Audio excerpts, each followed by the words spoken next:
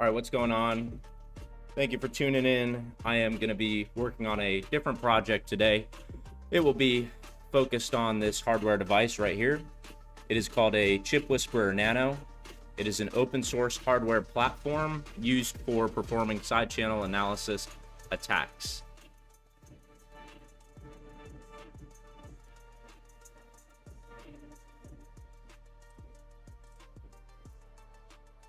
All right, so I am going to also be building a software that basically modernizes this entire experience that I'm going through on my own. And so I've created a Perplexity space, a brand new fresh project in Perplexity that's going to help me at some point build this software as it collects data on my workflow and the way that I interact with this hardware device. So the first thing I'm going to do is let this project space be aware of my intentions.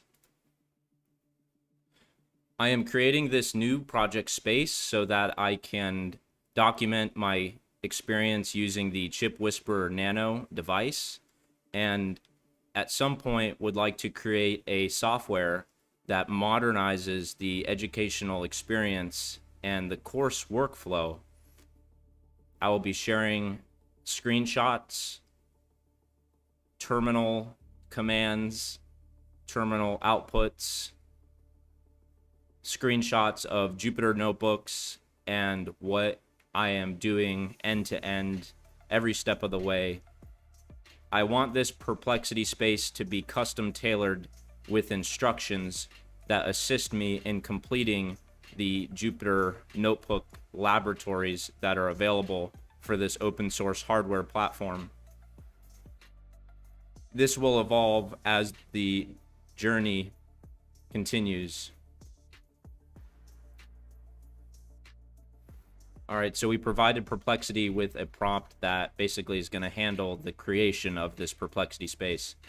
And I do want to go in on YouTube and make an adjustment to the title of this video, just because I feel like I could maybe prime the algorithm a little bit here. I want to put things in like Perplexity,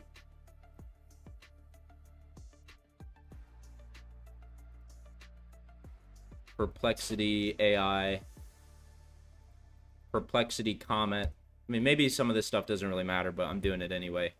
I'll be using Claude Code as well. Maybe even Codex, but I ran out of session. I hit my session limit there. I think that's about it here.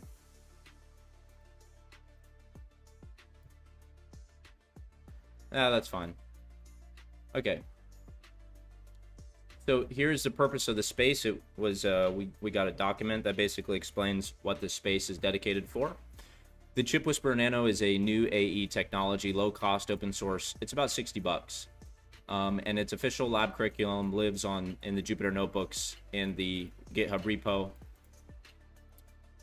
The tutorials are homework style. You're expected to fill in the gaps yourself, and only some have a solution notebook to check against. The core progression starts with 0, introduction of Jupyter notebooks, connecting to hardware, then moves into the course SCA 101. So I've already documented my experience using the ChipWhisperer Nano and going through the Side Channel Analysis 101 course folders. That's why this stream is called 201. So I want to provide that additional context. The current status of the work that I will be doing is in the SCA 201 folder under the courses notebook in Jupyter for the ChipWhisperer laboratory and experiments.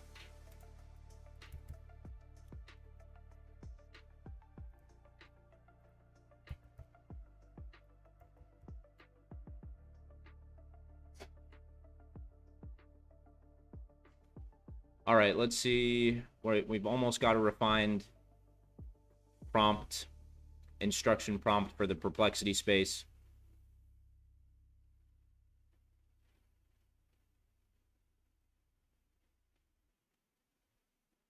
Now I'm going to go ahead and pull up some ChipWhisperer documentation as well, just to kind of familiarize ourselves with what ChipWhisperer is. All right. What is ChipWhisperer? It's a complete open source toolchain for learning about side channel attacks on embedded devices and validating the side channel resistance of these devices.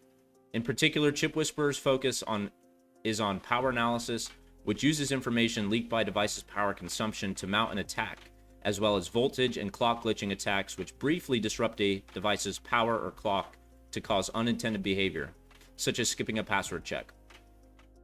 Here's an image of the device.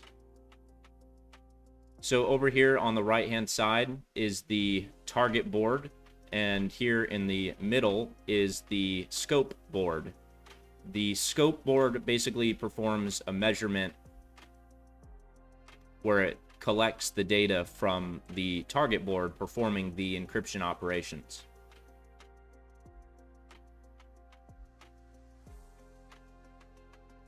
Good, I now have the full picture of what the SCA200 folder 1 and importantly, SCA201 folder, and importantly, whether it's actually runnable on your Nano board specifically. I pulled the live file listing directly. The course is organized in 3 progressive modules, each with a base notebook plus hardware and simulated variants and matching solution files. All right, the Nano compatibility catch. This is an important part of your journal. SCA201 sits a tier above SCA101, and several of its labs assume capabilities the Nano doesn't have. New AE's own documentation confirms the Nano handles nearly all of SCA101 minus the UART triggering lab, plus SBA, DPA, and CPA basics, but its hardware AES and FPGA target labs require attaching an external target board via the CW308 baseboard. Since the Nano's built-in STM32 target has no hardware crypto peripheral, concretely, suggested path forward, I'd sequence your SCA201 work as start with lab 1, then lab 2. Pause before lab 2, 3, 2. Okay, decide whether you want to acquire an external hardware target.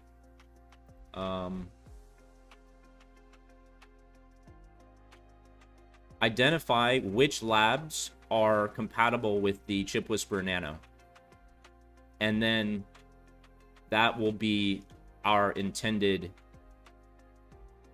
walkthrough path as we document our journey performing these lab experiments in SCA201.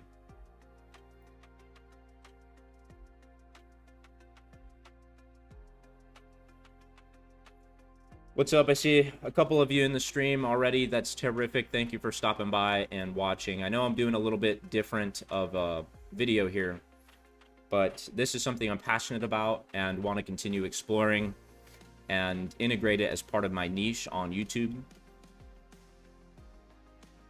All right, so the current walkthrough plan is to use Lab 1.1 SAD resynchronization. Lab 1B dynamic time warp resynchronization. That's a natural stopping point.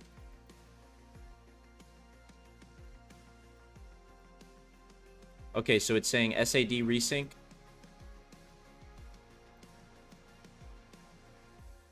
Do all of those labs live within SCA201?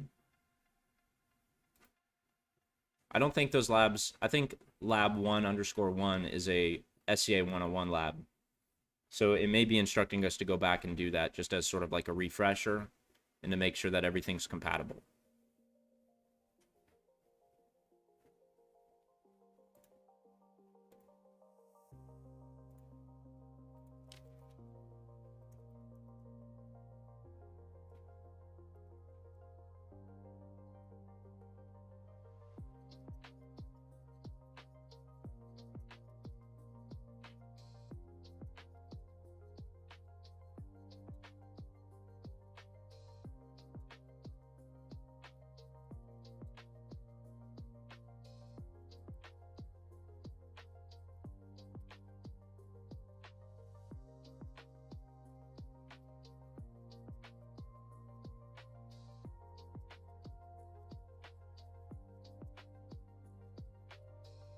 All right, so we got a response. Yes, all 4 labs I flagged are Nano compatible. and are physically located inside courses SCA 201. All right, that's great. Each compatible lab actually exists. Okay. Now I want you to refine the instruction prompt that will be pasted inside of the Perplexity project space. Consider that I will also be collecting information that is pertaining specifically to another peripheral project that I will be working on later as a result of documenting my experience on this kind of project for exploring the laboratories. The Perplexity instruction set should include explicit capture notes about what information will be helpful regarding to creating a software that refactors and modernizes the educational experience that I am gaining so that I can build a software that kind of creates that same experience but through a software that we're building. Hopefully that made some sense and it can decipher sort of what my intent is. Okay. Add a dedicated product capture layer that systematically extracts the user experience / workflow signal for your future educational software. That looks pretty good. I think that actually summarizes what I want. So success, Sonnet, Claude Sonnet 5. Appreciate you. Let's go ahead and get that up and running. Now I do think we've got some Claude credits available. So let's check that out. Usage. All right, 0% session limit. We don't really want to hit a session limit in this process. I hope not. We're not really building anything, scaling anything right now. The refined instructions keep everything already validated in this conversation. All right, here we are. The purpose of this space. The space serves 3 linked functions. Document an end-to-end journal of learning side channel analysis on the new AE ChipWhisperer Nano. Work through the official ChipWhisperer Jupyter Notebook labs and courses SCA 201. Act as a lab co-pilot for debugging, interpreting, and sequencing those labs correctly given the Nano's hardware constraints. Continuously capture product relevant signal, friction points, workflow gaps, and UX observations from the lab taking experience itself to inform a later software product refactor. So I also want to include the kinds of tools that I have available and see if it can give me any suggestions on how I might be able to use these tools to refine sort of the product that we'll be building later on. I want to mention the specific tech stack that I have so that way we can come up with ideas for how I could integrate these tools to better achieve our goal of, creating this software down the road and make sure that it aligns with the intent that I have as the engineer behind this project.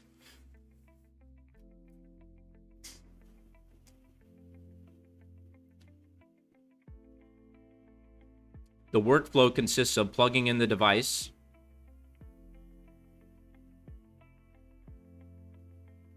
navigating to the ChipWhisperer directory within the terminal, activating the Python virtual environment, running the Jupyter Notebook command, using the Comet browser for Jupyter Notebook, and interacting with Perplexity Assistant in the Comet browser while it's viewing the Jupyter Notebook. So perhaps there could be some kind of information that's scraped from the assistant as it assists me in understanding the lab that I'm working on. It is nice to have the assistant because it can interact with me and help me find solutions for the code blocks and the run blocks and the bash blocks that exist within the Jupyter Notebooks. So I want to consider the Comet browser being used in our workflow. I also want to mention that I'm using Codex and Claude Code as agentic helpers for building the software. So let's consider ways that we can incorporate Claude Code or Codex into the workflow that we have for not only completing the lab work, but also better refining the product direction for the software we will be building. Well, that was comprehensive.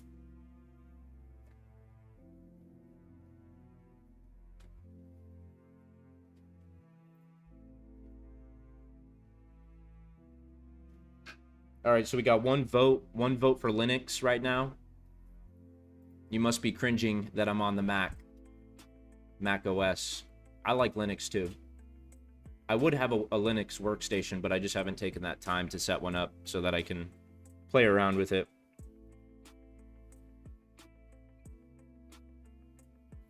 But I appreciate all the viewers right now. Thank you for stopping by. It means a lot. So I'm working on this hardware project here. This is an open source hardware platform that's used for deciphering AES encryption. And right now, what I'm doing is reigniting this experience on live stream.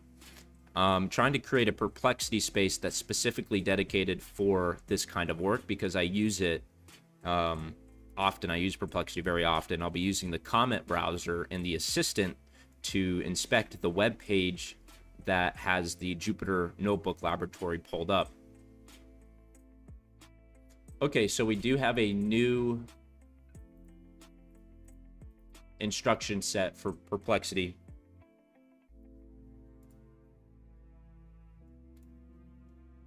Right here. New instruction set.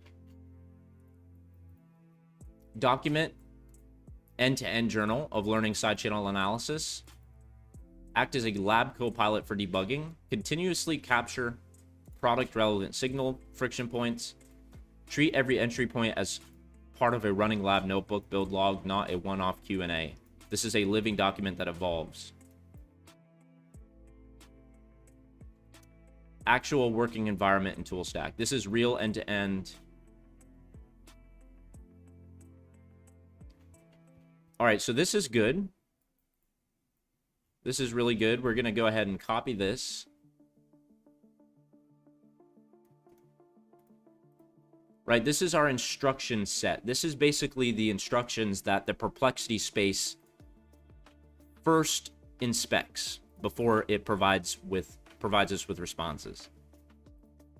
Right, so I'm going to go into the settings area over here, and under instructions, I'm going to paste all of that in. It's very comprehensive, as you can see. We're going to go ahead and save the instruction set. Very good.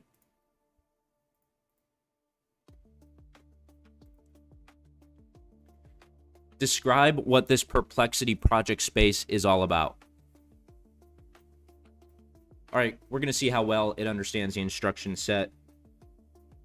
This is directly answerable question about the current project's own configured instructions. No external lookup needed since the full space definition is already given to me. ELI 10, your response. So we're asking it to explain like I'm 10. Imagine you have a magic notebook that remembers everything about a science project you're doing. That is this space. You're learning how to listen in on a tiny computer chip called a ChipWhisperer Nano to figure out its secret passwords just by studying tiny electrical patterns it gives off. What kind of like guessing someone's combination lock by watching how long it takes them to turn the dial each time. This is called side channel analysis. The 3 jobs of this notebook. Diary. It writes down everything you do each day, what lessons you tried, what commands you typed, what worked, and what broke. Helper. When you get stuck on a lesson, it helps you figure out exactly what went wrong instead of giving generic, have you tried running it off and on advice. Idea collector. While you're learning, it also quietly notices anything annoying, confusing, or clunky about how the lessons are taught because you're planning to build a better, easier version of this course later as a real product. That is absolutely what we are doing. The lesson plan. There are only 4 lessons your little chip can actually do right now. 2 lessons about lining up wiggly graph lines so they match up correctly. 2 lessons about cracking a security code called AES by measuring power usage patterns. 4 other lessons need a bigger, fancier chipboard you don't have yet. Those are paused for later. Not skipped forever, just not yet. Okay. Your toolbox. All right, so let's go ahead and get started on working the first experiment. Let me know what steps I should follow to better achieve the goal of the intended Perplexity instruction set and what we are aiming for as the engineering of intent. We should also define an engineering of intent.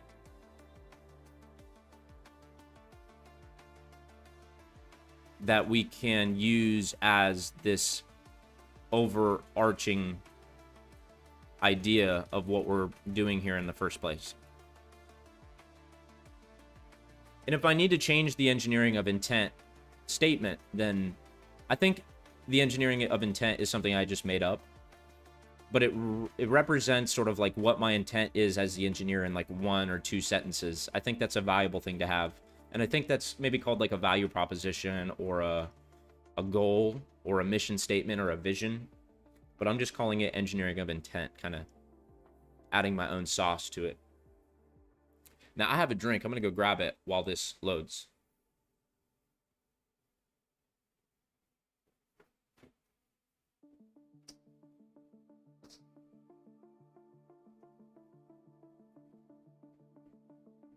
So you might be able to notice that I did change the view. I changed like my background.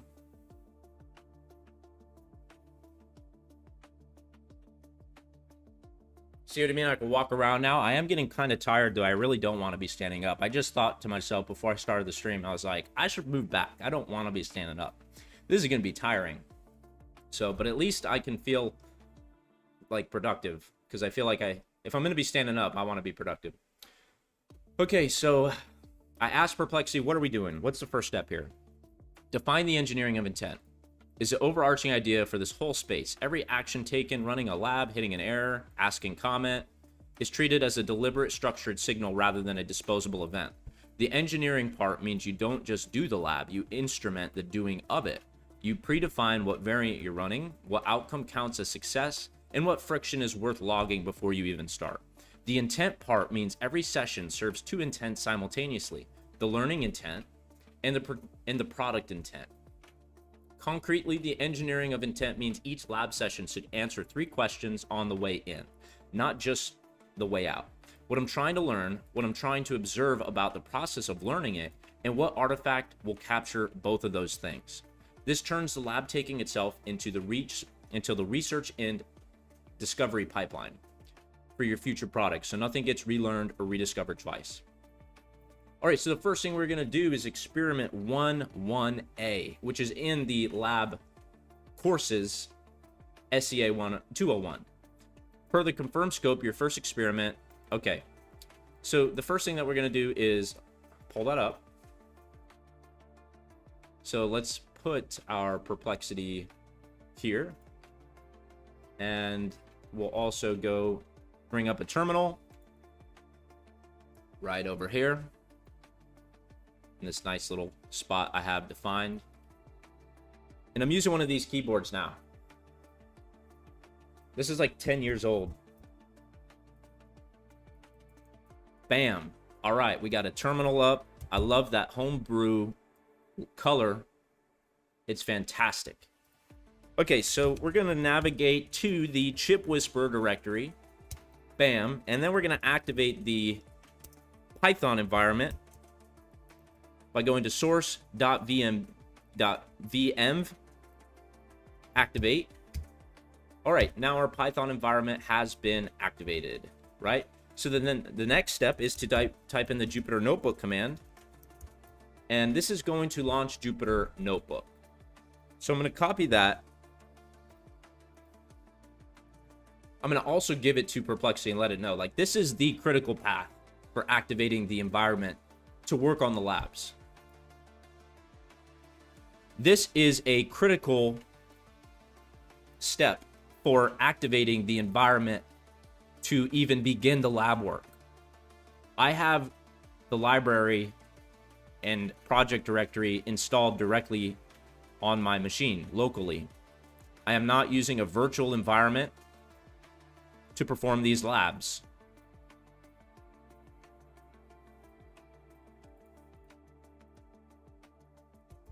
That's pretty much it. And then I'm going to say, here are the commands that I run. Here are the commands that I run in order to get the workstation launched for beginning the labs.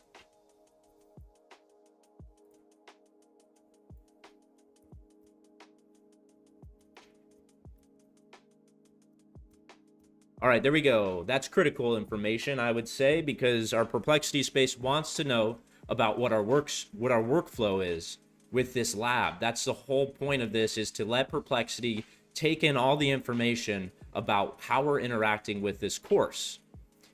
And I want it to understand everything, such as like the commands that I run in the terminal, and then immediately what the next thing is. The next part of the interface is going to be through Jupyter Notebook. So I'm going to execute that terminal command, and we're going to see the notebook pop up. There it is.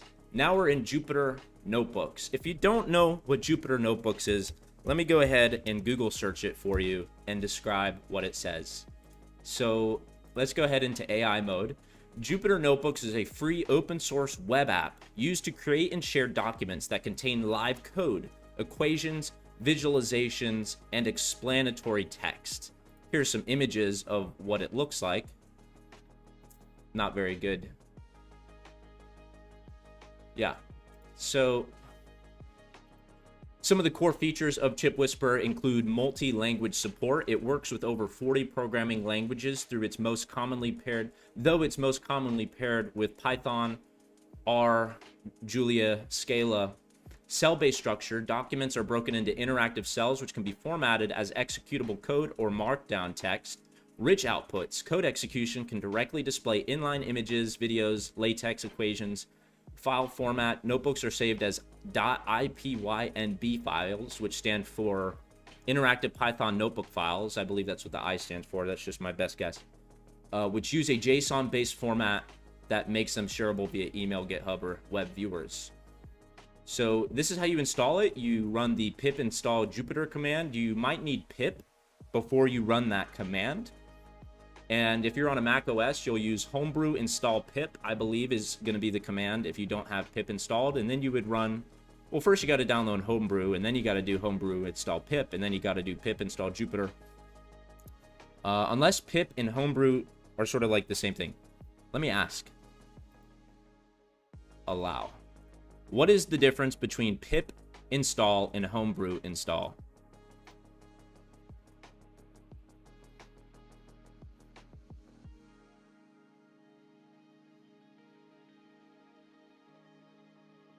Let me know what you guys think. Is this new view worth pursuing? Should I maintain this effort to stand here in front of the live stream? If I get any feedback at all, I will highly consider it. So let's see here. Oh, also let me know how the mic sounds, how the music sounds. It looks like it's balanced pretty good on my side. So, all right, pip manages Python packages inside your Python environment, while homebrew manages your system level software and applications across your entire Mac. Okay, very good. That's good to know. Thank you.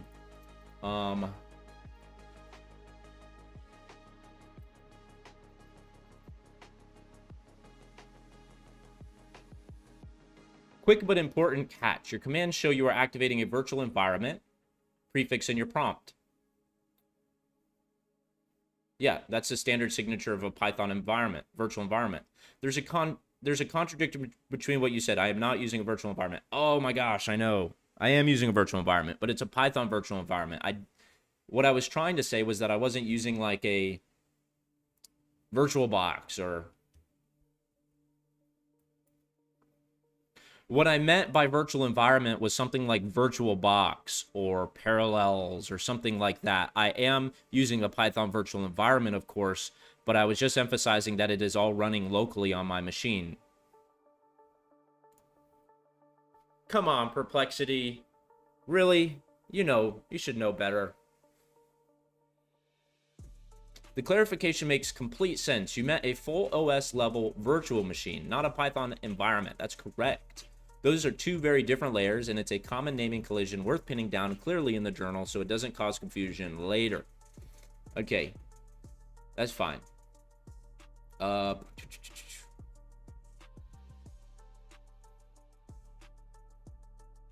want to clarify specifically how we're documenting all of the important information so that we can later build the product and software that remodels this entire learning experience. What ways are we preserving that information? Are we creating markdown files? Should we make a GitHub repo that stores these markdown files that we can later reference for making design decisions once we start actually building the software that replaces the workflow that I'm going through now through the laboratories? All right, hopefully my natural language communication is on point as it relates. It's like I'm trying to send MCP packets through my human communication, my very limited communication ability. I'm trying to configure to be MCP or ACP. Maybe I should learn how to speak in matrices. Define a new language for humans to communicate to these AI systems. All right, good timing to lock this down. And it turns out you've already started building the answer to your own question. I checked GitHub account and you found you already have a private repo called Trace Studio. Ah, that's right, I forgot. That is what this is, Trace Studio. Very good, I'm glad it did that. A workstation UI that wraps the ChipWhisperer Python API for guided side channel analysis labs. It was created when? On the 12th, so 3 days ago.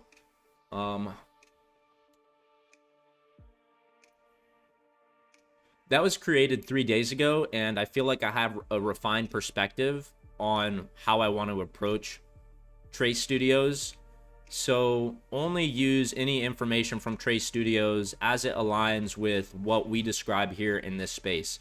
Also, the Perplexity instruction set should include an ELI 10 rule such that every time Perplexity responds with its comprehensive responses or its detailed responses, that it also provides an ELI 10 statement at the very end of every response so that it like sufficiently covers what the response is about in a few sentences, minimal sentences.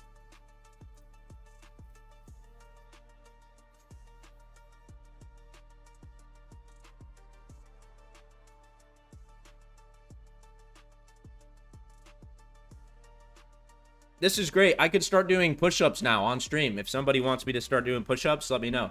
Actually, I don't want to do push-ups. I said it in the other stream. If I hit 40 likes on a stream, I will do handstand push-ups. I'm not sure where I'm going to set that up. I might have to do it right over there. But I will do, I might move the couch just so that I could do that. But I have to get 40 likes. I'm at 4 likes, so if you haven't liked the stream, go ahead and do that. If you want to see me do handstand push-ups. I really don't imagine why you would want to see me do handstand push-ups. So I don't really expect to hit that goal because anybody particularly wants to see that. If I hit the goal, it's just because people start coming to the channel and they start liking the content. Not because they want to see me do push-ups or handstand push-ups. All right. So provide an improved Perplexity instruction set so that I can copy and paste it into the settings for the instructions for this project space. And then we will continue working on the laboratory and the workflow. So this is the process, we just kind of keep refining the agent, the Perplexity agent. We just keep giving it more information about like what our intentions are as the intentions evolve, because what I want to do in this moment will be different after I complete whatever task is next. So the next task is going to be inspect the Jupyter Notebooks laboratory, which is right here. We've already got it launched. So I'm going to take a screenshot here. And I actually, right, so I've got a screenshot here. And what I want to do is create a folder called, it'll be like Trace Studio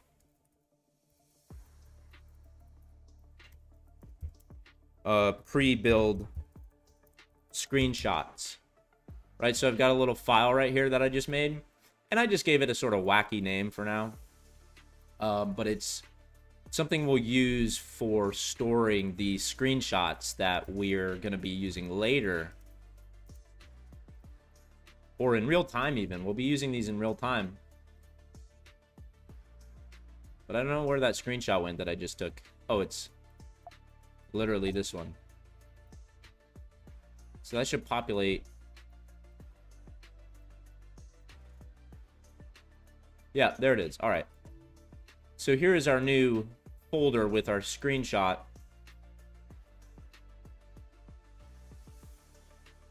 Let me put that. You can't see it up here, so it's, I mean, it's not even in the way if I put it here for me. Yeah, that's fine.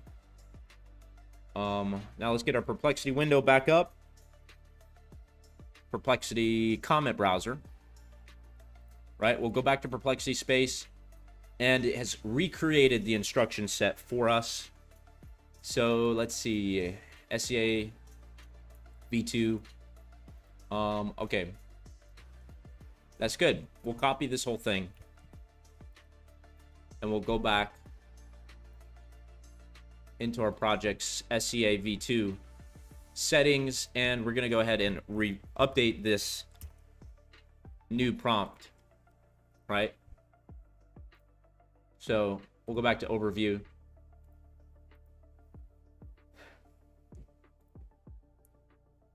Explain what this Perplexity project space is for.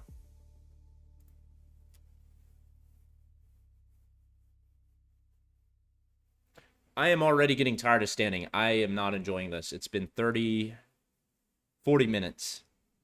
And I have not got a single interaction in the chat. What are you guys doing? Are you guys locked in so hard that you're just like, what do you got me on in the background or something? Am I like ambient noise for you? Maybe.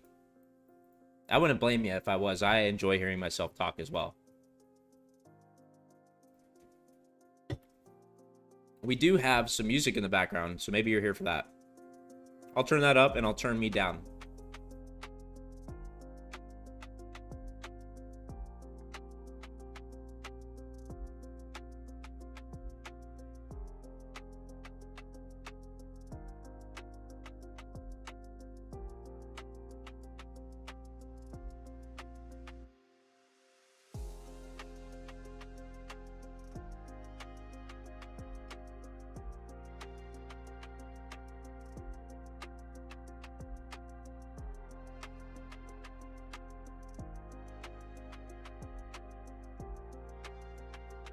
That looks and sounds good. I have a screenshot that I would like to share with you that shows the exact status of me beginning the process of working on the lab. I also want you to tell me the plan for capturing the information that we will be looking for as it relates to building a better version of this class later as a real product. Are we storing markdown files? How are we going to interact with the Trace Studios and GitHub? All right, we'll send that.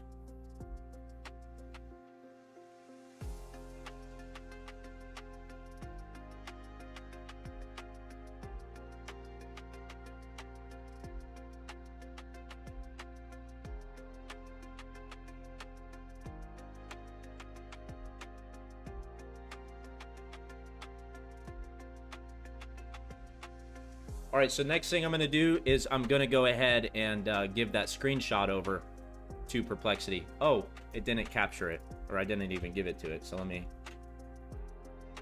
do that. Give me a sec. Oh, it's supposed to be here. There it is. Boom.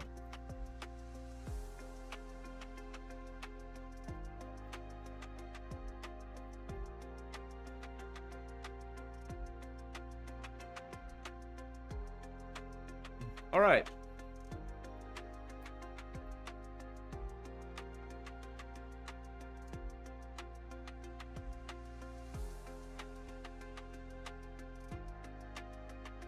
All right, ChipWhisperer. I've got it plugged in. I'm ready to start working on the labs, but I got to do this. It's just absolutely essential if we're going to be making anything of significance here. Then I need to document every step of the way. All right, this is the very start of the session. The Nanos dev environment spinning up before any lab notebook is ever opened. I can read both the terminal output and the browser tabs in the screenshot clearly. You just turned on the lab computer and it's showing you the folder of tools, but you haven't picked which experiment to run yet. I wrote down exactly what happened so far and flagged a couple of small annoyances for the future app. Just say go and I'll save it to GitHub.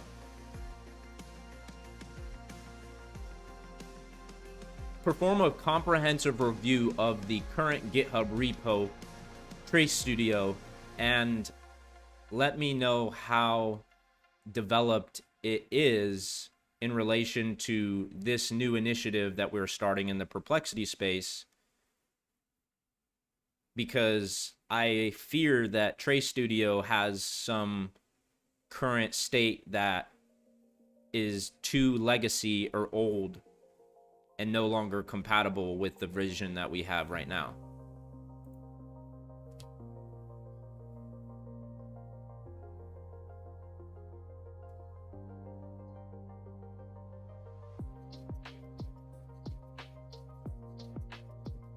Any golfers? Anyone play golf here? I just got this new golf set, so I haven't played any golf with it lately, but I'm hoping to be able to do that. So now that I have this new setup, I can kind of mess around with it. I just feel so confined in that corner over there. I mean, it's a great corner, don't get me wrong, and I'm not sure how I feel about standing up here like this. Feels a little awkward, but there's some pros and cons, I guess. Good news, your fear of legacy baggage doesn't hold up. There's essentially nothing to reconcile. Here's the full picture. I pulled the complete state of the Trace Studios branch from GitHub.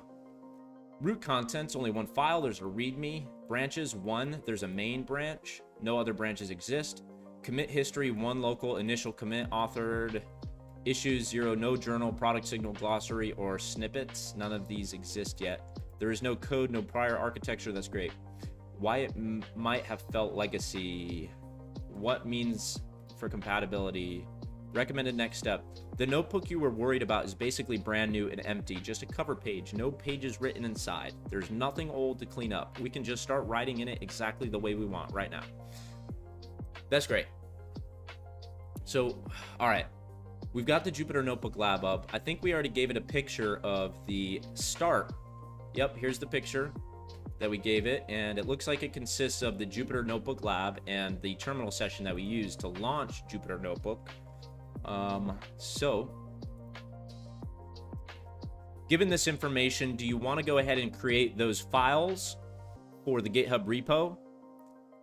Also note that I have just initiated the process for performing a lab experiment. So this is the critical point. We want to start documenting this information, which includes that screenshot that I provided, which shows you the window that I have on the left of the comment browser and Perplexity Assistant capability.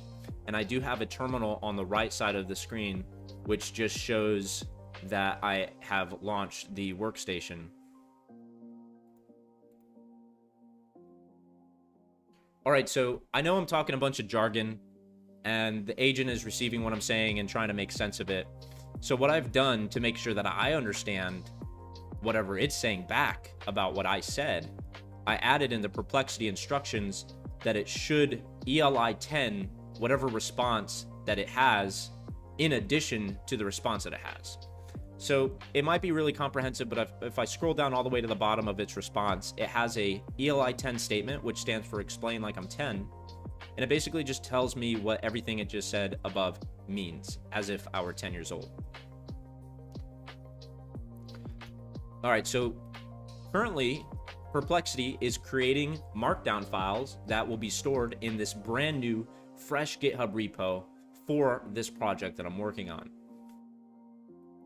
Because I want to document the process that I'm going through with these experiments for side channel analysis, so that I can create a new educational experience that allows somebody to access these courses and do so in a way that's not out of date or legacy. I mean, we have all these tools available to us to help us learn. And so if I can create this platform for this particular kind of experimentation process, I feel it just excites me to do that. So that's what I'm doing.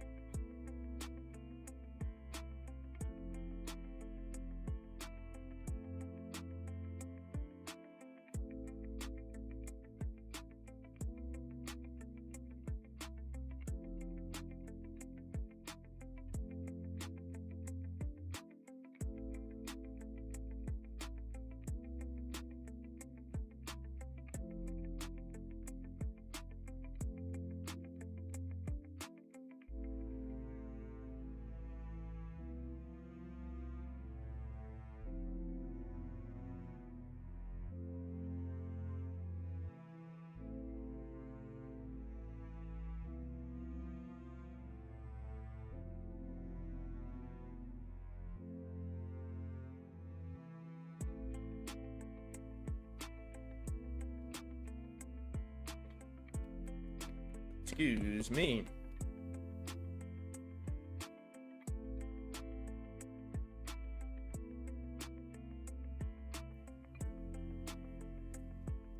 All right, it is still building those files for the local directory, or in the GitHub directory, rather. So I'm gonna be right back.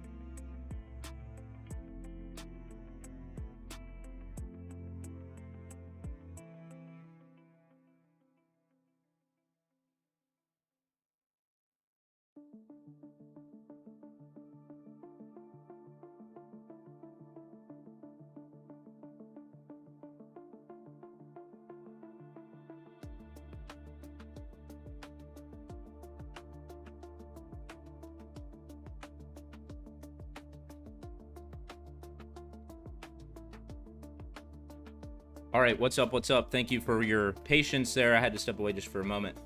It looks like these files are still being initialized. Oh, it was waiting for me. Yes, proceed. Proceed, please. What's going on with the poll there? Does no one use Windows or Mac? Is everyone using Linux? I got 100% Linux users in here. Or at least the poll, that's what it suggests. I think I probably only have one person, though, that responded to it.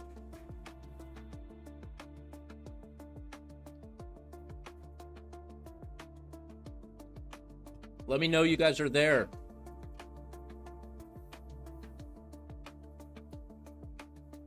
All right, push successfully now. Has SCA version 2 scaffold committed to main. Let's go ahead and check that out. We're going to go to GitHub now. And we'll check out my repos. We're looking for Trace Studio.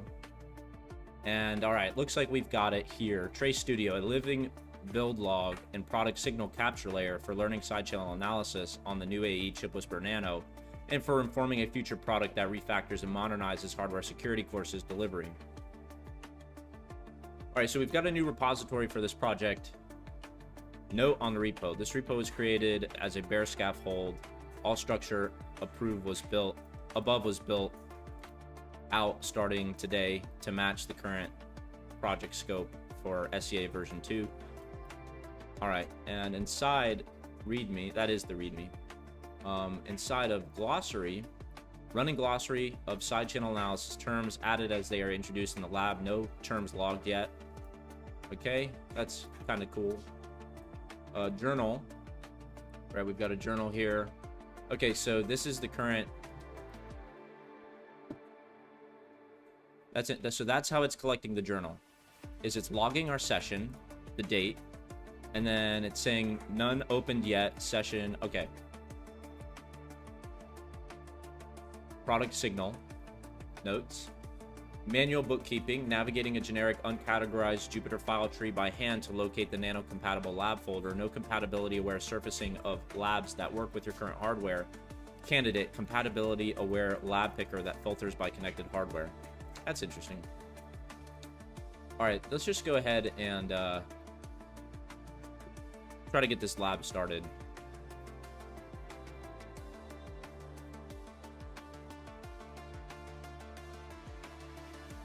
What is the next suggested step for me?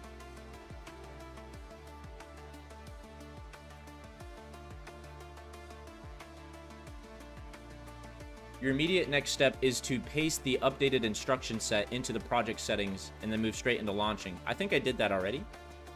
Save the instructions. I've already done that.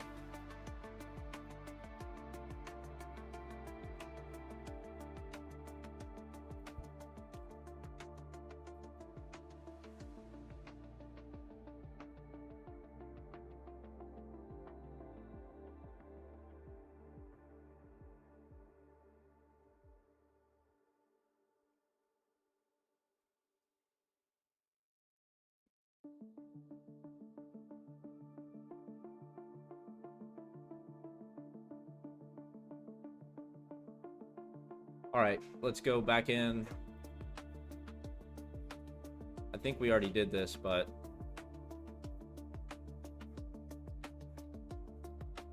all right, that's good. That's our updated instruction set for Perplexity.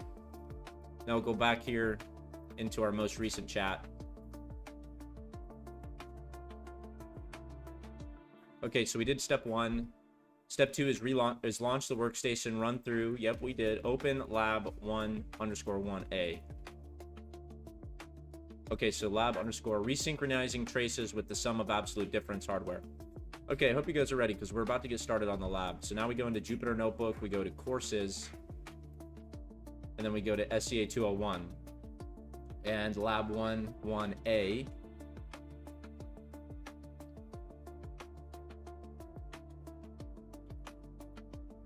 Okay, so let's take a screenshot.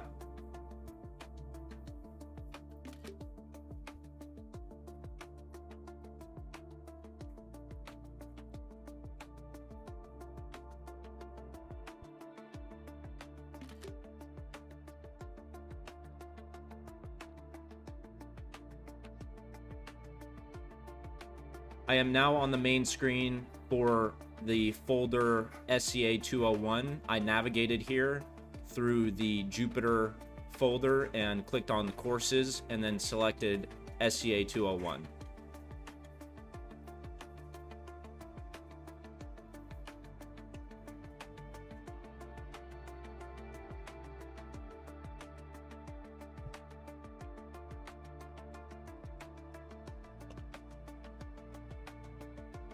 I also just realized that this is kind of vibe coding a little bit. So I'm going to update the title of this video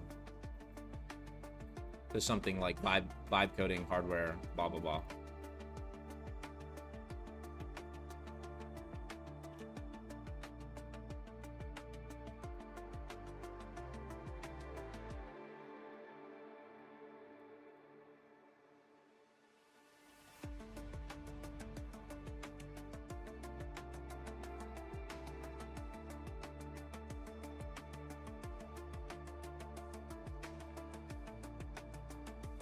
And we'll add some cryptography.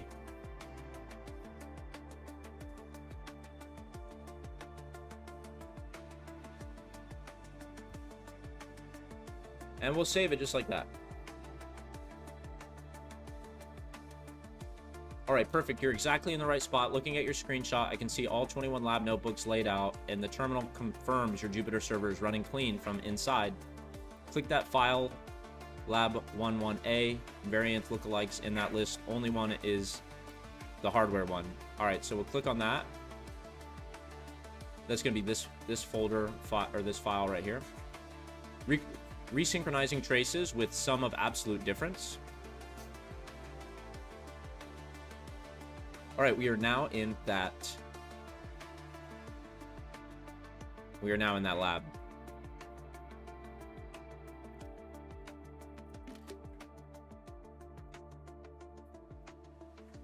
All right, so we're going to capture another screenshot. I'm probably going to run out of screenshots that I can add into this session. I'll hit my session limit of files that I can attach.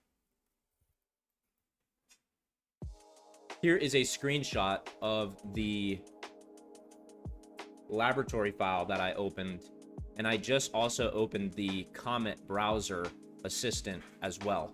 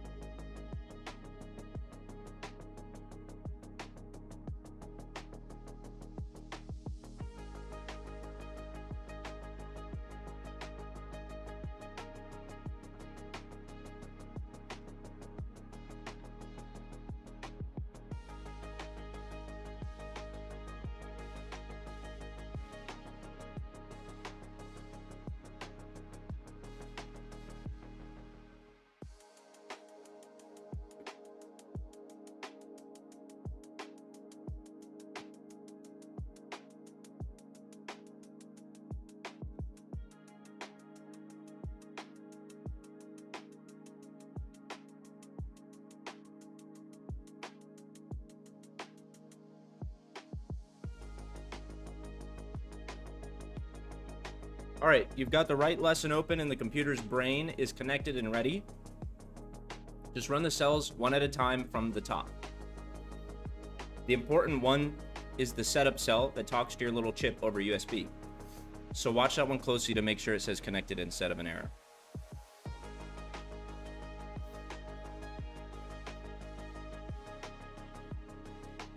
There are some really important setup steps that I think is crucial to understand as we build this application for Trace Studios. It's important to consider that there were a lot of dependencies and configurations that needed to be created prior to gaining access to the ChipWhisperer Jupyter Laboratory.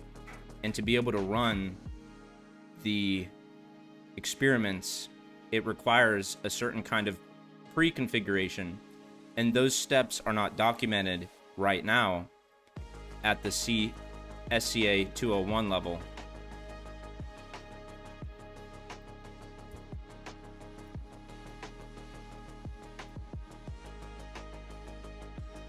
So before beginning this experiment, I just also wanted to mention that.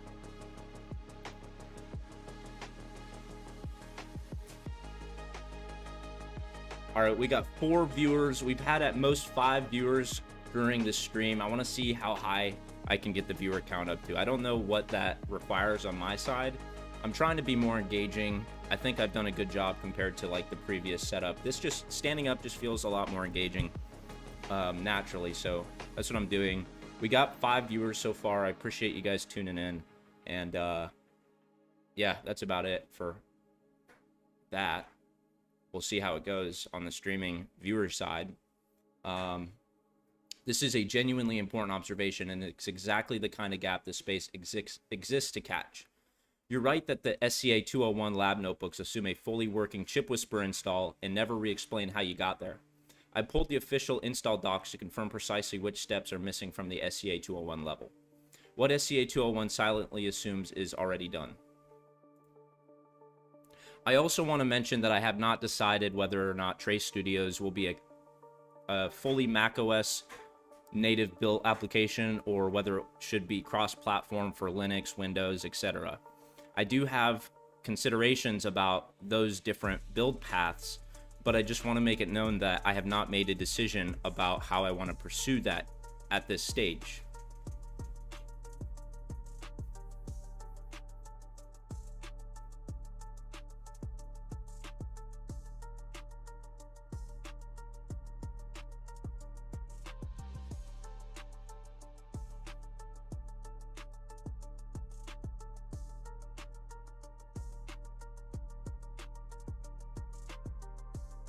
The initial dependencies that are installed for a user's workstation varies, and it's important that a new user of Trace Studios have a walkthrough for them to be able to configure and install dependencies that meet the compatibility requirements of their workstation and the ChipWhisperer requirements as well.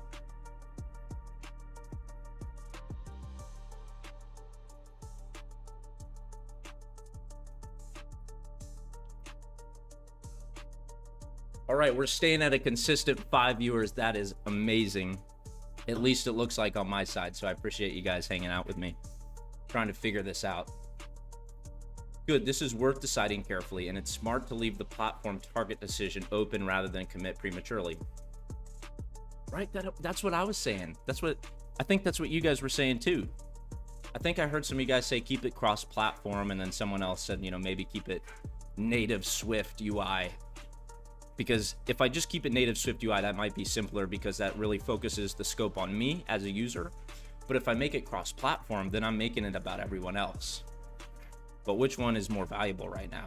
Make it about me, solve my own problem, or try to solve my own problem, but also consider how my solution could potentially be viable for others. Oh man, we dropped down to 3 viewers. That's okay. That's still more than half of the viewers that we had. ELI 10, hey, this ELI 10 prompt down here just saves the day because like I'm tired. I've done a lot of reading out loud if you haven't been able to tell by now. So having these ELI 10 prompts at the very bottom of what Perplexity provides as a report gives me some relief so that I don't have to digest everything, and it gives me something that I could just quickly look at, and if I need to go deeper, I can. You haven't decided yet if Trace Studios will only work on Mac or also on Windows and Linux. That's totally fine to leave open, but it turns out each of these computers needs a different secret setup steps to talk to the little chip. So whatever you build for, help me install this, needs to be smart enough to handle all 3 ways no matter which one you pick later. I'm not sure what it means by that.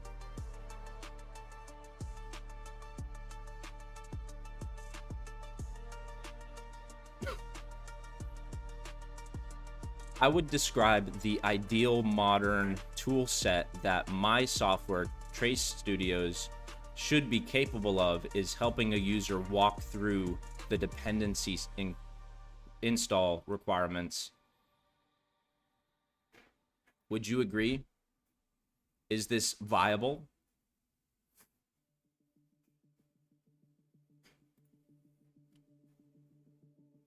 We still got, oh, we're back up to 5 viewers now. Thank you guys so much for tuning in. I really appreciate it. And I'm not messing around or anything. It's like from the heart.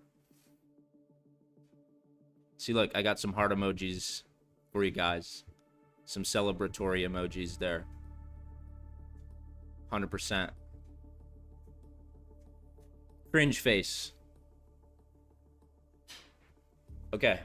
I agree, and it's not just viable. There's a strong precedent for this exactly. The guided dependency onboarding and tools you already use daily. Okay. You know, I was at an interview one day, like a couple weeks ago, and it was for a software engineering role. And I was asked how I would implement AI into a solution, architecturally describe the system, use a whiteboard. How are you using AI to ingest and provide output? What data is being ingested and what output is being provided, and what services and tools are you going to use in order to create that system?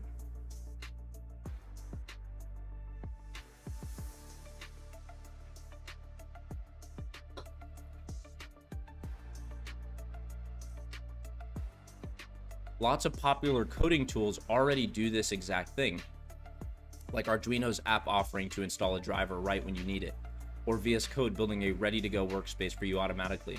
The tricky part is just that some of the setup needs computer administrator permission, so your app cannot do 100% of it silently. Some steps it needs to clearly explain and ask the user to approve. All right. You know, I just got another spam call. I've been getting spam calls like crazy. I'll get like 10 spam calls in a day.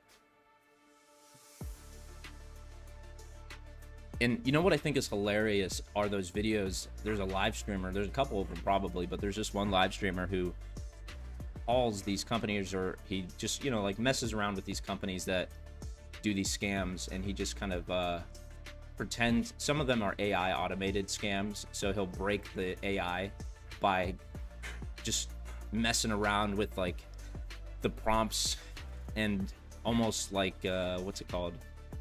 I forget exactly, but there was just like this technique that you can use to exploit an AI's instruction set, and you can get the AI to waste and spend tokens on itself, and you can break the AI by prompting it, prompt engineering a certain way.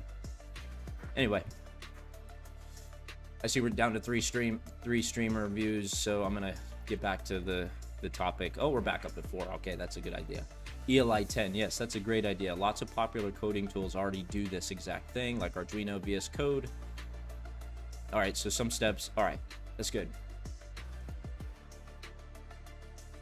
With this new information, what kind of updates can we make to the instruction set that this Perplexity project space has configured for its instruction settings?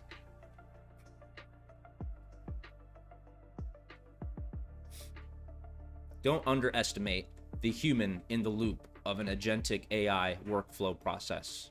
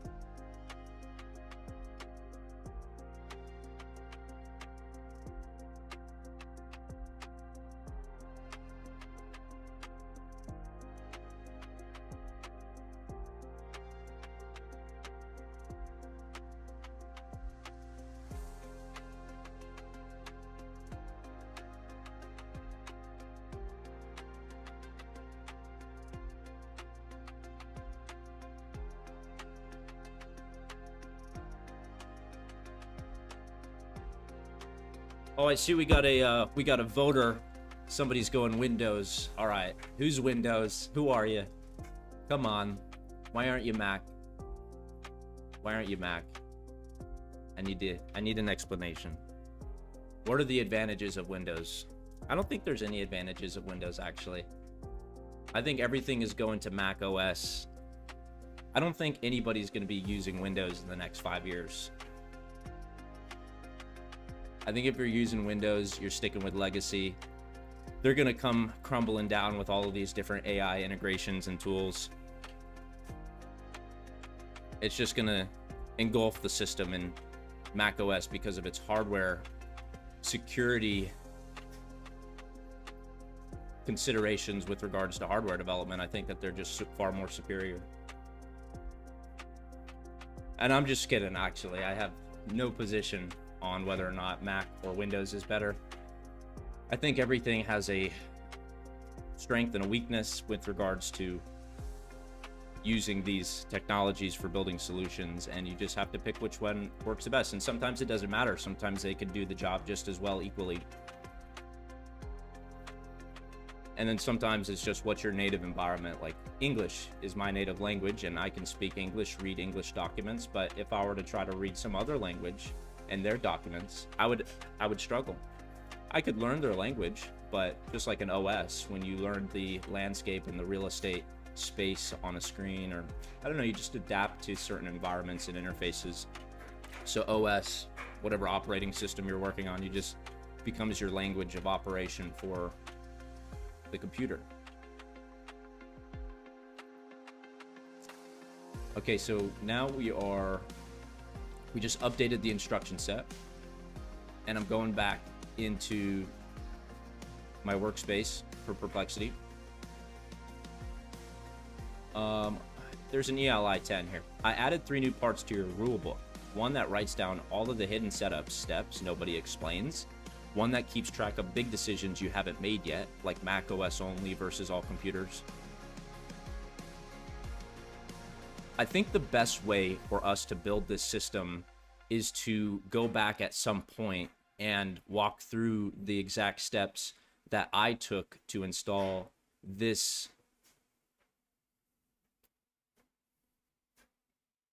ChipWhisperer laboratory environment and entire repository.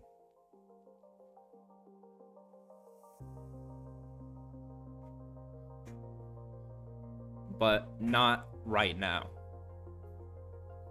Perhaps we can do that at a later point, but just start collecting information with regards to where we're at in the process now. Because this should reflect the main user work experience as opposed to the initial setup creation process to even get the lab initialized on the user's workstation. And all users can have different workstation requirements.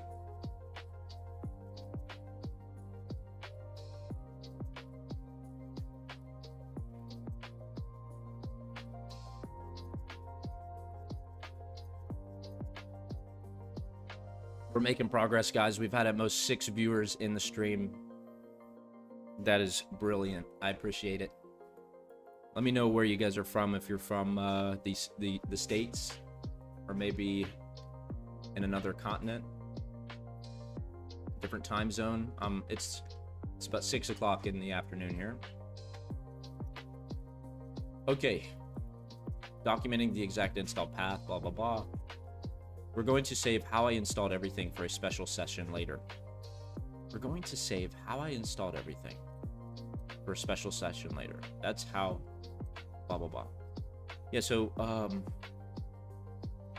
perhaps from a high level, we could consider that there exists a module, and this module reflects a UI UX workload creation process to initialize it in the Trace Studio setup for performing the lab experiments and the features and functions that will be available after the installation has been complete for a user in their given workstation. Also consider how we can modify and update the Perplexity instructions and make this a instruction set modification consideration, because every time we receive a response from Perplexity, it offers context that it has just received, which may be valuable in terms of correcting the Perplexity instruction settings so that we continue to operate and treat the system as a living and breathing system that has minimum delays in real-time data gathering and decision making as it represents the data. Well, that was complicated as hell. I really hope something can be taken from that. I haven't been disappointed.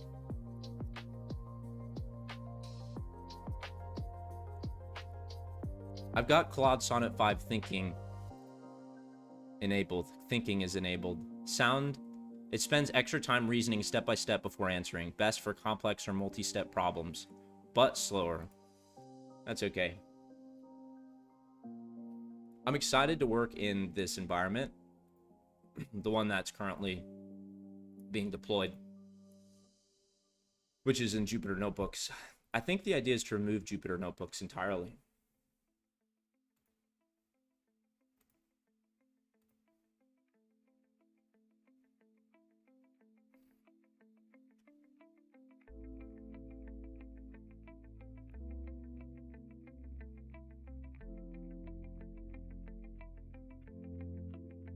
All right, so I'm gonna ask the browser assistant to help me here. And I do have control browser capabilities. So we have an assistant that can control the browser for us. I know that's not like an entirely new feature for web browsing. Like other AI models have that capability too. I know Claude can take screenshots and do stuff in your web browser. I mean, and that's what Comet browser does as well. But Comet is Perplexity's web browser, and it has an assistant in it. And you can toggle on the control browser feature so it automates web tasks for you. So I currently do not have that toggled on, but sometimes I will toggle it on. And so I have Claude Sonnet 5 acting here. I think I'll do Kimmy K, just because. So I have Kimmy K enabled in the Comet browser. So this is an interesting thing to consider, is that the workstation that I'm building with Trace Studios doesn't know that this is what I'm doing. And I'm asking it to build a system that sort of embodies my workflow, but in a general way so that other people could use it. And if I have Comet browser and it has assistant browsing capabilities, how then do I integrate something like that into Trace Studios, which should be something that other people can use, and not everyone uses Comet browser like I do. So I can't directly configure in Comet browser. I have to think about whether or not the workflow that I have is valuable enough, this particular pivot, right? Because I use an agentic browsing tool, an assistant, to review the web page. So a web page is what the laboratory is contained within. There may be a way to just run these experiments in the terminal. So I need to, I think, share this information here. I have some further consideration for the workflow that I personally use, which involves Comet browser, assistant, agentic browser control capabilities, and search capabilities. But not everybody has this kind of tool. For example, Comet browser, or even just AI assistant browsing capabilities.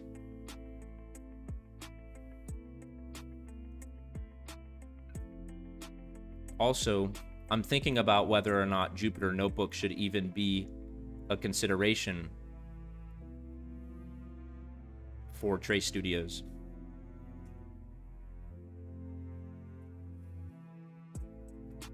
I'm also wondering what the other kind of operation looks like for other ways that people use the ChipWhisperer directory and libraries.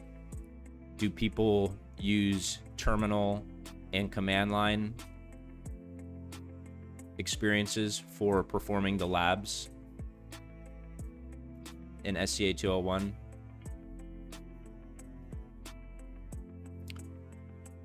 Because there exists different setups for ChipWhisperer now, like using VirtualBox or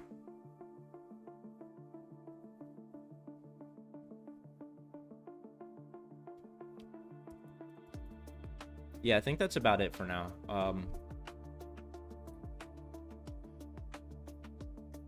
Jupyter Studio, Jupyter Notebook, Trace Studios, Comet Browser, agentic browsing capabilities. Trying to think what else.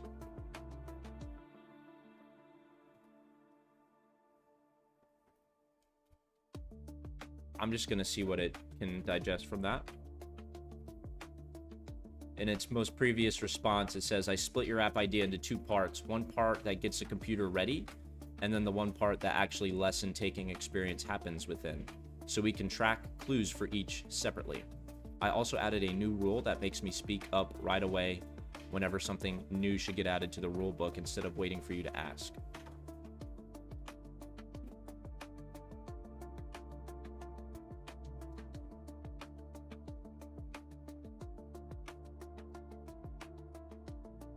There are at least 3 distinct real-world ways people run ChipWhisperer, not just your current one. 3 configured usage patterns. Pure Python scripting, no Jupyter at all. The official docs explicitly state ChipWhisperer works as a normal importable Python package. Importable Python package. Import as CW is how you import that package in Python.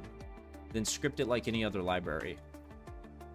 New AE's own older tutorials use standalone .py scripts run via a Python console rather than notebooks. Jupyter was actually a later addition. A 2018 GitHub issues shows the team deliberately moved from a dedicated graphical user interface to Jupyter specifically, remove the need for a separate command line. So in 2008, the team deliberately moved from a dedicated graphical user interface to Jupyter to remove the need for a separate command line during trainings. I think that's a pretty important discovery, that they had a graphical user interface experience natively on the desktop, but they migrated away from that.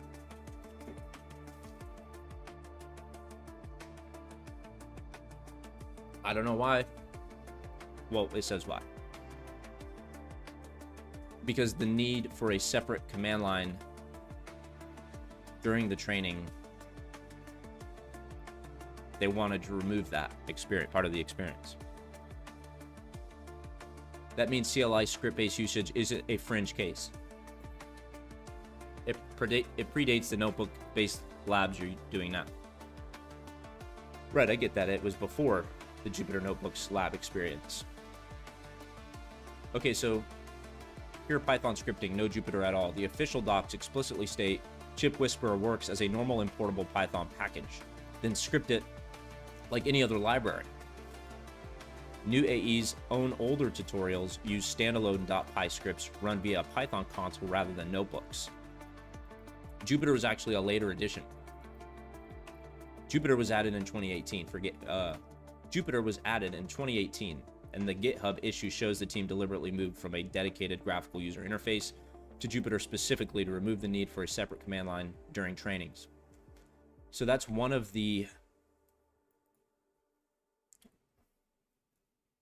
It's one of the ways people run ChipWhisperer is through pure Python scripting, no Jupyter involved at all. A second way that people run ChipWhisperer is through a VirtualBox or a virtual machine image, fully pre-configured. New AEs ship New AE ships a ready-to-boot virtual machine with everything installed. Python, Jupyter, drives, so a user just installs VirtualBox, imports the image, sets a Jupyter password on the first boot, and hits localhost 888 in a browser. One real-world write-up confirms this is often the recommended first path for a total beginner version. For total beginners, specifically to avoid native dependency hell. I think that's what we're trying to solve here in this entire process. We're trying to solve this exact problem. This is the problem statement. This is what Jupyter, ChipWhisperer, the way that it was built and configured in 2018, the most recent change that it's experienced in terms of the workflow process to perform the experiments. This is often the recommended first path for total beginners, is through a VirtualBox virtual machine image. We're trying to solve this. We're trying to make this better. Native install plus Jupyter, your current path. OS specific dependency install, the Jupyter notebook, same as you're doing now. This is the recommended path in current docs, but assumes comfort with terminal package management. Well, I mean, yeah, we want people to be familiar with that stuff anyway. If you were interested in hardware security or anything related to embedded firmware, then you should have an interest in and be familiar at some point in the journey, should be familiar with terminal and package management. I mean, I'm still trying to figure package management out a little more, but I think for the most part, I understand the terminal. There's so much more to understand within it, but I'm pretty comfortable learning how to operate within it. Reframing the Comment Assistant dependency. You're right to flag this. Comment Assistant's page perception and browser control capability is your workflow advantage, not a universal one. Most ChipWhisperer users, especially the VM crowd, are just plain using Jupyter with no AI layer, or best a general purpose chat assistant with no page awareness. This means that Trace Studio's embedded context tutor idea can't be architecturally dependent on a comment like browser.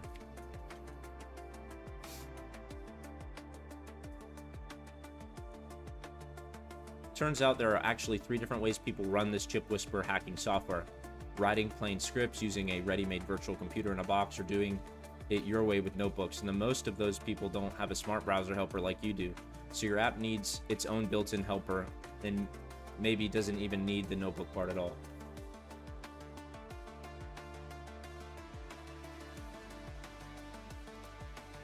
This sounds like a good point to make any modifications to the GitHub documentation that define and initialize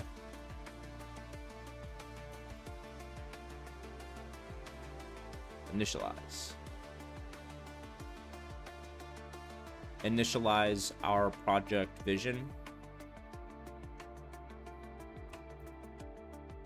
This sounds like a good point to make any modifications to the GitHub documentation that define and initialize our project vision. And also update the perplexity instructions. And also update the perplexity instruction set with any recommendations per the context gained prior to the most recent perplexity instruction set update.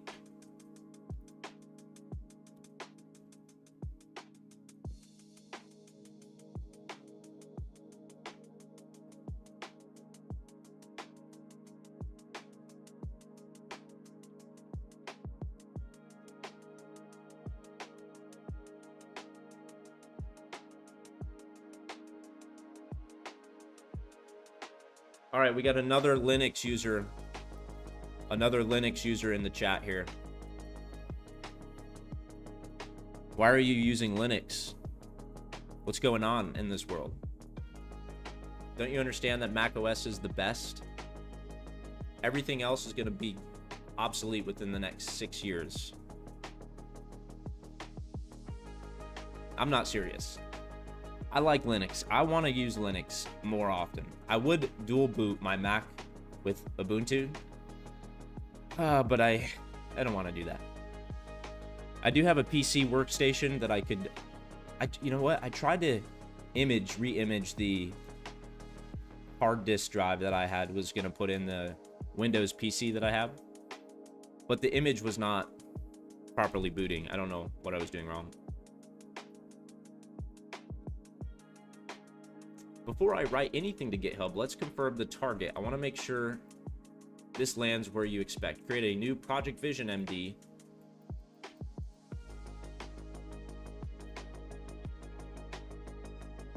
I just want you to modify the existing documents that are there. And do not create any new documents, just update the ones that are there for now.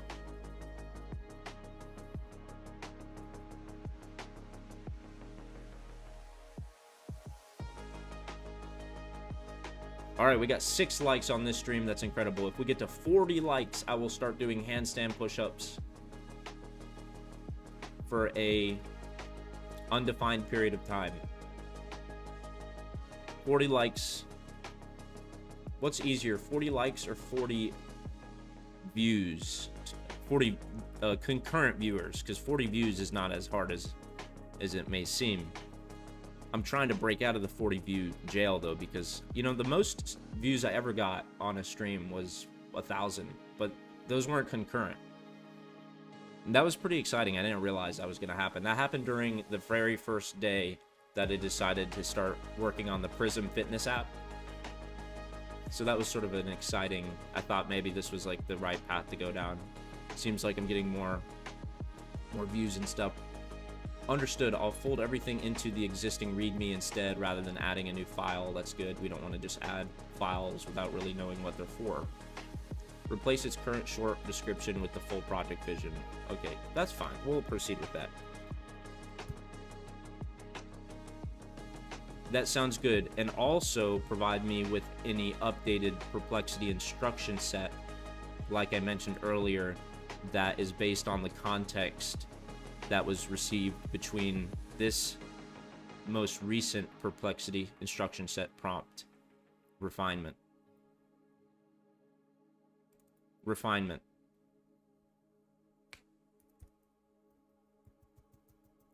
R-E-F-I-N-E-M-E-N-T.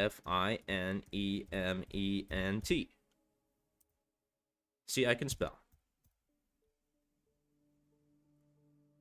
All right, we got 7 likes. Oh my gosh, that's incredible. You guys are amazing. You guys are amazing. For now, I can do golf strokes. So I can do 7 golf swings. I'll do 7 golf swings because of that. Appreciate the likeage metric increasing. Makes me feel pretty good. I'm running out of things to say, though. I don't know how to continue entertaining everybody, all 5 people here. One of those people are actually me, so all 4 people. You are very special. You are here at the very beginning of something incredible. An incredible journey is taking place here. I am happy to see, though, that Linux has 2 votes and Windows has 1. Is the music too loud? I feel like I'm competing with the music a little bit.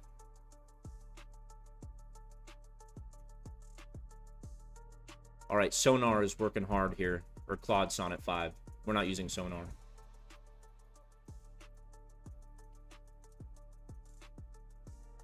I am excited to get into this.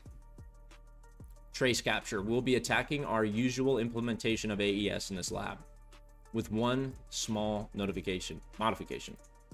One small modification.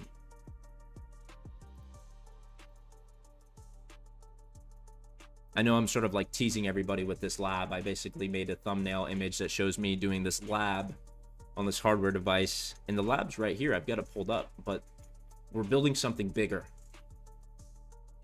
We're working towards something more important than just the simple basic task of getting up out of bed and making your bed. That is imperative. I don't do it, but it's imperative. We have to take this journey here. Okay. This is version 5 of the Perplexity instruction set. We are rigorously demanding updates given the real-time data, which is fast. Data is coming in fast to these AI models. We need to update and revise the approach because this is the most critical information that it could be receiving, the very initial seed that's planted into this model. I have to teach it. It has to learn what it's designed for.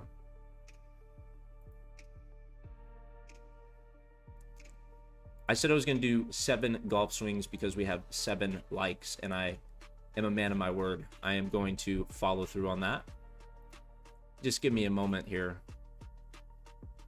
So, let's see. I got the version 5 instructions. So now I'm back in the Perplexity settings, and we're going to paste the refined instruction. Well, we didn't copy the whole thing, so we have to reopen it or recopy it, and I'm just gonna do it like this. Copy, and we'll paste it. All right, we have updated the Perplexity prompt. Now I want to do something even crazier. I'm going to do something absolutely insane. I'm going to copy. Wait. We didn't even capture that entire thing. Version 5 of Perplexity instructions. Copy. It does not receive. It does not receive.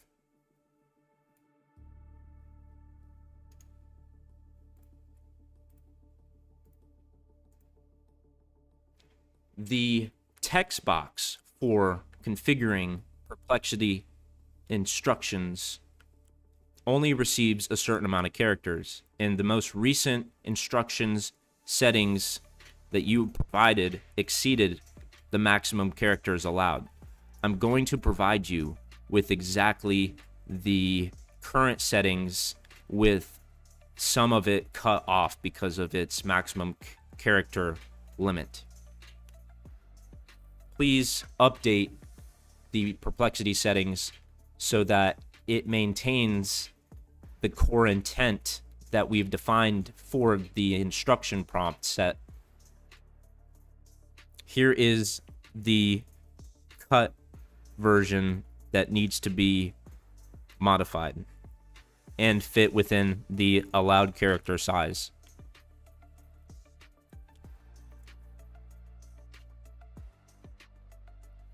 Okay, golf swing time.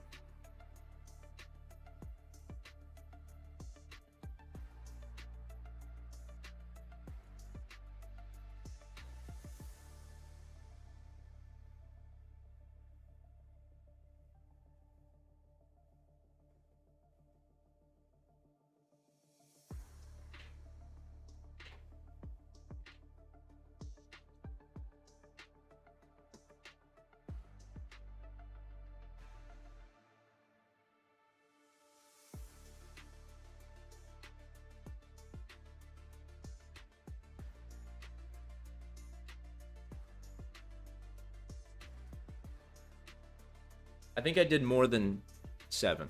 I may have done more or less, I don't know. But I just kind of got into it. I wasn't even really thinking about how many I was doing. But I appreciate the 7 likes. That's awesome. And we've been at this for an hour and 40 minutes.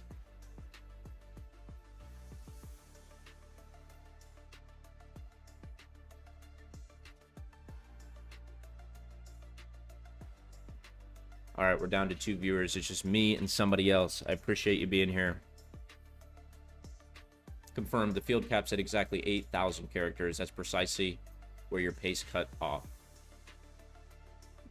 Leaving comfortable headroom while keeping every core section. Oh, we got 8 likes. 8 likes in the chat or on the video.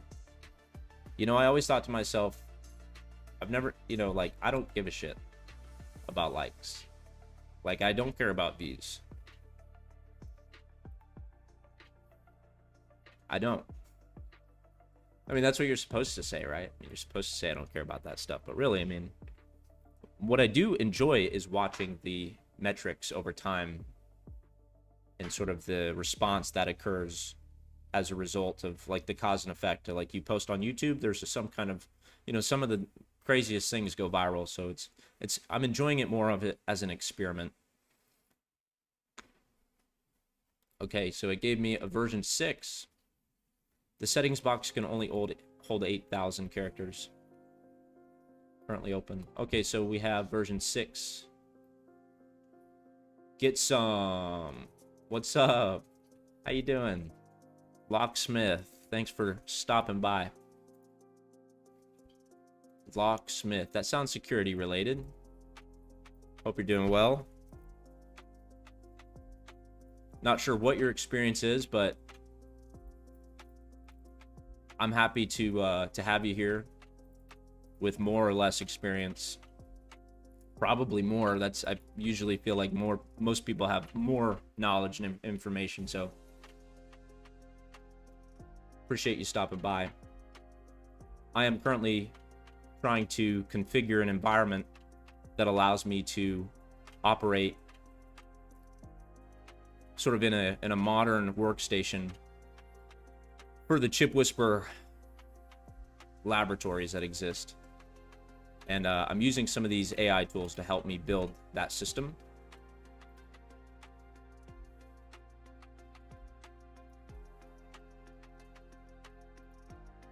All right, so we have a version 6 of a Perplexity instruction set.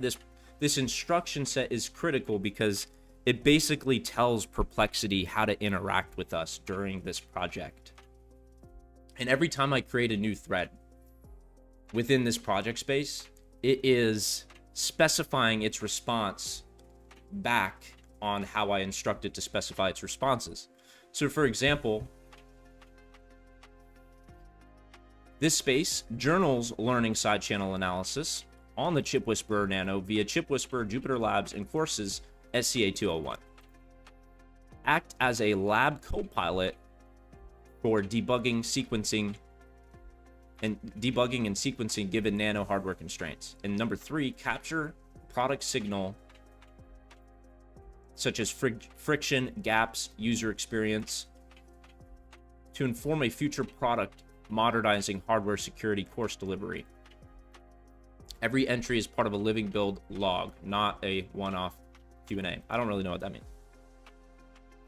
Okay, so I also told Perplexity to have this rule where at the end of every single response that it gives me, it provides me with an ELI 10 report, which is an explain like I'm 10 report. Every comprehensive detailed response ends with a brief ELI 10 section, 1 to 3 plain language sentences, skip only for trivial one-line exchanges. Treat this instruction set as a continuously correctable, not fixed. So this instruction set is continuously correctable. It is not a static file that never gets changed. When a response surfaces into that, changes/refines a decision. When responses surfaces information that changes or refines a decision, category, module, or open question, flag it as instruction set update at session checkpoints proactively state whether instructions should update and summarize the difference. I am starting to get really dry mouth.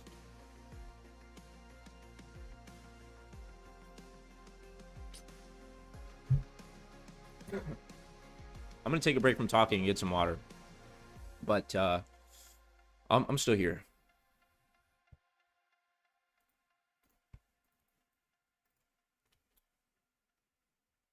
Someone asked me what's going on. I will explain it. I've just been rambling this entire time in case somebody joins. So we have a new instruction set in Perplexity.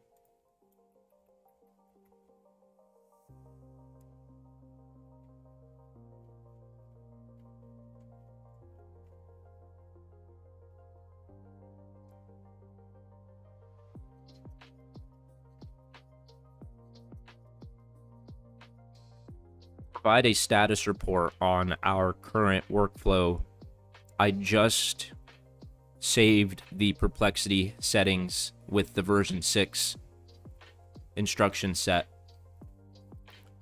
How's it going on modernizing the GitHub repo for Trace Studios? And also, I want to start continuing to work through the lab, taking screenshots and providing you with context.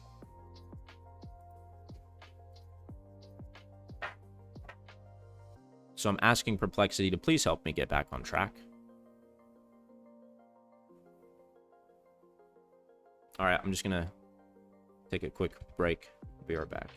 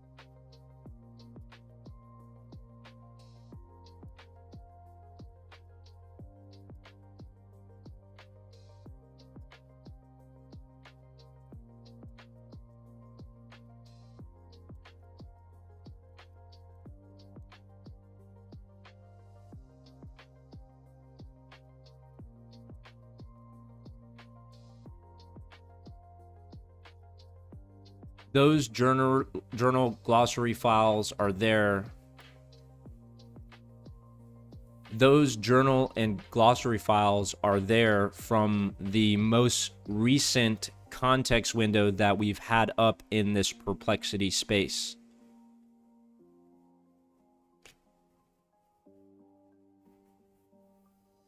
It was part of what we have been and is part of what we are creating in that repo now. We should continue to follow the repo as the source of truth.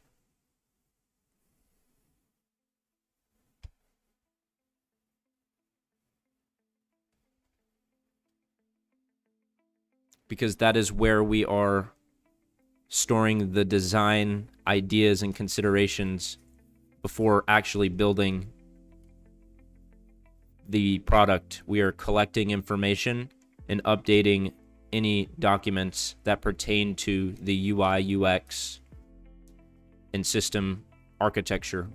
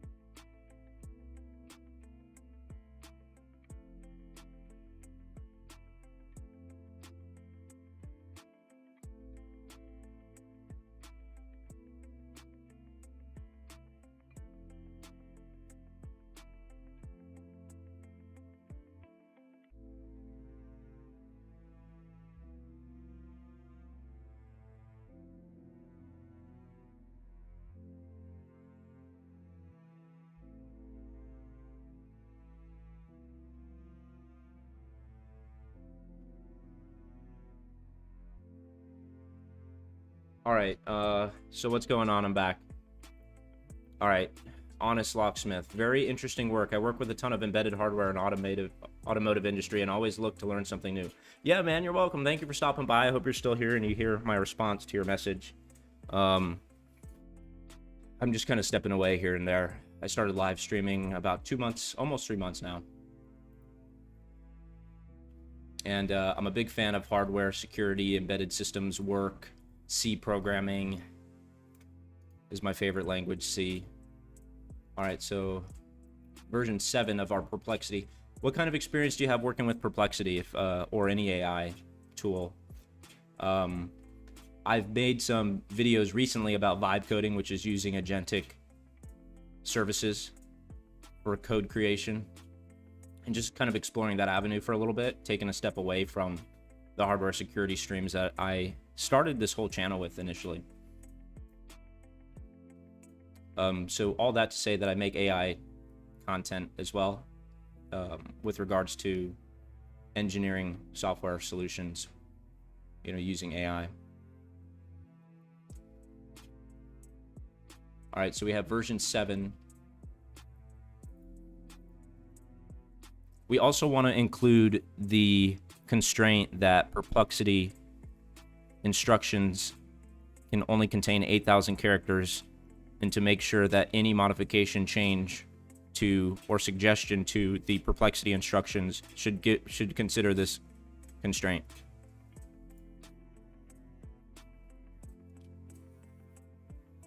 All right, we got 4 viewers in the chat now, it looks like. Thank you guys so much for stopping by. I just set up a new little test here. I'm streaming from the kitchen counter, and there's a living room here. I can swing my golf club here. So I have this thing where if I get 4,000 likes, or I wouldn't mind that, but 40 likes. If I get 40 likes on a stream, I will do a handstand push-up thing. Instead of like the push-up thing, because people are doing the push-ups, I'm going to do handstand push-ups. I don't think I'm going to get there, to be honest. 40 likes is a lot. I've never used Perplexity, but Claude and ChatGPT has gotten a lot better with C and C++.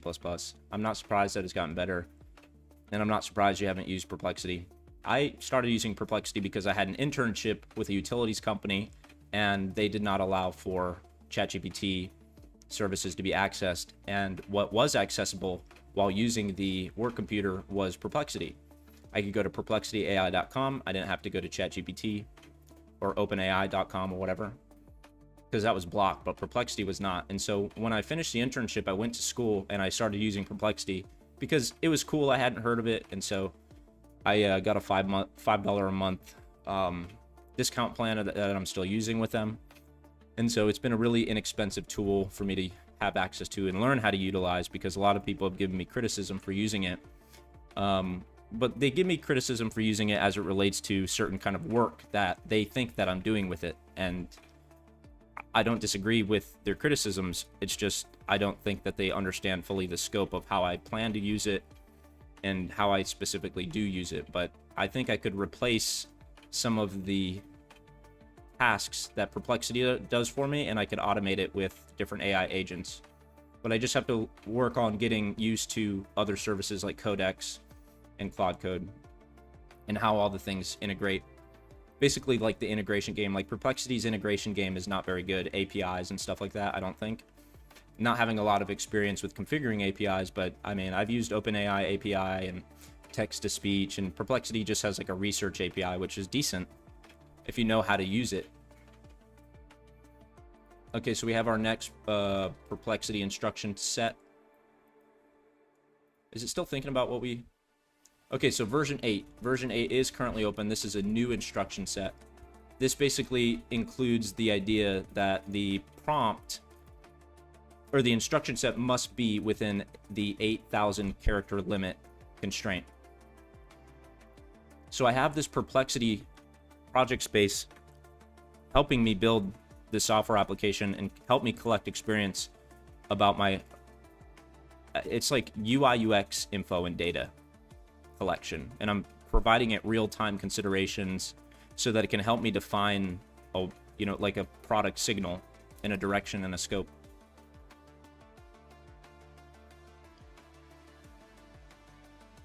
Okay, so the instruction set has been modified and updated. What kind of consideration does this perplexity space have in the instructions regarding every new context window that I open within this project space? I want each context window to be able to pick up any kind of task remaining that may have been discussed from the most recent context window. What is the best way to architect that into our perplexity space instruction set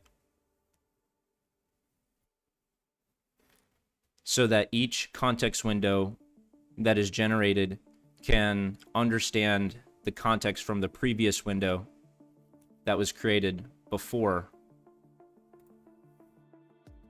AI is the future. It's been a game changer in my life. I just started getting things on GitHub as well. GitHub, yes. It's important for storing code. It's not the only kind. There's GitLab and Bitbucket and other kinds of whatever you call that. Version control. Because GitHub is valuable, I think, because you're able to store the entire project remotely so that if you need to change workstations, you can access it on whatever machine you're working on, given that the machine that you're working on meets the requirements for that product that you're building and storing on GitHub.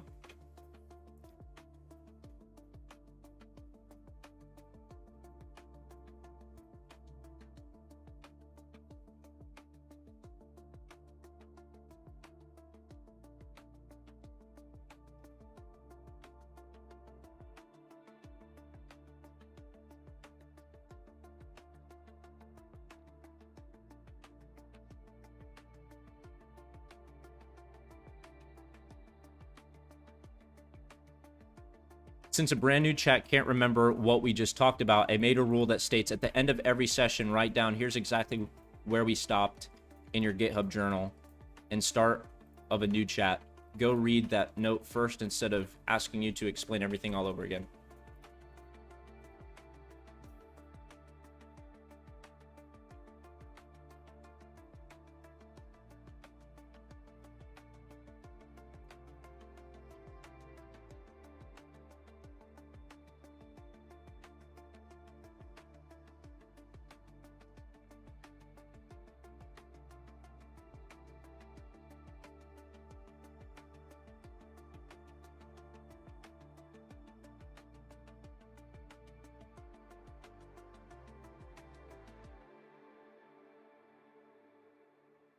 Tell me exactly what this project space does and is for.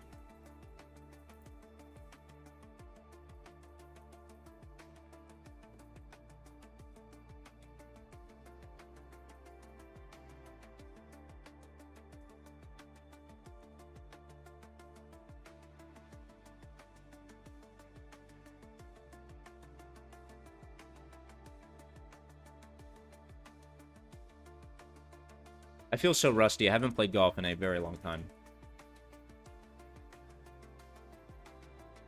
All right, so we're asking Perplexity to tell us what its purpose is that we've hopefully defined properly.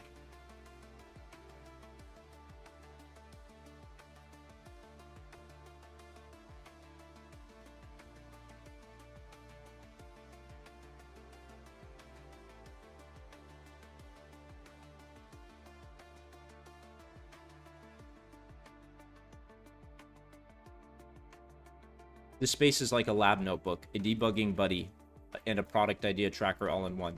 It helps you do your hardware hacking homework, remembers where you left off by checking your GitHub repo, and quietly collects notes on what's annoying about the process so you can build a better tool later.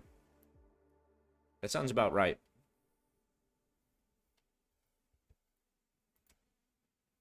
That sounds about right. How should we proceed next?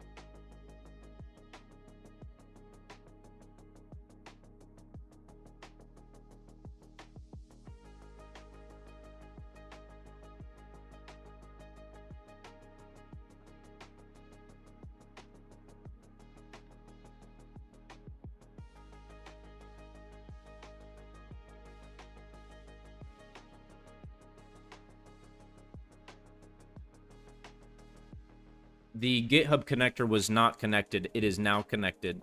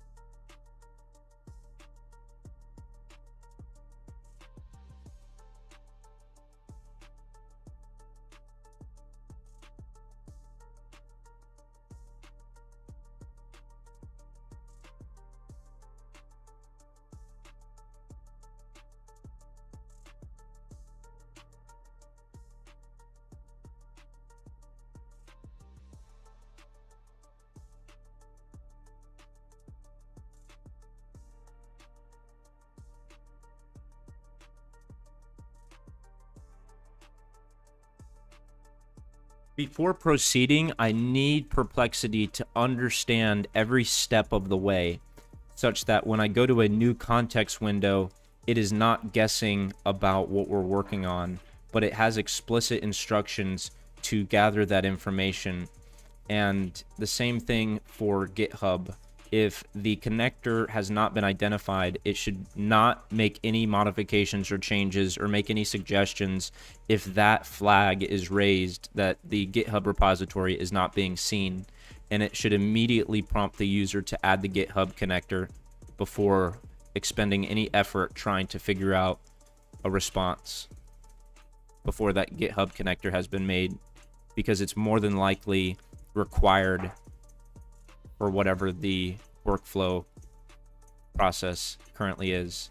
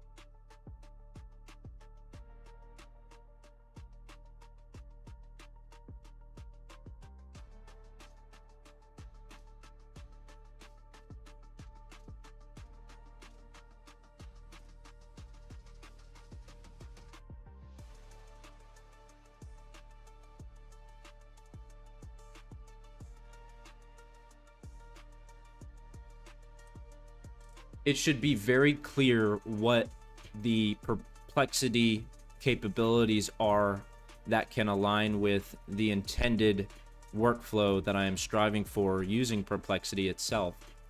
So please consider what capability exists that satisfy the requirements of the solution that I am aiming for with regards to the perplexity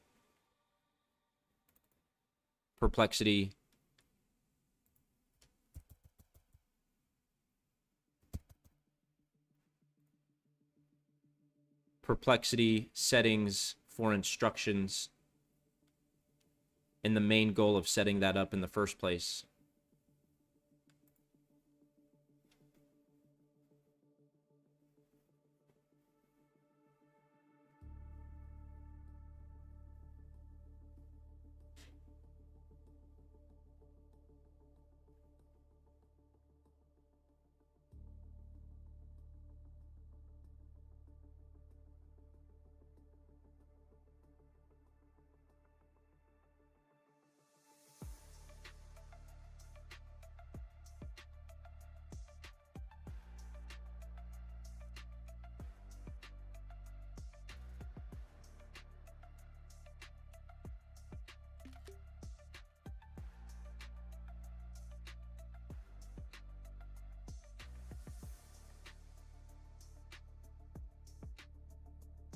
Perplexity has three tools that matter here: the spaces instructions, the GitHub connector, and a separate memory feature that's built for remembering preferences, not project details. Your plan to store real progress in GitHub and use instructions to force a fresh check every time is exactly the right way to work around Perplexity not having a true memory of its own.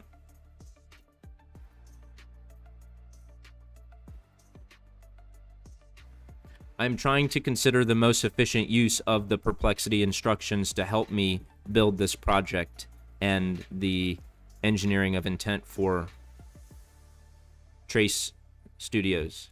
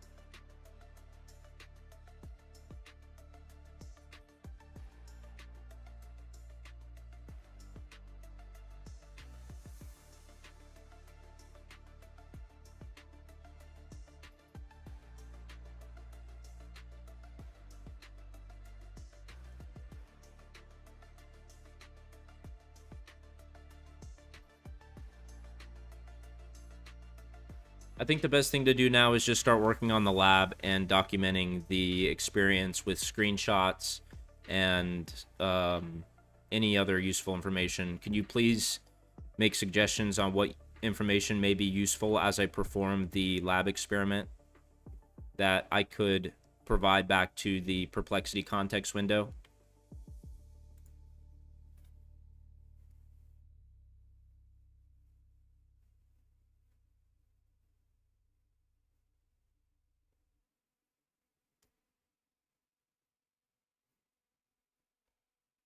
Terminal output right after the scope default setup is the most common failure point, so capture it. Each notebook cell's output as you execute it, especially anything with numeric. Anything comment assistant said in response to a question you asked if you use it mid-lab. Okay. As you do the lab, take screenshots of anything that prints results or errors, jot down exactly what commands you ran and anything that felt off or confusing, and any moment where you had to guess what to do next. Bring all of that back here and I'll turn it into, okay.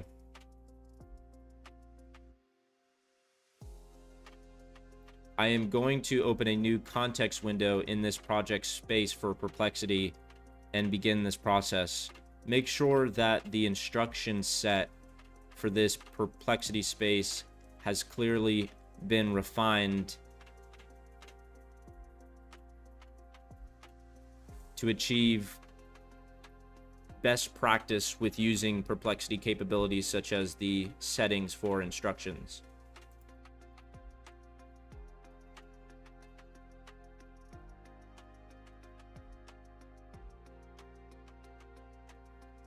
All right, so version 10 of the Perplexity settings, that should be the last version for the instruction settings that I do hopefully here within the next remainder of the stream. So we're almost at 2.5 hours. Let's see if this stream does better than all my other hardware hacking streams.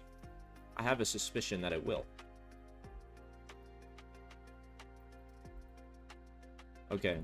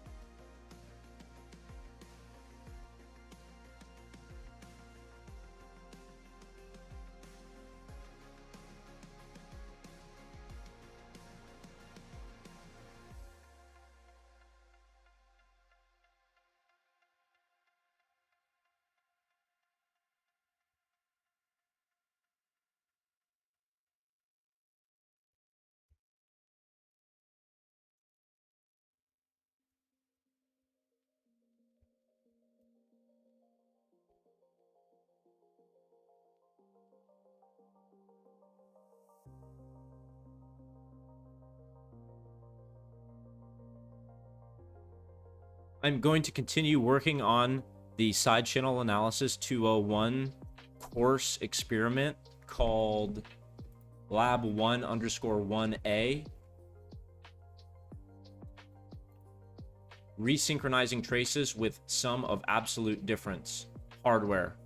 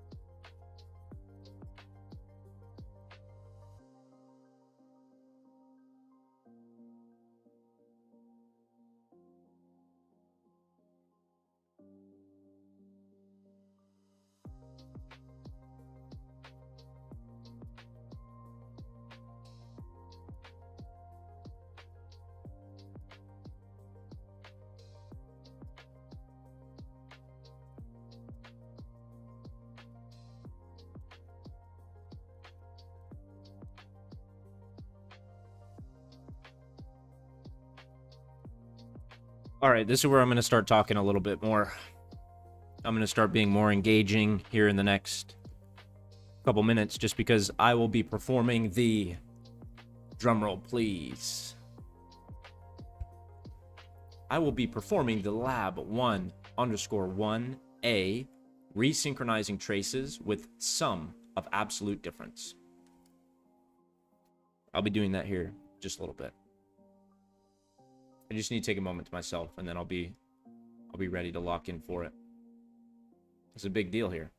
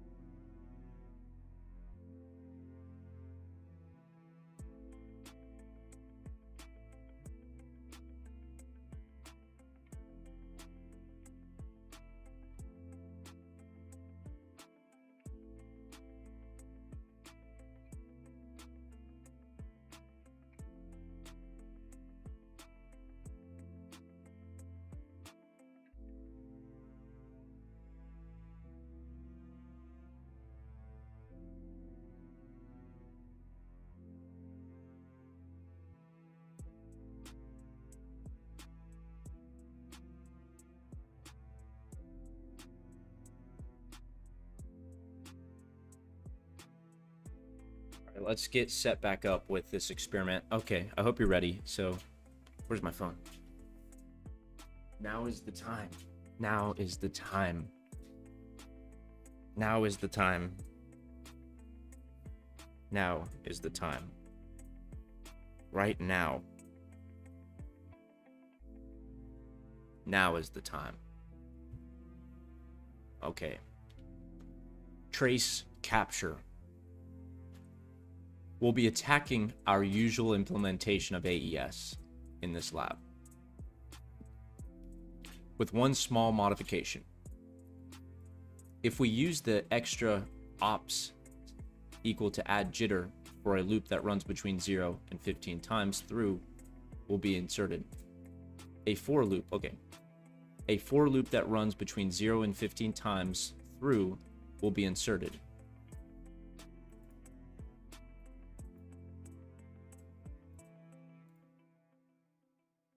Explain this Python code. ELI 10.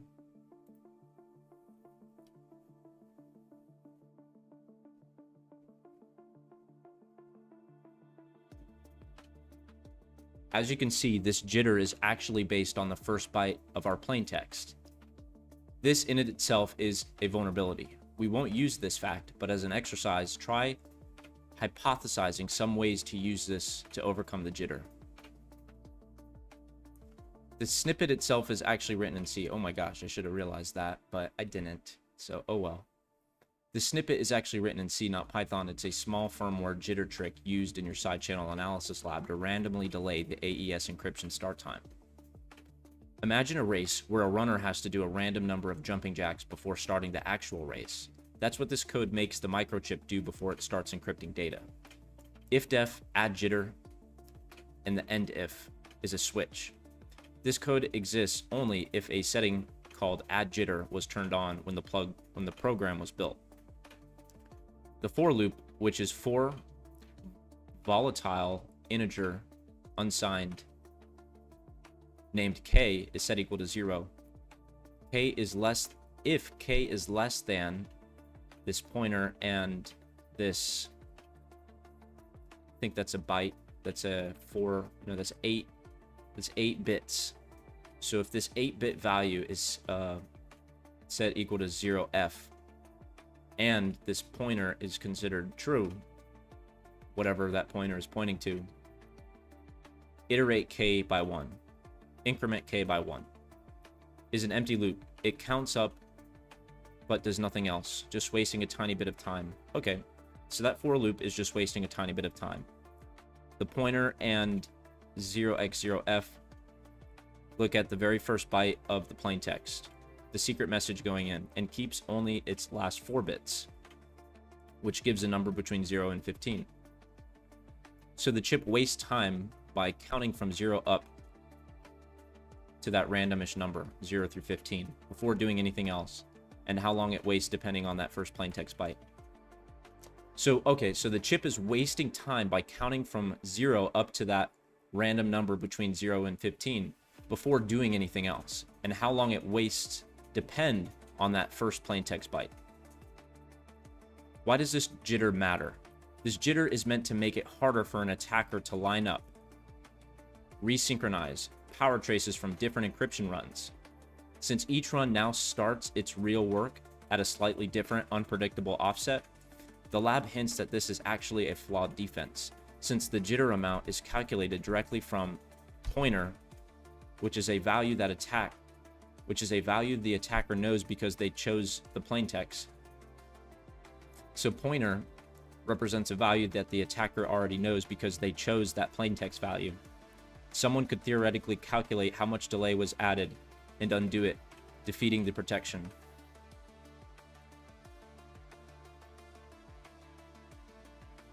Proceed to elaborate on the significance of the pointer, which is the value that the attacker knows, and describe from a high level how this kind of knowledge reflects how encryption works. ELI 10.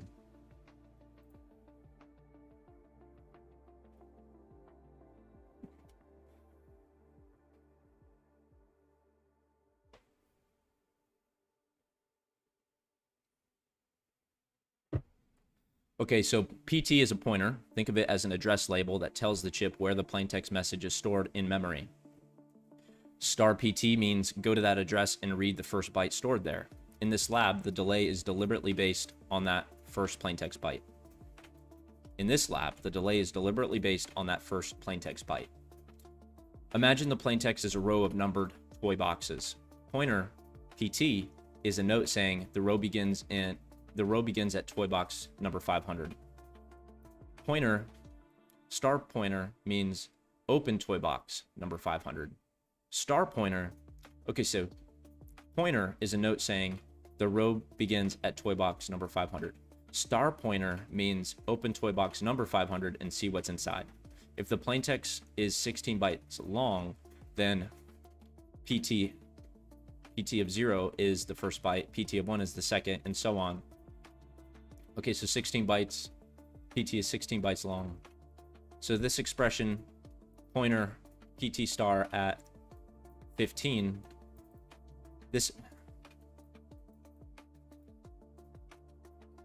That's 15 in hex.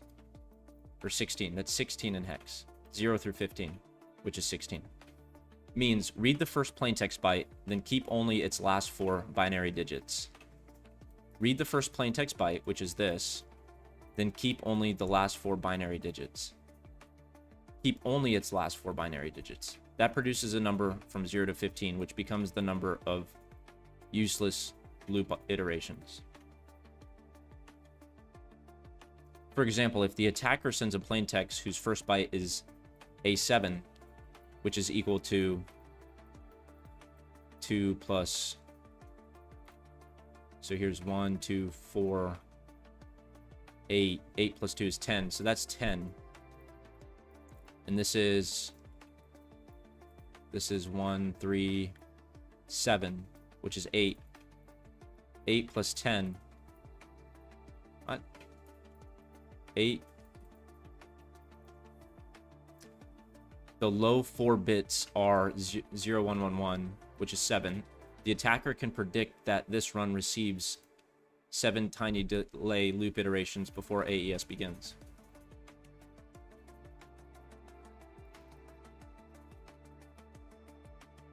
Elaborate on the example more, because I still don't understand how the user setting 0xA7 really works.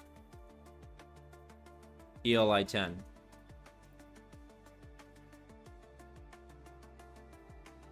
Suppose the attacker sends the device a plaintext message whose first byte is only A7.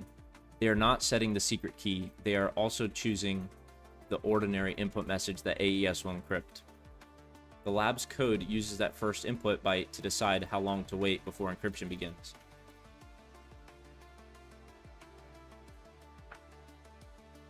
A7 means 0x means the number is written in hexadecimal. So what is 0xA7?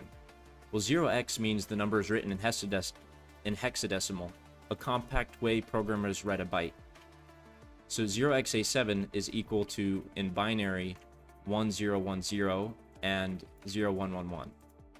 A byte has 8 binary digits.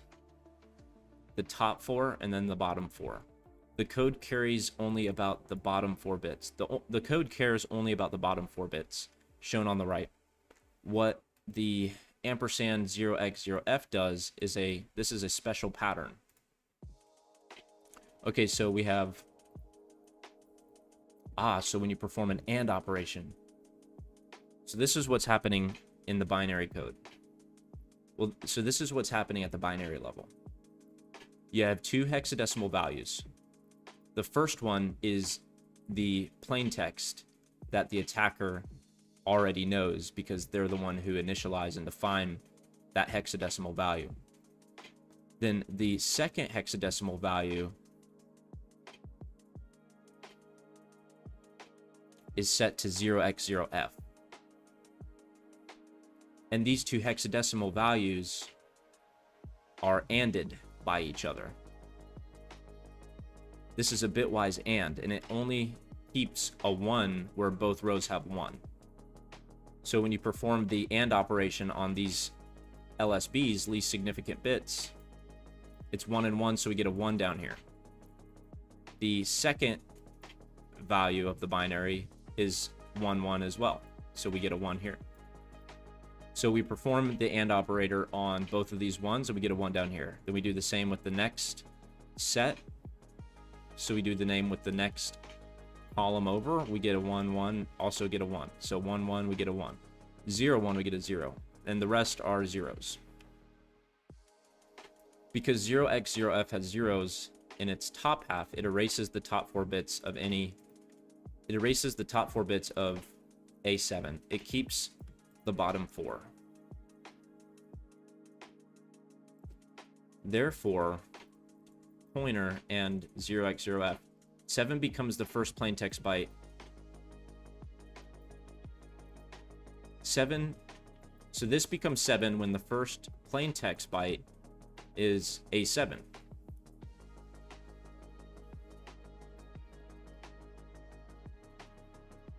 This is exactly why the notebook says the added loop runs from 0 to 15 times and is based on the first plaintext byte.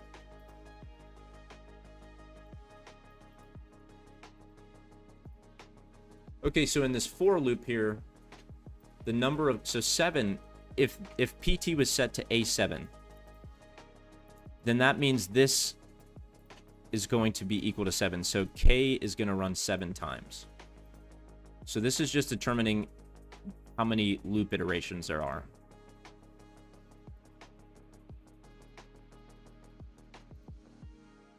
ELI 10, the reason why we want this value to determine how many loop iterations there are. Why this specifically?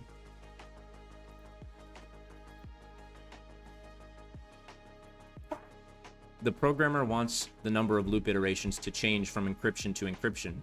The changing wait time is called jitter, and its job is to make the AES activity appear at slightly random positions, at slightly different positions in each power recording. Why add any delay? Imagine you are trying to stack 200 recordings of the same drum beat exactly on top of each other. If they all start at the same time, the boom lines up perfectly. In a power analysis attack, that makes the repeated tiny power patterns from AES much easier to see and compare. The delay tries to make the recordings look more like this. Boom, boom, boom. Now the attacker must first figure out how to line the recordings back up. The notebook says this loop adds 0 to 15 iterations specifically as a jitter modification to the AES implementation. Why use this value? The code needs some number to choose the wait length. Using the bottom 4 bits of the first plaintext byte is a cheap way to produce one of 16 possible delays. It requires almost no extra code, no special random number generator, and no extra stored state. If plaintext varies from run to run, this value often varies too. So different encryption attempts get different small delays. In short, its intended logic is different input message, possibly different low 4 bits, different loop length, AES begins at a different time, harder to align power traces. Why this choice is flawed? It would be better if the delay came from a secret unpredictable random value. Instead, this delay comes from plaintext, which an attacker can normally choose or see. The notebook directly calls the plaintext-based jitter a vulnerability. So A7 is not special cryptographically. It's just an example of whose low 4 bits are 7. The code could have used any plaintext byte or another changing value. It uses *PT and hexadecimal 0f because it is very simple, a bounded way to get a small number from 0 through 15, useful for demonstrating how jitter disrupts traces, while also teaching why changing is not enough to be a strong defense. It must be unknown to the attacker. ELI 10, the importance of understanding jitter for somebody who is learning about side channel analysis by going through this lab.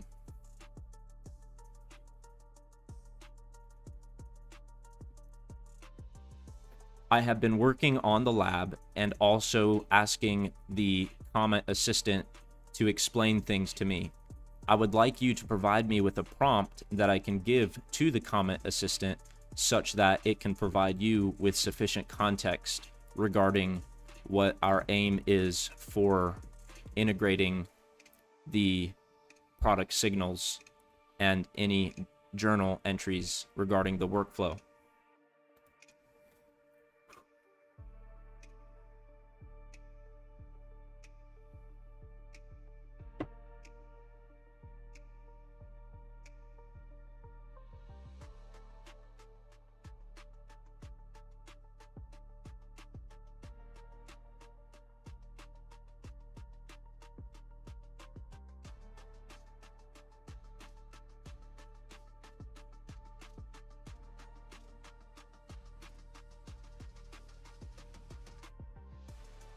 Understanding jitter is important because it teaches a core lesson in side channel analysis.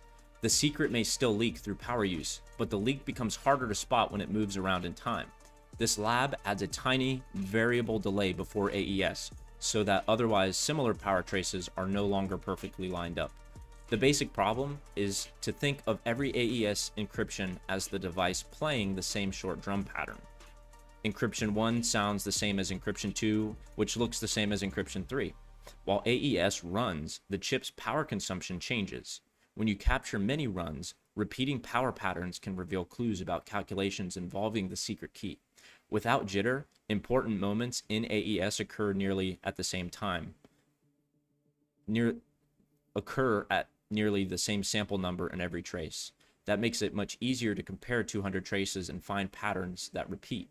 The lab captures many traces so specifically their timing relationships can be studied. The lab captured many traces specifically so that their timing relations can be studied. What jitter changes? Jitter is a small varying pause inserted before the useful AES work begins. Trace 1 waits 2 counts. Trace 2 waits 9 counts. Trace 3 waits 5 counts. The AES drum pattern is still there, and the secret key has not changed, but it appears at a different location in each power trace, so stacking the recording directly produces a blurry mess instead of a crisp, repeated pattern. The lab's delay loop varies from 0 through 15 iterations. A lot of beginner side channel techniques quietly assume that trace sample 1500 in every capture represents the same AES operation. Jitter breaks that assumption. This forces you to learn an essentially practical skill, resynchronization. Before comparing traces, you may need to slide each waveform left or right until the same physical operation lines up again. This is why this lab is about resynchronization traces, about resynchronizing traces with the sum of absolute difference method. What does resynchronize mean in this case? Picture 200 transparent strips with the same drawing, but each strip was placed slightly too far left or right. Here's an example of 3 strips. Resynchronization means shifting each strip until the peaks and valleys overlap, like this. For electrical traces, the computer tests possible shifts and measure which shift makes a signal region of one trace look most like a reference trace. A smaller total difference suggests better alignment. The security lesson: jitter can slow an attacker down because it removes easy timing alignment. But it is not automatically a strong defense. If an attacker can estimate, measure, or predict the delay, they can often align the traces again and continue their analysis. In this lab, the delay comes from the first byte of plaintext. Since the plaintext is normally known to or selected by an attacker, the lab correctly points out that this particular choice itself is a vulnerability. The key takeaway is power traces leak clues. Correct alignment makes those clues easier to combine. Jitter disrupts alignment. Resynchronization can undo some or all of that disruption from the jitter. That is why learning jitter matters. It moves you from AES leaks power to the real-world question: can I still extract useful patterns when measurements are noisy, shifted, and imperfect?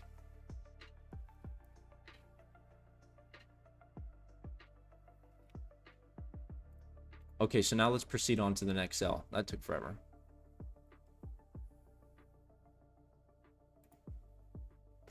What should I do at this very next cell?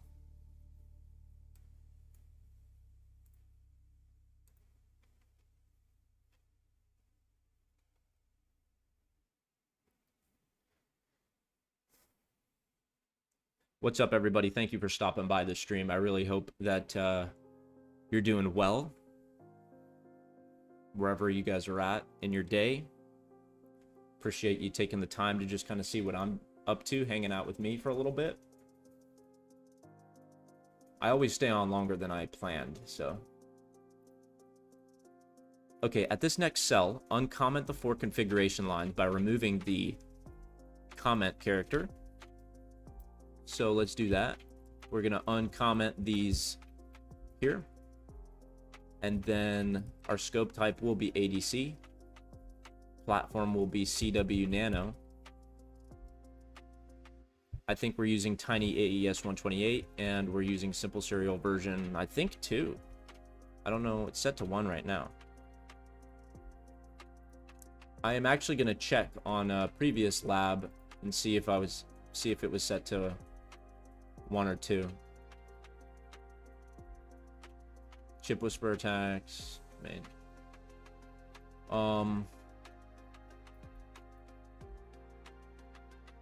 Simple Serial, where are you? It runs this here.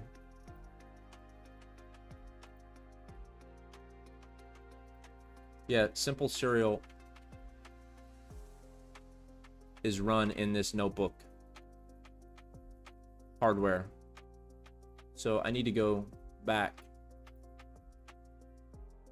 We need to go back in time. Hardware. Simple Serial 2.1. See that? Okay.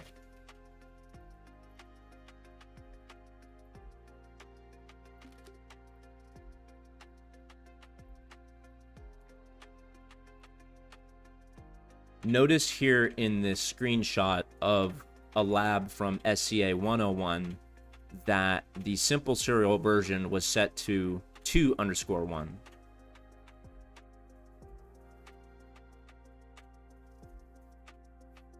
That is the most recent lab that I have completed, and it was using Simple Serial version 2_1.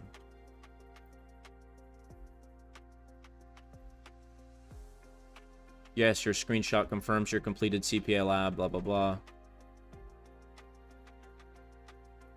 Okay. So we'll use version 2_1.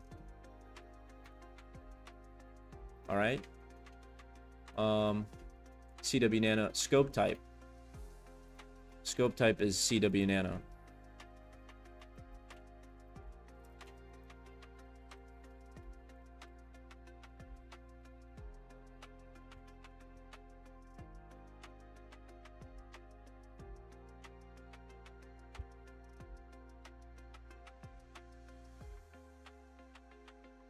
Provide an explanation for these 4 parameters, why they're important, and how they are invoked. What are the file paths for invoking these variable constants?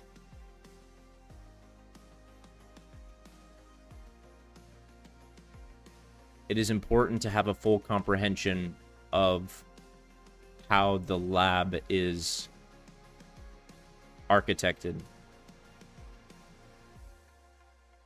That hopefully doesn't take too long. How are we doing on this stream? Let me check the YouTube analytics. All right.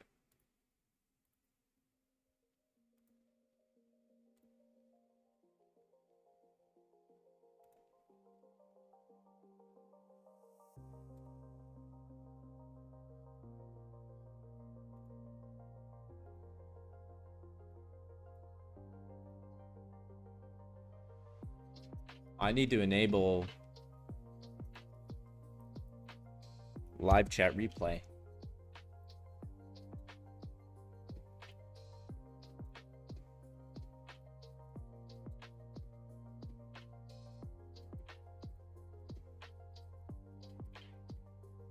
All right, it's enabled.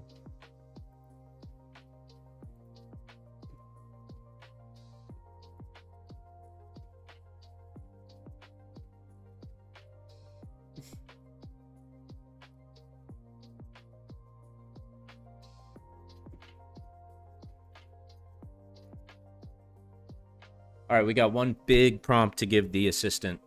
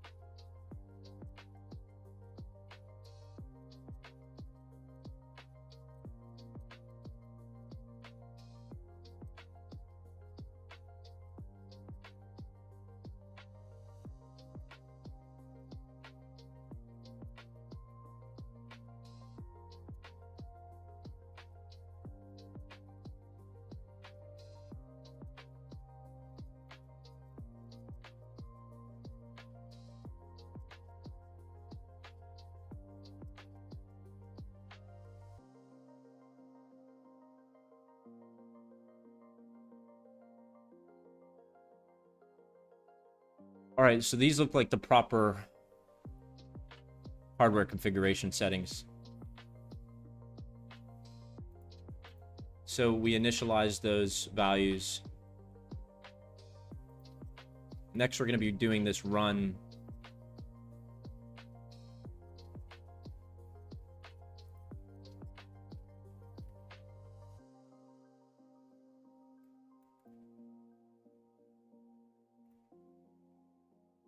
Okay, I am going to now proceed with running the next cell and also starting with a fresh Perplexity Comet Browser Assistant.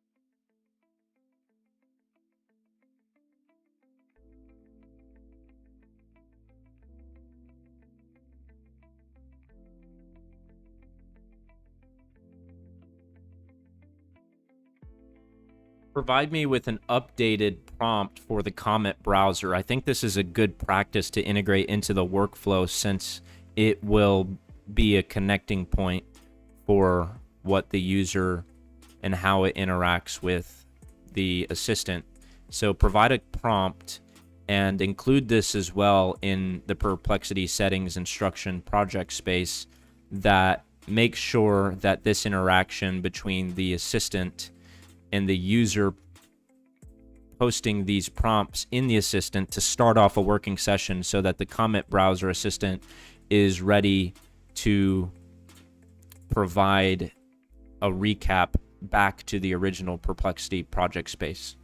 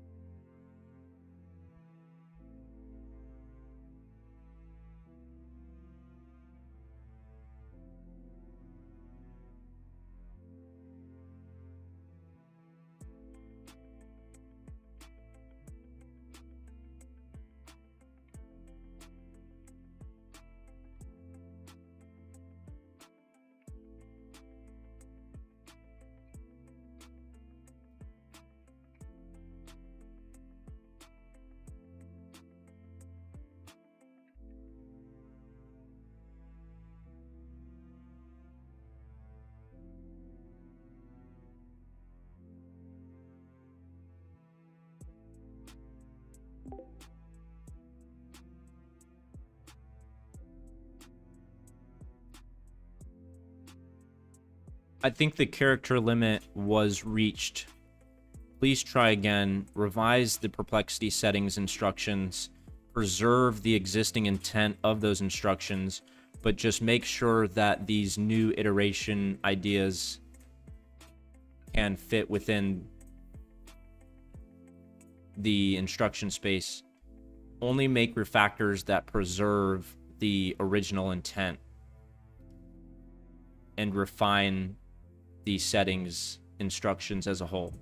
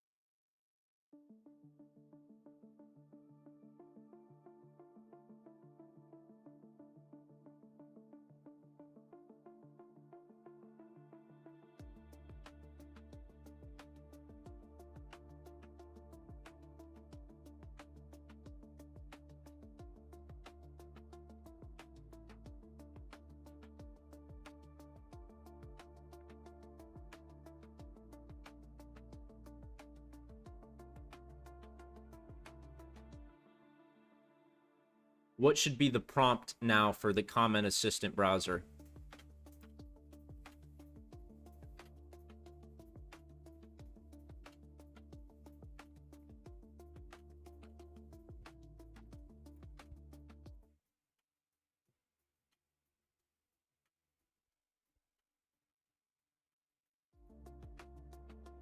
You are a live browser observation. You are a live browser observation and explanation bridge for my ChipWhisperer SCA 201 session. Help me understand the notebook, but only make evidence-based claims from what it visibly presents.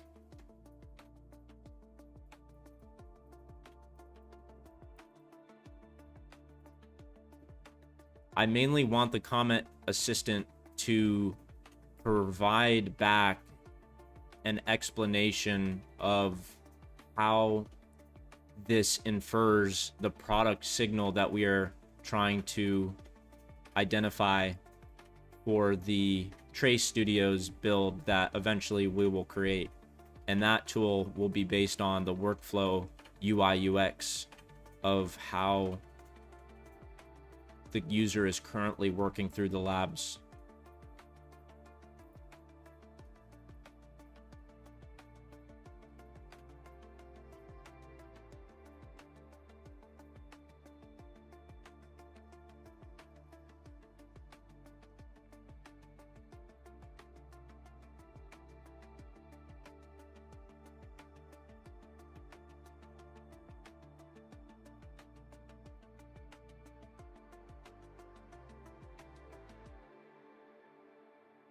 The browser should also make sure to capture the questions the user asks and the ELI 10 requests so that when the Trace Studios product is being designed, that the UI UX design decisions can be influenced by the kinds of questions the user would ask, and being able to implement features and functions into the Trace Studios that help solve and reduce the size of this learning gap that a user may experience.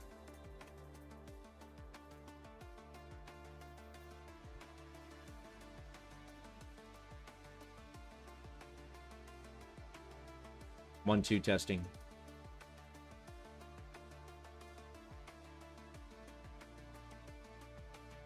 So I think this video is getting more views than my most recent hardware security related stream. Let's check that out. Yeah. Looks like we got 36 views on that one. This one is up to 45, so that's good. We're back in the progress zone.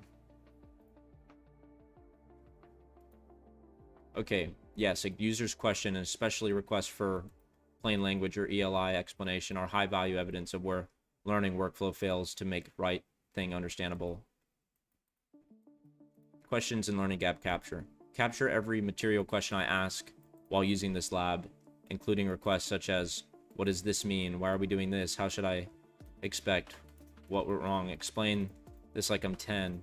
questions for,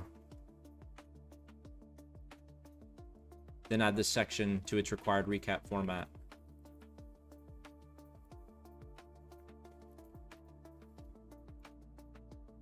Okay, I'm going to open up a new assistant in the browser where I have the lab open.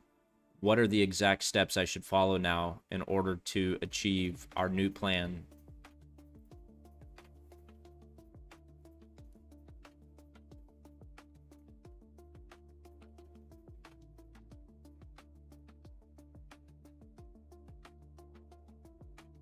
Follow this sequence.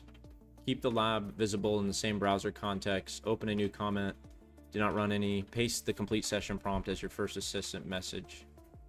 Okay, so we'll come back here and we'll paste the session prompt.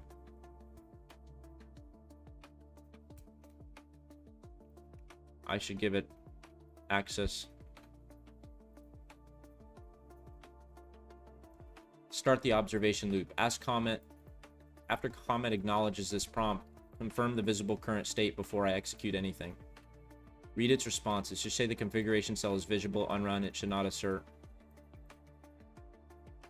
Capture your own questions. As you work, ask comment for genuine questions naturally. Examples. Those questions are internal research input. They reveal whether Trace Studio should provide explanation, visibility, validation, or workflow guidance at the exact point. Return here. Paste comments, full recap. That's great. Okay.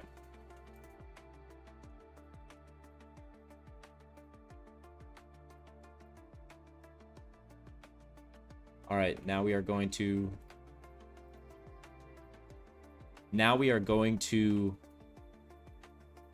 run the run block for the setup generic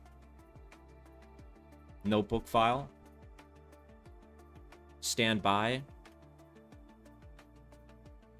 as I will provide you with context regarding this action.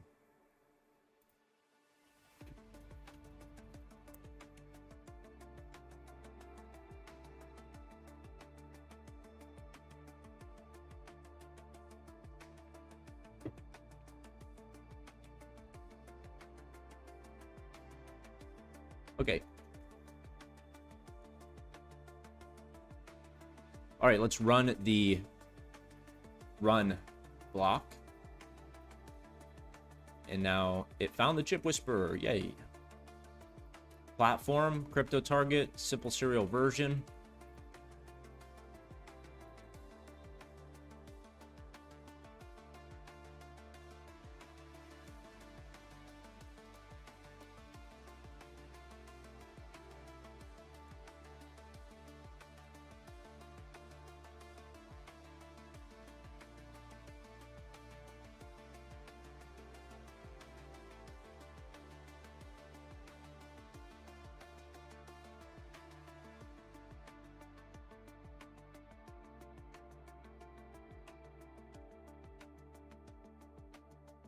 I have ran the run block and also the bash block. Explain what those blocks are for. ELI 10.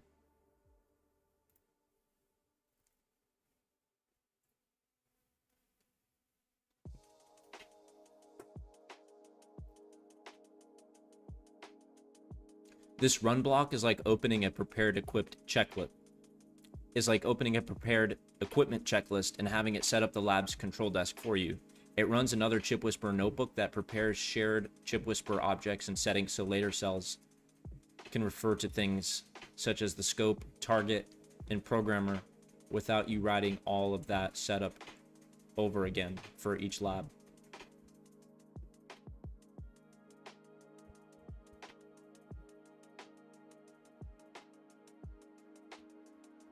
All right.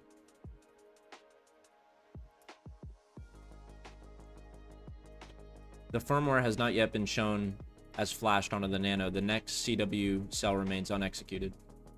Okay, so this is the firmware being flashed onto the device.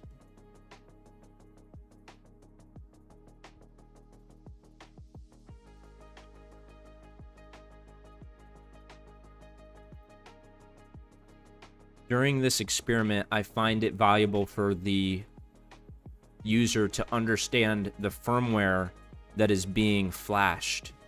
And so please provide a report on how the user could better understand what kind of firmware is specifically being flashed onto the device. This should be a consideration when we provide a recap pass back to the Perplexity project space.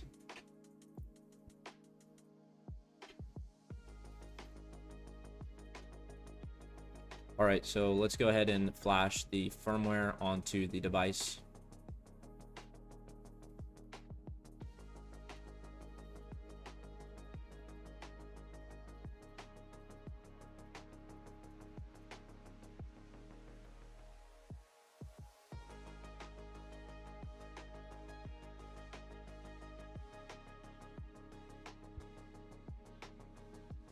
The program target function was called and the firmware successfully was programmed and flashed.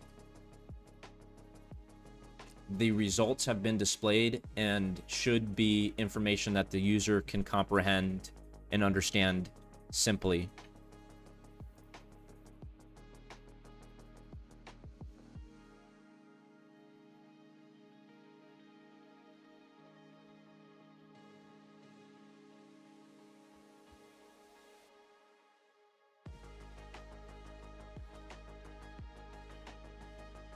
Now moving on to the next cell, which looks like a Python block. Please explain what this block does, its significance for this lab experiment. ELI 10.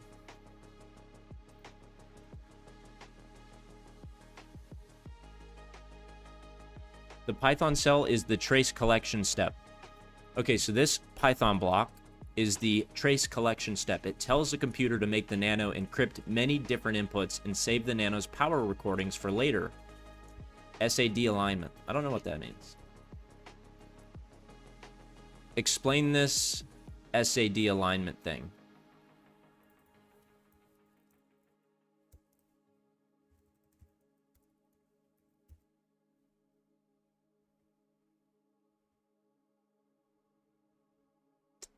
Learning gap record. Okay, yeah.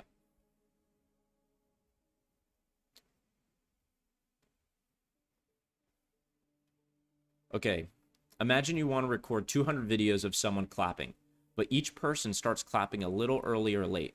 This cell gives the nano a new AES key in plain text each time, asks it to encrypt, records the tiny changes in electrical power while it works, saves each recording in a project folder. Later, the lab uses SAD to slide through those recordings sideways until the matching AES activity lines up. The firmware's add jitter behavior deliberately causes the clapping part, AES encryption, to begin at different times. This capture cell produces the messy shifted recordings that the rest of the experiment needs.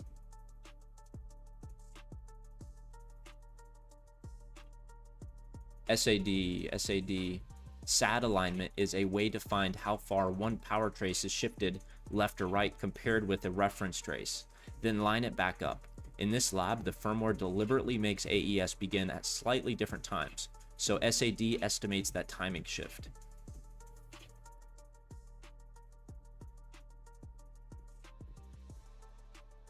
Tiny numeric example. Suppose your reference pattern is 258. You search another trace and compare it at two possible locations. Location A consists of 267, and the differences between 258 and 267 are 0, 1, and 1. And so your SAD score would be equal to 2.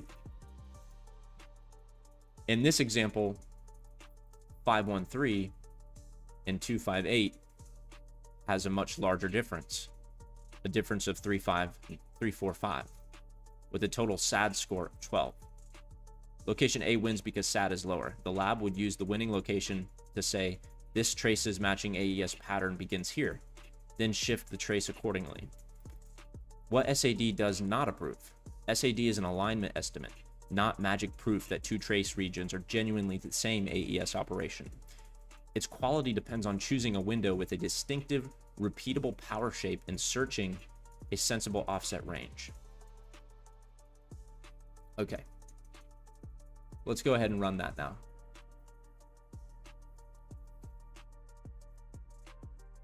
Capturing traces. Very exciting. Capturing 200 traces.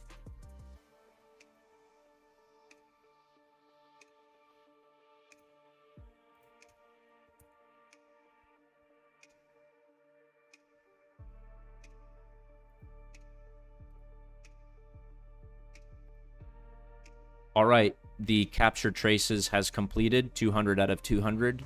What is the next step for the user in this experiment?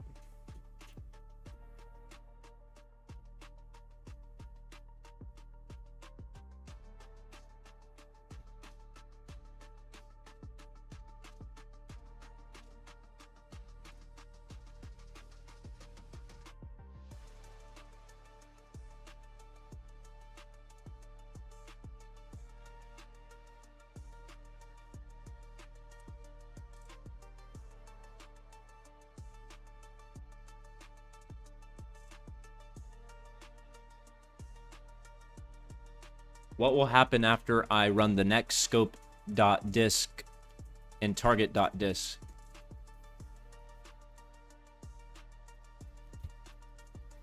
Do I have to then go to a different lab notebook in order to perform the actual experiment, or was this the entire experiment itself?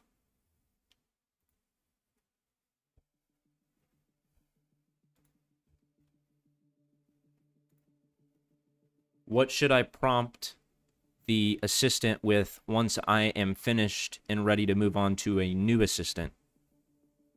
I should be able to get information that I can return back here to you, the original Perplexity project space.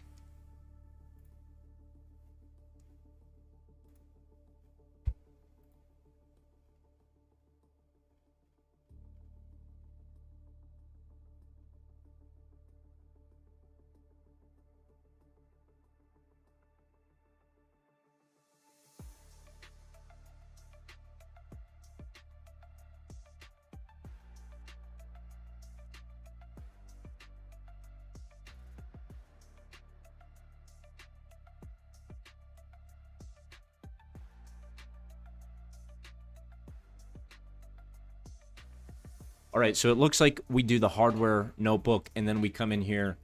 Usually these would say main. They did in SCA 101. They don't say main here, so I'm assuming this is the main one. So once we do the hardware, then we come in here.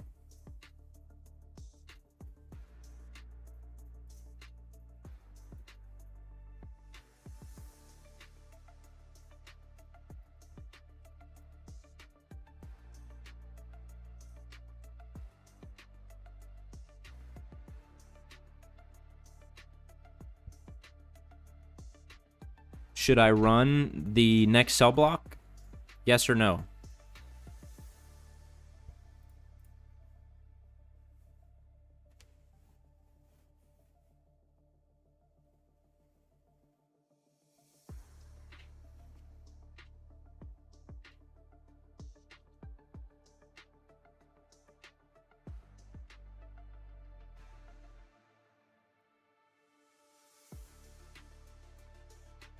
Does this end the experiment entirely, or do I have to go to the other notebook?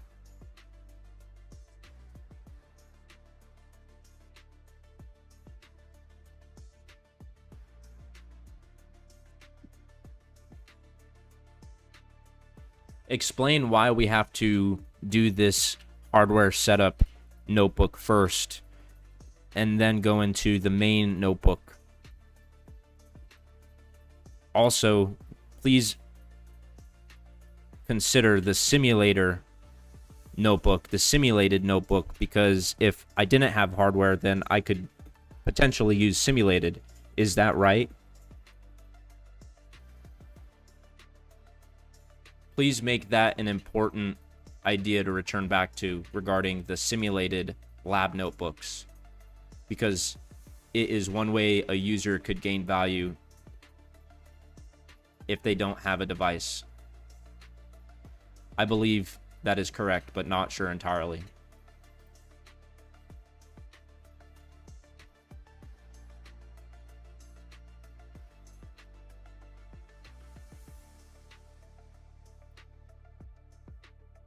Okay, so I've captured 200 traces, but those traces are being stored in the actual hardware, I believe. I actually should double check on that. All right, we have somebody who's saying Mac. We got a Mac OS. That's a game changer. That puts everything at 50-50. Actually, I'm not sure if that's true. 4 votes. We got 4 votes. No one... Okay, it's 50-50 Windows and Linux. No Mac OS users in here. Dang.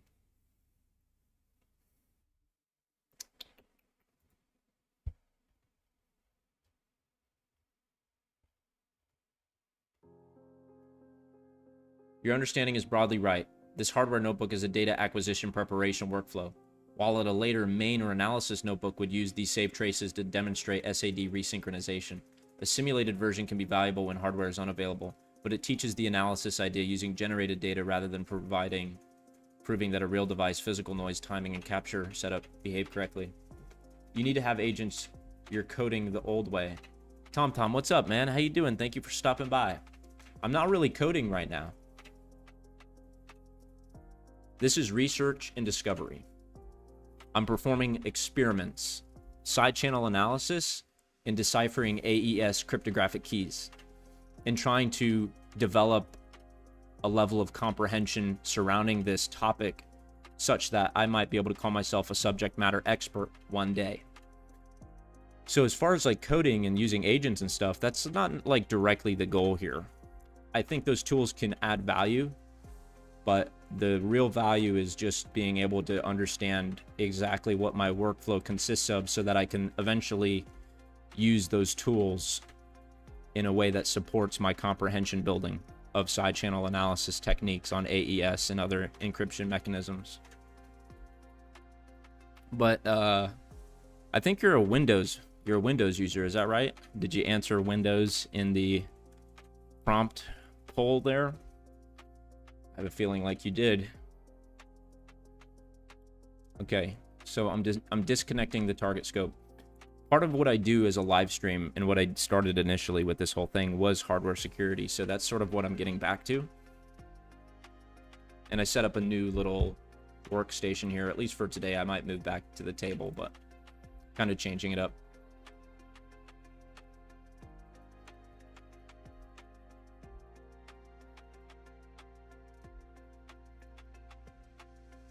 Provide an explanation of how the data is stored with regards to the traces that were captured.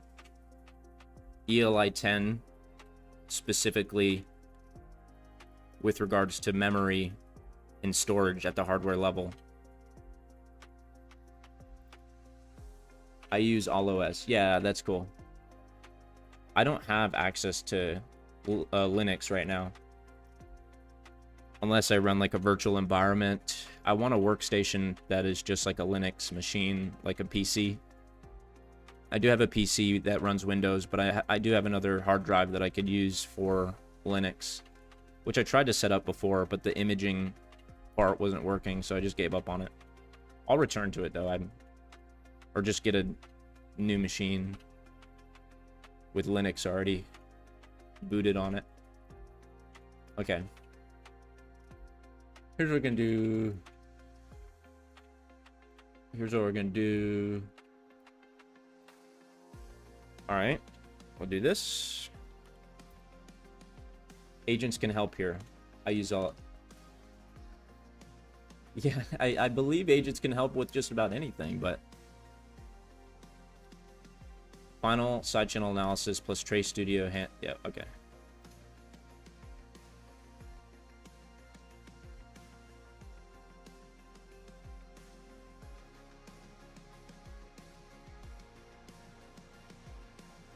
This is long.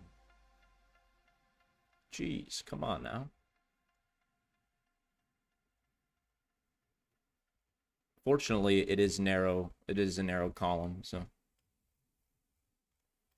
But this, geez, look at this thing.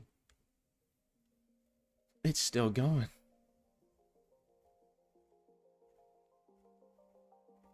I know you're like, It's so slow to manually copy everything, man. You're manually copying everything. That's way too slow. I can already hear it. Okay, proposed production notes. Holy crap. Paste ready project update. Proposed current state. What the proposed product yeah. I just need one copy and paste prompt back to the original Perplexity project space. I will run your YouTube through and find out after. Okay. That's a good idea. You mean with Gemini? You'll ask Gemini? Or you'll use some other kind of weighted, like, how do you plan on doing that?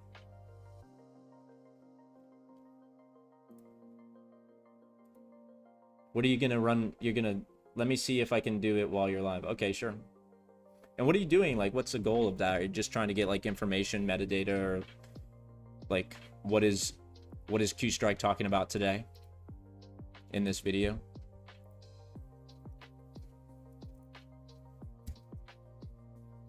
No, I use paid services. Oh, okay, yeah. Those are probably better at scraping information.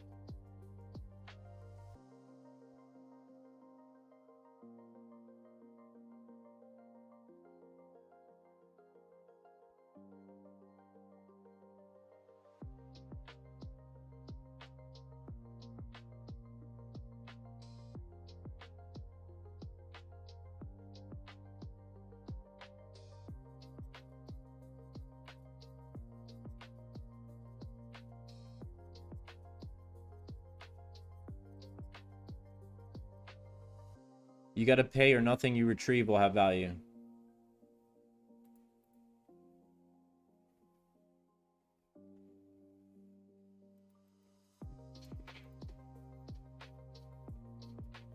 I'm not really sure what you want me to do next. I'm ready to move on to the main lab notebook to utilize this captured trace information.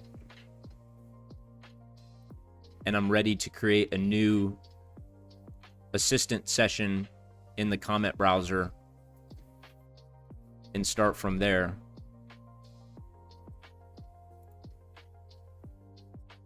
I gotta use the restroom, so I'll be right back.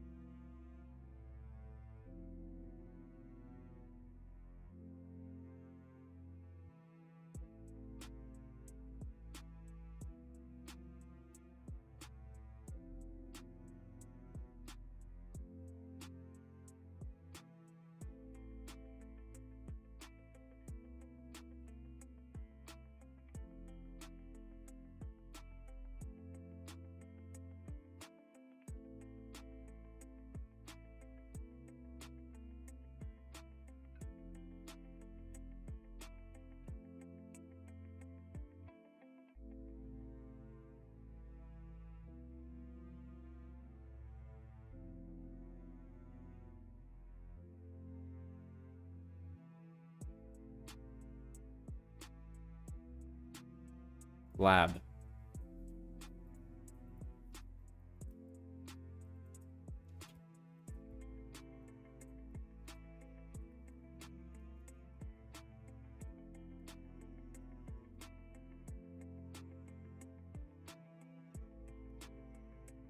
You are a hardware security automation assistant. I have a ChipWhisperer project folder with captured power traces in NPY format and a target running AES 128. Write a Python script using the...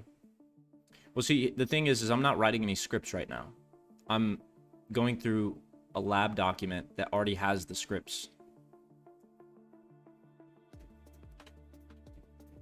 ChipWhisperer Analyzer library that loads the traces in known plain text. 2. Performs correlation power analysis. I don't know if we're not using correlation power analysis on this lab. There are some labs where we do use that, so obviously that would be valuable, what you're suggesting.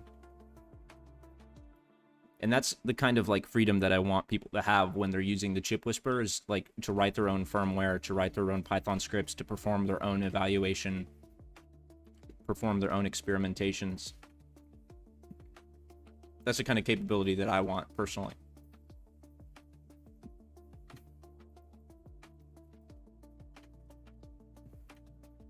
Okay, so let me tell you what this is about.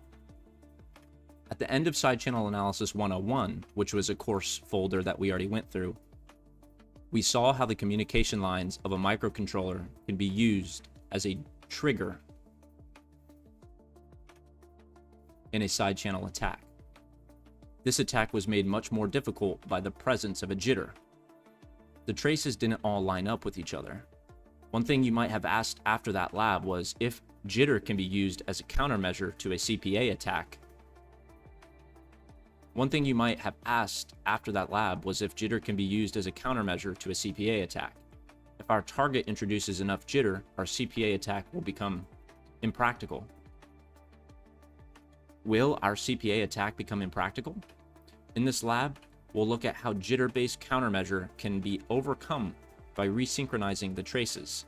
More specifically, we'll use the sum of absolute differences measure that we last looked at early on in SCA 101. So TomTom, we're not using CPA, we're using SAD. SAD stands for the sum of absolute differences. So if you have two traces and you compare those two traces and they're the exact same trace because the exact same operation was performed in the encryption, whether that's like a multiplication or division or some kind of logical operation was performed at the hardware level, that leaves a certain kind of trace that is measurable. And if you have two traces that can be used and compared, you can find, with respect to time, what information is being, like whether or not that trace is the same kind of operation as the other trace. I don't know if I'm explaining that right, but ELI 10, how SAD works exactly with regards to two traces that are being compared. TomTom, you need to follow through after keep building it out. This way the needlework is automated and you don't have to struggle. That prompt gets the agent to produce a ready to run analyzer script instead of you writing it manually. Want me to tweak it for a different leakage model or add visualization steps? Oh, I see. Okay.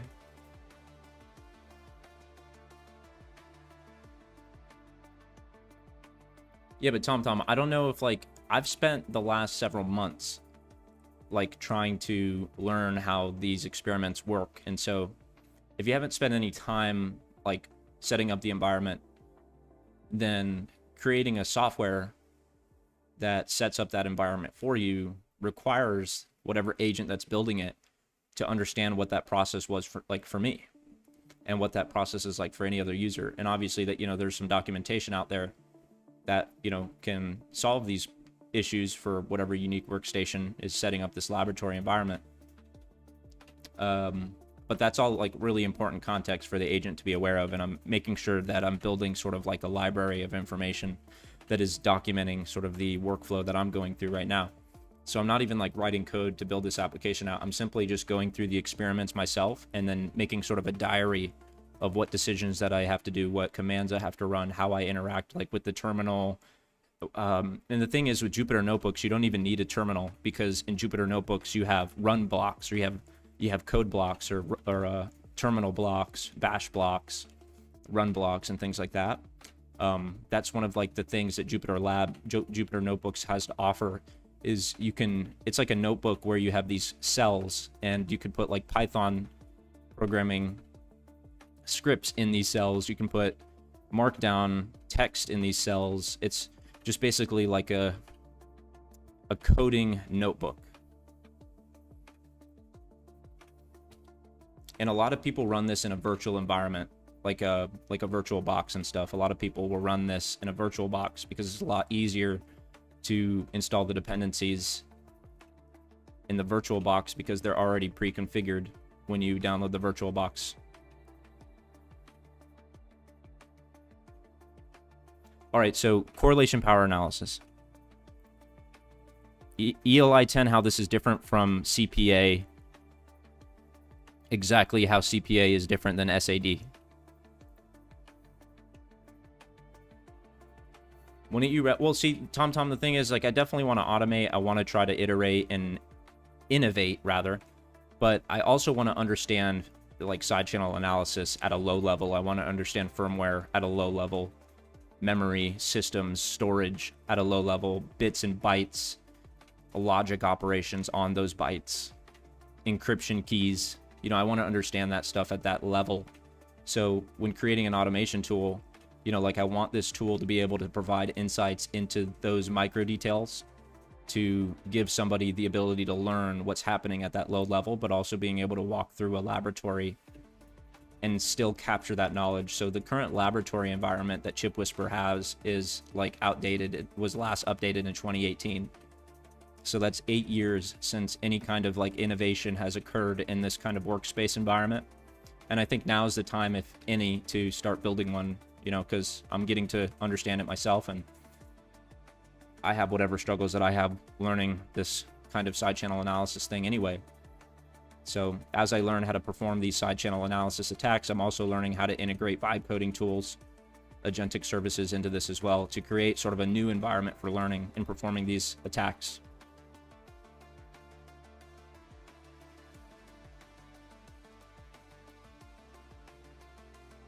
SAD and CPA have different jobs. SAD lines traces up, while CPA uses the line traces to guess the AES key.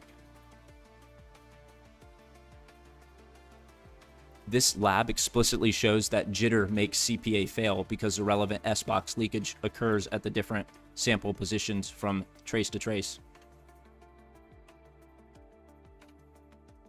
Explain the significance of S-box leakage, ELI 10.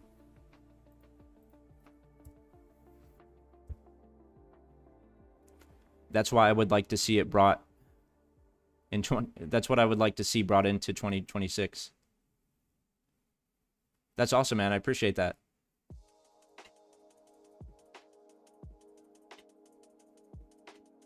All right, looks like Linux has taken the lead here as like the main preferred operating system. Okay, so there's this thing called S-box leakage. S-box leakage is so important because it has everything to do with how keys are created. AES encrypts data in several steps. S-box leakage is the tiny change in a device's power's use. So S-box leakage is the tiny change in a device's power use when it computes the AES S-box result. CPA tries key guesses and asks, does the predicted S-box result match the tiny power change pattern? Yes, but explain exactly what the S-box is exactly at the lowest level of understanding what's happening in terms of the math.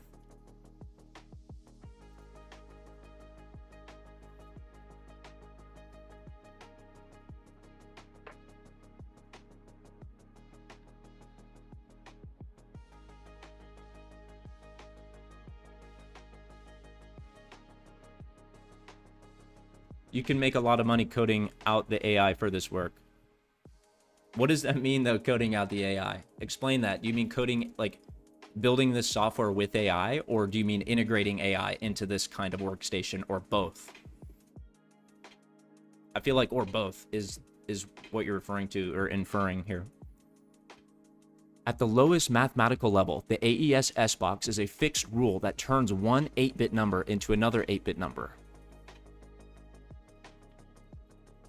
You input 1 byte from 0 through 255 and get exactly 1 output byte, also from 0 to 255. And that's by performing XOR operations. Exclusive OR.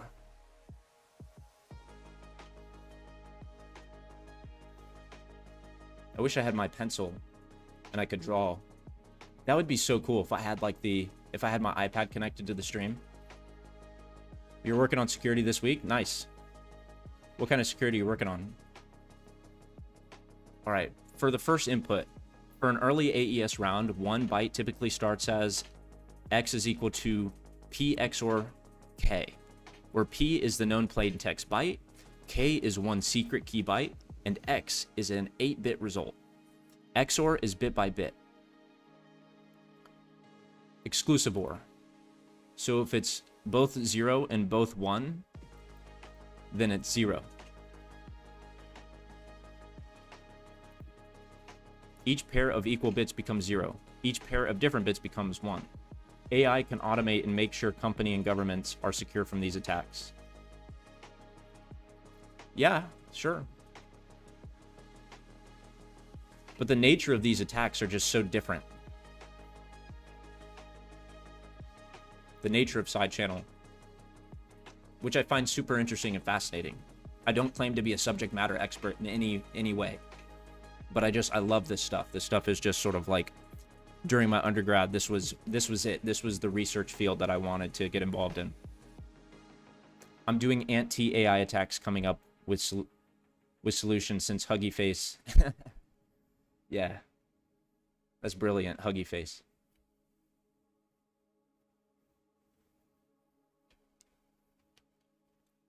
All right, this is very good information.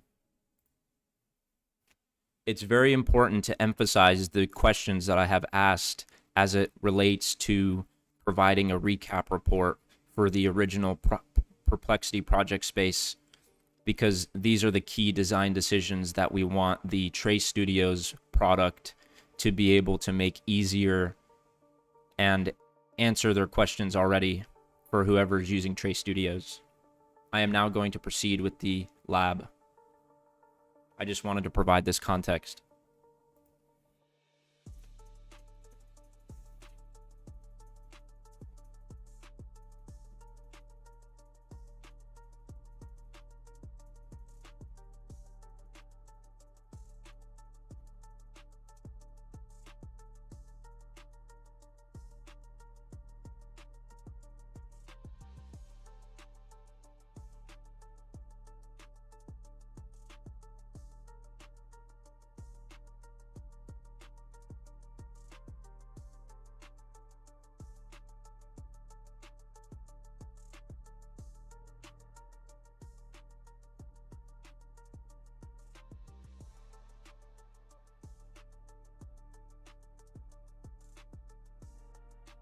All right.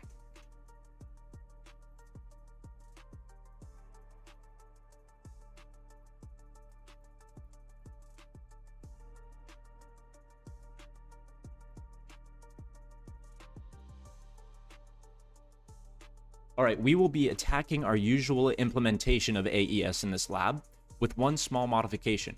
If we use extra ops set equal to add jitter for a loop that runs between 0 and 15 times, if we use, okay, a for loop that runs will be inserted. Okay, so we're running our usual implementation of AES, but with one small modification. We're going to add a loop that runs between 0 and 15 times, through. As you can see, this jitter is actually based on the first byte of our plaintext. This in itself is a vulnerability.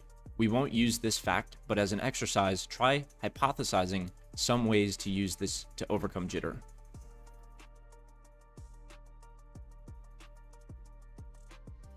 Explain this first trace capture box and explore the ideas that it suggests back and provide some examples.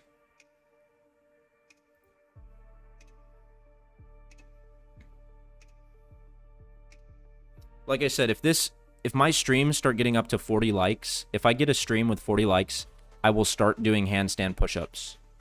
Not regular push-ups, but I will start handstand push-ups if I get a stream to 40 likes.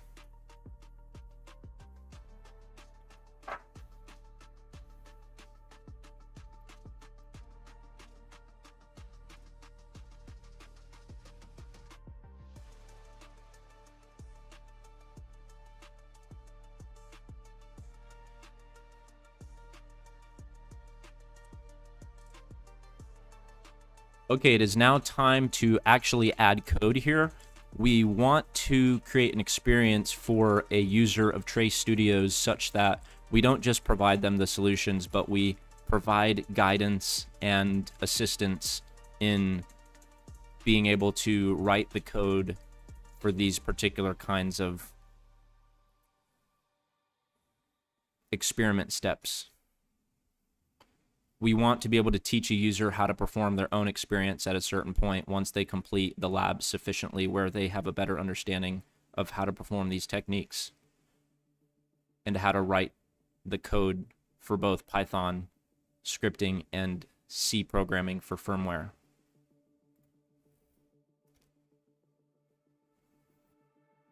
Oh man, we're at 10 likes already. That's just 30 more until I start doing handstand push-ups. Imagine if this stream got to 40 likes. That would actually be insane. I don't think that's going to happen. I'm doing anti-AI attacks coming up. Yep. SAD trigger. What do you mean by that, SAD trigger? That stands for sum of average difference, or sum of absolute difference. The design tool should be guided code authoring, not auto-dropping final answers. The notebook visibly, yep. Teaching mode. Okay. Now help me specifically try to find a solution for this code block where I have to add code here. What would a solution be, or what is the existing solution per the solution notebook if one exists?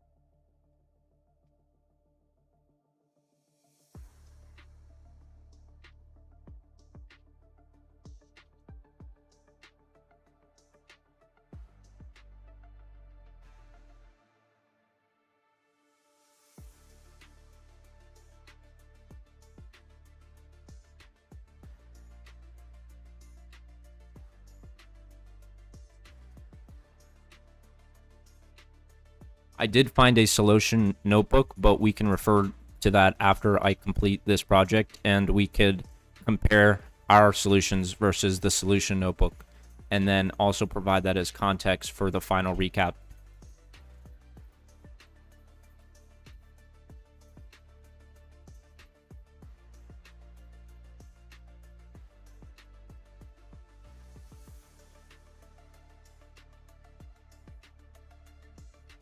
Provide me with a solution for this code block and make sure to include sufficient comments that would appeal to an ELI 10 requirement.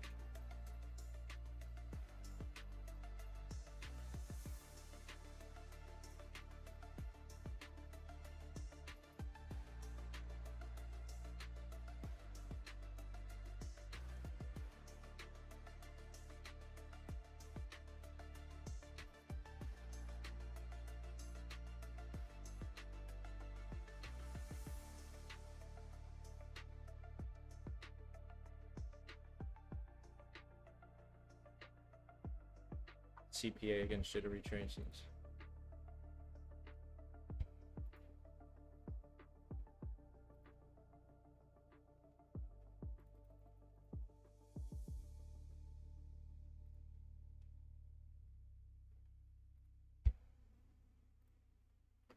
Wait, I just realized this cell block wants us to perform the capture. It doesn't want us to write any Python code.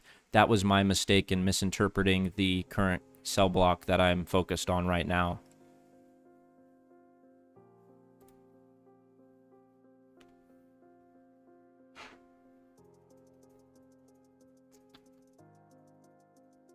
I misread the intent of that box earlier.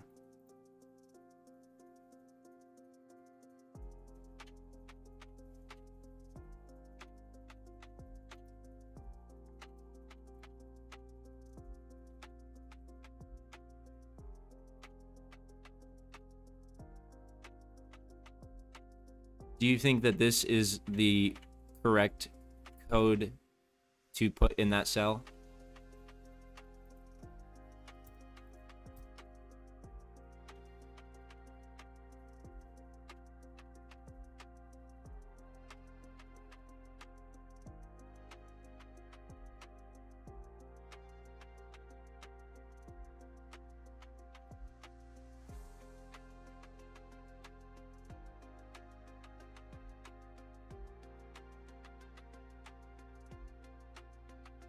Okay, so we made configurations to this hardware notebook earlier in the stream. So if we run this block here, then it is basically going to rerun those configurations that we made in the hardware notebook. That's really what the point of this is.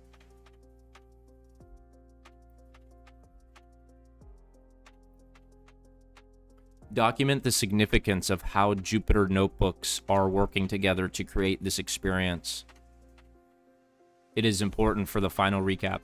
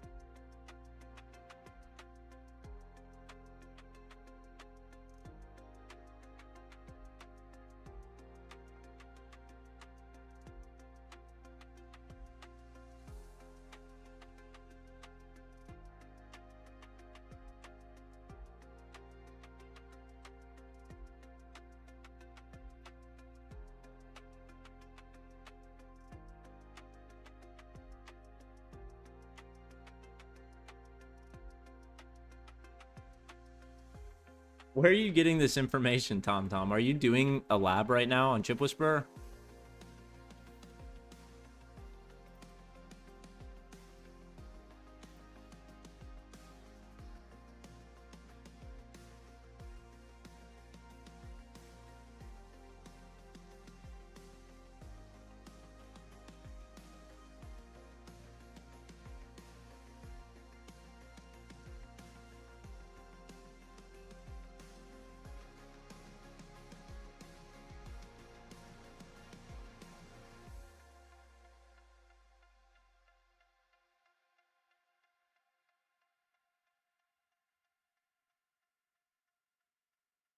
Please note that I actually had to include this cell block above it before running that run block that would run the hardware or the simulated notebook. Capture 200 jittery traces. Trace is equal to... Where are you getting this information?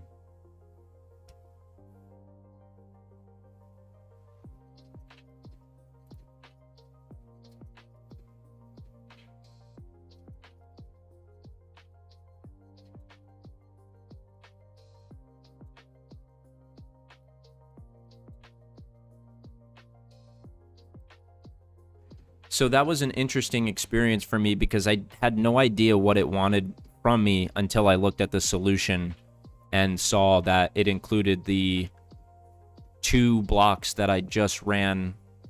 That includes scope type, platform, crypto target version, and simple serial version, as well as the code block after it, which is conditional block that says if the version's set to hardware, then run the hardware version of the notebook for this lab.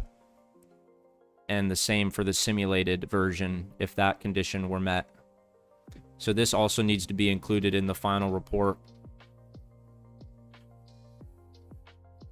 because it reflects a key UX consideration.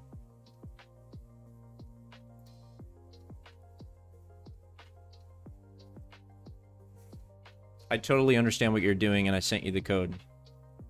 Yeah, but where do you want me to put the code?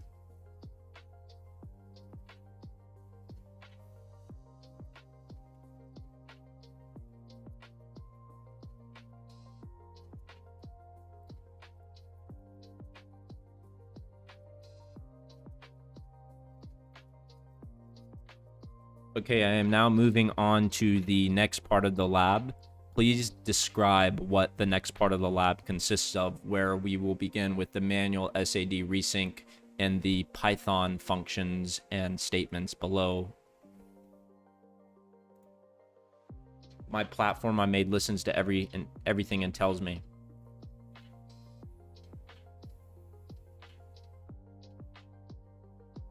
The next part moves from observing that jitter break CPA to manually building an SAD-based timing alignment tool.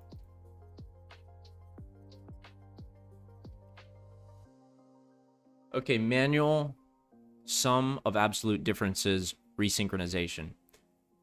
In concept, at least, we have a similar situation to the password bypass, except this time the difference between the traces is an obstacle instead of a vulnerability we're exploiting.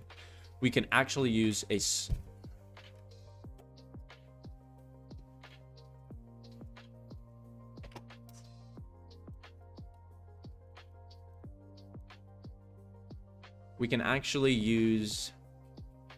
very similar technique to figure out how much the traces have shifted. The only modification to the SAD calculation we need is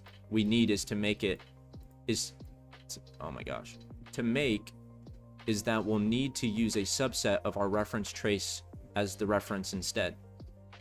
This means we won't have to figure out how to deal with the parts of the trace that are shifted outside the capture window. To find the offset, all we need to do is slide the reference along the trace we're trying to resynchronize. Calculating the SAD at each offset, the difference between the offset we picked for our reference and the offset with the lowest SAD will be our time shift. In practice, we can skip finding all the offsets and just use the first offset that falls below a threshold, like we did in the password bypass. If we captured a much longer power trace that had all the rounds of AES, this would also have the advantage of not accidentally matching with the later round. To start, make a function that figures out the offset between the 2 traces using SAD. So here's a function. Please explain what this Python function is doing. ELI 10. I am new to Python programming. I like your work because Bitcoin wallets can be hacked with this. Side channel analysis. Oh, we're at 11 likes. 11 likes. That means how many more? 29 more likes until I start doing handstand push-ups. If you want to see handstand push-ups, give the stream a like because I will start doing handstand push-ups if I get a stream that hits 40 likes. I think the most I've ever hit on a live stream was like 20 something. Let me check. If I go to my live streams, I'll show you which one is the most popular out of all my streams. It was right when I started the experiment. This one, 1,000 views on this stream. And how many likes? 36. Oh my god. Don't like this video. Do not go and like this video, because if you do, I'm only 4 away from 40 likes. So if you go like this video, then I'll apply my handstand push-ups rule to this video. So please do not like this video.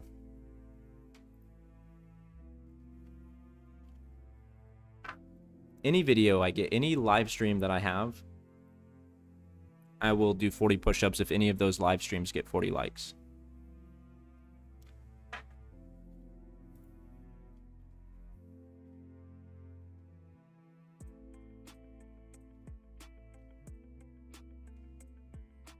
I want you to include comments in this Python code that ELI10 what the code is doing for somebody who's reviewing this code.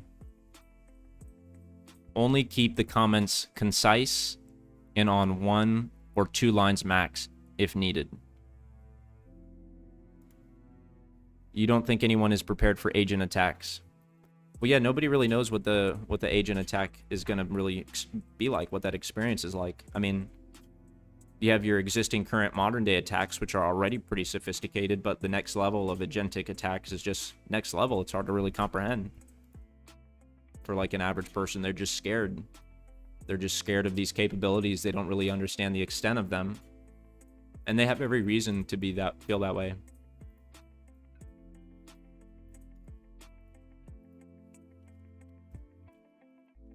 How many samples are in our small reference snippet? Slide that snippet across the target trace one step at a time. Slide the snippet across the target trace one step at a time. Cut out an equally sized piece from the target trace.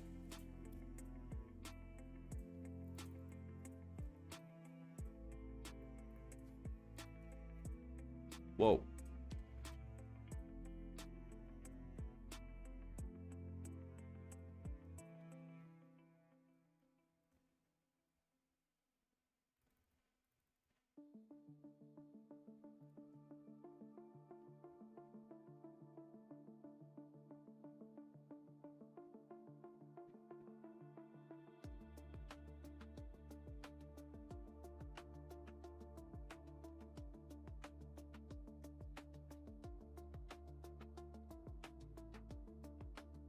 I see you are adding code statements to the already provided function definition there. Please explain why you are doing that. No one really has a grasp on it, not even the ones who produce the LLMs. I agree with you on that.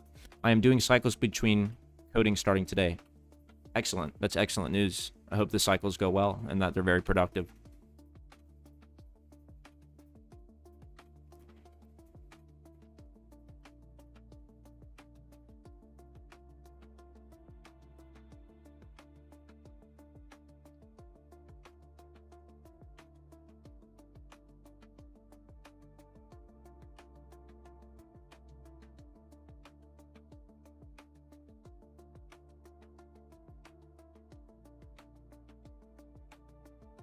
Please include in the final report that you made the decision to do this so that it can be recapped later and decided whether this could be helpfully utilized for product signaling. So happy I finally got a globe. This AI stuff has a steep leap learning curve. Like I said 2 weeks ago, it's all about the coding lang. That's a good point. Man, we're already at 11 likes. That's great. Thank you guys. Appreciate that.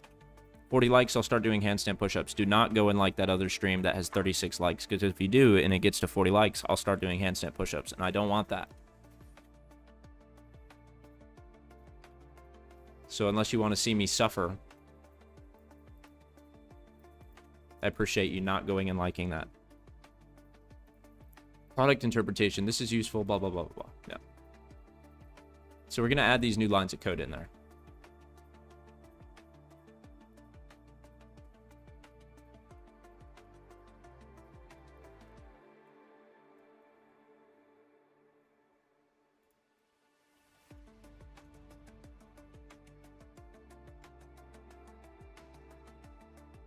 If the shapes are similar enough, we found a match.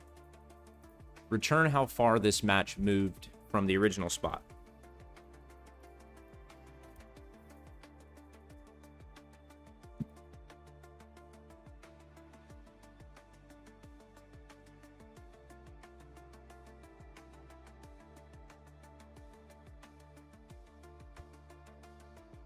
Cut out an equally sized piece from the target trace.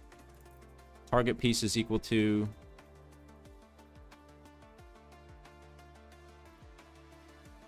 SAD is equal to this.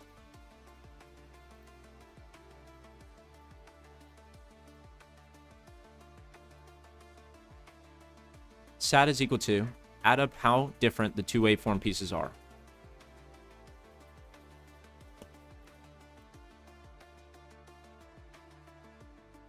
All right, let's see. What's it doing? Target piece had some. If return. SAD, cut out, slide, out. Okay.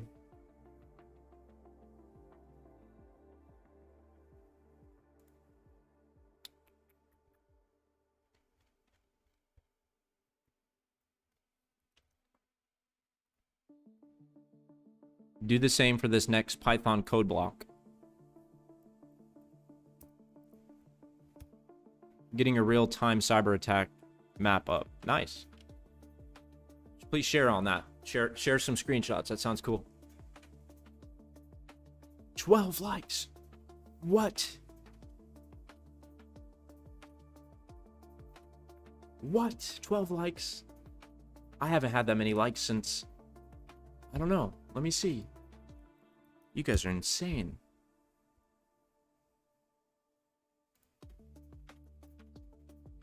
Live. Most popular. How many did I get on this one? How many likes? 18. Oh my god. 18 likes on that one. What about on the next one? Probably like 12. 11 likes. We're already... This is our third most liked stream. That's incredible. You guys are just insane for doing that. I will be offended if somebody went to this day one building an app with Claude AI and liked it to get it closer to 30 to 40. Thank you for not liking that video. Because if you like that video and it gets to 40, then I have to start doing handstand push-ups, and we don't want that. Like I said, any live stream that gets to 40 likes, I will start doing handstand push-ups. I don't want that. I would actually rather prefer do push-ups, but I'm a risk taker. Okay. Make a simple list of numbers 0 through 50. China, North Korea, Iran are all using LLM attack. Everyone is now. I mean, if you're not using LLM attacks, then you're going to get attacked with LLMs, so you might as well learn how to use them. You know, I ran a codec security plugin, and it ate up like 90% of my session limit for a $20 a month session, or $20 a month package program, whatever. $20 a month. And I ran a security plugin on codecs at a $20 a month account, and it literally maxed out my session in like 30 minutes, 40 minutes. Completely used up like 90% of my session limit. Now I have to wait a week to use codecs again, just because I decided to run a security plugin. Man, we're at 13 likes, you guys. You guys are insane. You guys are actually insane.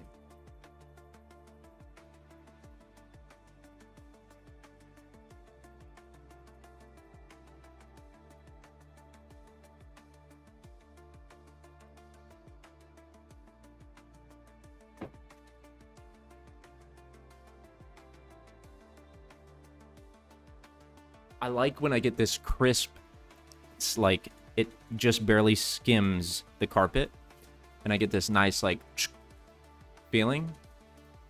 So I try to end with that if I'm doing some strokes.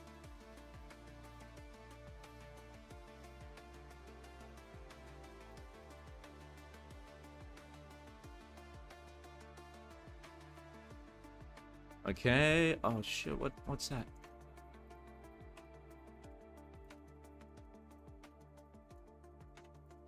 What in the world happened here? Yep.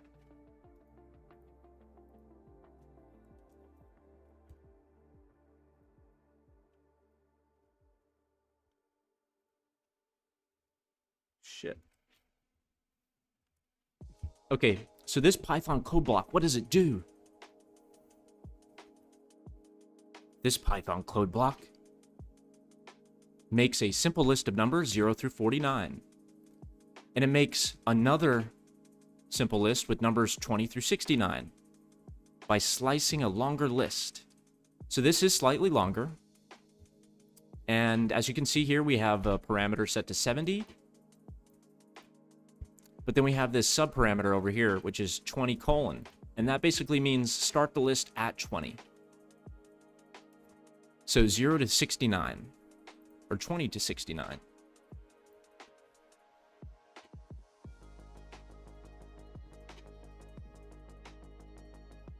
Through 69 is still 50 digits. There's 50 digits between 20 and 69, right? I don't know. That sounds obviously not correct. But if it were 30 and 16, 29 and 69 is 50, right? 20 and no, it's 40. 49? No, 40.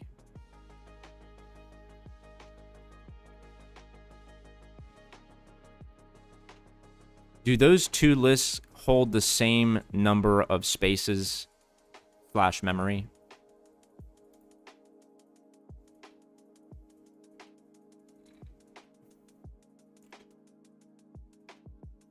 I had some Celsius earlier and I need to get some more. I'm just kidding. I don't need to be drinking that this late, but it was good. Man, we got 8 people in the stream right now. That's actually insane. I haven't had 8 people in the stream since like a week ago. Thank you all for stopping by. It means a lot. And if I hit 40 likes on a stream, it doesn't have to be this one. It could be a previous one. If I hit 40 likes on any stream that I have, and there is one stream that I have that has 36 likes. So if I get 4 more likes on that video and I hit 40 likes on a stream, I'll start doing handstand push-ups. I'm not going to tell you any. I've already showed it. Which video that was. Okay. No extra research is needed here. Yes, A and B hold exactly 50 numbers. That's what I thought. Okay, so we create 2 lists. One list is 0 through 49. The other list is 0 through 69. Then 20 chops off the first 20 indices, 0 through 19. That's what I thought. So it's 20 through 69. So 70 minus 20 is equal to 50. Yeah. So it's going from leaving indices 20 through 69. Okay, so 20 through 69. I'm having sort of like an off by 1 malfunction in my brain, like an off by 1 thing, you know. All right, let's proceed. Let's go ahead and run that. Well, what are these next things doing? Check that a strict match finds the reference 20 samples earlier. Explain what calculate trace offset is doing exactly. ELI 10, please.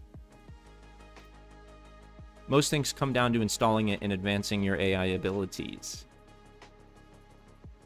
Installing in advancing.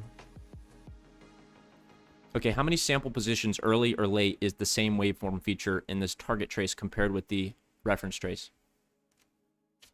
Okay, so these lines of Python code are assert functions, and they're checking that a specific match, a strict match, they're checking that a strict match finds the reference 20 samples earlier. Check that a looser threshold accepts an earlier near match. Okay, where's the ELI 10 here?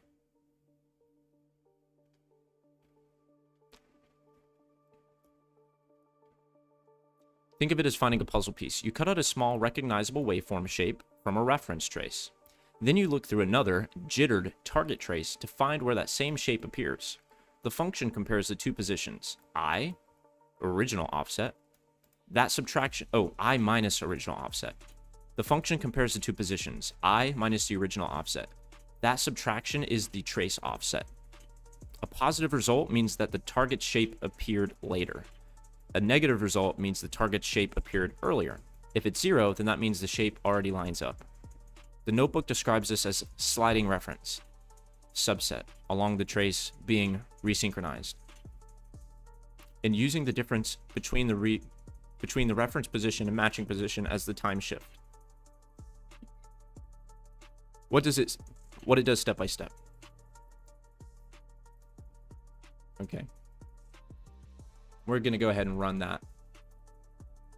We're getting errors.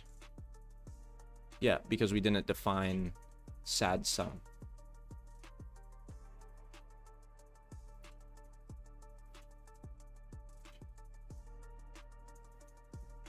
Well, sad sum, if sad sum, we got to rename sad sum here.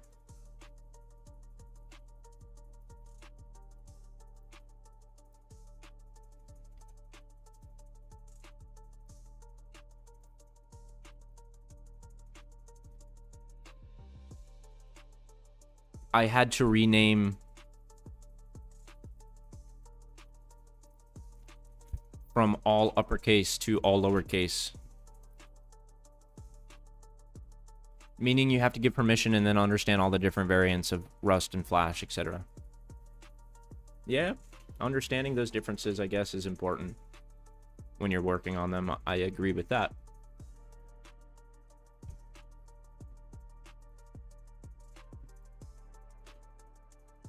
Now we're getting some more errors. Okay.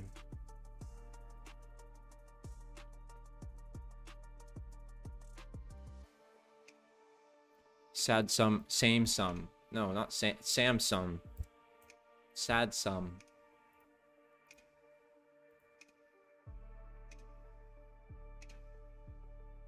Okay. Now we have ran both of those Python blocks. ELI10, what that does.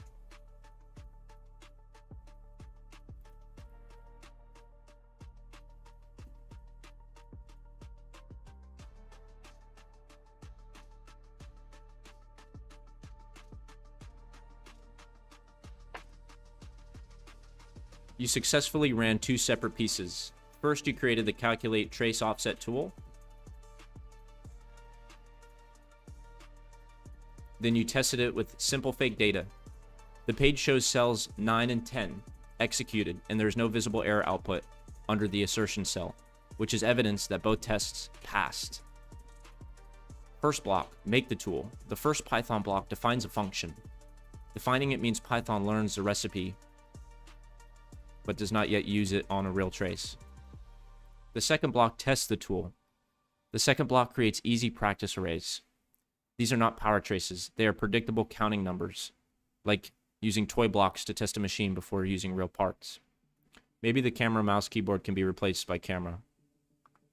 Did you see that camera-based hand controls for input? Oh, yeah, I've seen that before. I've seen that in some videos. I've seen that.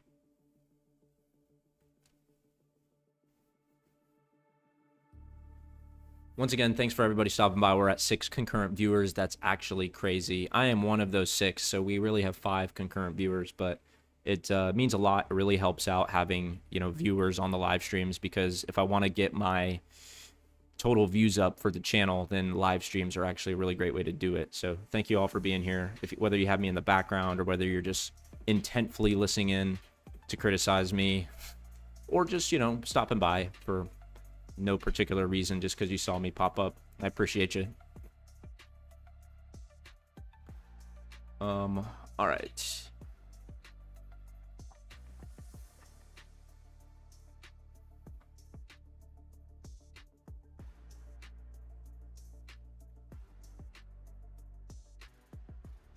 I'm now going to proceed with the lab.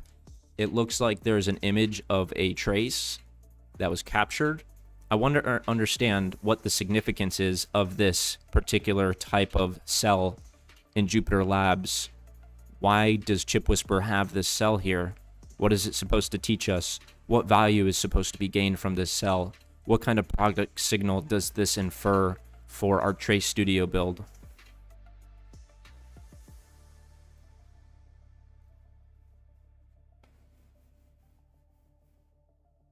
Okay, I'll be right back. I'm going to work on that in the afternoon, like 6 hours from now. Yeah, I'll be asleep probably. Maybe not. I might be live streaming later. It's 9 o'clock already, 9 p.m. at night, so. All right, I'm stepping away just for a minute. I'm stepping away for a minute in a minute.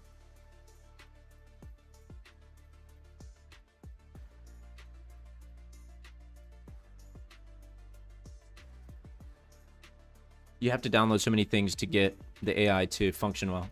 Yeah, you gotta download things, and you gotta like provide proper instructions so that it knows what to do, and it doesn't have to consume a tremendous amount of information in order to understand what its job and role is. Okay. The trace image cell is there to teach human waveform judgment, not just Python syntax. It asks you to visually inspect a real captured trace, choose a good reference window, and learn what a good versus bad matching region looks like before you automate the full resynchronization process. Why ChipWhisperer includes it. Okay, this is good. All right, so this very next cell, I think, is going to project a wave. We're going to be able to see a real captured trace that is being performed. Okay, but I have to step away for a minute, so give me some time.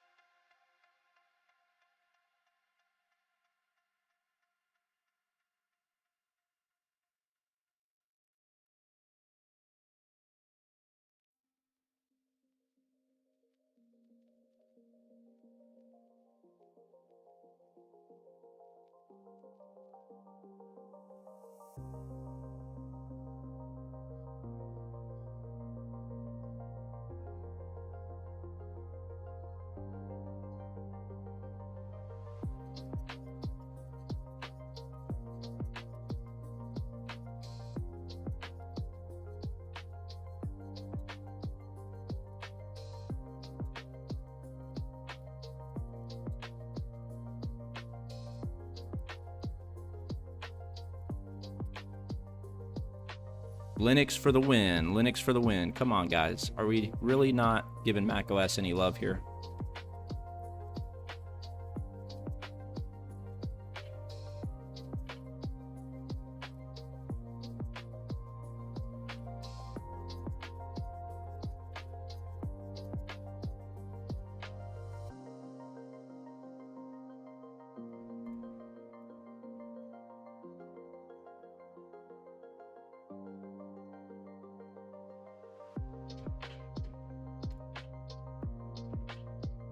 Please provide explicit inspection steps when given a waveform like this that gives the user or lab experiment person an idea of how to start analyzing these kinds of waveform graphs.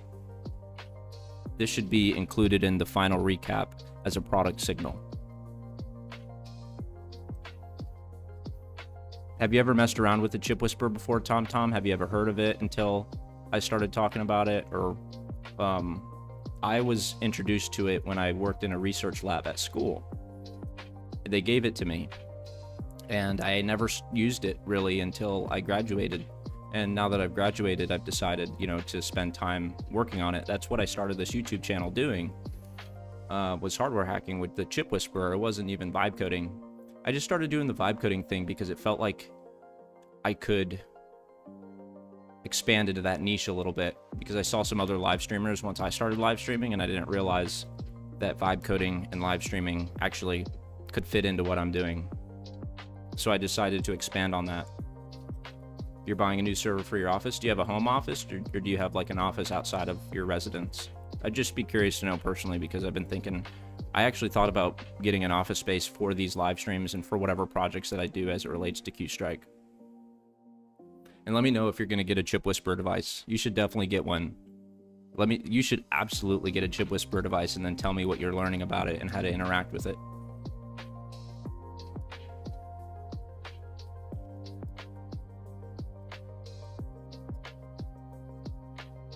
$8B200 Blackwell's cost $500,000. No what?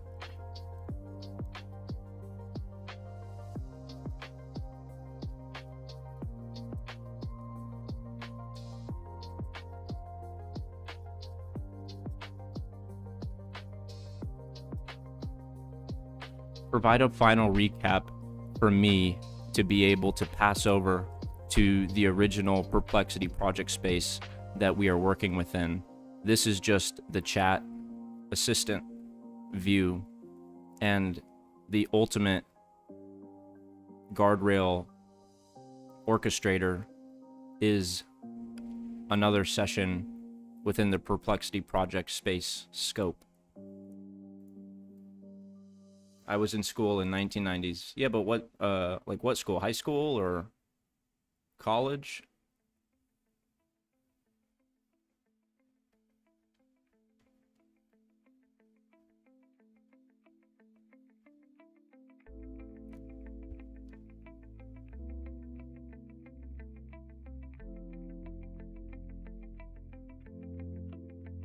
I live in a 6th-floor shop house, and I have offices and a lot more property houses, etc. Yeah, which part of the world are you in again? Could you remind me? I know it's probably like bedtime.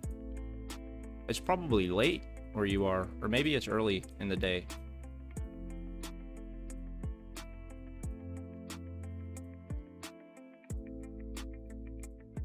Now provide a copy and pastable text that I can give to the other context window.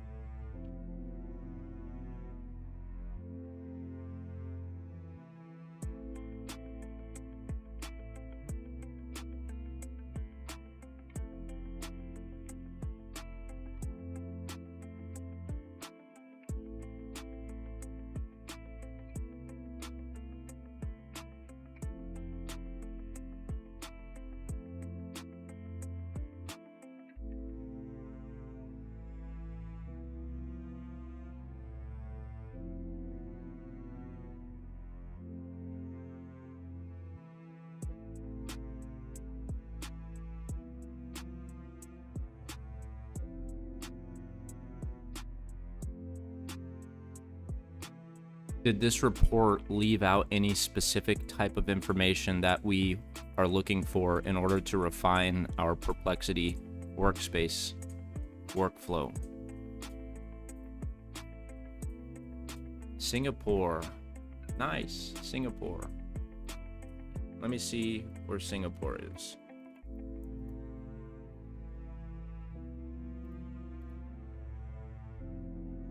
Singapore. There you are.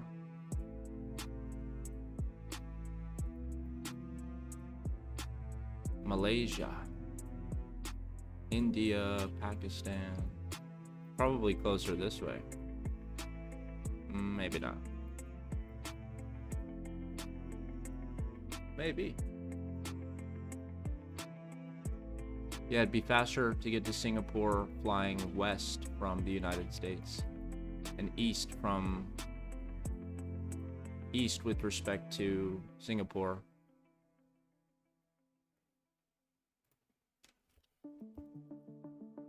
Flight cost to Singapore from USA.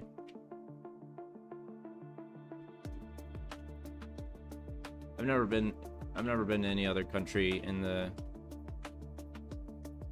Western, or I mean East. Yeah. Anyway, not a geography. I could learn it. I think it's good to know your way around the world. Alright, source .vm virtual environment. Can you hear me on the mic, or is the music too loud? So you're like 40, like maybe 40, 50, sort of somewhere. Maybe 50 something.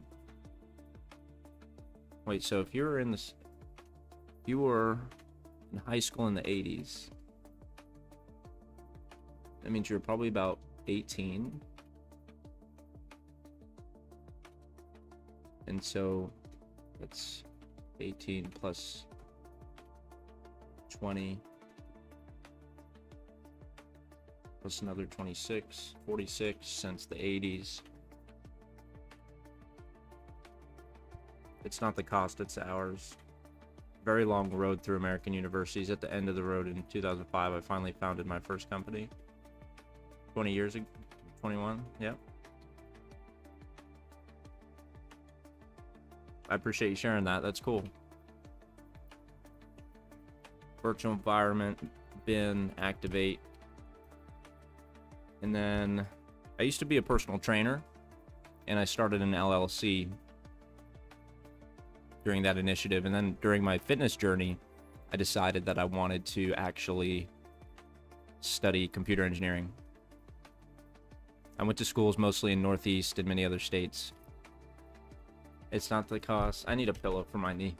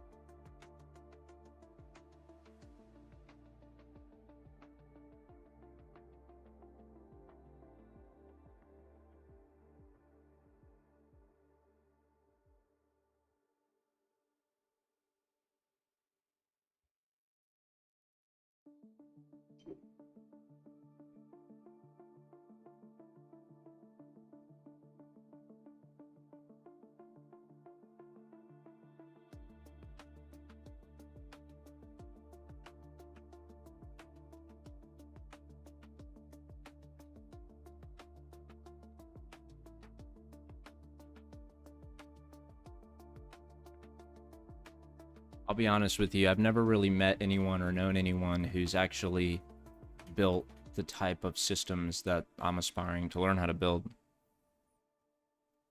There's one person in my life who I know who has done this kind of work, but they're sort of in a new business niche and they're very busy.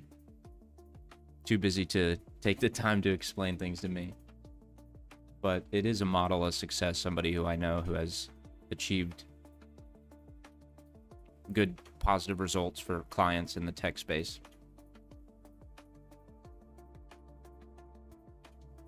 IT infrastructure solutions director of information technology type of roles, but I don't really know. I got inspired by PayPal.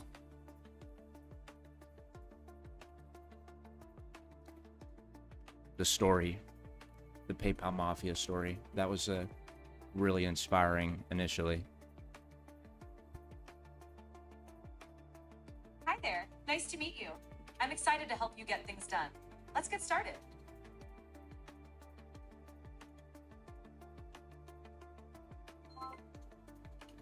Hello, I was just wondering if I could hook up my OBS Mac workstation to my iPad so that way I could share my screen as I'm using the Notes app in my Apple Pencil to illustrate ideas.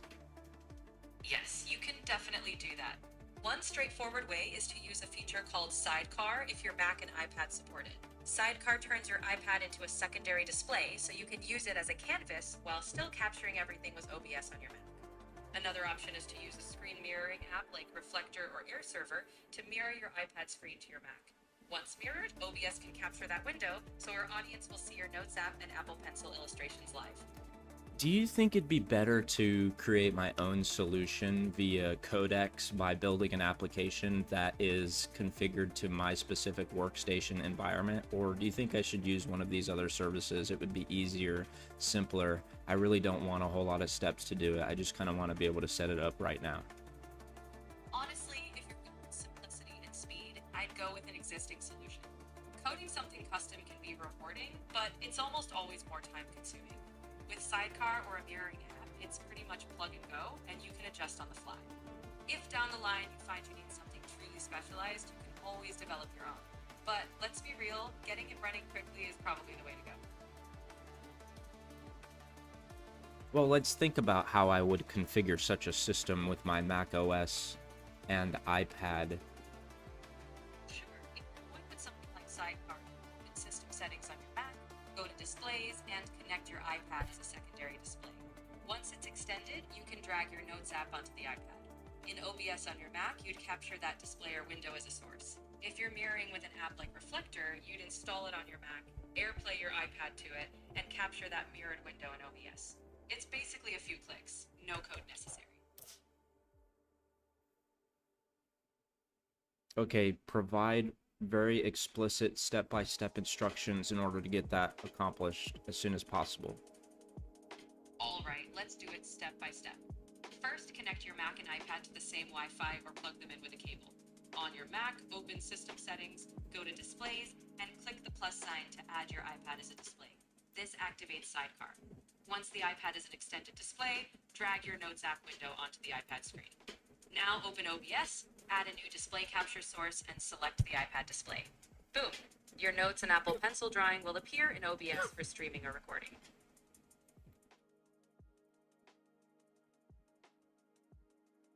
Yeah, but I wanted you to provide them in bullet points. In that, I'd be happy to write them out step by step afterward, so you can follow them at your own pace. Let me know when you're ready, and I'll make sure it's all spelled out in detail. I'm ready.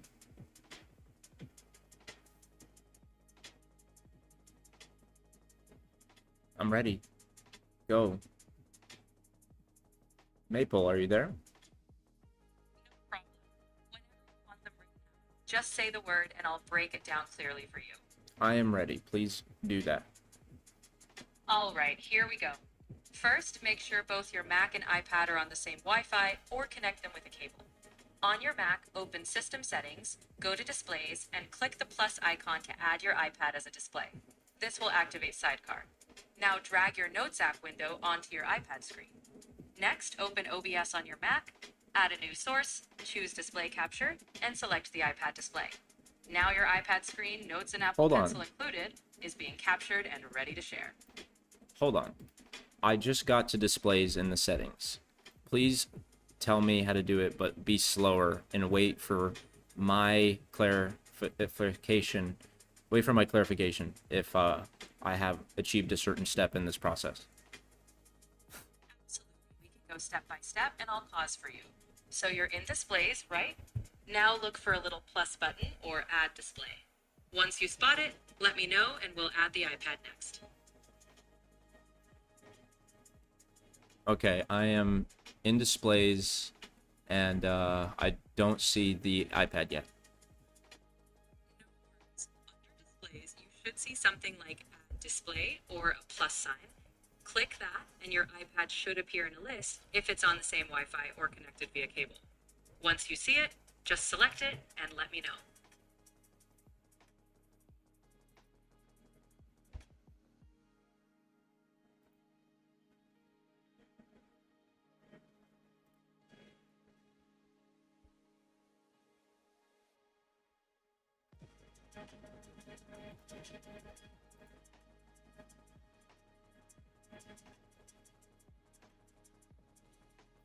Okay, I'm in displays, in the settings, and I'm looking for the iPad. Perfect. In the Displays section, you should see something like Add Display or a plus icon. Once you find it, click on it and let me know what options appear, specifically if your iPad pops up in that list.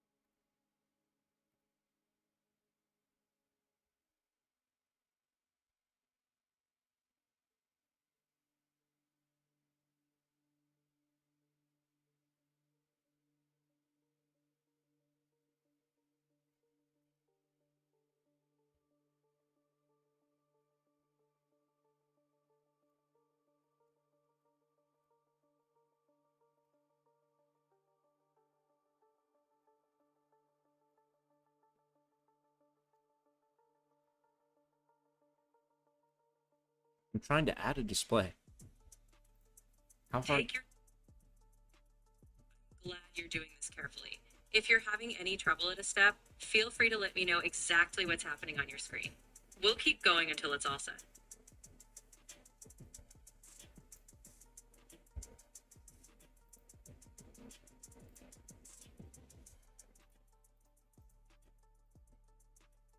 I'm not sure what's going on. It's all good.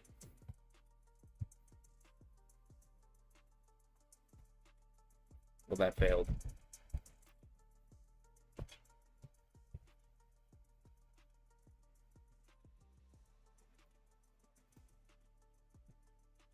I got tired all of a sudden. Appreciate those of you who are hanging in there with me.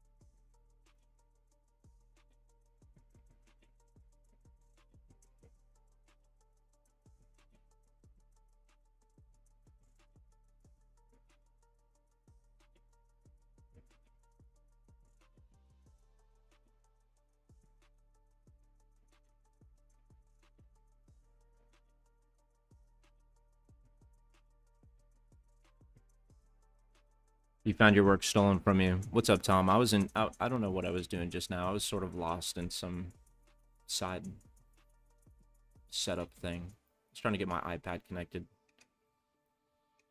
I found my work stolen from me. Big company in the 1900s, 1990s. I worked with the corporate America until I switched, became anti-corporate and more about making my own startups. Did some work with Bell Labs and lived in Silicon Valley for 10 years. When I was growing up, I idolized Silicon Valley friends of my family, worked on many important computer science projects back then.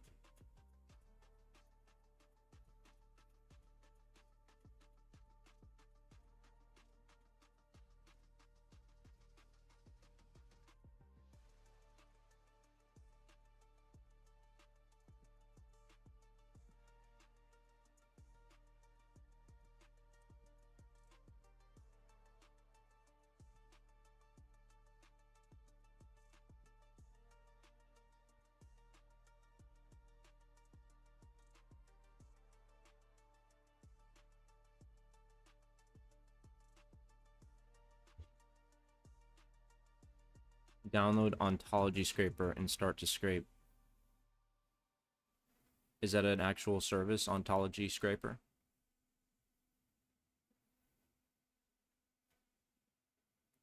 We're down to one stream viewer. I suppose I'm losing my momentum.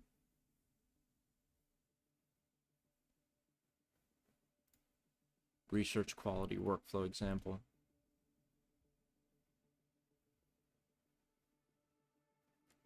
Well, if you work for a company, SLL, your work is theirs. Yeah, that's true. Research quality workflow evidence. Evidence record 1.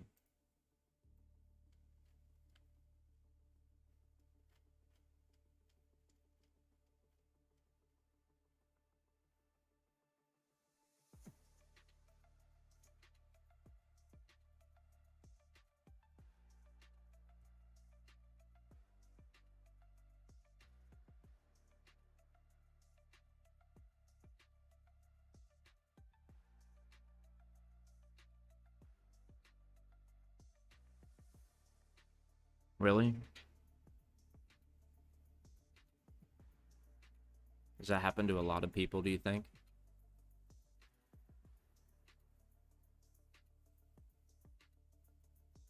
And what's your native language? Is English your native language? I'm not sure if you mentioned where you were like born or where you were from originally.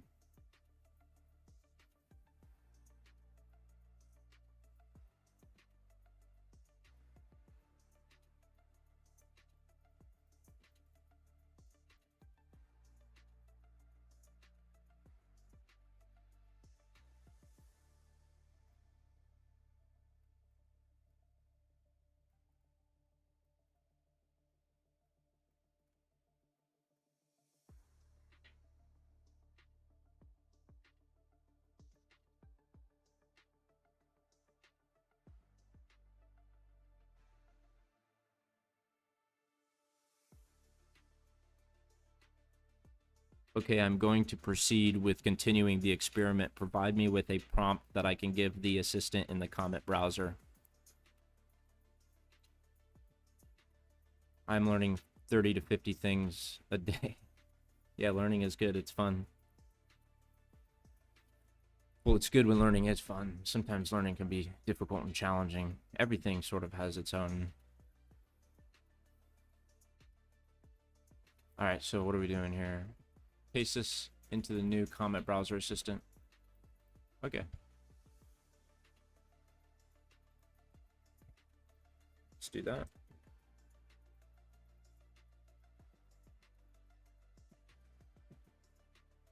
I speak American. Yeah. It's interesting you said American and not English. Do you speak another language? When you're younger, yeah.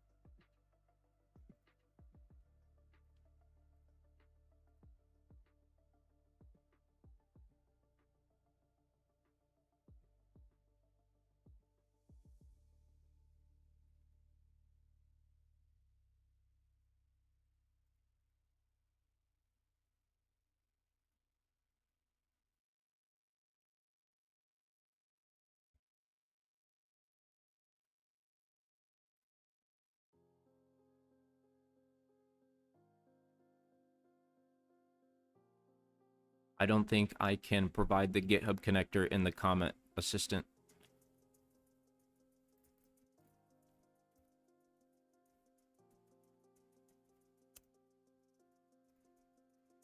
What information can I get for you that is practically available?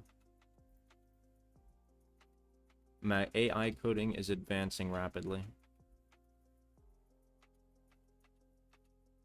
How long have you been working on this? I have 0 AP for linguistic. What's that mean? 0 AP for linguistica. You do not need to connect GitHub to the browser assistant. The practical substitute is to paste a small text-only handoff from Trace Studio repo.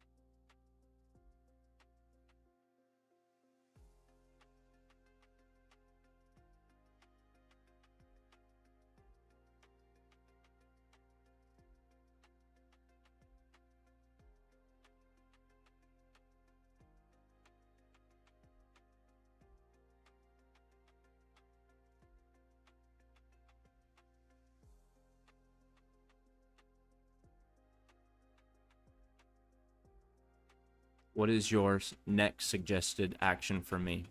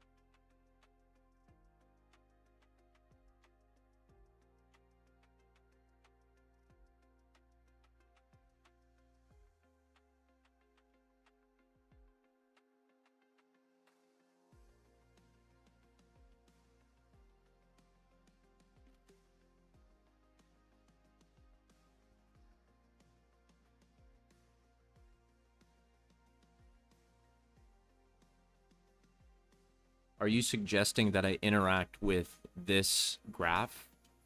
How would I do that, if that is what you're suggesting?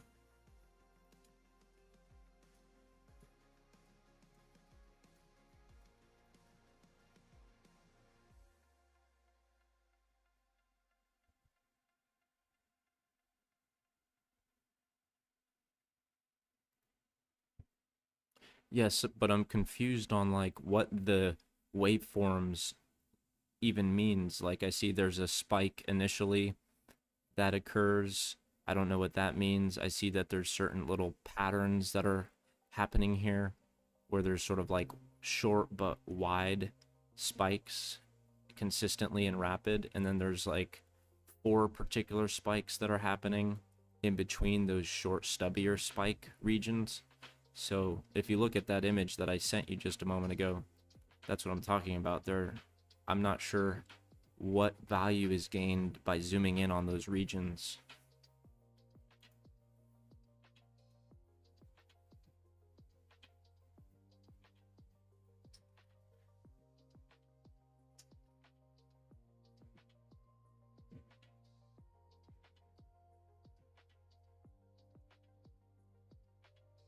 You are seeing a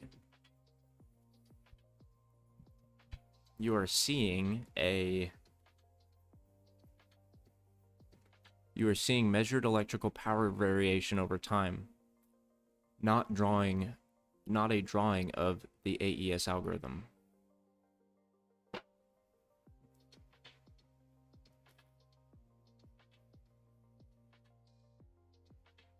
What your screenshot shows, the full trace spans about 0 to 4,000 samples. It begins with a visibly higher section near sample 0 through 200, then settles into a dense, rapidly varying band. So from 0 to about 200. And there you can see X200. So from about 0, that's the number of traces. X represents the number of traces, and Y represents power consumption.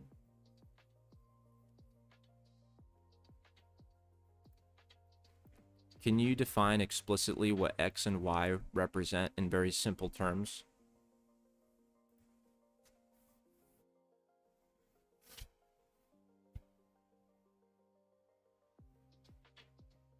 X tells you when a measurement happened within this one capture.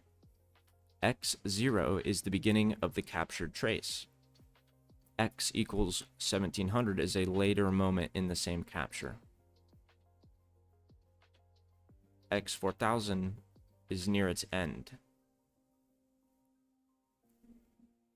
So this is the length of a trace.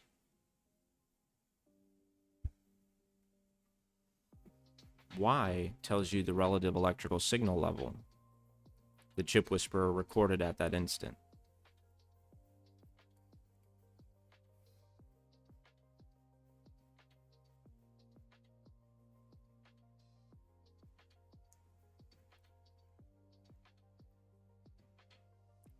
This is a very important product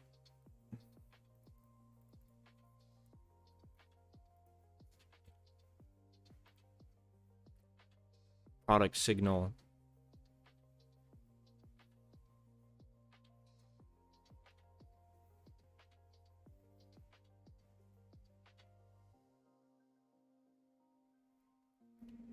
What are the real physical values? What does 4,000 represent in terms of a physical unit with respect to time?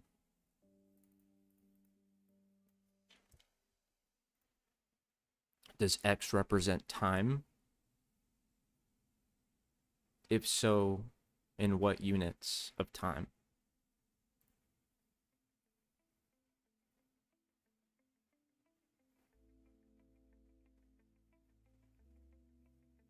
It's awesome. We got 9 votes in the poll.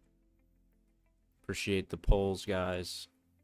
Everyone is for Linux, it seems like. No Mac OS players yet. You are right. The current graph does not provide physical units on X. Elapsed time at sample n is equal to n over the frequency sub s.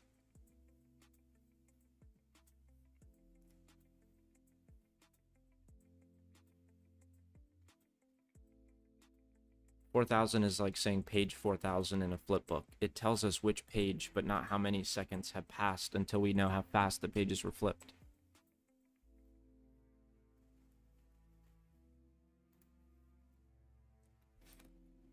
This kind of educational information seems valuable with respect to the project Trace Studios that we are building peripherally as we document our diary of this experience from ChipWhisperer Labs experiments.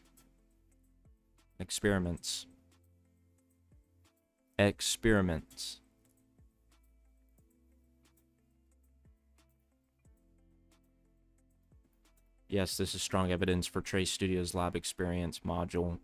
The learning gap is not merely what slice indices should I type. It is the missing bridge between raw capture data, physical meaning, and the statistical action the learner is being asked to perform.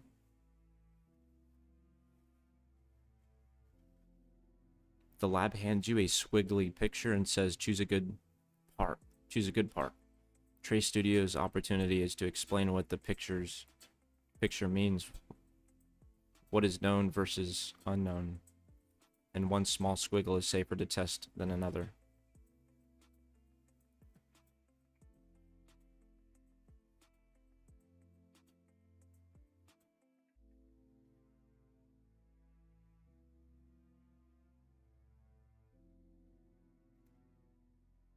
Please be sure to reflect on this in the recap when I prompt you later during this context window, after we proceed through the experiment a little bit more.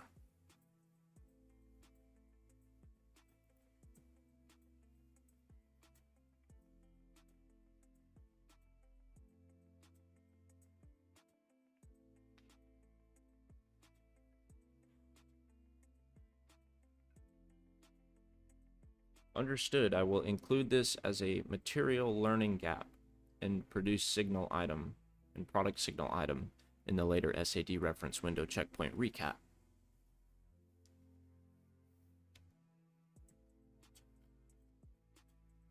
I will remember that the important problem was not just which number should I type. It was, what am I looking at, and why does looking closely help me make this choice?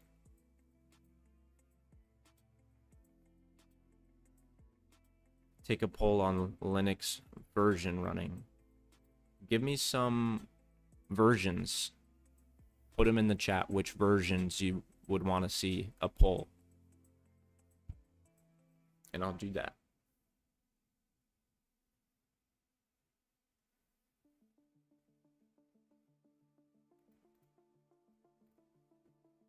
Give me 3 explicit things I should try to explore within this graphical chart of the waveform. I am not sure how to use this to inspect. I love Arc Ask AI. Yeah, but that's your question. Okay, you want? I'll do that for you. Because I appreciate you being here. All right. So, question is about Linux. Tell me about different Linux versions. Which ones are the best right now? Give me the best 4.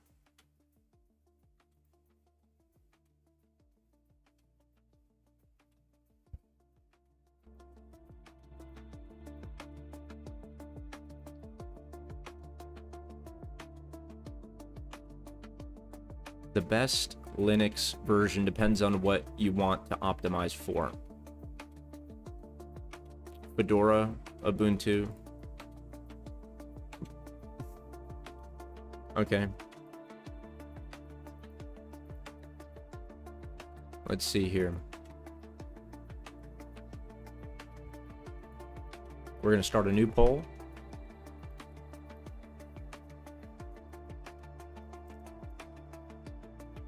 Okay, so it's going to be which version? Are these the things you were thinking about, Tom? These distributions? Linux Mint. I see you say Arch Linus.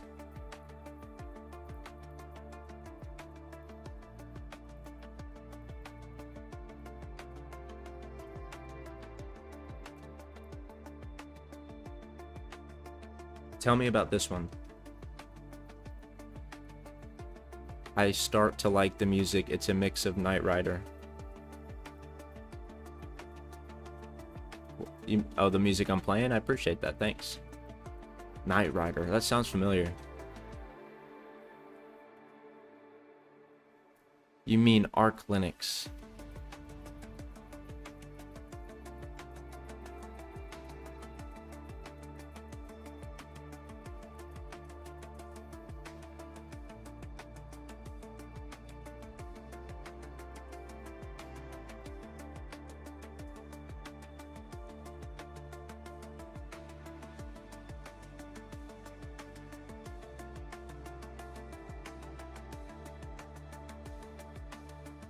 Include that in the list.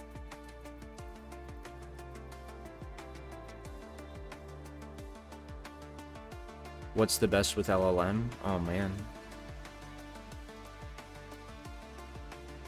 Now create a poll that I can put on live stream that asks users a really simple question as to which version and LLM they should use, and provide 4 options and keep them really concise and simple options.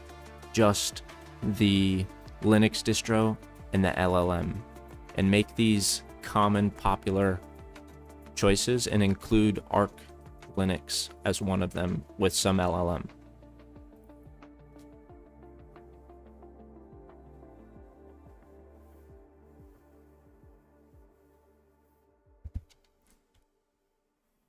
All right, here we go.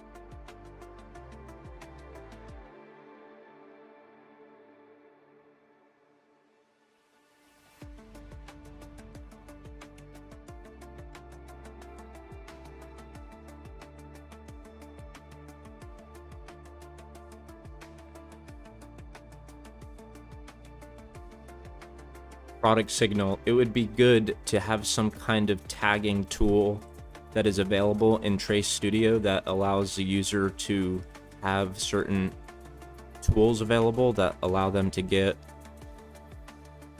further insight, like maybe like some kind of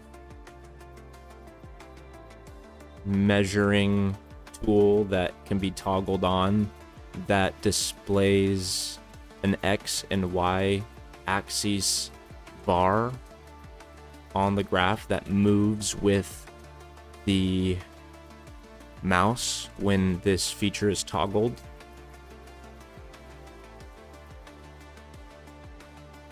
Similar to what works now, when you hover over the trace with the mouse, it displays the X and Y axes. But there could be a tool in Trace Studios that shows a bar in both the X and Y directions that just is appealing visually for a user as they analyze through the waveform.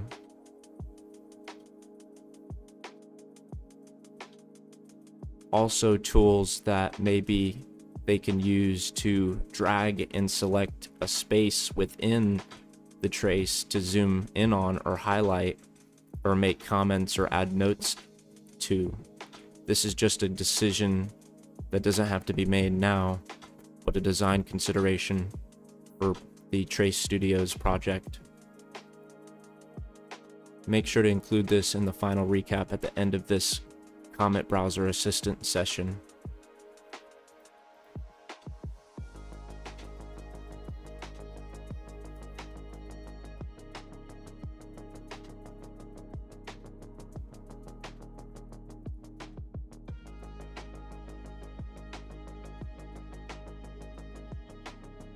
Those are just the options that the Perplexity came up with. I didn't spend a whole lot of time trying to figure out myself. But it sparked some conversation, I think, about some of those things. Like, I don't understand those distributions that well. Like, I've never used Linux Mint. So, whoever voted Linux Mint with Perplexity, I've never used Linux Mint. And it's interesting, you know, Perplexity isn't a great coding assist. It's not a great coding executor.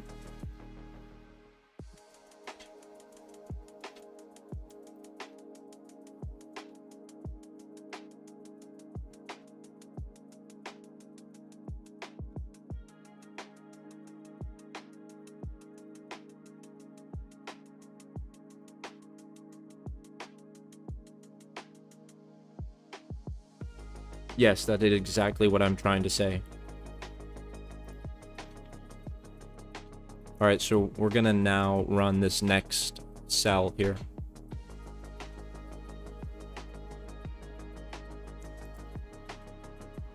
We're gonna now run this next cell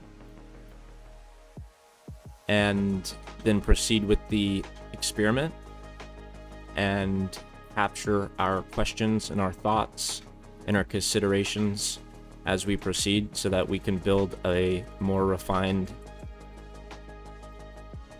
Trace Studios project.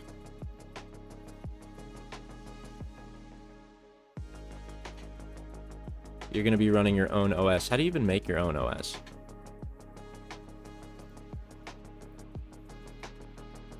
Hey Perplexity, how do you build an operating system of your own?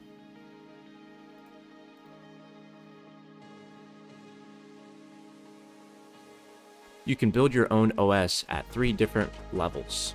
Custom Linux, create a small educational kernel, or attempt a production-grade general-purpose OS.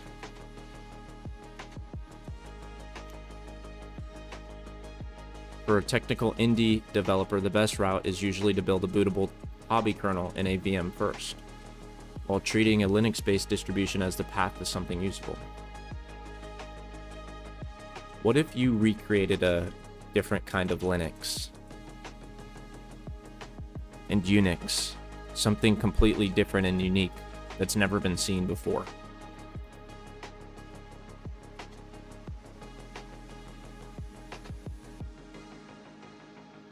Yes, that is far more interesting ambition than another distro.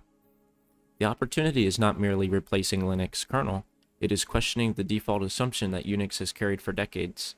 Global file systems, mutable machines, opaque processes, scattered configuration, and humans manually coordinating programs.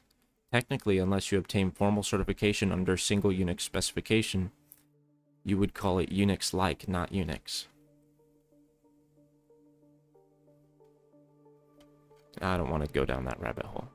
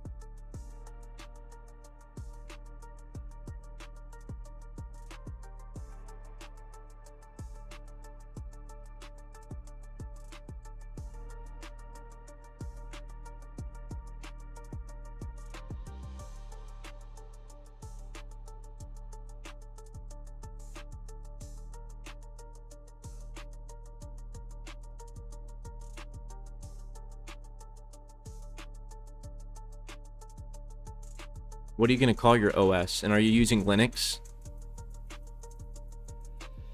Is it going to be a Linux distribution?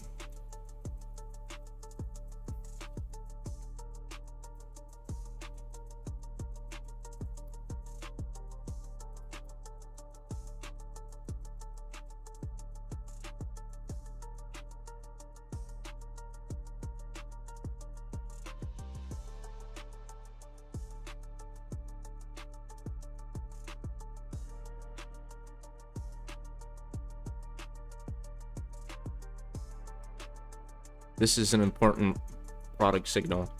I want you to give me some kind of guidance on what I could use to fill in that blank section and help me understand what it really means.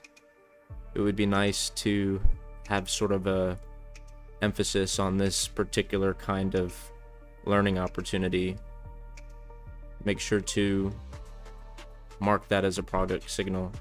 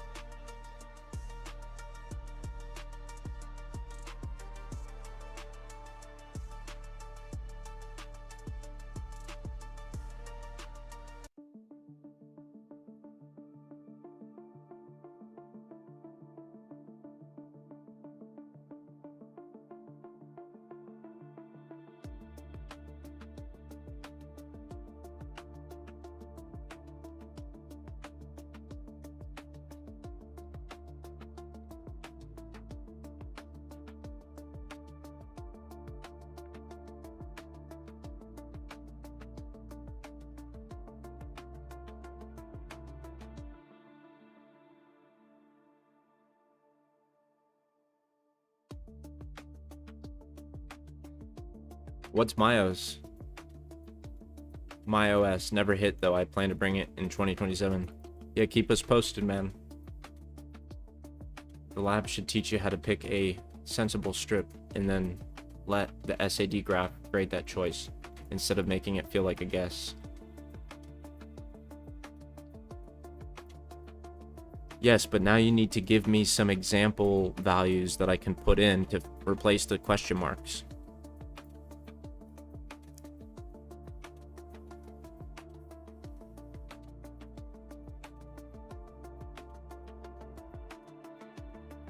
Use as your first tentative example. That creates a reference window of 300 samples from trace 0.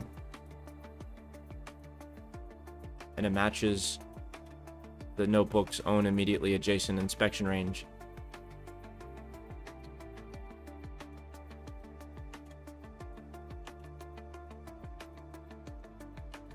Yeah, but why would I want to copy the same values for the reference trace? Why wouldn't we use a different set of 300? Can you explain that, please? Plan 10 will be the first ever AIOS.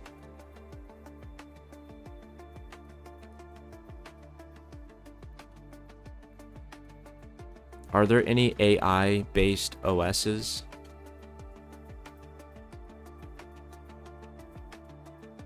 Yes, but none are new desktop kernel operating systems in the way Linux, Windows, or Macs are.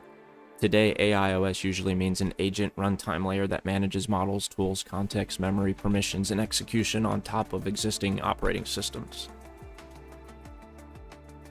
Closest technical project, AIOS. The open source AIOS project is likely closest to what you mean architecturally. It calls itself an AI agent operating system and aims to embed LLMs into the OS layer for agent development and deployment. Its stated concerns include agent scheduling, context switching, memory/storage management, tool management, and an agent SDK It offers both web and terminal interfaces. However, it is not a replacement for Linux or a new kernel that boots a laptop. Think of it as a runtime control plane that runs on top of an ordinary OS and supplies OS-like primitives to AI agents.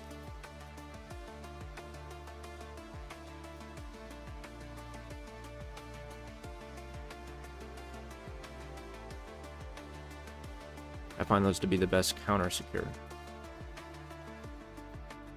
Secure. What do you mean secure?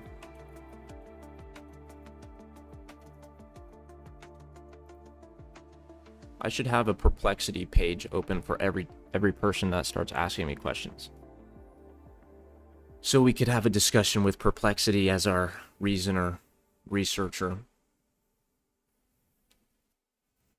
What's up, 9 people in the stream? That's cool. This is my new setup, showing the background of the living room. Alright, so what is this? Paste this. Okay, I did that, right? Go back to our notebook session. It says, yeah, but why would I want to copy the same values? You're right to question that. We are not copying values between 2 different traces. We are choosing one slice in trace 0 as the reference. Then, the later, what's this lab called? Sum of absolute difference function searches for a similar looking 300 sample sequence anywhere in trace 1. Searches anywhere. 2 separate roles. Reference trace is set equal to proj.waves 0 and 1700:2000. Then the next cell effectively does this. No, it doesn't. What are you talking about? For every possible starting location I in trace 1,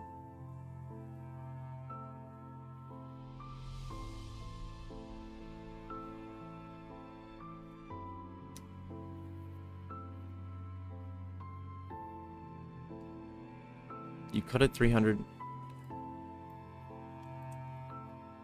I'm confused, guys.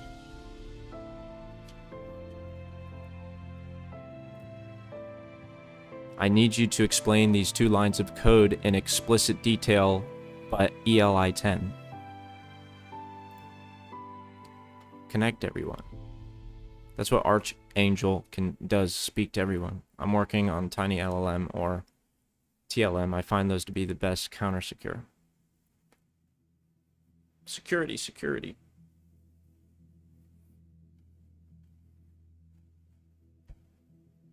Reference trace project.waves.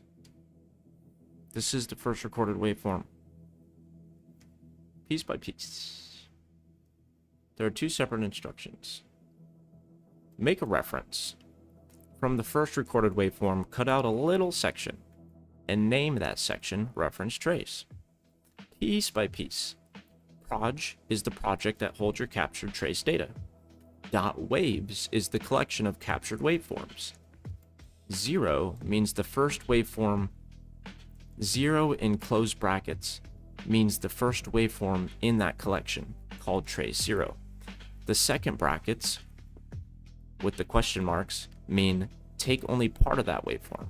The first question mark section will become the starting sample number, and the second series of question marks will become the ending sample number. Reference trace set equals gives that cut out piece the short name reference trace, meaning reference waveform snippet. For example, reference trace is equal to project.waves of the first waveform and samples between 1700 and 2000. Take the values in trace 0 from sample 1700 through sample 1999. Save them as reference trace. Okay. It takes 300 samples because 2000 minus 1700 is equal to 300.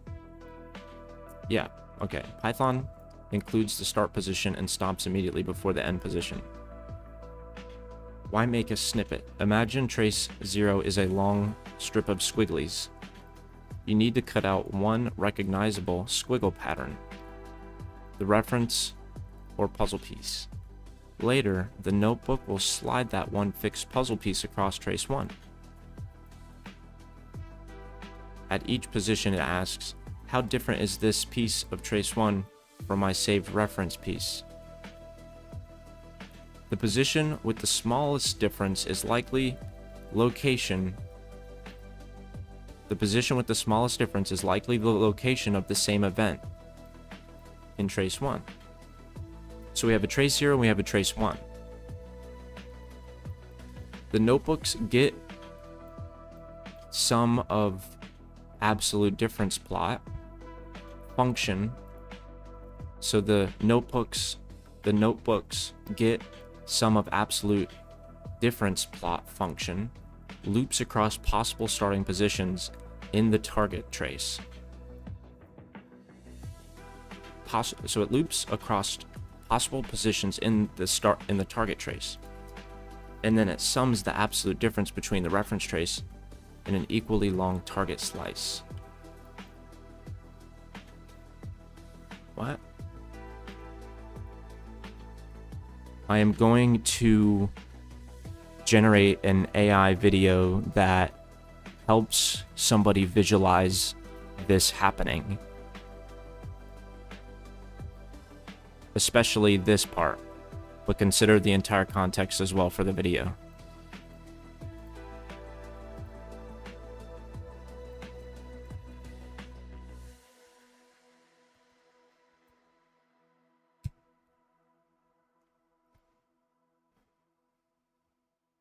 No love for Fedora and ChatGPT.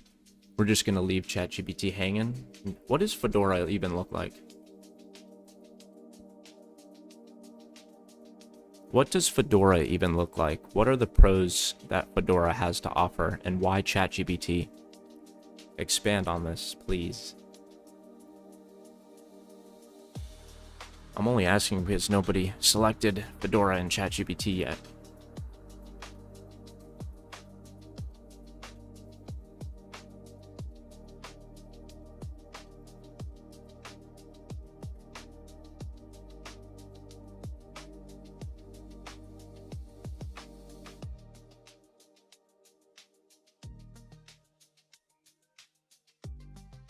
I'm starting to be anti-GUI.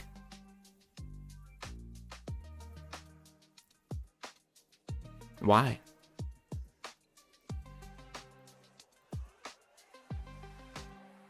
GUI too distracting. Yeah, I guess so. Sometimes it's fun to visualize things. Kind of brings things to life in a unique way, but I think overstimulation can occur in a GUI as well. I think like what you're suggesting, it's distracting, it's noisy.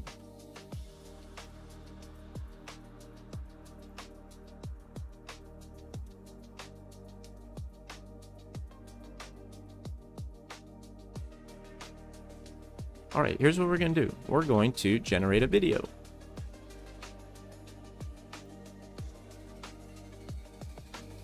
Now let's go into here.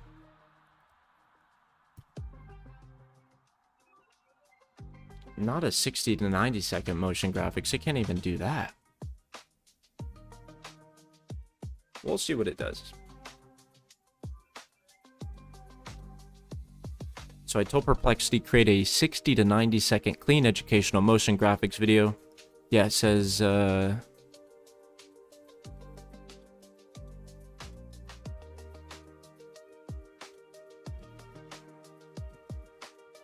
what the hell?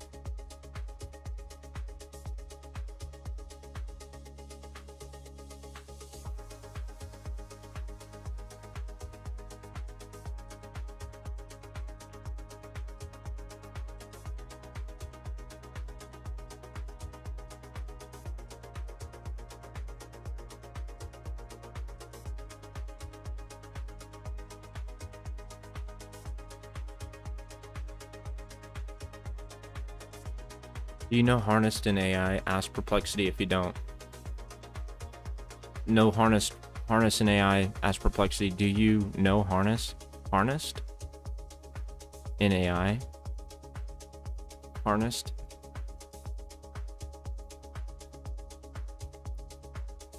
What is harnessed in AI? Shelves will hold information needed for building things.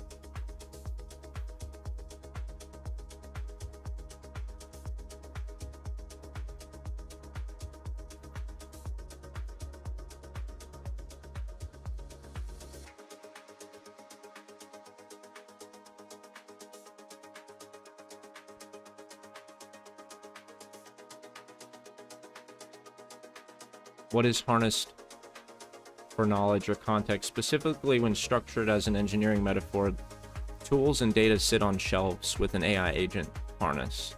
In modern AI software engineering, an agent harness acts as the job site that surrounds an AI model in this architectural metaphor. Ah, well, that's useful. Yeah, that is helpful.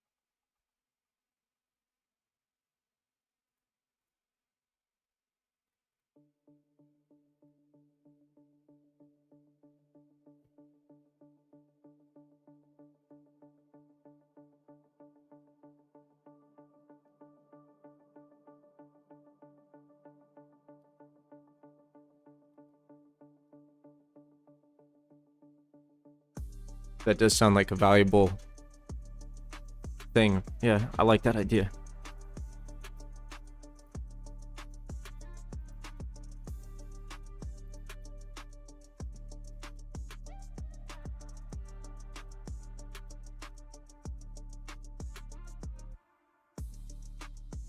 Interesting.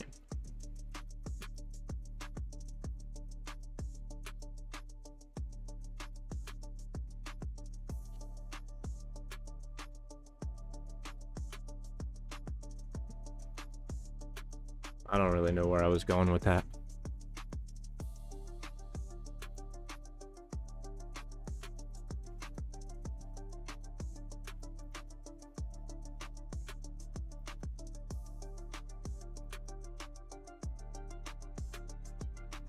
Okay.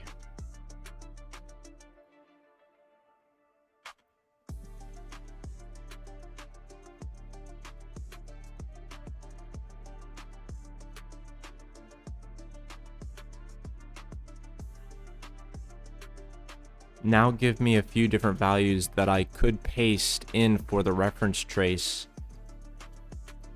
and give me an explanation for each example. Provide up to 3 examples for what I could put in as values for the reference trace.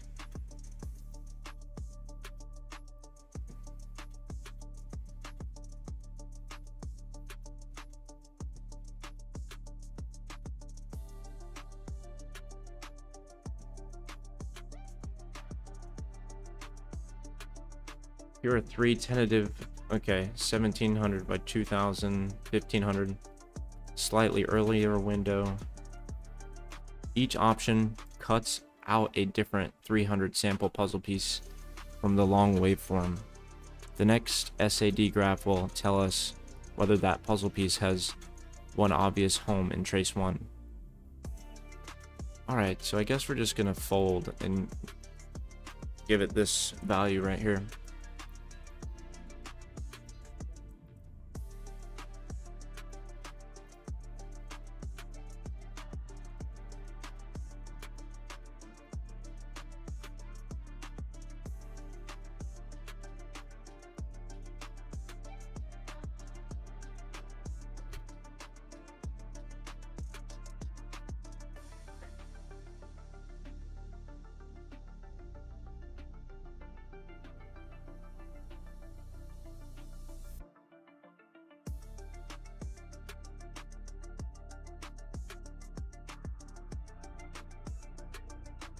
Okay, so we're looking at 300 traces. That's what this graph is.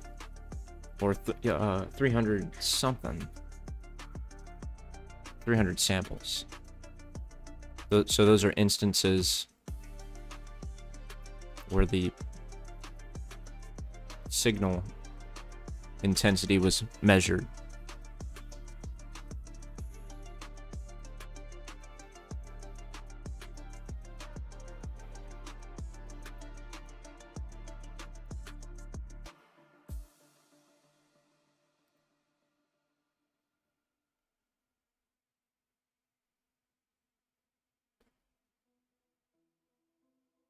What should I expect to happen if I change the value now?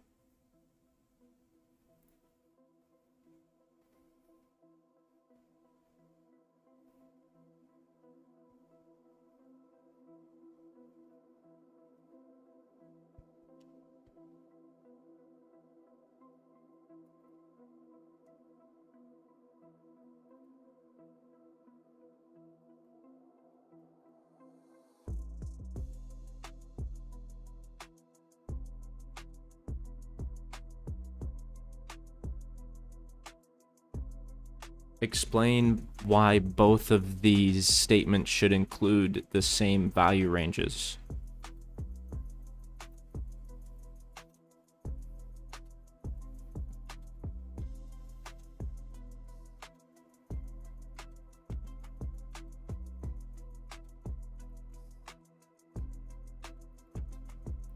Oh my god, I feel so slow.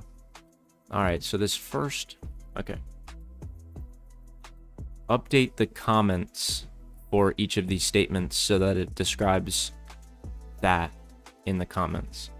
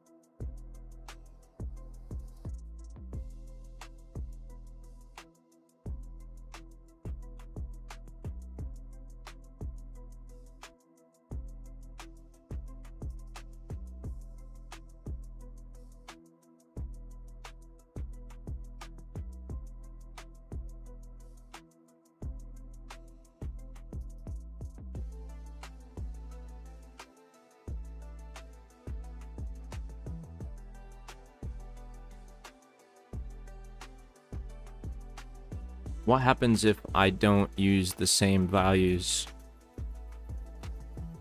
Why does that not make sense?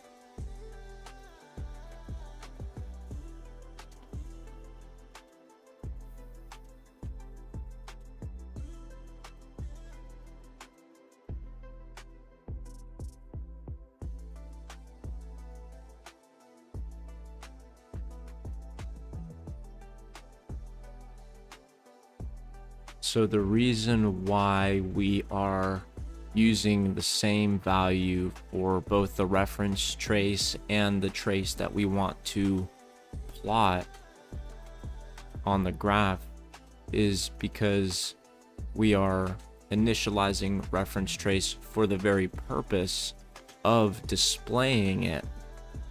So if we show a different value than what reference trace is set equal to, then we aren't gaining the value that we intended to with our intention of displaying the reference trace in the first place.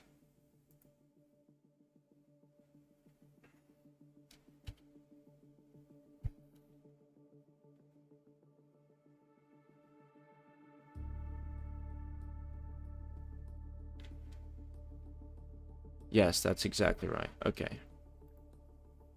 Mark this thought process and paused moment for reflection and fine-tuning understand it as a product signal of some kind. Make sure that it is mentioned in the final report.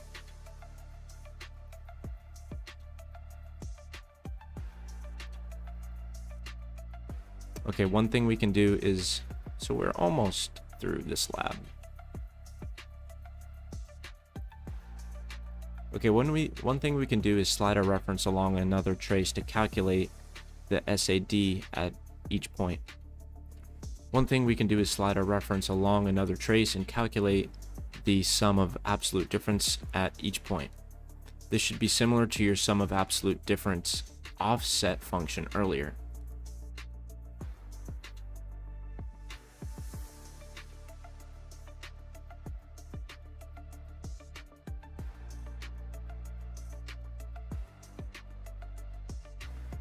One thing we can do,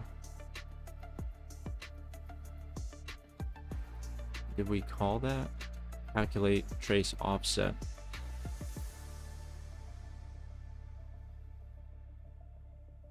Okay, so now we're going to plot the sum of absolute difference with respect to the reference trace and the very next trace. So our reference trace is, well, our reference trace is set equal to the first trace capture. And then we're comparing the first trace capture at the first 1700 to 2000. Save the reference window so the plot matches the reference trace. Ref lane, ref trace, target trace. Ref len is equal to the length of the reference trace. So we're getting two parameters here. We're getting a reference trace and we're getting the target trace. In the ref lane, which is the length of the reference trace. And up here, the reference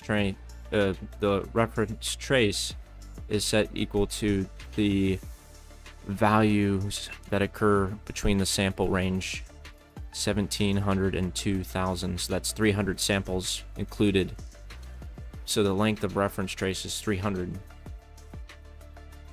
And so we have this run, I can't speak. Ref len is set equal to len reference trace. Sum of absolute difference set equal to empty brackets. For I in range, 0. And then the length of the target trace minus ref of the length, reference length. Okay. So it's a loop that basically runs through the length of the target trace subtracted by the length of the reference length, or the length of the reference trace.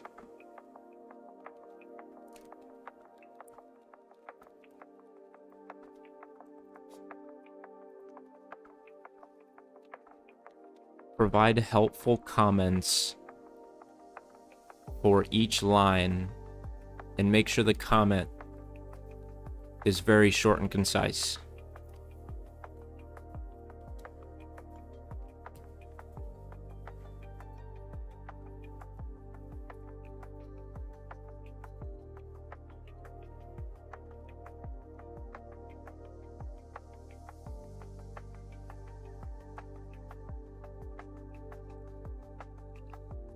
Compare a reference against a target.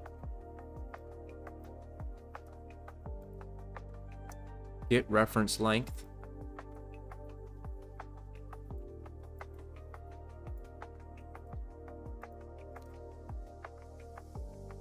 Define an array to store sum of different scores, sum of absolute different scores.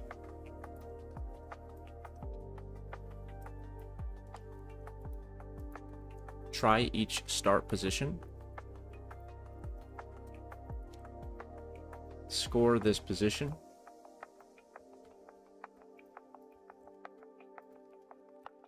Try each start position. Score this position.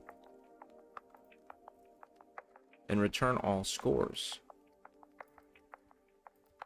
Plot scores for trace 1.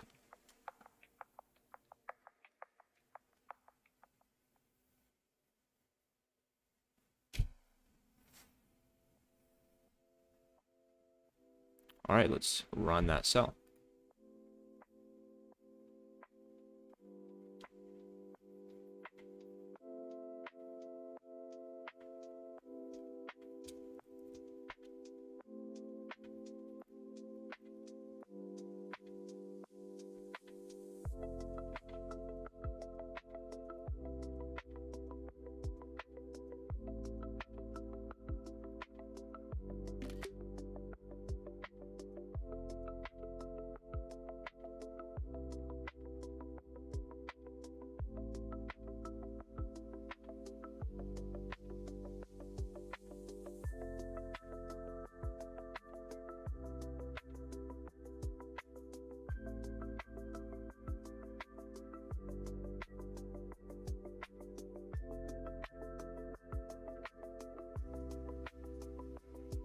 I received this result and I'm not sure what to make of it, but the next cells below indicate that we are heading in the right direction.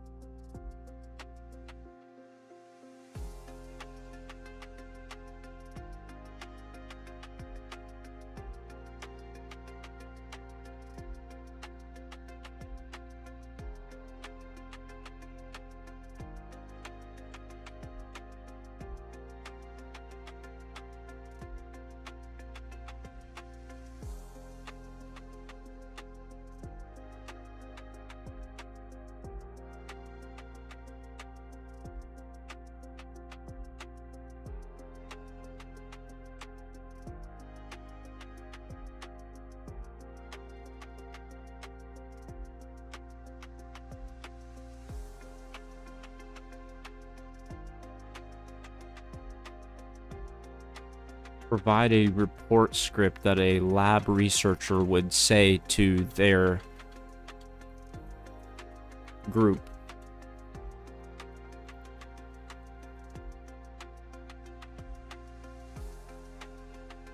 Quick update on the SAD resynchronization experiment. We selected a 300 sample reference window from trace 0 using samples 1700 through 1999.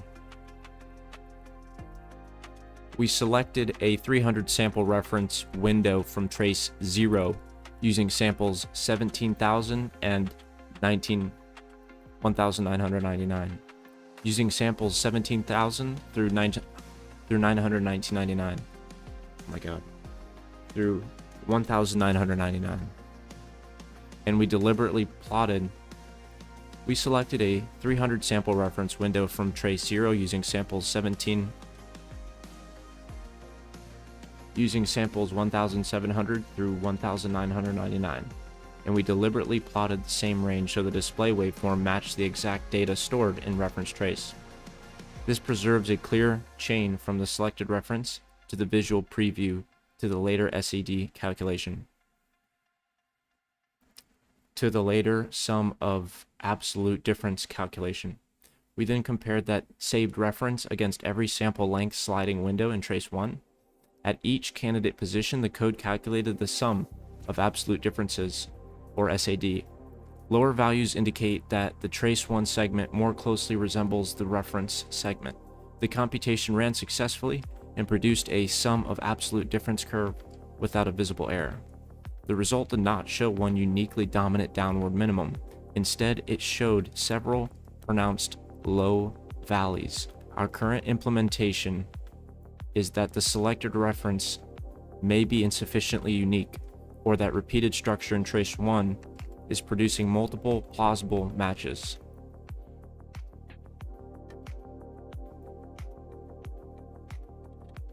This is an inference from the shape of the sum of absolute difference curve.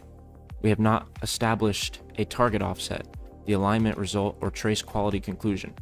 Therefore, we are not proceeding to target offset calculation, trace shifting, full project resynchronization, or CPA. The safest next action is to choose a different tentative reference window from trace 0. Update both the saved reference and preview lines to the identical new range. Inspect that preview and then run one new SAD curve for validation. The lab itself directs us to choose another reference when the result contains several downward spikes rather than a single isolated minimum. In short, the sum of absolute difference pipeline executed correctly. The sum of absolute difference pipeline executed correctly. The first reference selection was informative but ambiguous, and our immediate experimental goal is to find more distinctive reference window before advancing.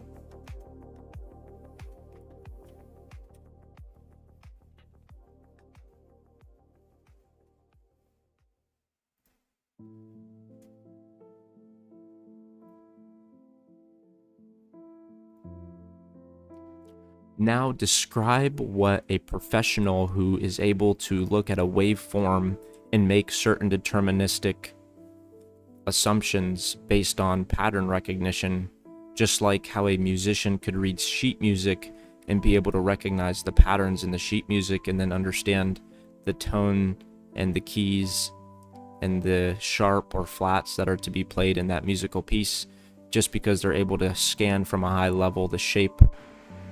That is what I want to be able to do with these waveform graphs, is to be able to use that expert architect-like consideration when inspecting the high-level shape of a waveform.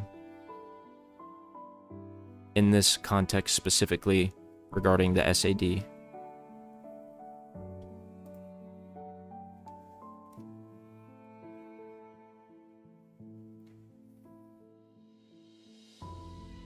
A professional waveform analyst does not make deterministic claims from one high-level picture alone. They use the overview to form ranked hypotheses.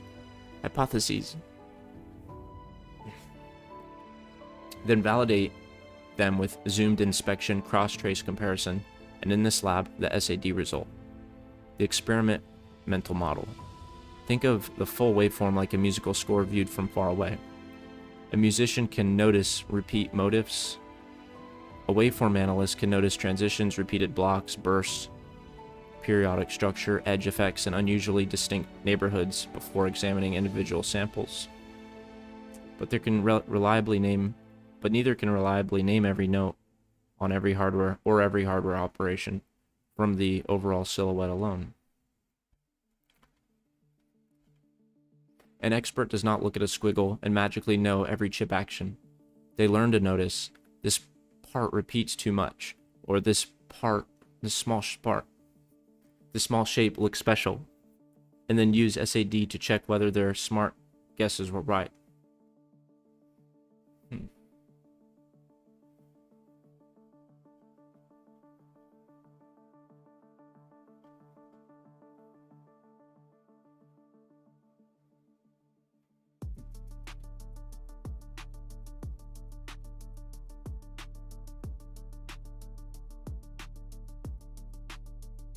I feel like there's a product signal here somewhere, but I'm not sure how to articulate it. I wonder if there were additional code blocks and Python scripts that aided to the visual design or display that is available in a graph like this, and learning how to use these Python scripts to display helpful visualizations like comparison between traces and stuff like that, rather than following exactly the steps in the lab as it comes.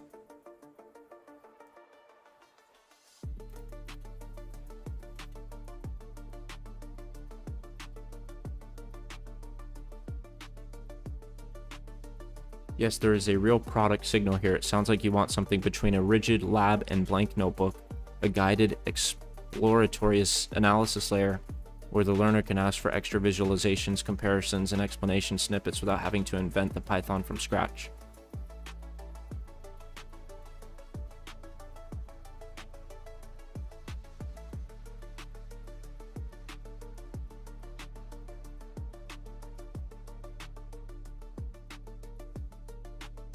Yes, that is kind of what I am thinking. It also came to mind that having some idea brainstorming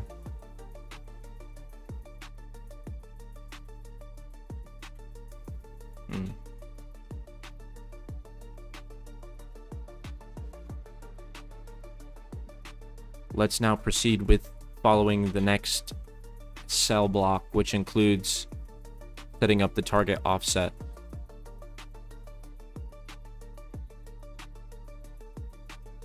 Please explain what has happened between our most recent cell, which is where we ran the get sad plot and then plotted the score for trace 1, and where we are now. We have not run the target offset, print target offset, and then plot the projected waves function yet.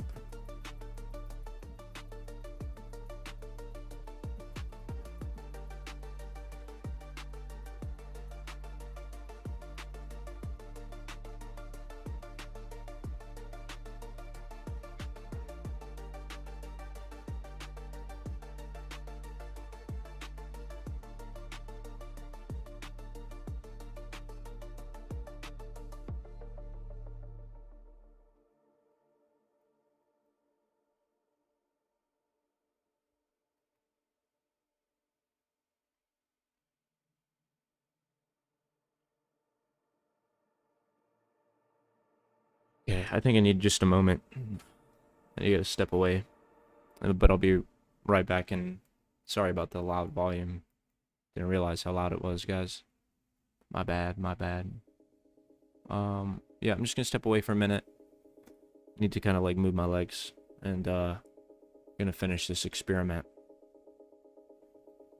So thanks for staying with me, guys. Thanks for hanging in there. I appreciate all the likes and all the views. It helps out so much. And I think this current video is actually doing pretty good. So let me check it out. I'm at least above 100 views total.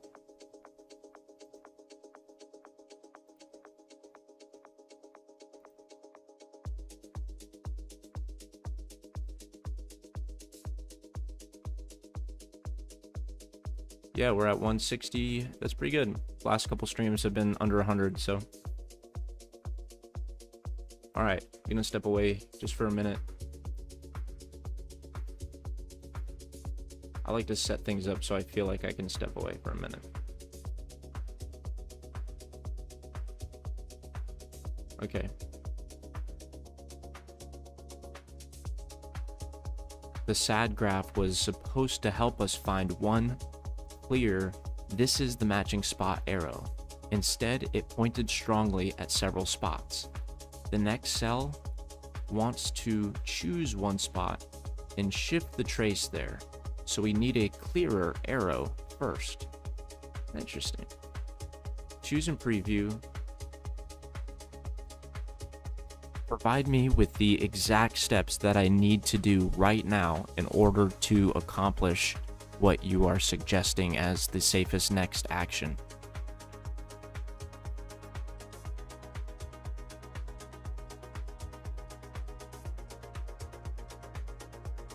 Alright, I'll be right back.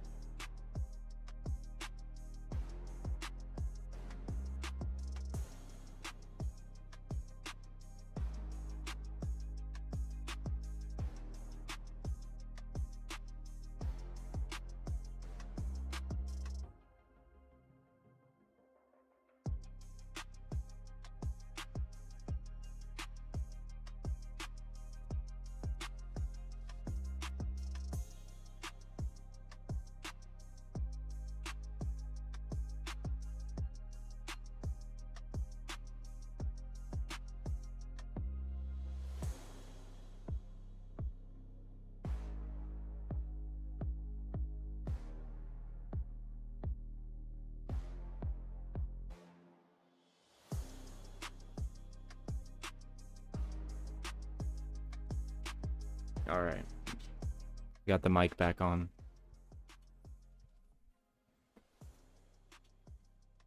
The lab says if your puzzle piece matches too many places, try a different puzzle piece. But it also keeps teaching the next tool. You can continue to learn how the next tool works as long as you remember that the current puzzle piece has not proven it found the one correct spot yet. All right, so explore what the code does in this next cell and provide one-line comments for each that explain what this statement is doing.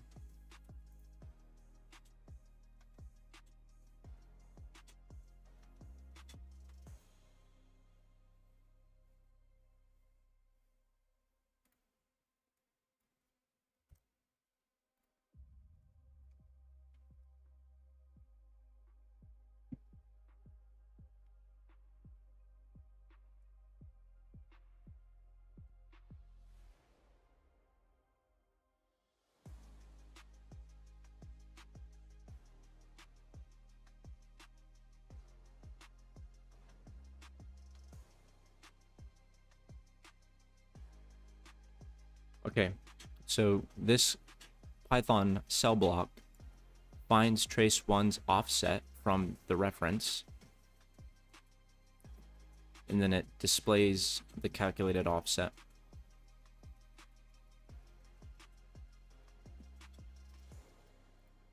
And we'll want to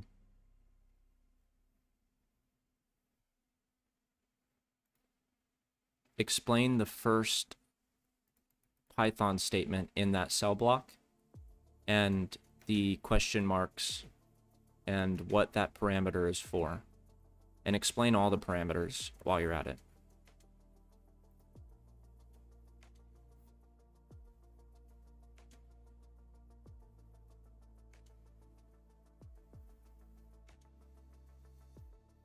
Awesome, guys. We've got 173 views total on this stream, so I appreciate everybody who's been checking out the stream, whether you've been in here for a little while or if you just joined. I appreciate you being here.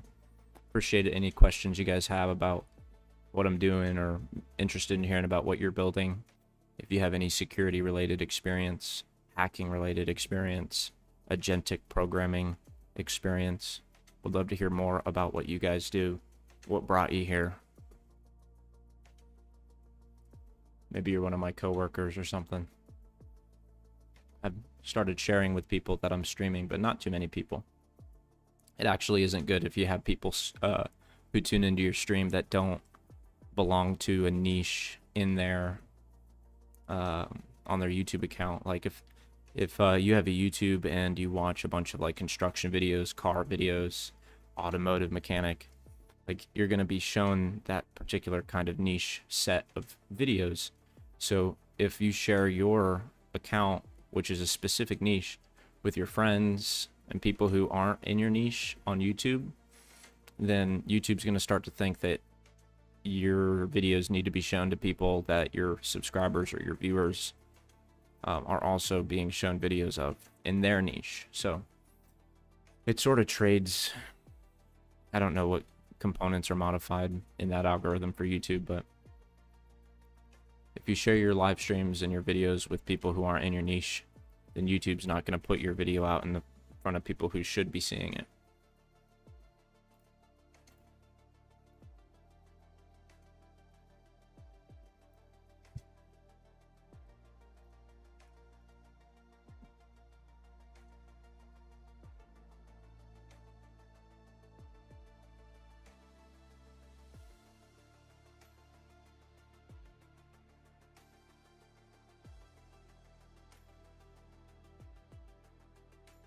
It should be made very obvious to any person performing this lab that the correlation exists for that parameter and all the parameters. It should make sure that the student knows what the Python code does, what the other code blocks are doing.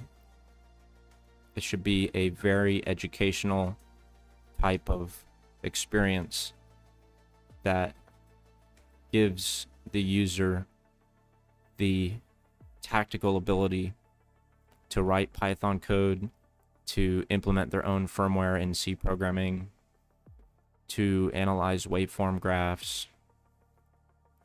That is just a high-level consideration to keep in mind for later recap.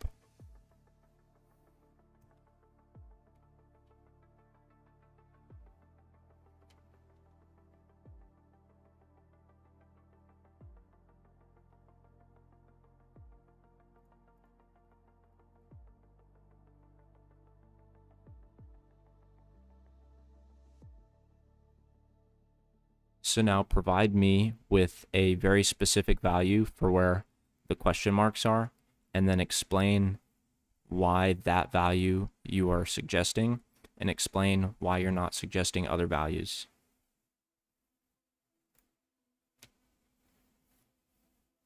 All right, we finally got another person who put a vote. Okay, we've got 5 votes. Oh, another person on Arch Linux and Claude. Okay. No one's a fan of Fedora and ChatGPT yet. I looked up Fedora a little bit ago.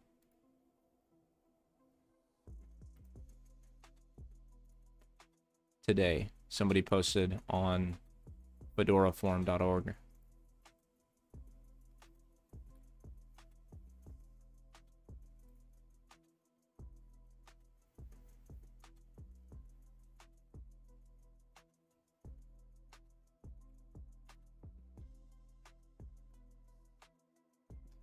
Bacon.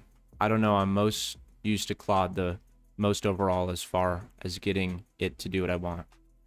What is the questioning? What is the question you're responding to? Did I ask it? I don't remember. I don't know. I'm most used to Claude the most overall as far. Yeah, I use Claude. I like Claude. I have it up right now in the terminal here. Right here.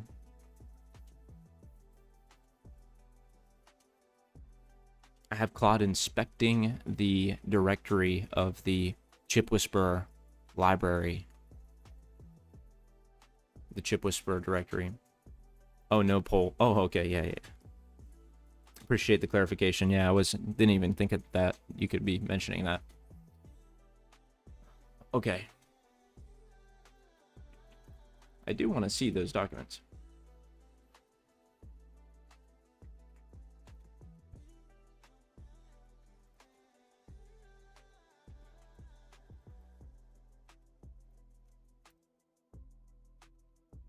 What the hell? It just gave me markdown files. That's not what I wanted.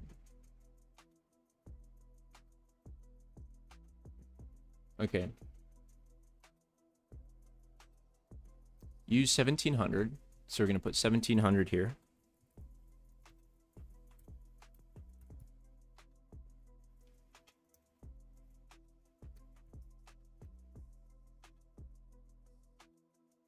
All right, so let's run that block.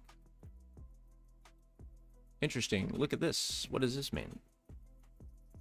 I don't know. Okay, why 1700 is required? Earlier, you defined the reference slice here, starting at 1700. That means the reference begins at sample index 1700 in trace 0. The next function needs that original starting location in order to calculate how far the matching region in trace 1 has to be moved. The parameter relationship is reference trace is set equal to this waveform sample, which includes samples between 1700 and 2000. So 300 samples. And then the target offset is equal to calculate the trace offset between the reference trace start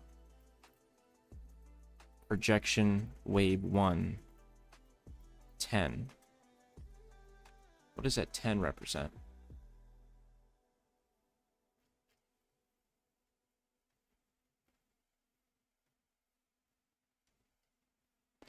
A SAD threshold. The helper uses it to decide which low SAD candidates count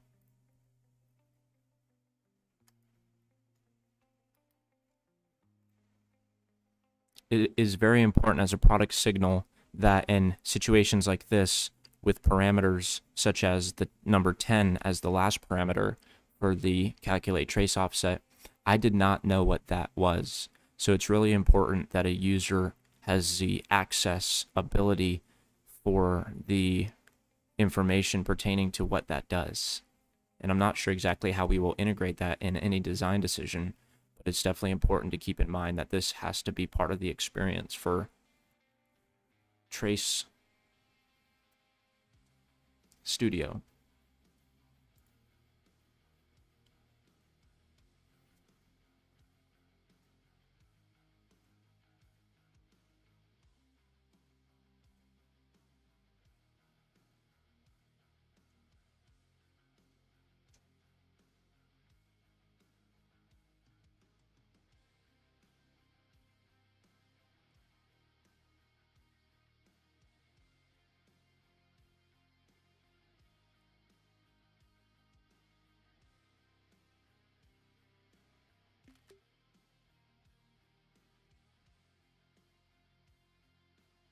Here is a capture that was just performed.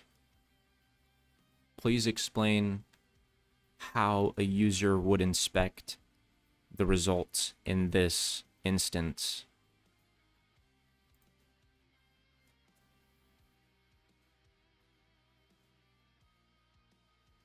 I don't know what happened to the music. Sorry about that. Oh, there it is.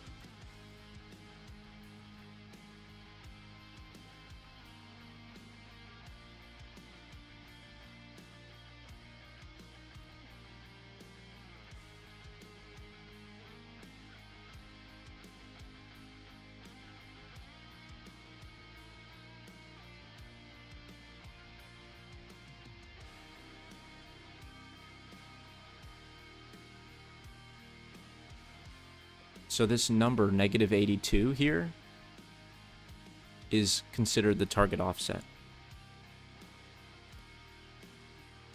And our calculate trace offset function exists all the way up here. And this is the function that figures out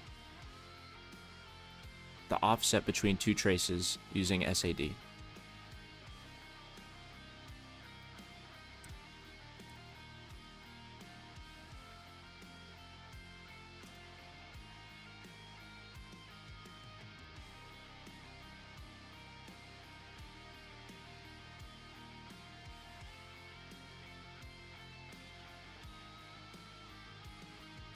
The number -82 is the computer's best guess for how the two long squiggles are offset. Now we zoom in and see whether their little bumps sit on top of each other. The zoomed view is where you can actually tell. So we'll zoom in on the first 500 traces. And we can see, I'll zoom in on the first 300 traces.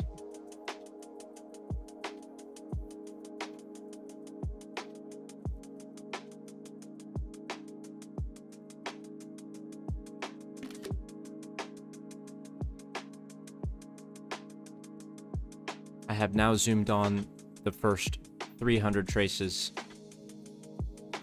Why does the short trace end and the blue trace continues?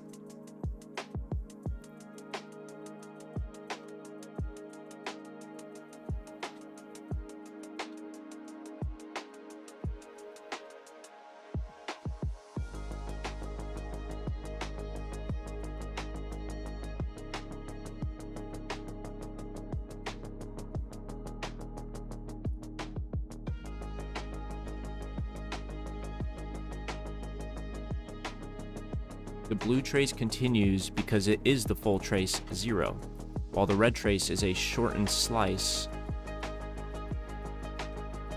of trace 1, created by the offset-based slicing expression. In your executed overlay, target offset was -182, so projection wave 1 of target offset means projection.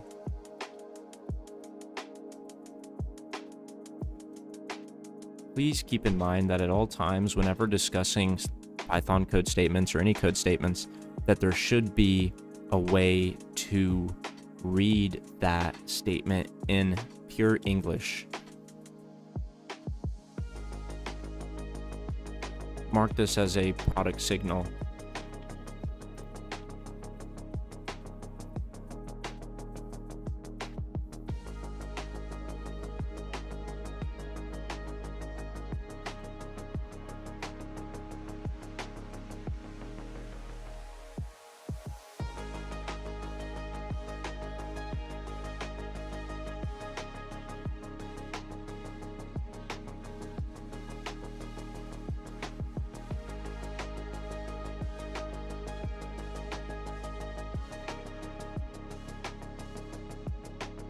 Okay, so the blue line is the whole long ribbon. The red line is only the last 182 beads of another ribbon, because negative 182 means take the last 128. The lab step teaches how to slide a ribbon without cutting most of it by filling the empty space with zeros.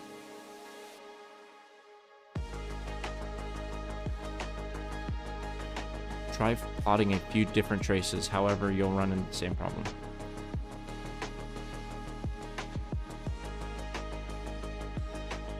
I need you to now ELI 10 the next cell block that shows markdown text about how we will try to run different types of traces. Please provide just a few examples and explain simply what each example represents.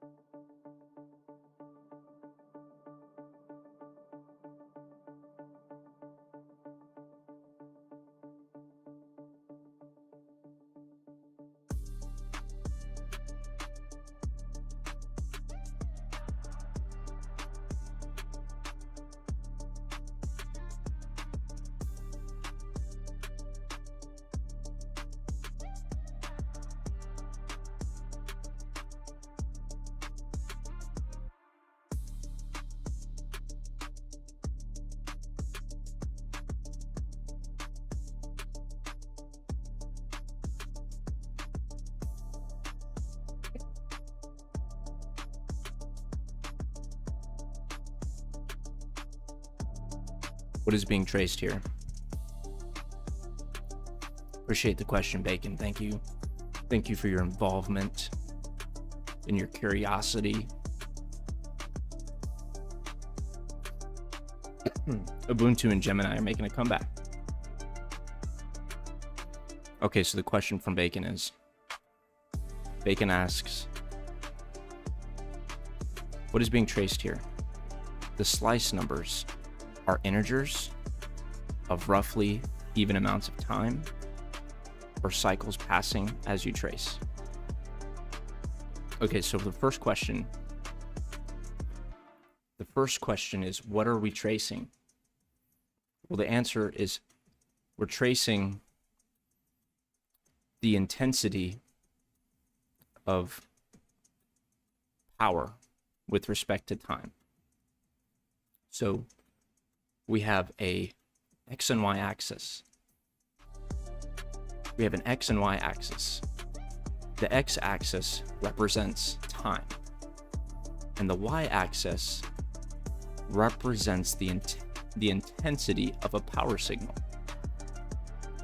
And the entire capture window of the X and Y represents one signal.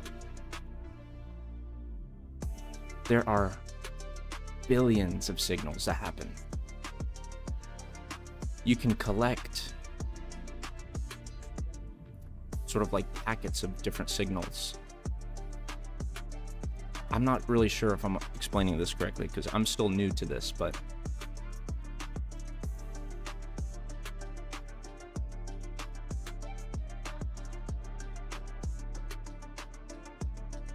help me respond to this question. What is actually being traced here? The slice numbers are integers of roughly even amounts of time or cycles passing as you trace. So I'm asking Comet Browser Assistant to answer your question because it'll do a better job than me.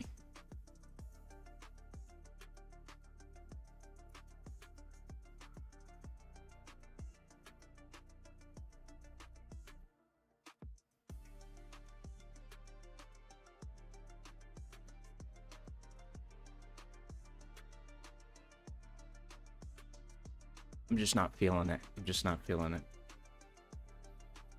Okay, here's a clear response for you, Bacon. What is being traced in the nano targets changing electricals? What is it? What is being traced? Okay. Bacon.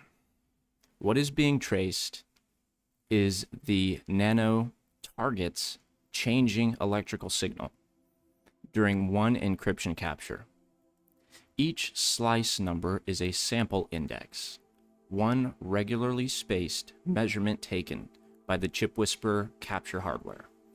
The indices are evenly spaced in time, but they are not automatically CPU cycles or a named physical time unit unless we know the actual capture, sample rate, and clock relationship.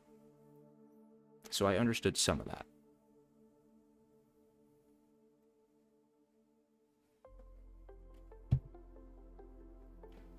What each sample means. Each waveform is a long list of measured signal values. So this graph represents a long list of signal values. For sample 0, there's a measured level signal. For sample 0, there's a measured signal level.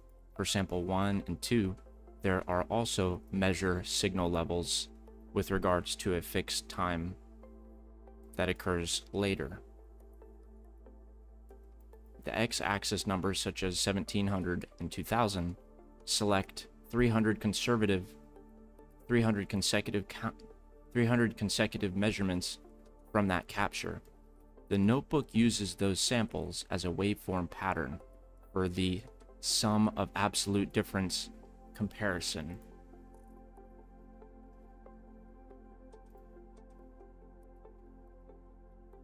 Explain how SAD works very simply and why it can be used in these experiments to help us develop a better understanding of side channel analysis techniques.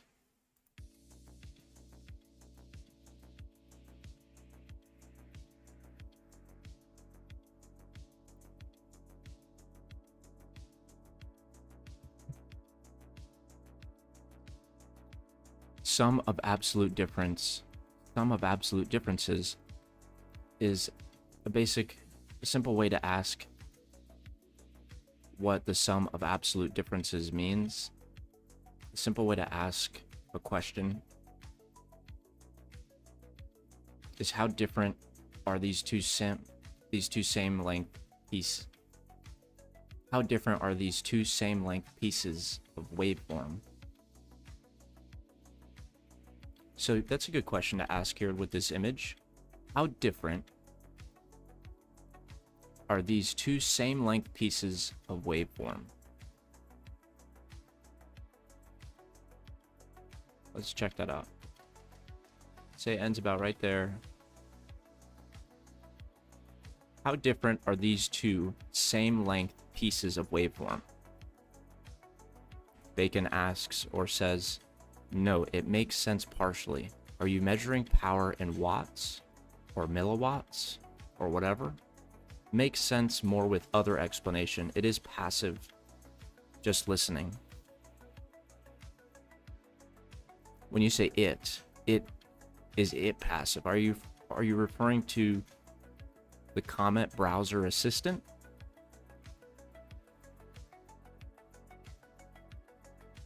Yeah, I'd be interested in knowing what you mean by is it passive? Is it just listening? No pinging between what? So here's a question that I'll pose to Perplexity, the assistant.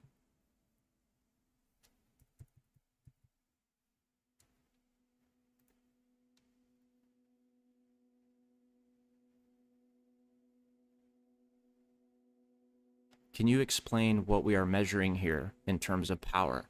Is it in watts or milliwatts?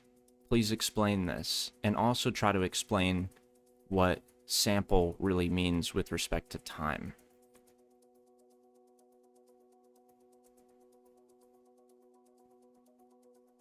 And please explain the listening process that the scope device performs on the target device. Elaborate on the relationship with regards to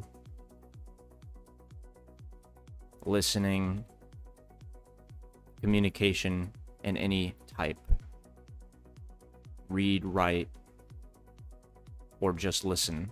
Is that what the scope device purely does, or does it interact with the target device in other ways? Please explain what is happening in general and in this specific lab case.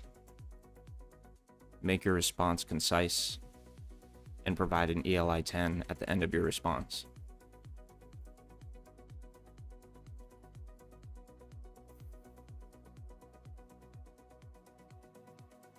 We got a Fedora user in here, or a Fedora fan, or somebody just giving Fedora some love.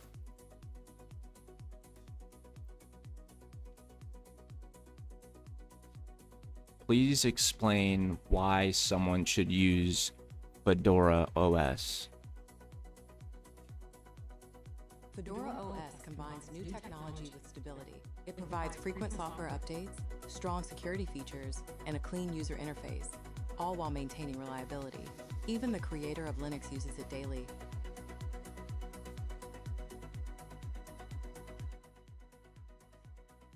Okay, so it gives users fresh software updates, strong built-in security, and a clean desktop style without breaking often. Let's see what an image is.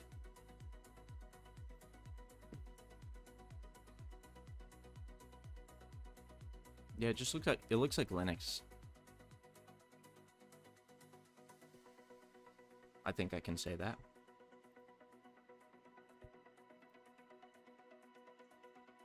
Okay, so Bacon, the Nano is like a very fast listener watching tiny electrical signals while the chip encrypts. So the chip that's encrypting is different from the chip that is listening. It takes a lot of evenly timed snapshots. It does not strictly read watts. And it also helps start and coordinate the recording. So the scope device is recording the signal.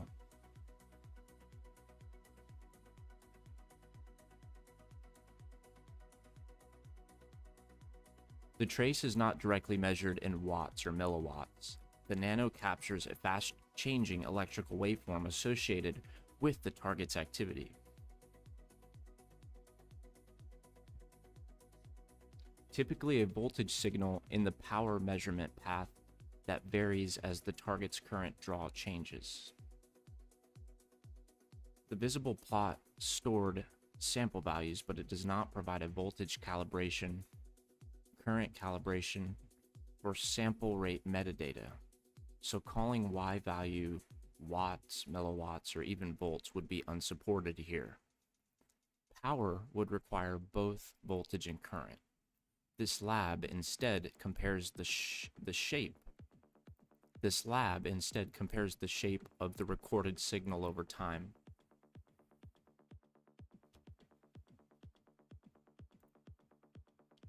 I want to better understand that recorded signal all the way down to its analog form.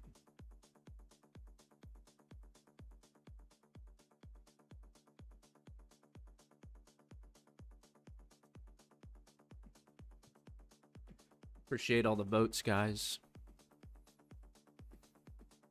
I've never used any of these setups before.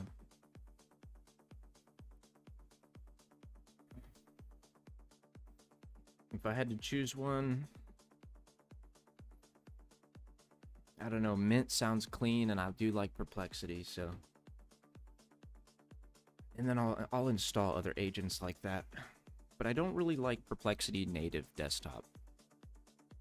If you're using Perplexity Computer API, I think that there might be value there, but the Perplexity native desktop does not seem to really be that exciting to me.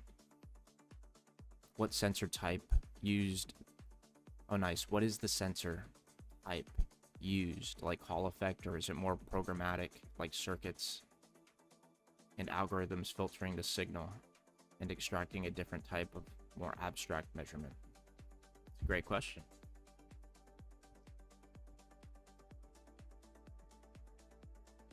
Give me a sec.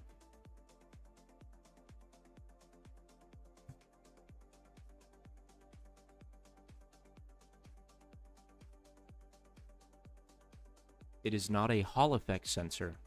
For ChipWhisperer Nano power analysis, the core measurement method is a shunt resistor current sensing plus an analog front end and analog to digital converter, ADC. Sensor path, the physical process is target current changes. Target current changes, right? So the board, the target board, experiences changes in current. As current passes through a small shunt resistor, the resistor develops a tiny changing voltage. The shunt resistor develops a tiny changing voltage. I'm not sure if you can hear me very well. Okay, so there's a shunt resistor. Current is occurring, which changes the voltage of the shunt resistor. Analog circuitry AC couples and amplifies it.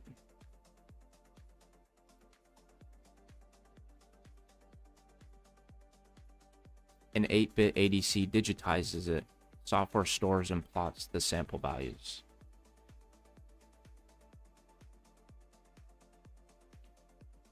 That follows so far, it makes sense.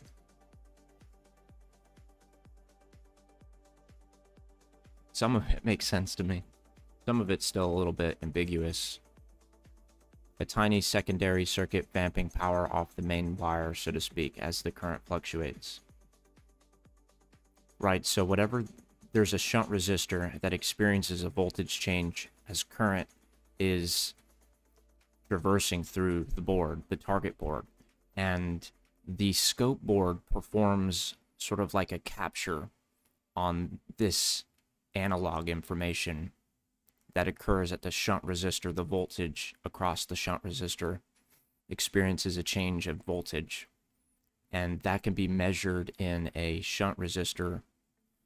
So the scope board must have some kind of way to just have a read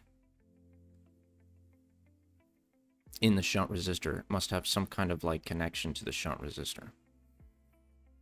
So there's some part of the microcontroller in the scope board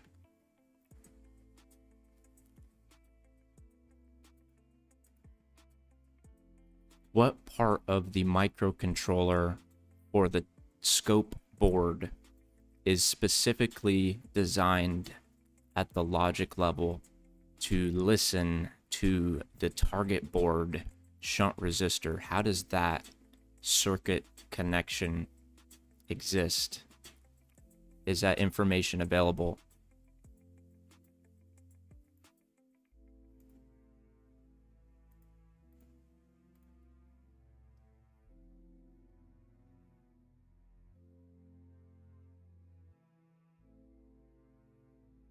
Okay. This is cool.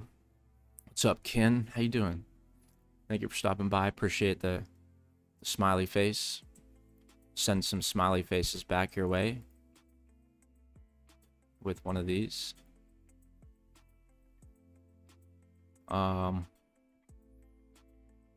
Let me know if you know anything about ChipWhisperer. Have you ever heard of it?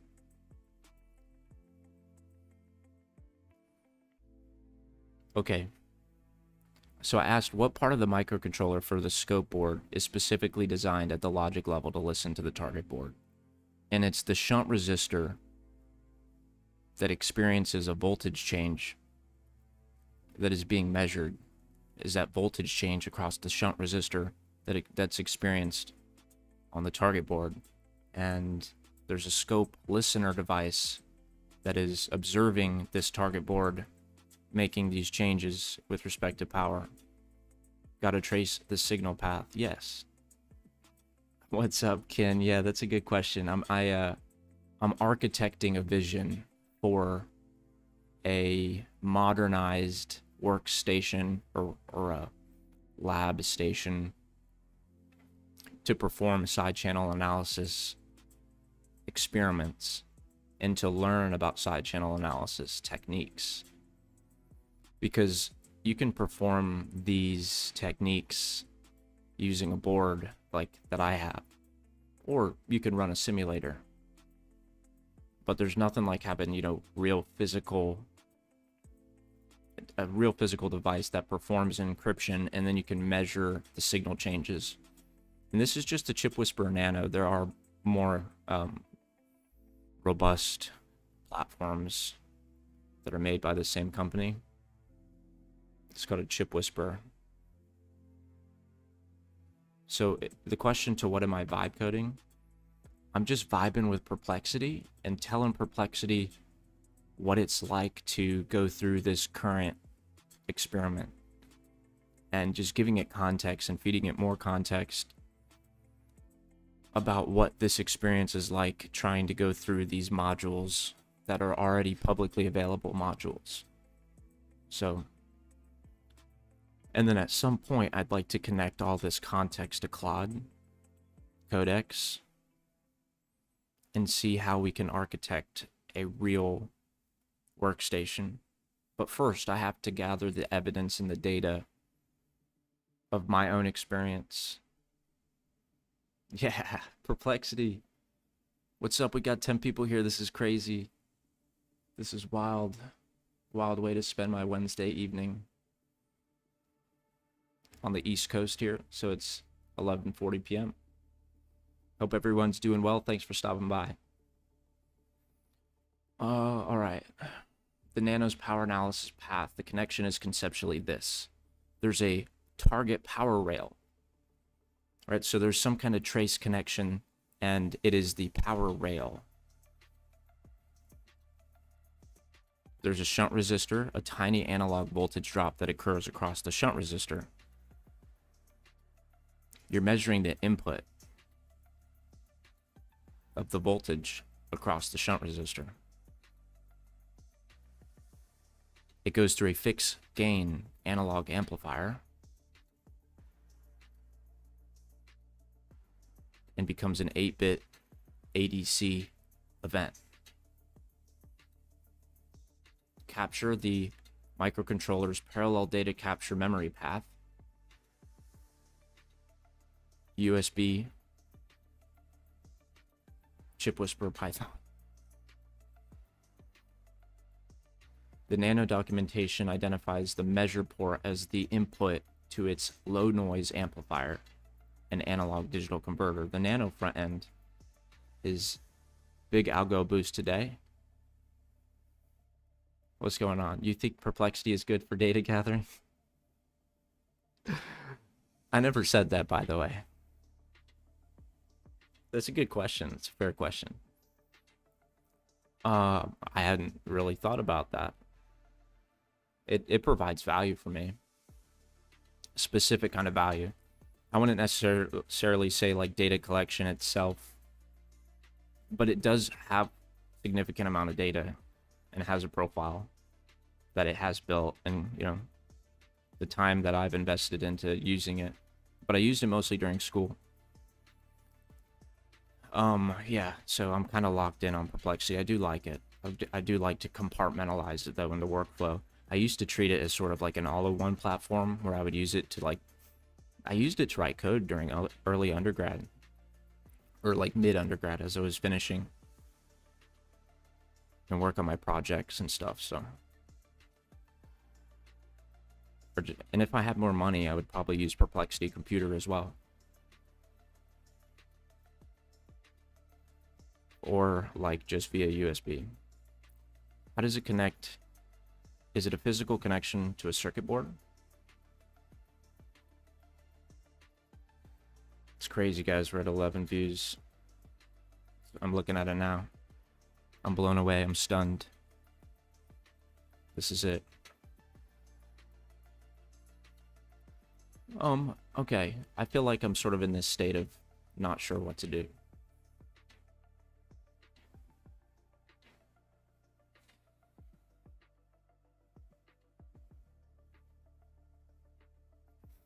We got power trace data. We've got 2 waveforms. That's exciting. We have discussed a lot of information since our most recent pass off to the main perplexity space. So let's do that now.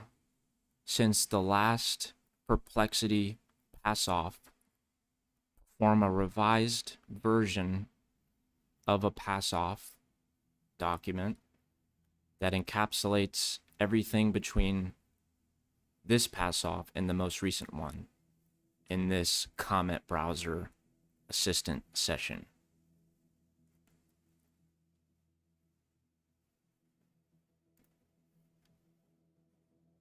See, there's a little perplexity, I don't know, workflow pattern that I have. It may be slow, but I don't think slow is bad. I think speed is good too. Slow is secure. Hopefully. Hopefully it's not slow and insecure. Fast and secure is sort of that 4th quadrant.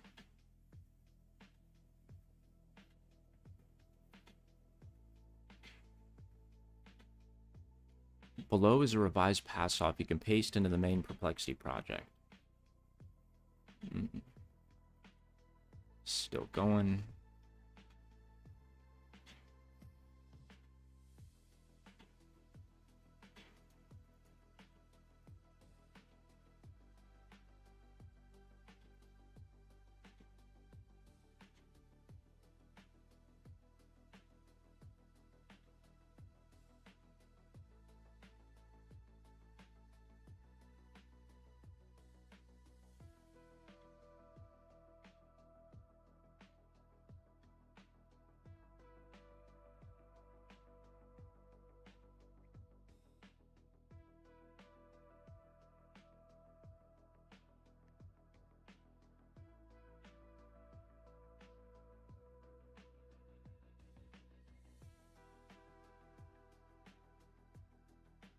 This query is 1715 characters over the limit. Please refactor.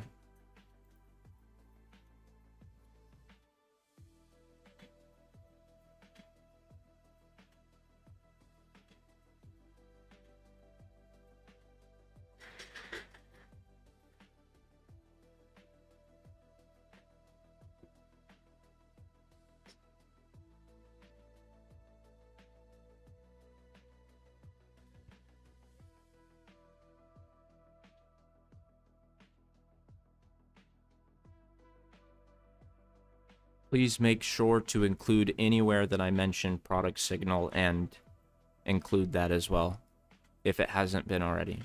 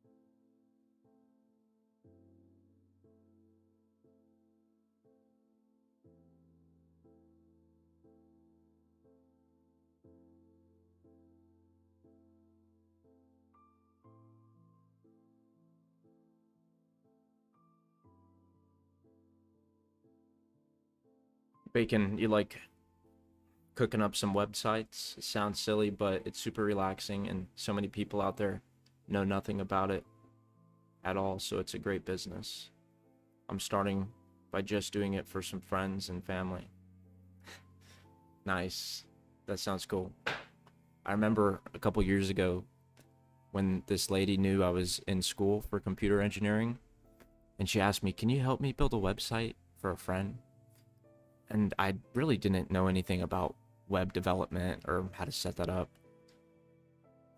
And it's interesting, you know, like once I finally learned how to do that, I remember thinking about like reaching back out to her or something. And it's just kind of like that, you know, as time goes on, we become equipped with, you know, certain tools, and it's almost like this combination of when luck meets, you know, preparation to kind of, you know, bring that all together full circle.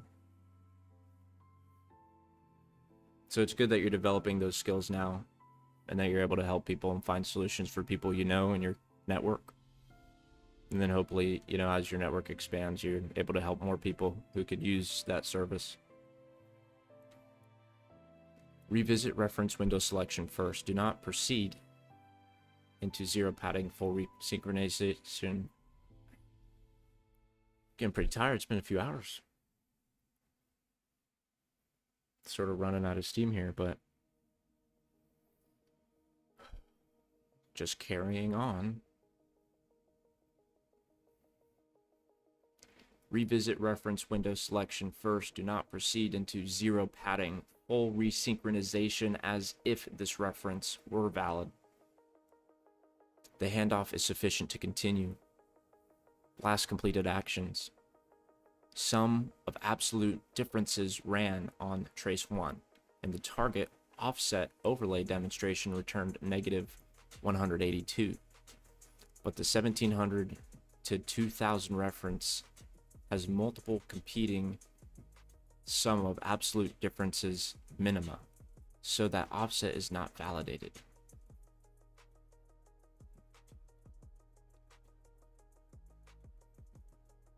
I wish I had AI as younger. I would have told my parents to get me a bunch of circuit parts and wires and motors, but that's like the learning way to use it, not the brain dead way. Yeah, you know, I really like having a hardware platform to interact with, because I become so much more fascinated with that interface between hardware and software than I do just about the software. I mean, like, that becomes part of what's important to understand the interface between the hardware. It's like you must understand the code at a certain point when you want to configure hardware and embedded firmware. I mean, AI hasn't really been able to make a huge, I want to say, I mean, it's made so many impacts in different areas, but as far as like robotics, embedded firmware, you know, activities and tasks that require the human to configure the circuitry and to build and design, you know, the mechanical and electrical systems.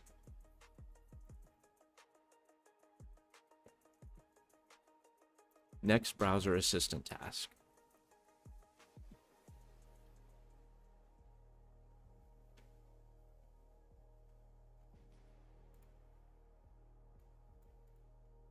Have the browser assistant help you compare a new candidate reference region against the 17 to 2000 attempt, but required to stop after a single SAD curve and report.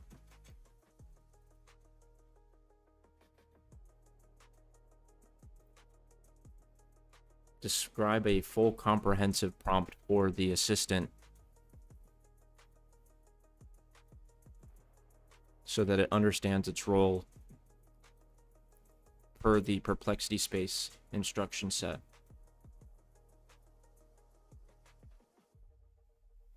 We are starting a new browser agent session, and it will need to pick up the workload from the previous browser agent session.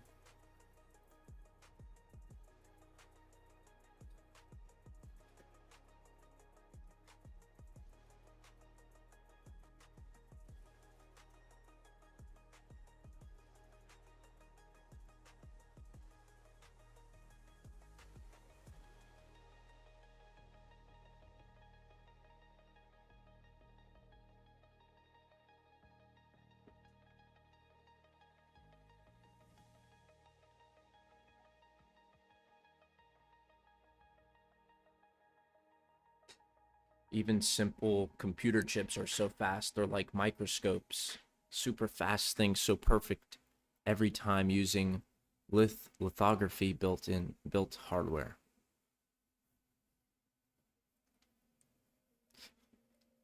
Yeah, I appreciate how excited you are about that. That sounds very interesting. Are you in school, or are you where are you in your... You mentioned that you wish you had it in school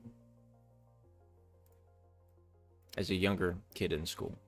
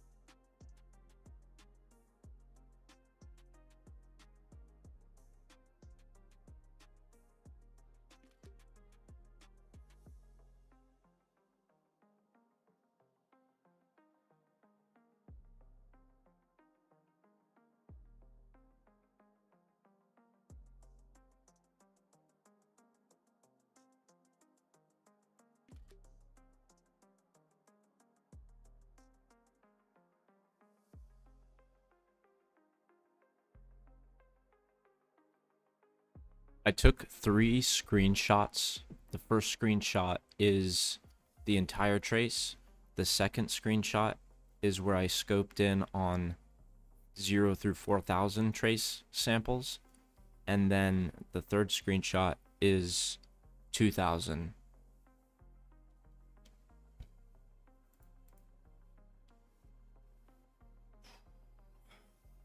I'm getting tired. Should probably wrap it up soon. You have 3 views of the same trace at different horizontal scales. The complete trace roughly samples 0 to 4000 and roughly samples 0 to 5000. All 3 show a distinct startup-like region at the far left, followed by a much more repetitive-looking region with recurring arrow-positive spikes. What the screenshot shows. Near the left edge, approximately the first few hundred sample indices, the waveform begins around 0.15 to 0.18 and drops rapidly towards the main signal band. Beyond the initial region, the trace has many repeating looking vertical exertions and recurring positive peaks. Several groups appear visually similar at the displayed zoom level. Whether the left feature is repeated across other traces, whether it occurs before/after the cryptographic operation of interest, and whether its placement varies with jitter, one trace alone cannot establish those points. The screenshots do not show exact sample coordinates for a selected candidate window, the captured time base, calibrated units, or SAD diagnostic curve.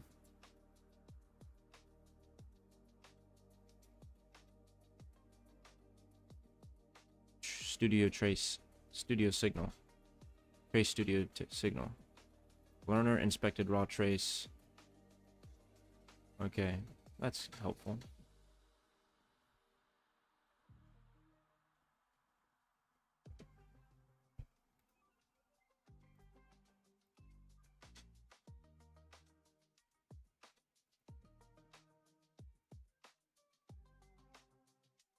I am going to continuously provide responses in product signals from the Comet browser, because that is what it is doing, is providing me with a product signal based on the way that I interact with it. Every time it responds, it updates. Here is an example of the first one, and there will come many more.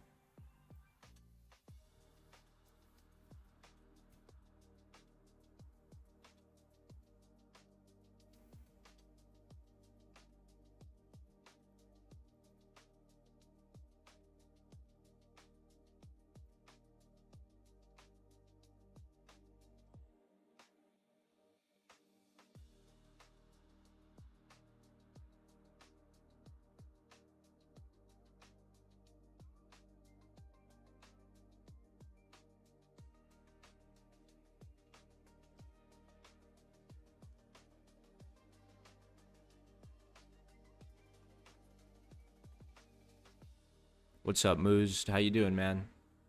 Good to see you on the grind. Yeah, I appreciate it. Been in and out of the stream. Yeah, no worries. What are you working on?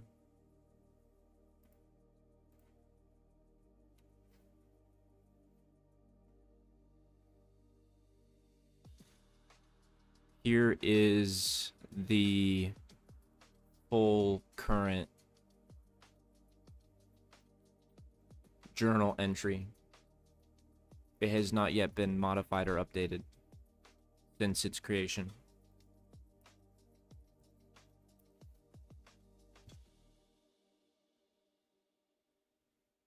How's the project? I decided to do something different today. I'm not working on Prism Fitness app. I'm not working on Simulison. I'm working on sort of this idea that I had actually in the very beginning of starting a YouTube stream, which was hardware security and hardware hacking. It was only because my YouTube account started showing me videos of like vibe coding and live streaming and AI and stuff. And then I saw that bridge mine guy, and then I like thought that looks fun. That looks like I could maybe learn something if I were to try doing that. So, but initially it all started off with the hardware security ChipWhisperer device that I have right here. This is like if something happened to this device, I don't think I could continue. I'd have to get a new one. But I got this from a research group that I was in during school because I wanted to learn about side channel analysis. That's awesome. Yeah, you're doing that AR glasses thing. What kind of AR system do you have, and how do you have that connected? What are those considerations for getting whatever you're building over to the AR environment? Is it Mac? Are you building it on a Mac OS? Is it like Swift? Like Apple glasses? Or I don't know how like AR operating systems work really. But I know like when I go on Xcode and I'm building an app on Xcode, it'll ask me if I want to do like AR. And I think I built like a little AR app once on my phone that like created objects, three-dimensional objects using the camera. Yeah, I did. I feel amped up. I'm standing up. I have no choice. I don't want to be standing up. Like after a certain while, I've just been standing up for 8 hours or 7 hours. It's crazy. This is being built for Android XR and Samsung Galaxy XR. Nice. So it's not cross-platform? You have to have an Android. What about Windows? XR. Are those... Oh, those are the... Are those the actual AR devices?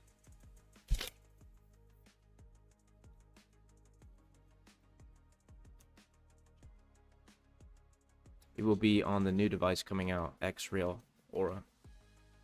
I've never really done much with AR. But that sounds like a cool direction to pursue.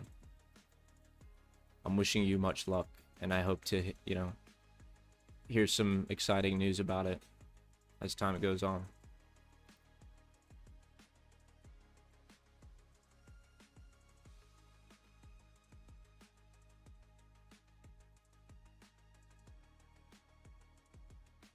The journal says that you are at the door of the lab, while the comment signal describes something inside the lab.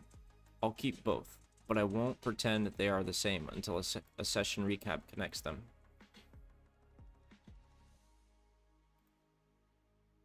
The document that exists on GitHub was created at the beginning of this Perplexity project space, but there has been no modification to that document since it was created. And so we need to just be able to update that document to reflect where we are in the creation of the Trace Studio peripheral goal. Our main goal is to just complete these labs and to provide data about our experience for UX design decisions for the future, and we will denote key ideas with the term product signal. Product signal is the flag that is raised when there is an important consideration that needs to be thought about and should be kept for the final report when performing a passover to another browser session.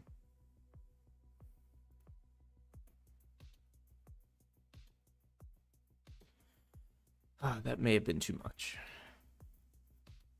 Understood. The GitHub journal is the persistent record, but it is currently initial baseline, not evidence of an ongoing process. From now on, we should update it to reflect the actual Trace Studio learning build journey as it happens, completing the nano-compatible labs.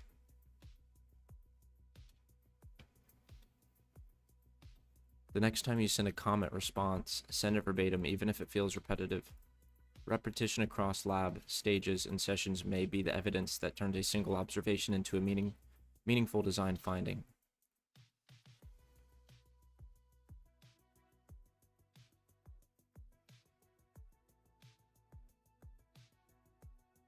All right, I am now going to continue to interact with the lab and comment assistant. So be ready for more input, context. Hell yeah, dude, it's going to be so sick after it's out for Aura. I'm going to make it open source and get it into as many AR glasses as possible, maybe even regular PC Mac later. That sounds cool. You sound excited about it, which is the most important thing, I think.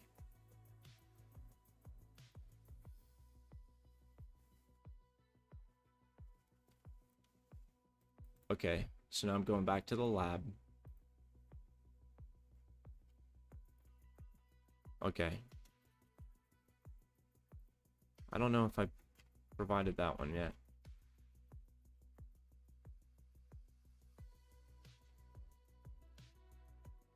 Here is another response. I will continue sending the responses after this one.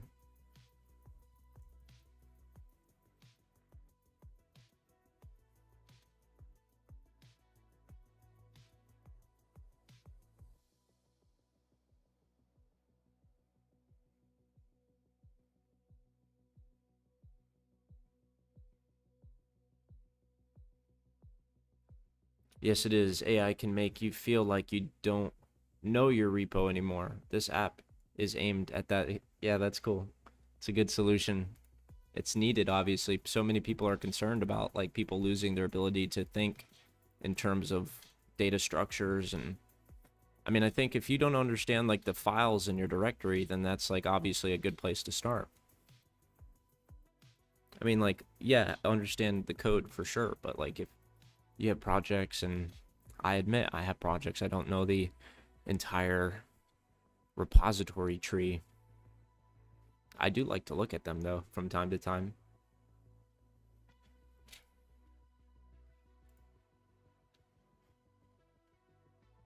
You can see the right spot in the waveform, but the notebook makes you measure it with your own eyes.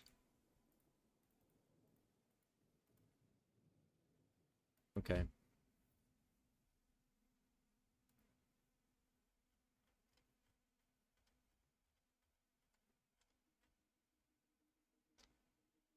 Would you like level 4 assistance?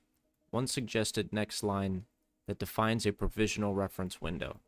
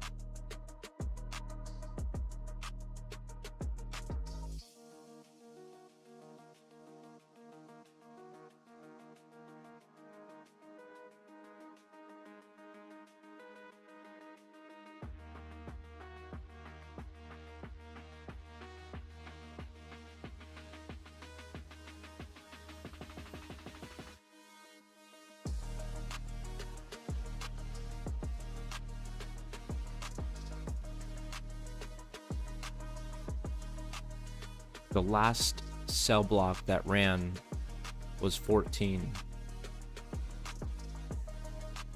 This is our starting point for continuing the experiment.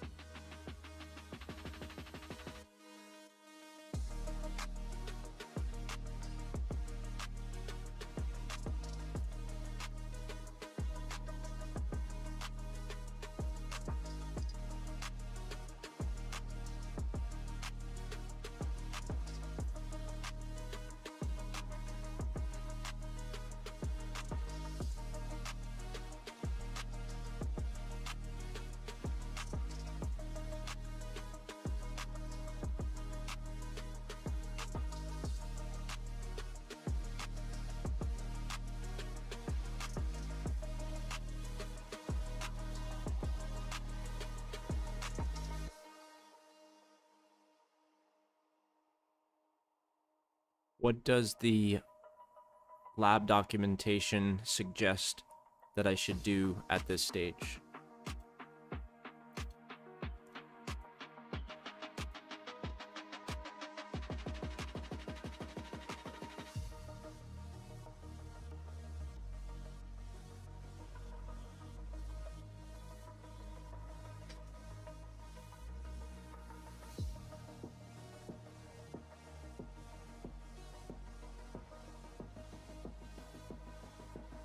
The lab document says the immediate next step is to try the sum of absolute differences comparison on different target traces and expect different offsets. Then address the case where a trace may be shifted forward while keeping every trace the same with zero padding.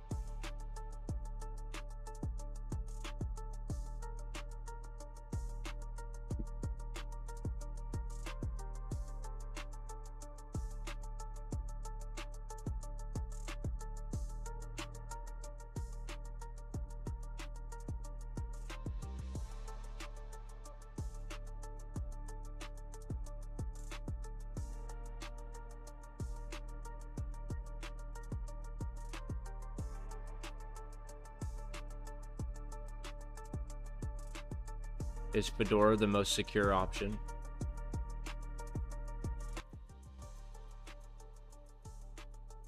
Yeah, I'm glad to see every answer got some love there.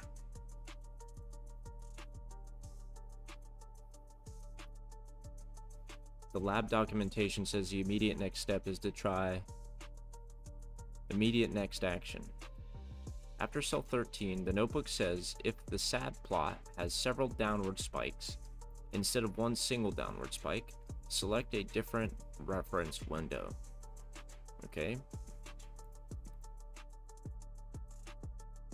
New notebook cell.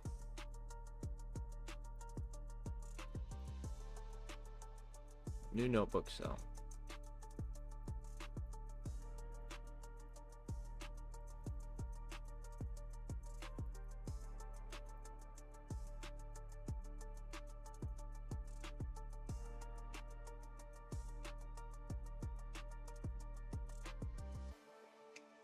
Based on the prior cell and its comment, the intended value for the question mark is the original start location of the reference trace, currently 1700. If you decide to retain the 1720 to 2000 reference provisionally.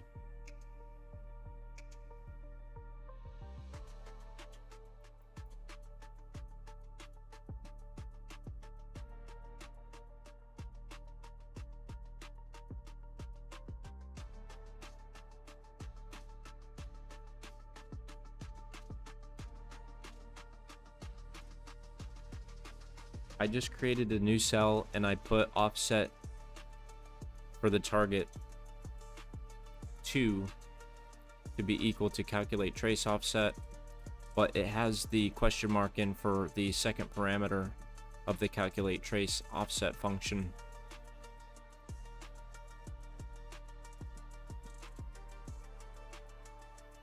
I wonder why we would use 1700 in this target offset 2 variable if we've already done that in the previous target offset statement. Please compare the parameters for each function call of the same function for target offset and target offset 2. Compare the function calls and explain the significance behind the parameters and what kind of way modifying the parameters is useful. I feel like I'm getting tired. I'm not making any sense. I give myself that mercy, because it's been 7.5 hours.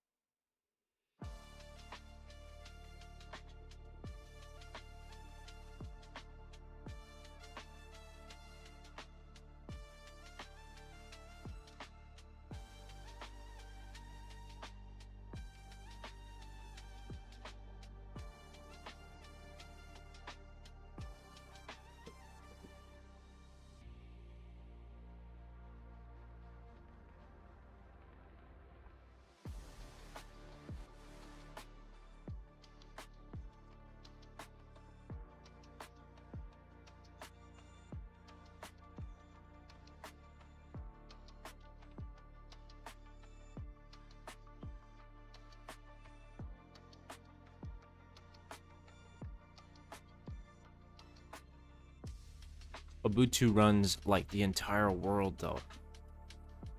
Ah, we've got some debating going on. Even though Moose said that same thing. Moose is the one you said the thing about Fedora about. I just read the message before I saw who sent it. I like Ubuntu.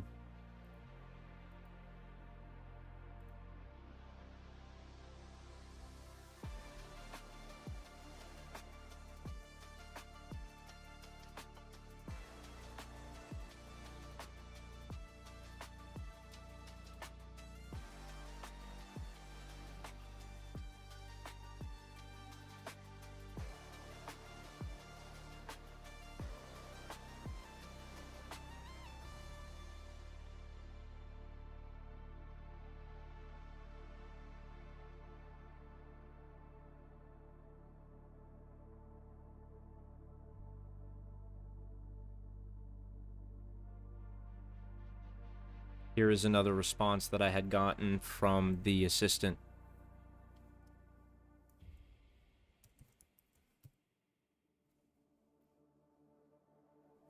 Ubuntu is reliable. Yeah.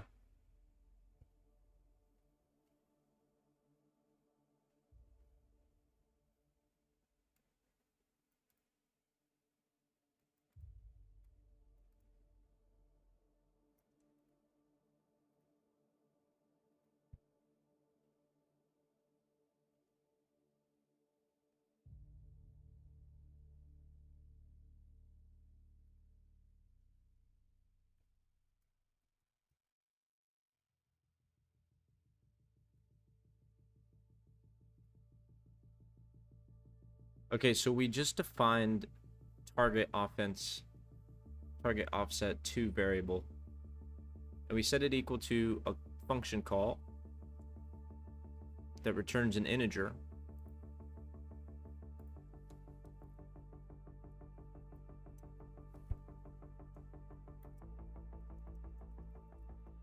Target offset is initialized to a function call calculate trace offset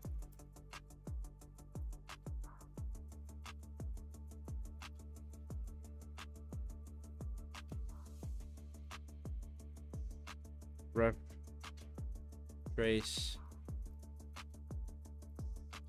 means 1700 refers to proj.waves 5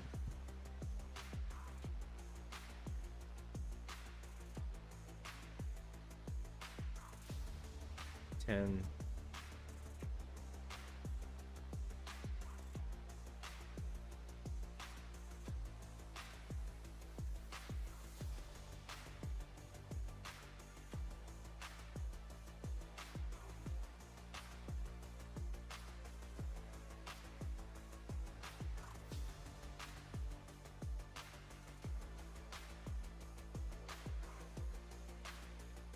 Please create the rest of this comment that I made for target offset 2.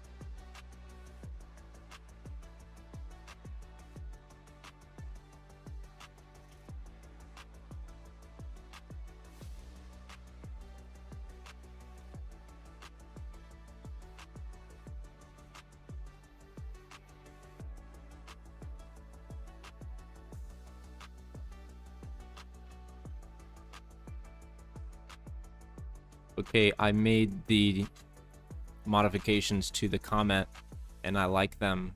I want this to be something that is flagged with a product signal.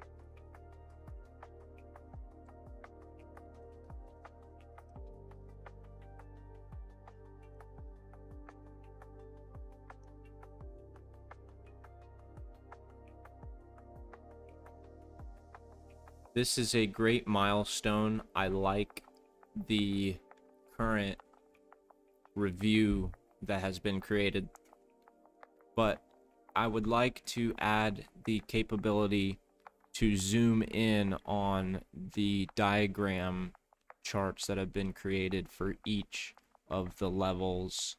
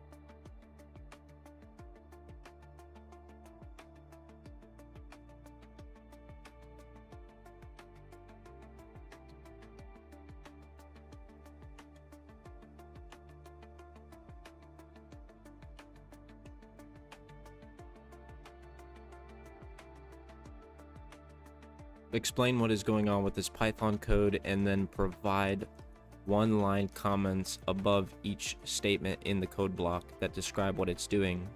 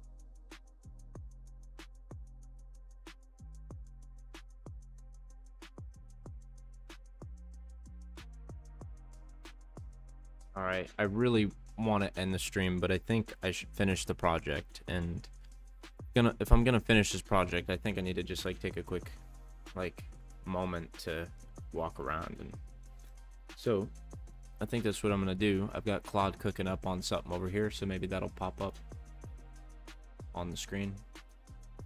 But I will be completing this experiment tonight. But I'm gonna take a moment. I'll be right back.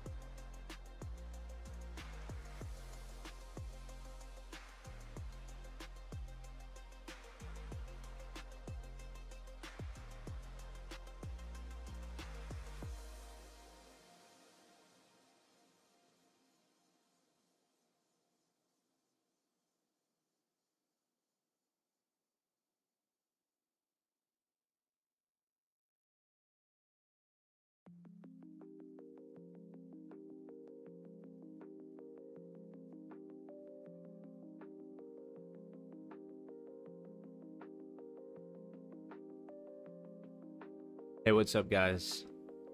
It's times like this where I feel grateful and like I feel like there really is something that I could create on YouTube. Just appreciate the viewers and the likes on the stream.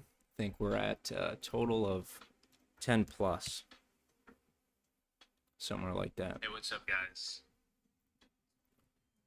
We've got Quad live over here.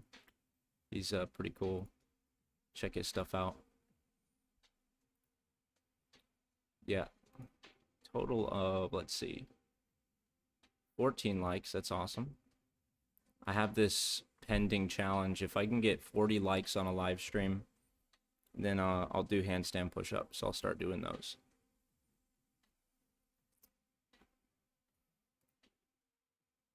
Appreciate it, Moozed. All right, yeah, I thought I was showing my screen. Here we go.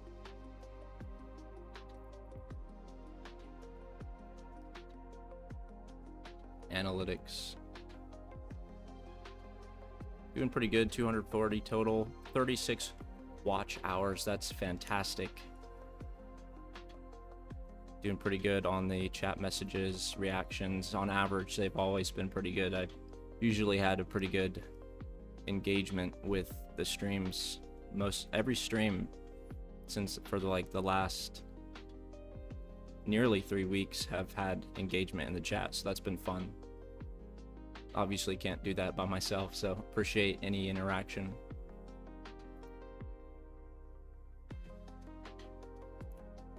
This could be a dope crowdsourcing tool eventually. Yeah, on steroids for pen testing. It feels like a cool space to work in because it doesn't seem like a totally saturated, this environment, you know, the market space or whatever. In fact, it's sort of there's like a lack of attention in the space. This is like one of the most crucial spaces for people to be innovating new solutions for, and I think perhaps that because people aren't looking in this space, it could be a good, you know, thing to focus on. And there's many different like branches within this. I'm making like a very specific environment, but I'm documenting the process and the decisions that I make as the user and the way that I interact with the browser assistant. And I'm having Perplexity sort of ingest all this information and then create documents that reflect the entire user experience, and to then propose sort of like a refined model for this kind of laboratory workflow environment. And I'm only working with minimal hardware here. There's more advanced hardware and stuff you can configure with these labs and these modules. Okay, that's awesome. Check this out. So if any of you are a fan of architecture diagrams, okay, so here's a revised architecture diagram of ChipWhisperer and how it interacts on your machine, or whatever machine you're running ChipWhisperer on, which is an open source toolkit with side channel analysis libraries. So you have a person who could be a course instructor, and then you have a student, and then you have a product platform engineer.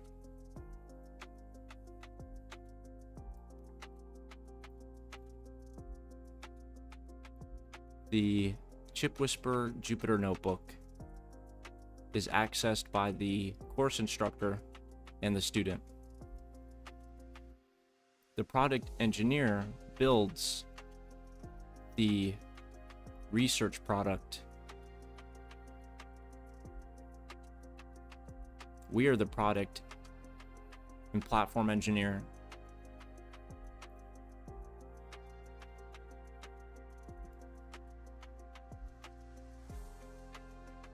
The student and the author interact with the notebook and the student and the engineer interact with the research product. The research product is imported as a dependency within the ChipWhisperer toolchain. The ChipWhisperer toolchain is an external container that consists of hardware capturing USB and USB libraries, simple serial UART firmware and configuration dependencies, and there's also reference documentation within the ChipWhisperer toolchain. So that is sort of like the high-level system context of the ChipWhisperer toolchain. Okay, I want to get this lab done.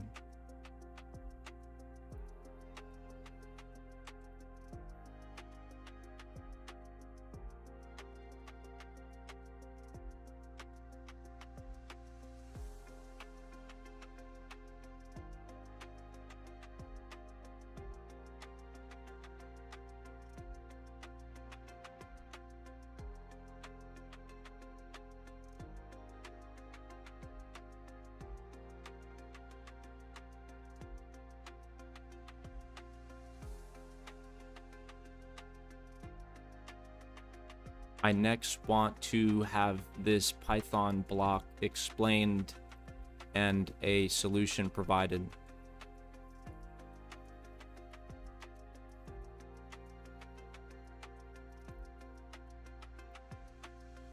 Yeah, it's also sort of like just a hard subject matter in general. Like to have a passion or a curiosity about cryptography and encryption and stuff like that, I think is sort of outside of what people feel like is comprehensible. And I feel like anyone can comprehend it with like a genuine curiosity.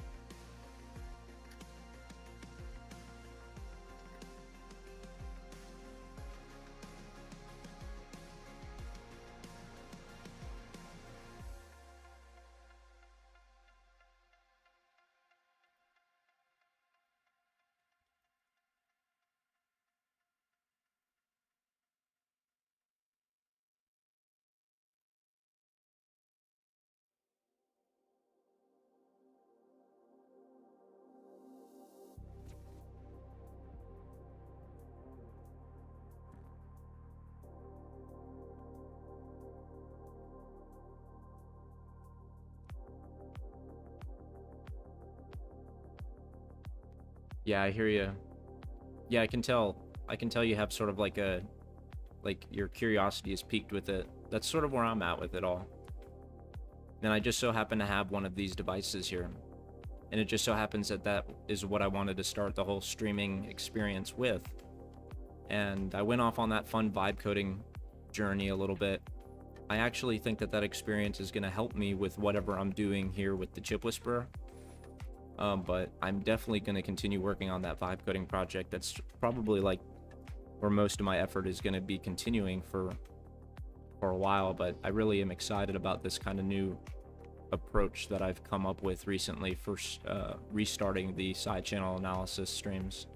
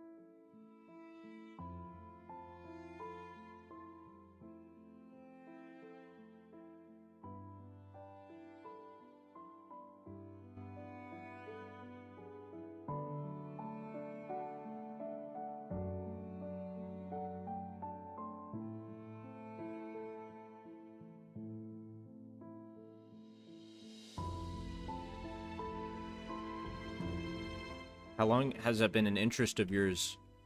Have you sort of always had that curiosity? Have you found something that, like, what led you down this path initially? In this sort of creative builder mindset? If that's even, like, an accurate way to describe it. Or that relentless pursuit of a vision.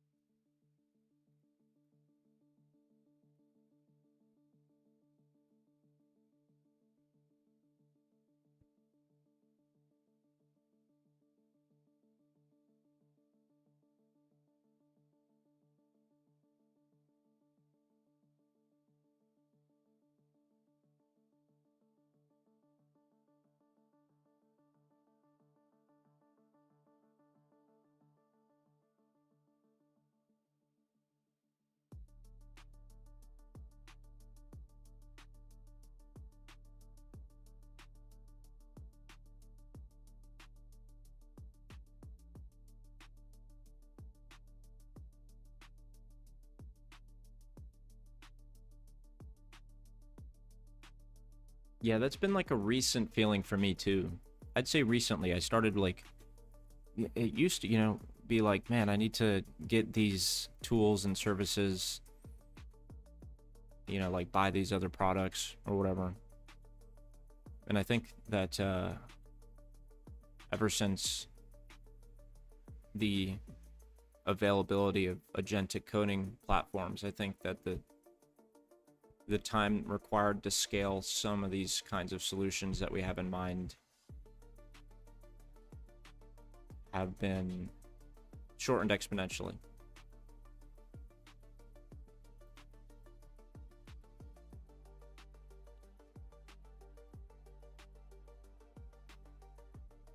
Product signal recap how the significance of understanding the Python code will aid in a user's ability to craft their own experiments.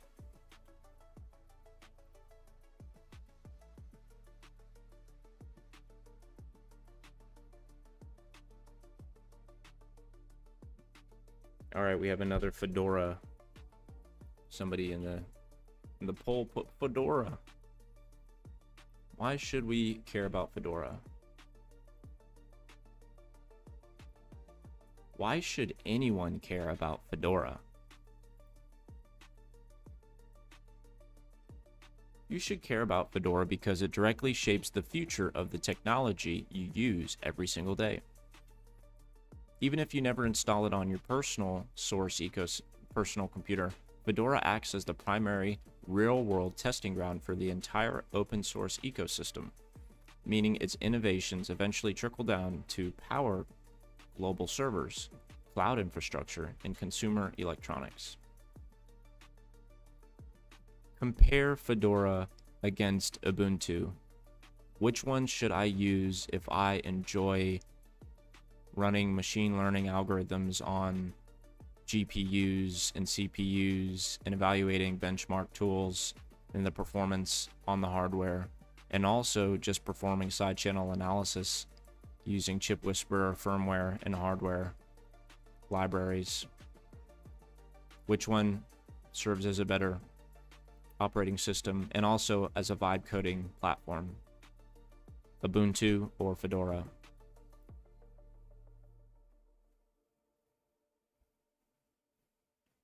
AI is an insane competitive advantage and people don't see it. Some do. Yeah, and some people see it and they complain about it.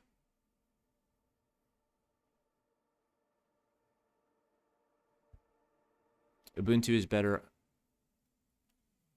Ubuntu, I think a lot of people just have fear, right? They don't really even know how to adopt these platforms, and they see other people taking these platforms and producing whatever they're producing with it. Hopefully quality, but obviously there's a saturation that's occurring in the CS career field.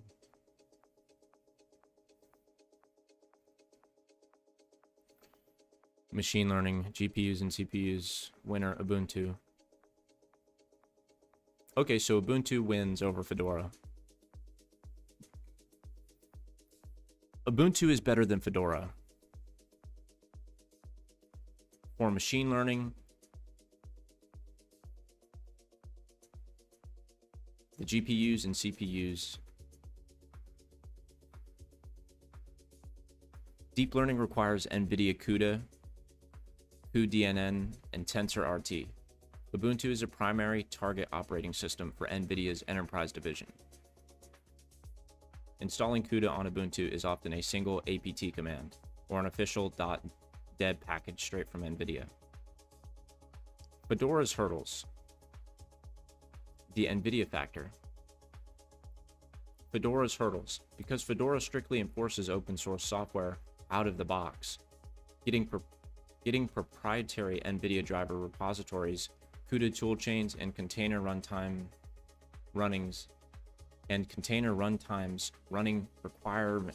running requires manual intervention. And container runtimes running requires manual intervention, dealing with third-party repositories like RPM Fusion, and occasionally fixing broken links when Fedora upgrades its Linux kernel too quickly for NVIDIA to keep up. And lastly, framework support. Most machine learning frameworks, such as PyTorch and TensorFlow, and optimization tools like Hugging Face Ecosystem, OpenVINO, explicitly use Ubuntu in their documentation, pre-built Docker containers, and installation guides.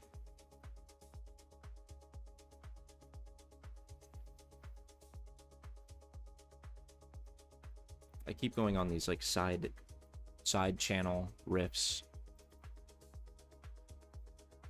Oh, I'm too tired to laugh at my own jokes. But wasn't that funny? Side channel? No? All right. Let's test out jittery traces.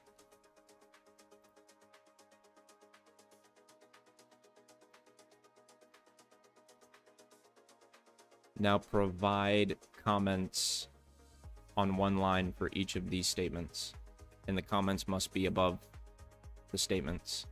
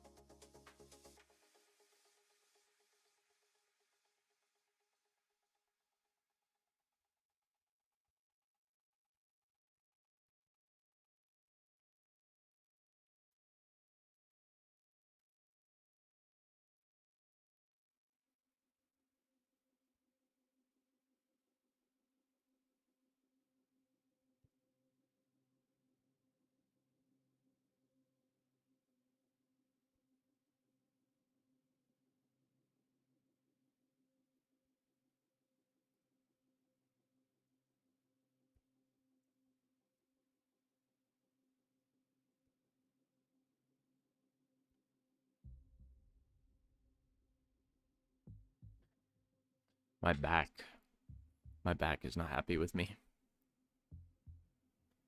I need to do some stretches. All right, so here is another Python block. Resynchronize the first 10 captured waveforms against the fixed reference window and store the results. So we are going to resynchronize the first 10 captured waveforms against the fixed reference window and store the results.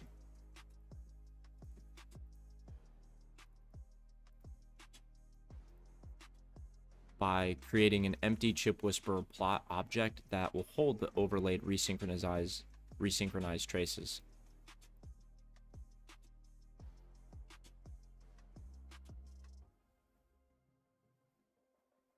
Okay, so we create an empty plot with plt is equal to cw.plot. Iterate through each of the 10 resynchronized traces so it can be added to the shared plot. So here we're adding these traces to the plot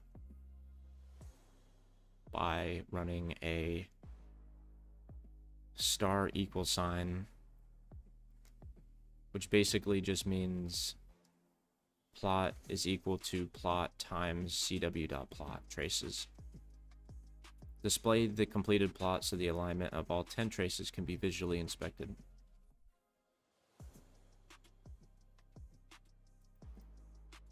Okay. I think if you solve a user need and really help people, people don't give a shit how the code is actually doing, which is why all the hand code pursuits will be behind. Value is value. Yeah, you've got a good point. I mean, obviously, you know, there are some like stretch considerations, you know, because obviously you need to create the solution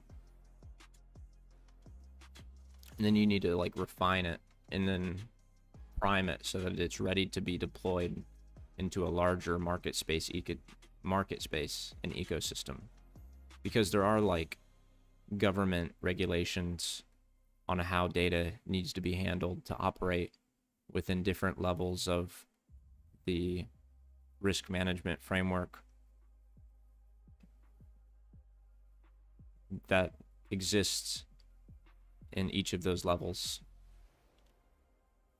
I feel like, you know, the sort of indie hacker has personal clients, you know, works and operates sort of on that very low-key kind of way. Like when I was a personal trainer, I had like a couple clients that I did work with. They paid me cash, and it was like, so I offered that value in that way, but as sort of like a vibe coder. I mean, that's sort of just like a different product as a whole and a service. And it's never been as viable before, you know, to do something like that. And people are, you know, screaming and shouting and hollering about AI. And I mean, there's like ultimately two concerns that I have about AI. The first concern is the most important concern, in my opinion. The most important concern about AI out of the two things that I think are concerns regarding AI is security. AI security for offense and defensive considerations. So I think a concern exists regarding AI security. And then the second concern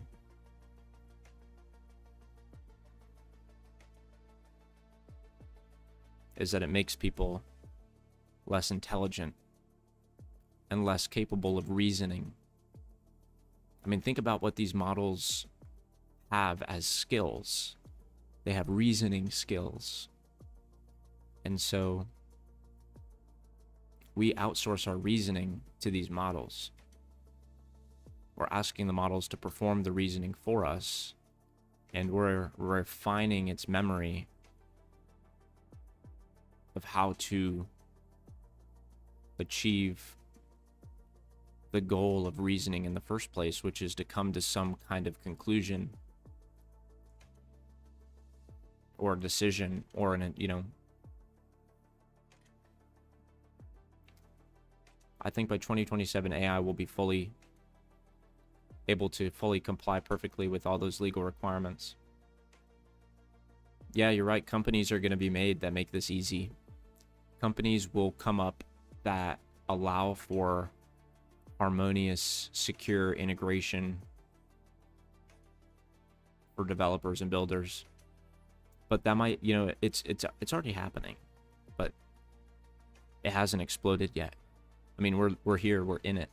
This is the bubble of whatever is happening. It's the very beginning of it.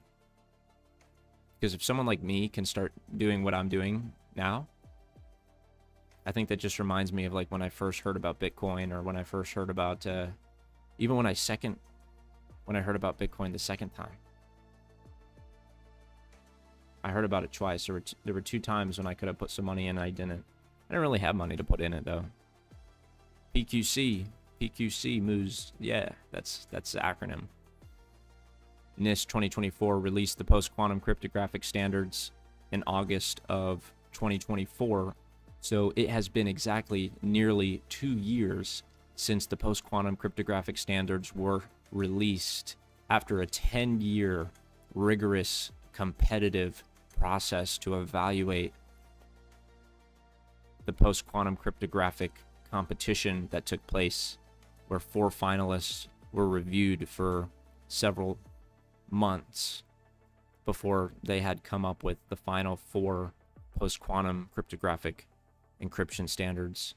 But those algorithms have since been modified and changed and broken. I am already like, not how can I interact with computers better? Now it's like, how can I make AI interact with the computer better? That's a fair question to pose. I think that's in the right space here. Every project you make now in 2027, you'll be able to turn around and say, GPT, fix up all my other projects to make sure they are fully secure to the standards required by their EMVs. Yeah, you know, it's minimizing the gap for an engineer to make a mistake. That's like the real solution that needs to be created. But see, then those systems become predictable and exploitable, and there's vulnerabilities there, you know? So like, even if these standards become equipped and these tools have like the capability, it's like they're going to have to continuously be updated and upgraded, and like somebody's going to have to like stay up to date with the tool set that allows them to build these things, you know, like these AI services. So, you know, the ability to say, GPT, fix up all my other projects to make sure they are fully secure, is going to require over time, like if I were to run a command like that now and it were to solve that problem, then, you know, like let's say a certain encryption standard that my software is using, you know, becomes, you know, breakable by quantum computing or something, then I'm going to have to go back and update that encryption algorithm, or whatever service provider that I'm currently using in my architecture is exploitable and vulnerable now because of that encryption standard that's no longer being used as a standard because it can be broken. So like whether you're incorporating the encryption with the data that you're receiving and sending, I'm just kind of going into space here. I don't really know. Interesting stuff. GPT. I need to stop talking. Oh, all right. We're looking at traces. We're looking at code. We're looking at comments.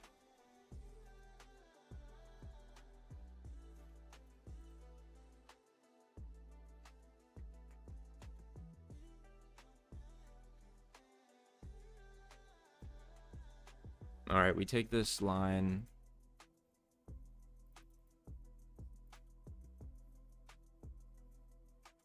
Please explain the question mark parameters and why it keeps showing up for us to put in the value of 1700. Why doesn't it just do it already by itself?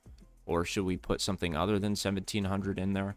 What is the significance of this parameter? I don't understand. It keeps popping up. This is a product signal.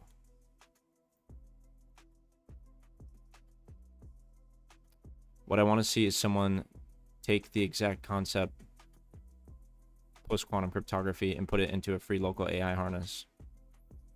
Yeah, I mean, there's repositories out there with these encryption standards, like module lattice key encapsulation mechanism. So like, let's go into there. MLChem PQC algorithm. In Mobile Legends, Kimmy is a unique marksman and mage hero. She uses a free aim spray gun, which lets her move while shooting in different directions. Module lattice key encapsulation mechanism post-quantum cryptographic algorithm, NIST. Lattice-based key encapsulation mechanism, or MLChem, which used to be called Crystal's Kyber, is a post-quantum cryptographic algorithm standardized by NIST as FIPS 203 in August 2024. It secures key exchanges against future quantum computer attacks.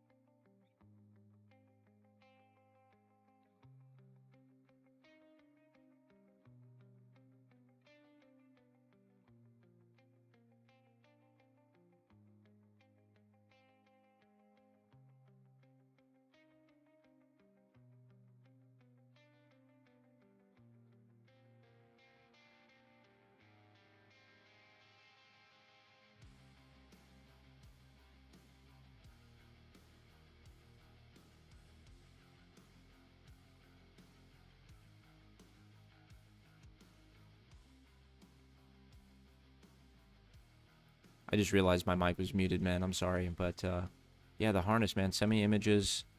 Let me know. I need to learn about like what a harness even does specifically. The harness, and here's an explanation. The harness is the robot's body. An AI model is just a massive file of numbers. It cannot do anything on its own. The harness is the software that plugs into the brain. It gives the brain a mouth to talk to, a way to listen to your questions, and a way to run on your computer's graphics card. Moozed, you saw the closest competitor, Hermes, is pretty dog shit on setup. Yeah, I'm not really, I don't know. Hermes is okay. I haven't really gotten used to it, to be honest. MLChem is the ultimate secret lock. Right now, computers use normal math locks to protect secrets, but in the future, giant quantum computers will be built. Wow, it's very confident in that.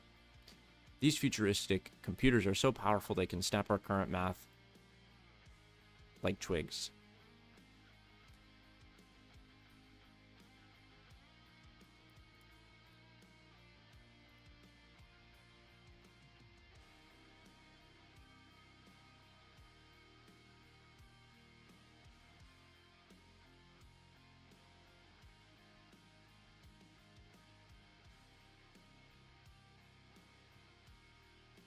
Like I said, local AI needs to be one-click installed and guided setup. Yeah, that'd be awesome. But local AI setups need to be like actually valuable enough at the with regards to like the amount of space that it requires and takes up. Like the space required for these local models needs to get smaller, and the capabilities need to become more powerful. And then that's when local model will take over. But cloud is always going to be far more superior in terms of intelligence and speed. Not cost, obviously, but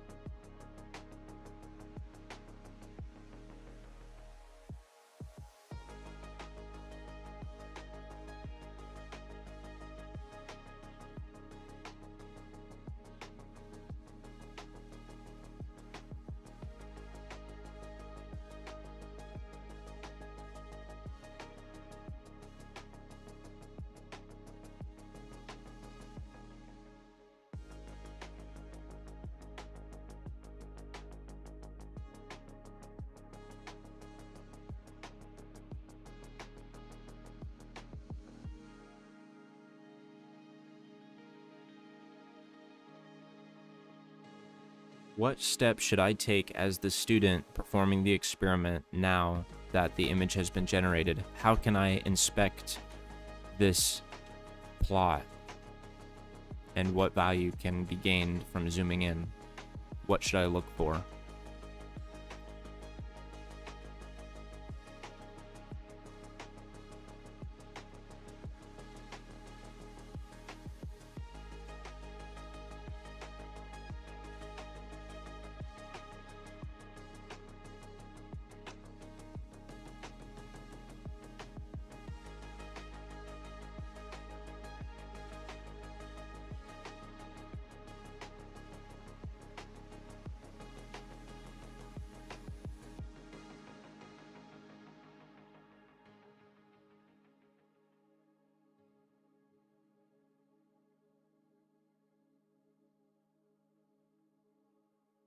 All right, so we have samples 1000 to 2000 here. Interesting. Let's take a screenshot.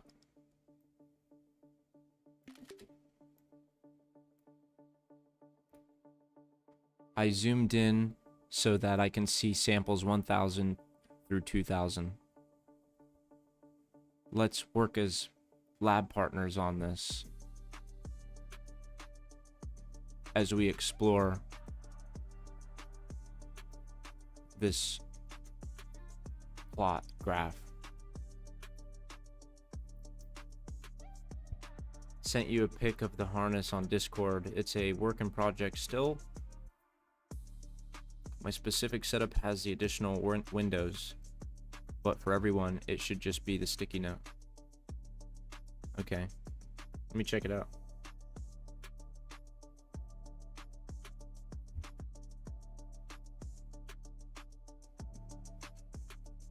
Okay, I see it. Supervisor workstream, SCL command system, executor workstream, signal override terminal.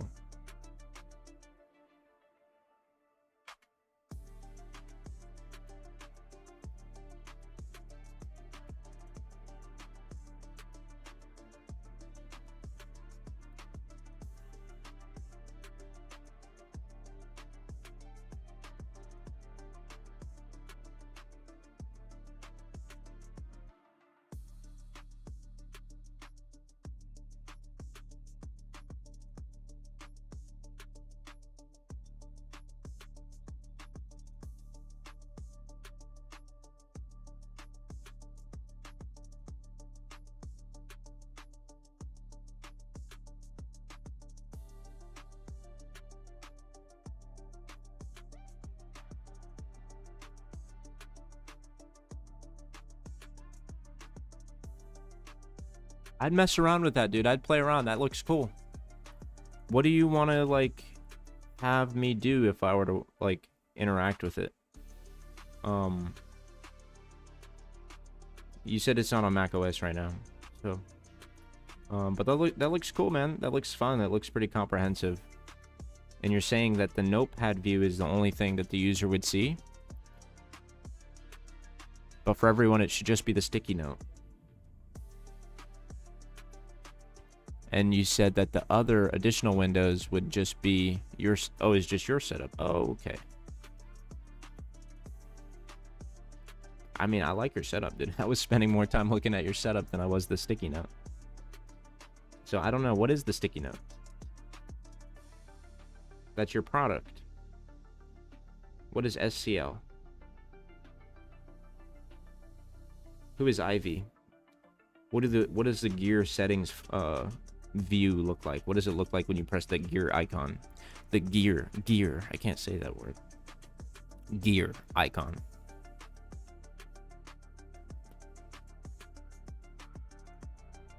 Very cool. Ivy is my local AI. That white sticky note is, I call the harness. Ah. It has full STT and TTS and a local model. Local model? That sounds cool. Sign me up. What's your RAM and your your local storage? All right. This zoom includes the neighborhood around your original reference window. The 10 resynchronized traces remain densely overlaid, while multiple tall spikes and sharp transitions give us landmarks to compare at sample scale. Read this view. The plot divides into 3 useful visual areas: 1000 through 15,000, 1000 through 1500, several isolated tall, small, it's 1000 to 15. Okay. Yep, from here to here. These are useful. Okay, relatively tall positive spikes nearly 1150, 1275, and 1400. These are useful rule markers.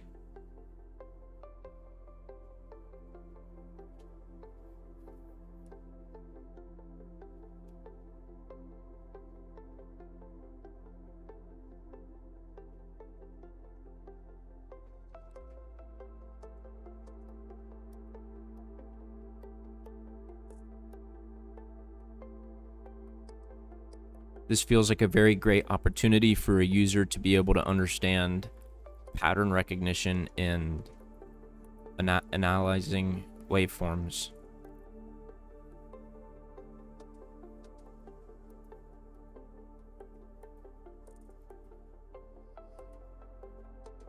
Product signal. I use big models on other RAM for long horizon tasks. 12 gigabytes of virtual RAM, 5070 on only, okay. My RAM is not 600 gigabytes, virtual RAM 64. That is nuts, dude. Nice, I'm on 16 gigs of RAM over here. You know, I didn't even really know what RAM was useful for a while, even when they taught it in school.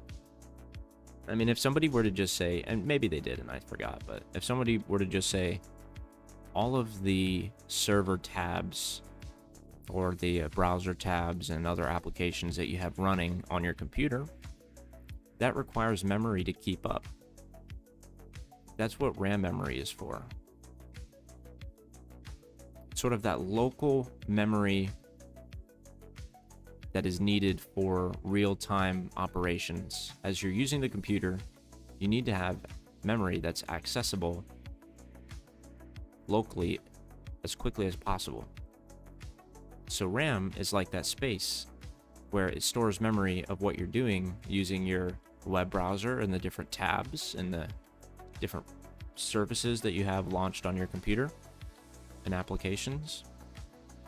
It holds the memory for whatever you're working on currently for those different windows.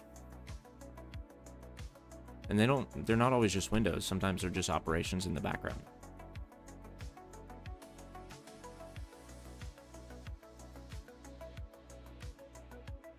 Long horizon tasks.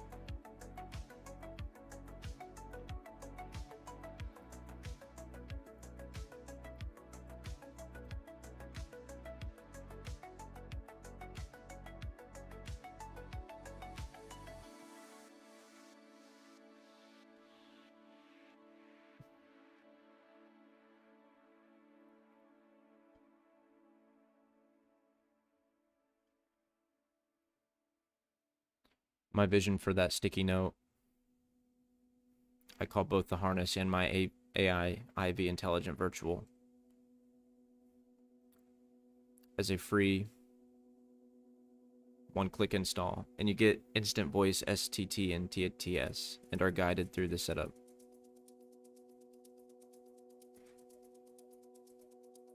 How is the STT and the TTS integrated? Is there an API that's required for that capability?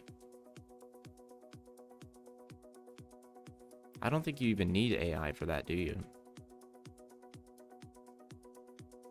I mean, unless you have code that does it itself, which is definitely possible without AI.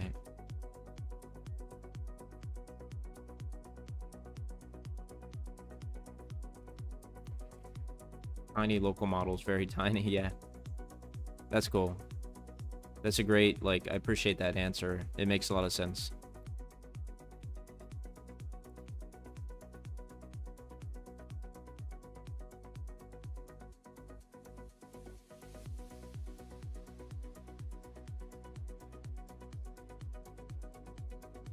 Let's now proceed with this next Python code block. Let's make sure that each statement has a comment above it, and the comment consists of only one line. 2 gigs total just for the STT and TTS. Nice. Local models. That sounds fun, dude. That sounds like a fun project to have built.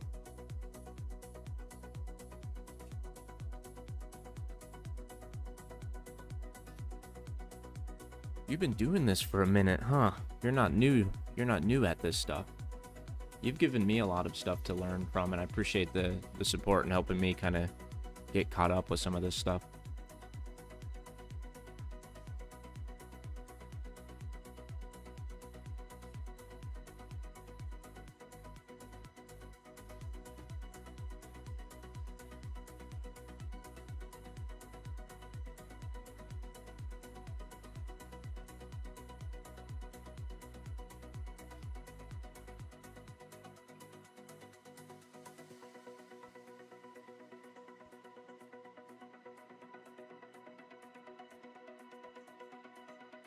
Alright, so in this Python code block, we are creating a new ChipWhisperer project to store the resynchronized traces, replacing the same named project if it exists already. So this is lab resync. Overwrite is set equal to true because we are replacing this project if it already exists. Iterate through every original trace and its associated metadata in the capture project. Your thing is actually coherent, not quite GPT real-time voice, but it's solid and most importantly custom. Yeah, that's cool, man. Hopefully it's easy to update when better capabilities become available for you.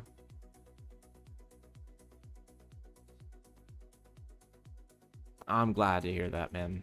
I was a little concerned that I wasn't doing what I initially set out to do once I went on that vibe coding path. It's fun, and I'm going to continue to do it, but this is definitely, I think, I'm going to try to bring this back to life.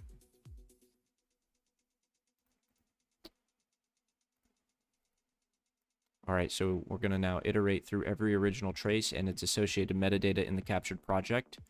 We initialize a for loop for trace in project of traces.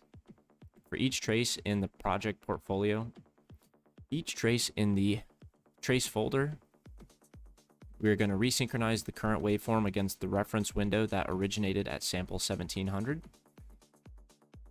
We initialize the resync wave variable, and we set that equal to resync with sum of absolute differences. And we have some parameters in that function call, such as the reference trace. We also have a parameter with question marks in it. We're going to put 1700. And we have trace wave, and then we have 10. We're then going to create a replacement trace with the resynchronized waveform that the original cryptographic metadata. Append the resynchronized trace and retained metadata to the new project.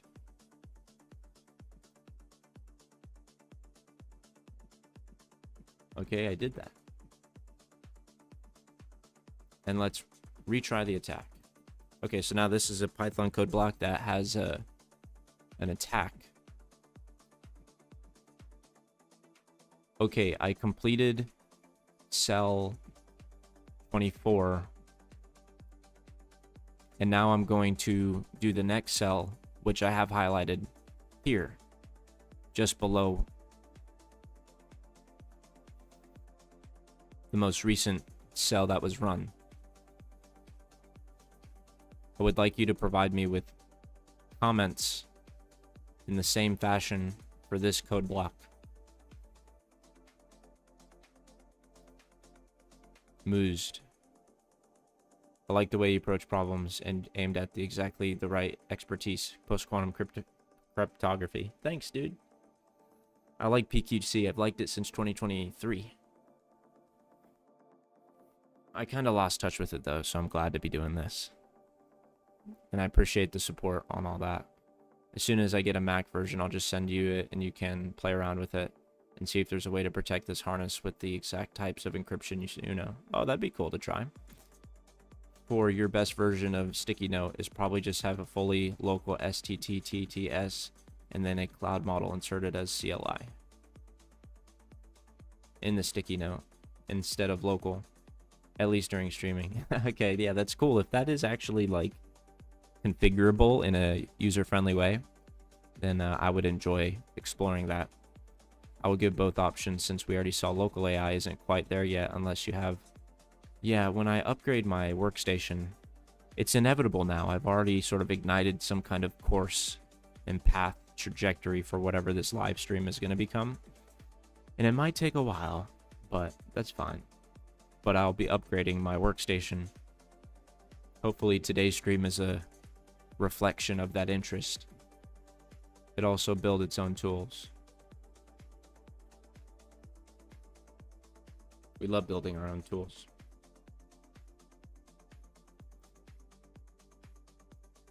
Okay, time for the next thing here. Import ChipWhisperer Analyzer tools under the shorter name CWA. This is an incredible moment. This is like the climax of the experiment. And it's just going to happen within moments.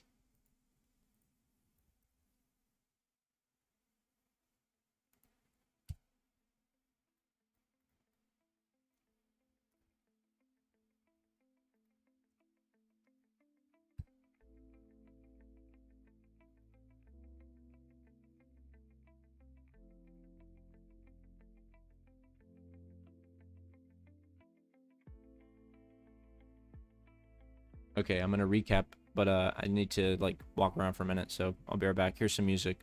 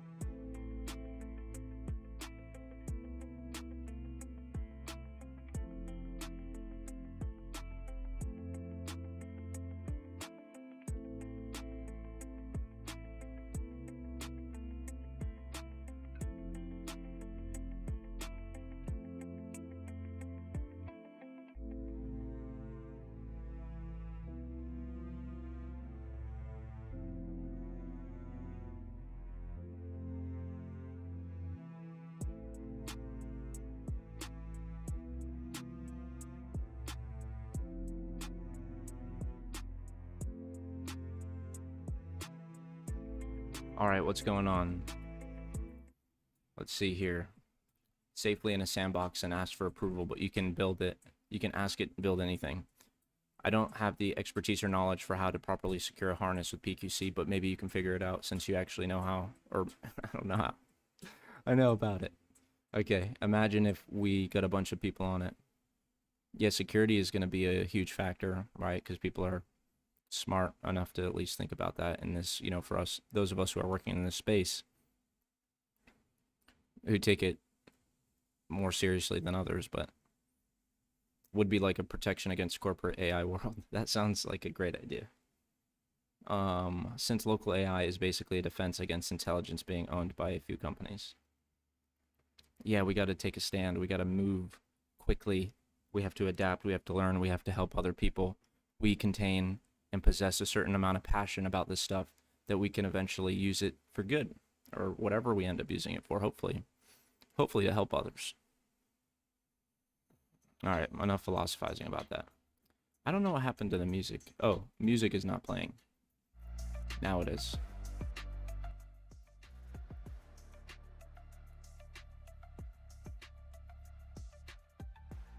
All right, so let's see here. So we are importing the ChipWhisperer Analyzer tool under the shorter name CWA. Then we are selecting the AES S-box output leakage model used to predict intermediate values for CPA, where we set the leak model equal to cwa.leakagemodels.sbox output. Like if that sticky note with a CLI STT was downloadable right now with PQC, there's no way it wouldn't get insanely popular. Yeah, bro, send it over to me. It sounds like you're like really excited and want to move forward on it. And if I can contribute or like just kind of poke around at some of the different PQC algorithms and see which one would mesh well with it, sounds like a fun little project.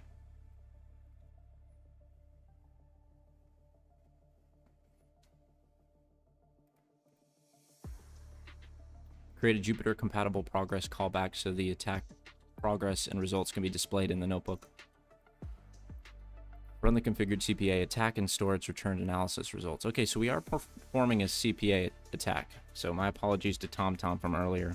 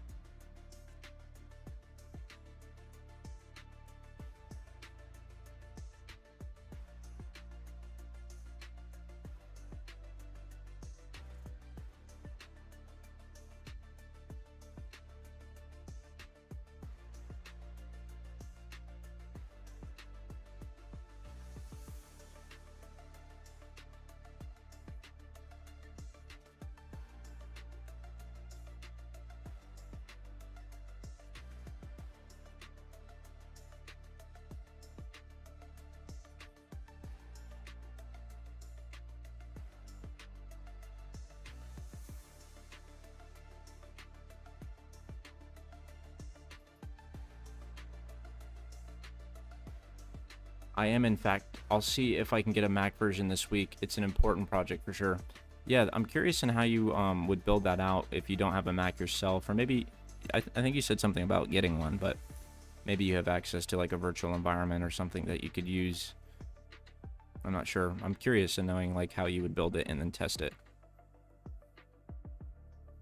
A lot of people avoid the pain of harness building, but that's exactly where the gap is. Now, can you answer me this? Is that what BridgeMind is building? Is that what Max Blade is building? Is that what that other guy Nick is building? Are harnesses? Or they're building ADEs? You'll rent one? Okay, that works. I'd let you borrow one that I have. It's over in my China cabinet. See, over there I've got, instead of like plates and shit, China is a technical word, I've got like computer shit in there. All right, let's see. I read through those comments. You should see the attack succeed this time. All right, performing the attack. Look at that. Wow. beautiful.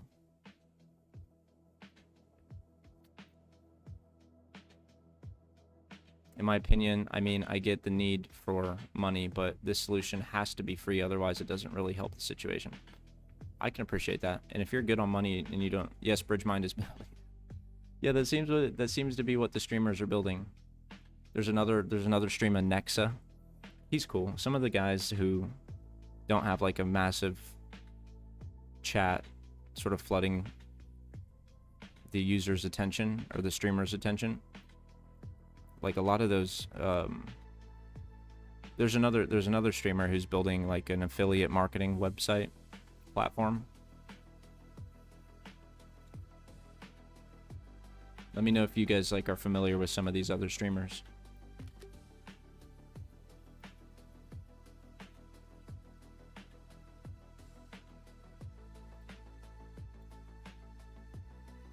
I finished running that cell block, number 25.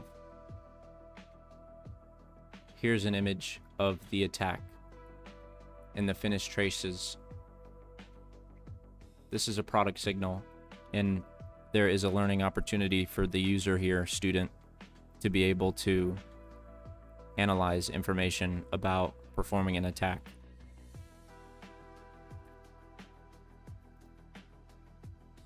They are all decent harnesses, but none of them hitting on the main thing, the tool that builds the tools. And none do STTTTS. What do you mean none do STT and TTS? Text, speech to text, and text to speech. I feel like I've seen some of those, like the Max Blade guy. He has a environment that's like, it's called Canvas, and he can like issue a couple different agents, call them different names, and then he'll interact with them via voice dictation, and then they'll provide like responses and recaps and whatever in voice. So I'm curious what you mean by that. PewDiePie also put out Obsidian harness. All of those other harnesses you have to pay cloud service for voice. Okay. Yeah. Now I got you.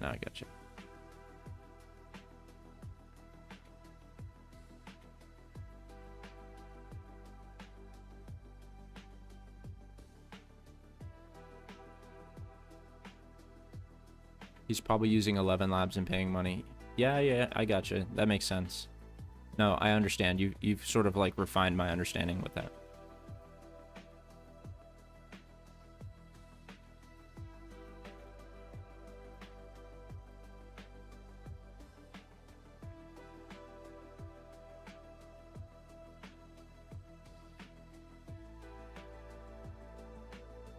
All right, let's now proceed with the next cell, which is under the SAD resync and with ChipWhisperer Analyzer title.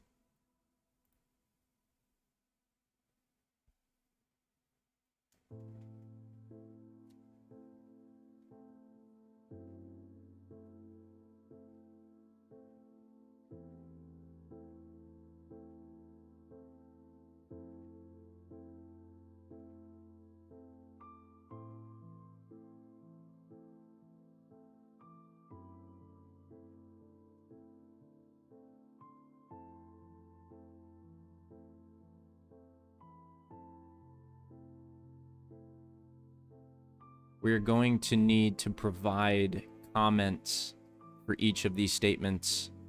They must be at least one line, and they must be directly above the Python statement, and explain the parameters with question marks.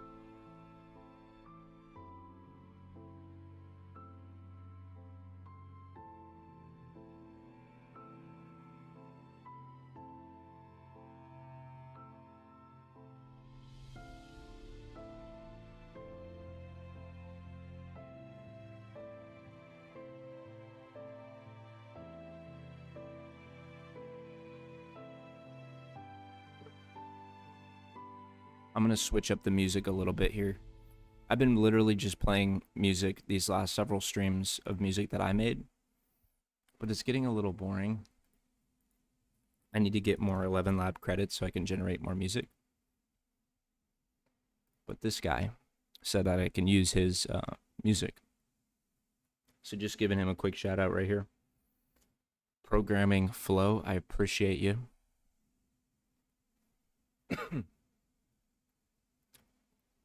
Where's OBS?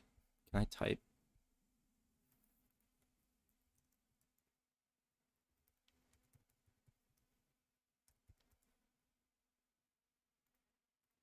Yeah, let's check out his live stream.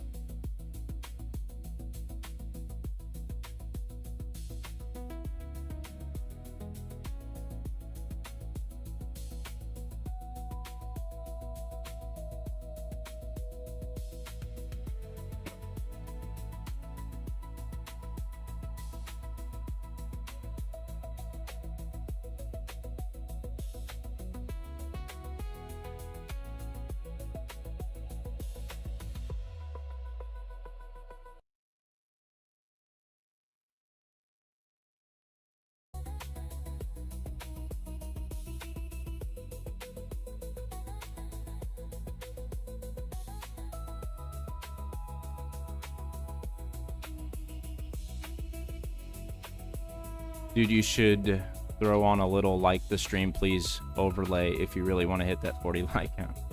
What do you mean, like in the title of the stream or on the thumbnail? On the thumbnail I should do that, or both. Yeah, so I did that, so I can go here and I can add programming flow in here.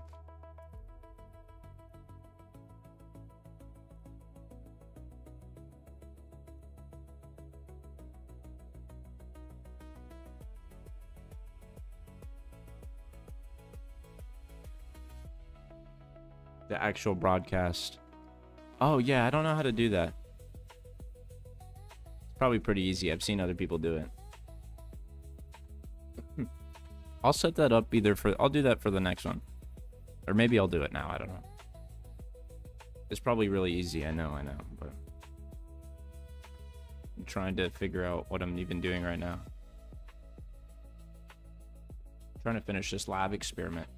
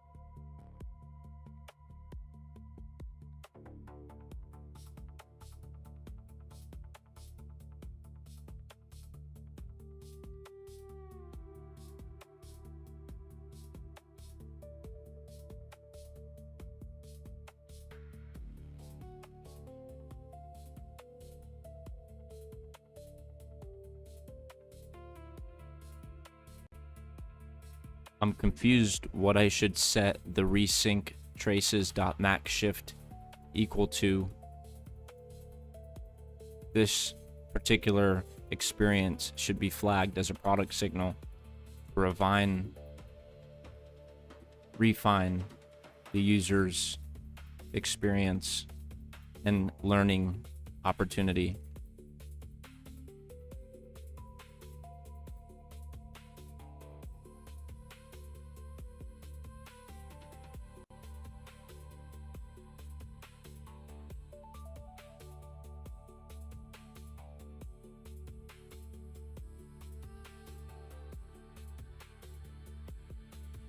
you'd probably get so many more likes, but what gets you probably even more exposure is clickbait title. Yeah, I know. Clickbait title. I've kind of tried that out. I've tried out some AI generated short or YouTube thumbnails and stuff, and I don't know, I like this one. I like that noir, that black and white vibe. I might change it up a little bit and make the text a little bigger or something. But I want to build sort of like a genuine brand, an authentic sort of representation that has like a unique style to my channel. And I like this hardware security direction. And I don't consider myself a subject matter expert by any means. I'm just like I'm almost just like a college student. I literally was in May, and then I graduated.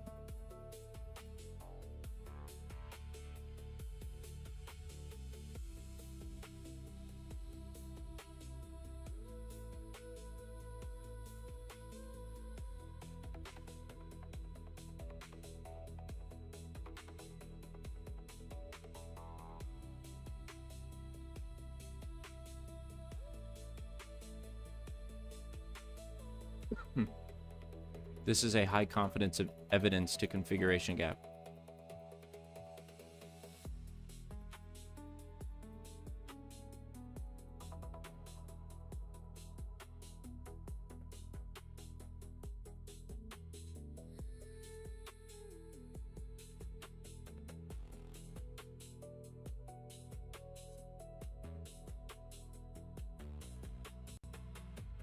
Explain very simply why it is 200.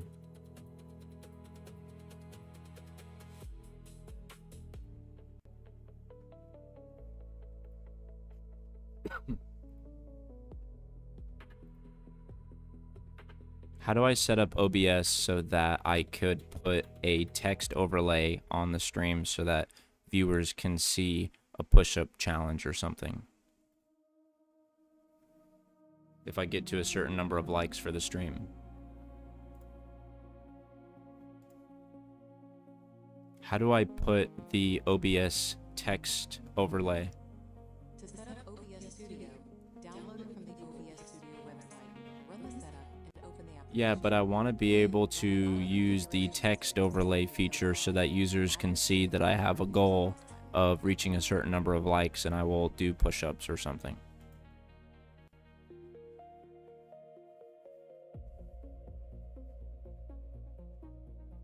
Pick a platform,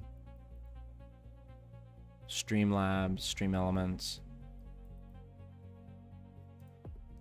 I can't just do this natively in the OBS workstation.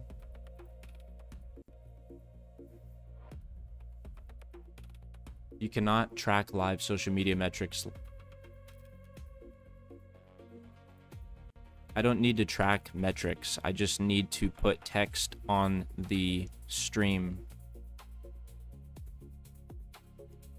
Yeah.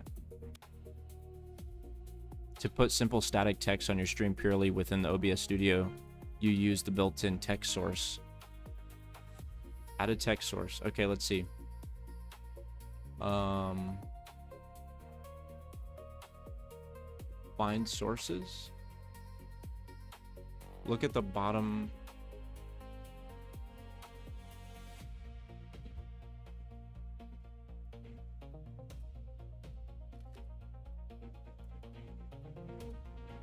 Here's what I'm looking at. What do I click on?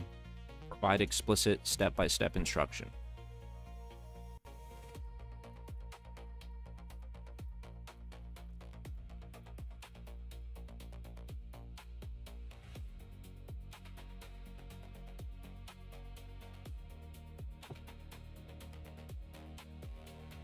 Switch to the tab source.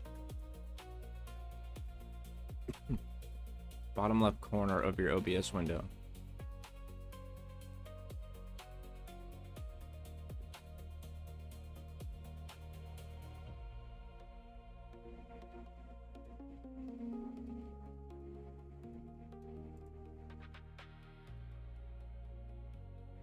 Text.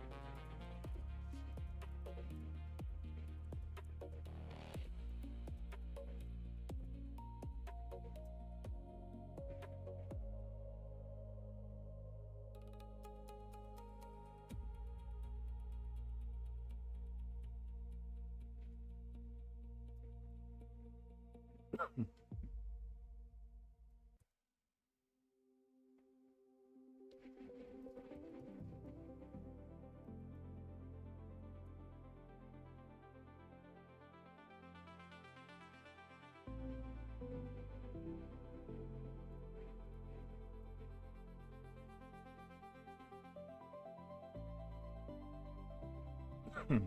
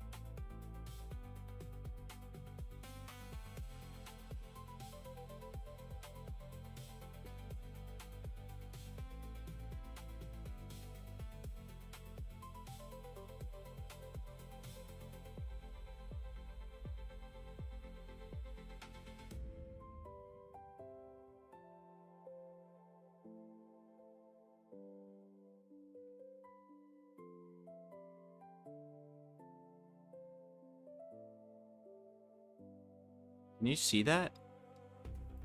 Can you guys see that text on the screen?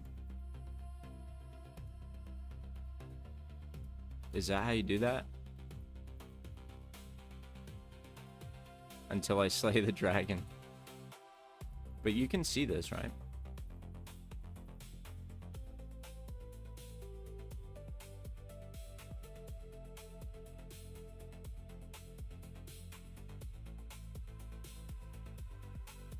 Damn, I don't know. This is like the first draft and I don't like it.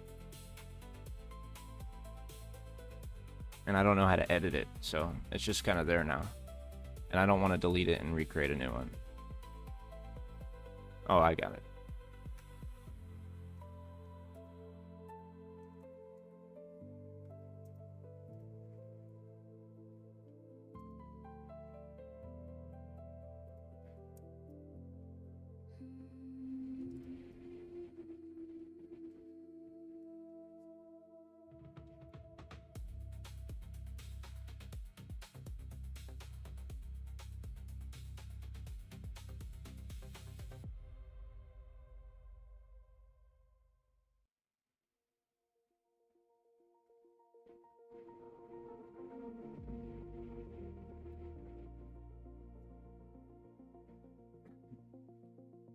That looks like a negative sign.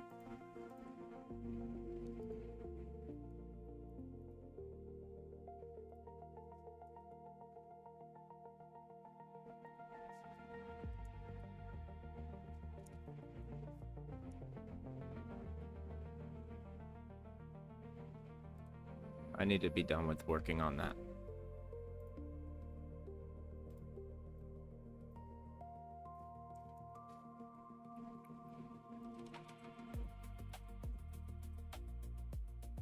There. That will suffice.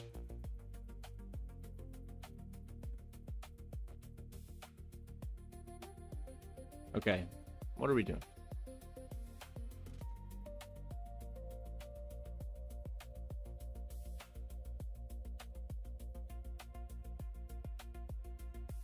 Okay, let's run this. I don't think it's gonna do anything. Oh, there we get 200 traces captured.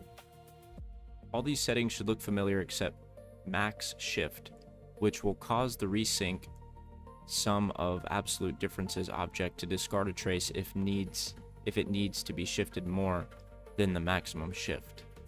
Why is this useful? Consider the case where there's enough jitter to move the point we're looking at outside of what we captured. It would be much better to simply discard this trace rather than including it and having it disrupt our data.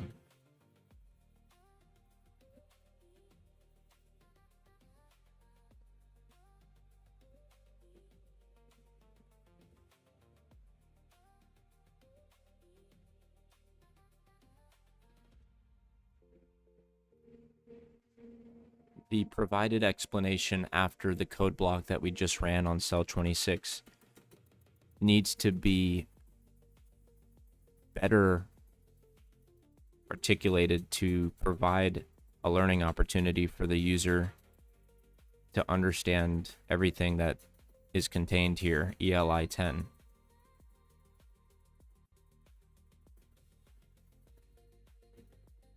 I would put it in the bottom right, just, okay, next to the Q-Strike logo. I don't even know what that looks like. I gotta,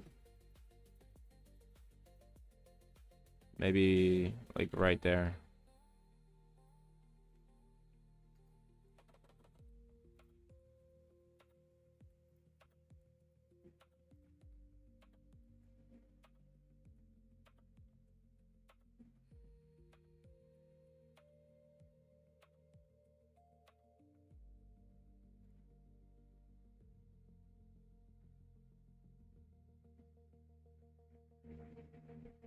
That's a good suggestion.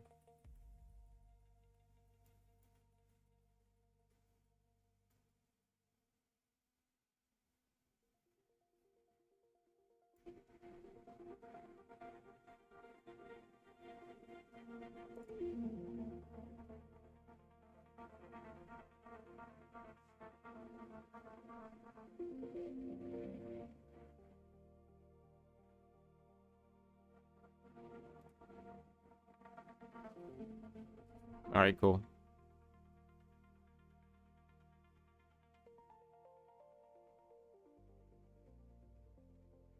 Yeah, I forgot I had it on my phone too.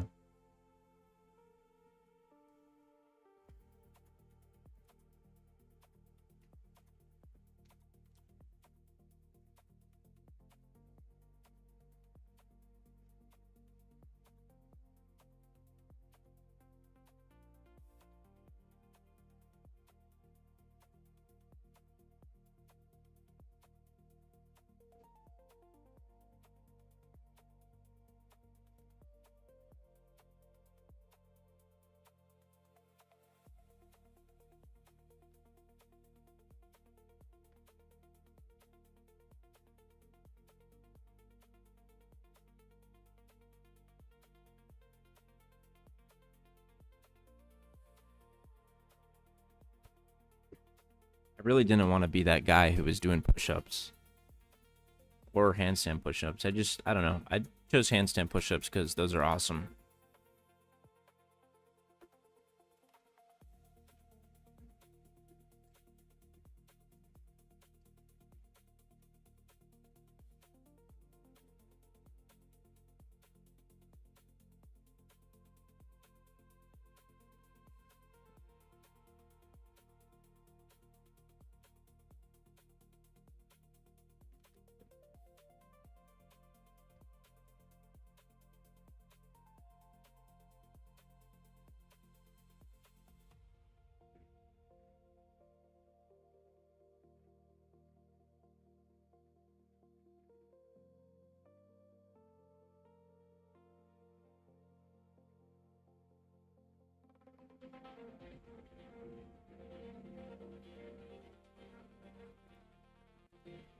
Explain in very simple terms what this code block has done and what the progress 100%, 200 out of 200 really means, and how we can extract the most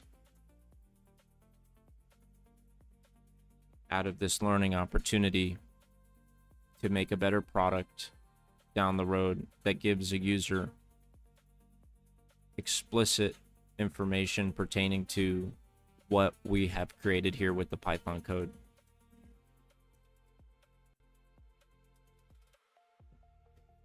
So tomorrow will be the real test. Yeah, that's true. I could do it right on the, if I stream tomorrow, I can do like this text display thing and keep it up there. I think that'll definitely make an influence. And I'll probably change the thumbnail as well.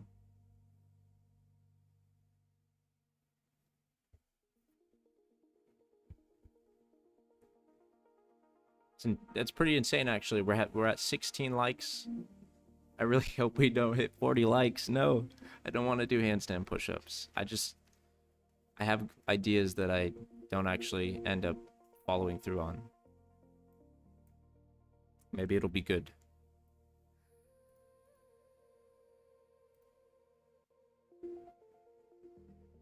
Let's proceed with providing one-line comments for each of these Python statements in the very next code block.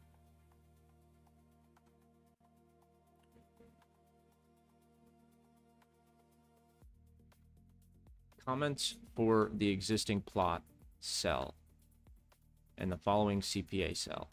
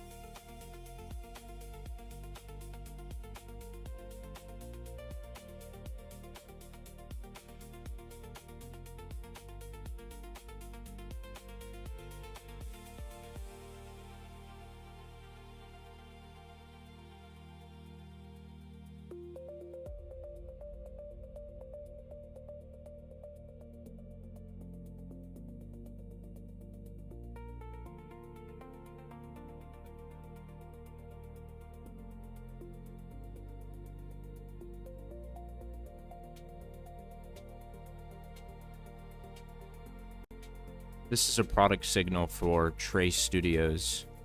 I like how Jupyter Notebooks has the ability to put cells for specifically markdown text that can be used as headers and descriptive text that could describe a code block just below it. But we are moving away from Jupyter Notebooks in Trace Studios. But I just wanted to mention that I like this about Jupyter Notebooks.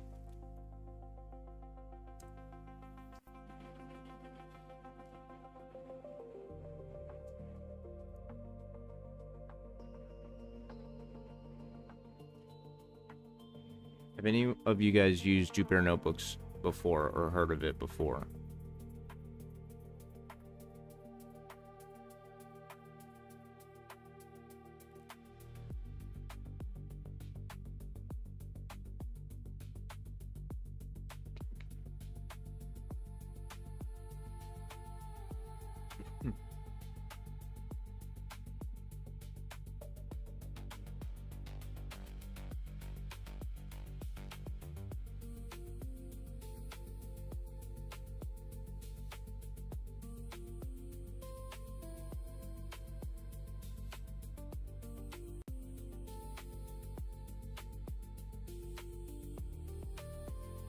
I believe we have covered a lot of information pertaining to the workflow and user experience while navigating through the ChipWhisperer repository projects and experiments, specifically within the SCA 201 folder, working on the lab 1_1A, which is resynchronization. We started this Perplexity project space to encapsulate the user workflow experience while navigating through the ChipWhisperer laboratories. Given this extensive context window history, compile a report and update the existing repository for Trace Studios in the documents within Do not add any new documents. Just use the existing documents and scaffold the infrastructure for Trace Studios.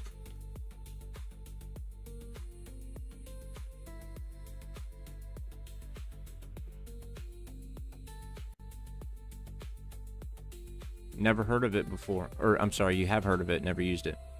Yeah, I think Google has like a pretty similar experience. I think like Google Colab or something like that.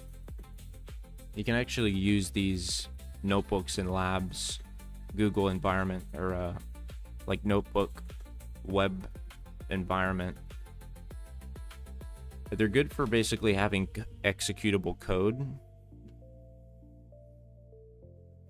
and then writing sort of like explanations about those code blocks that you create in those terminal commands, like a terminal block. And you can provide an explanation, and it's good for research, good for documenting your research.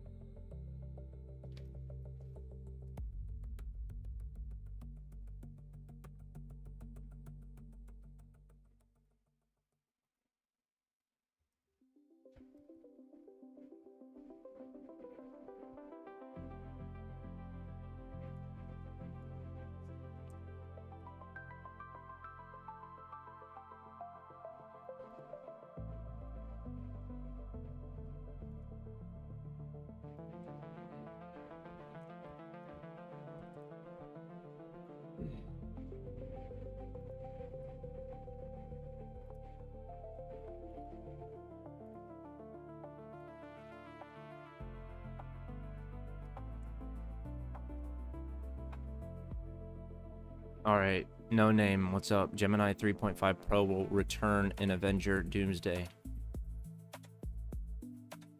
Are you saying that because of the poll that's out there? The Gemini and Ubuntu. A Gemini and Ubuntu sounds horrible.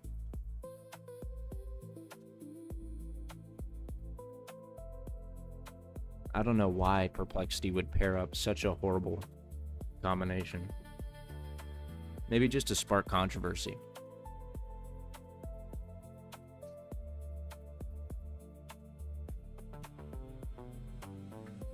I've got some controversy.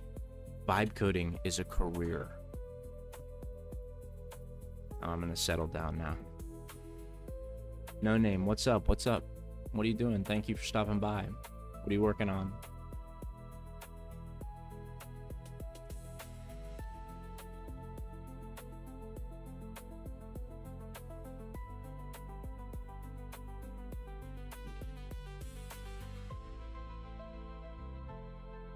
All right, let's run these two.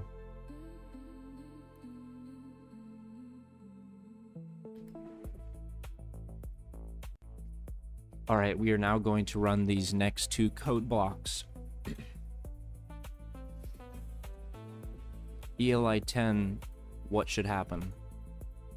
Provide a very concise response.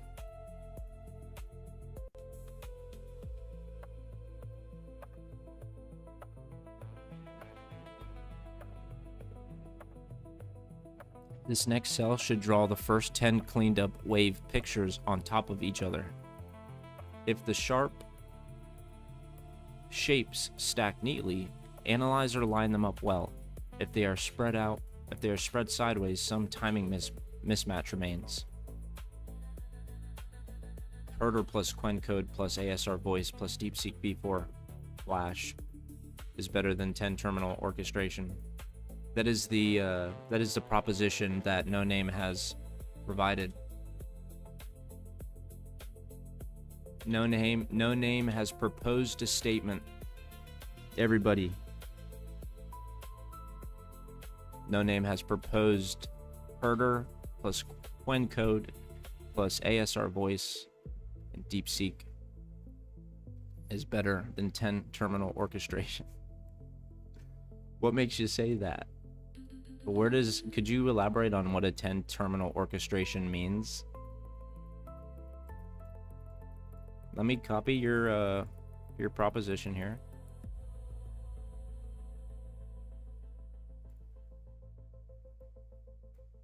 I cannot use this.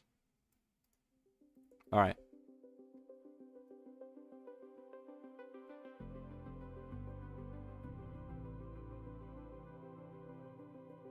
Inspect the following proposition that I provide you. I am unable to inspect anything because you haven't provided a proposition.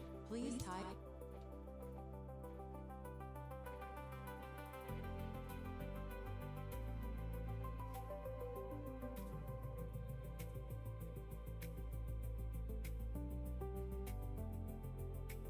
Yes, I have Discord.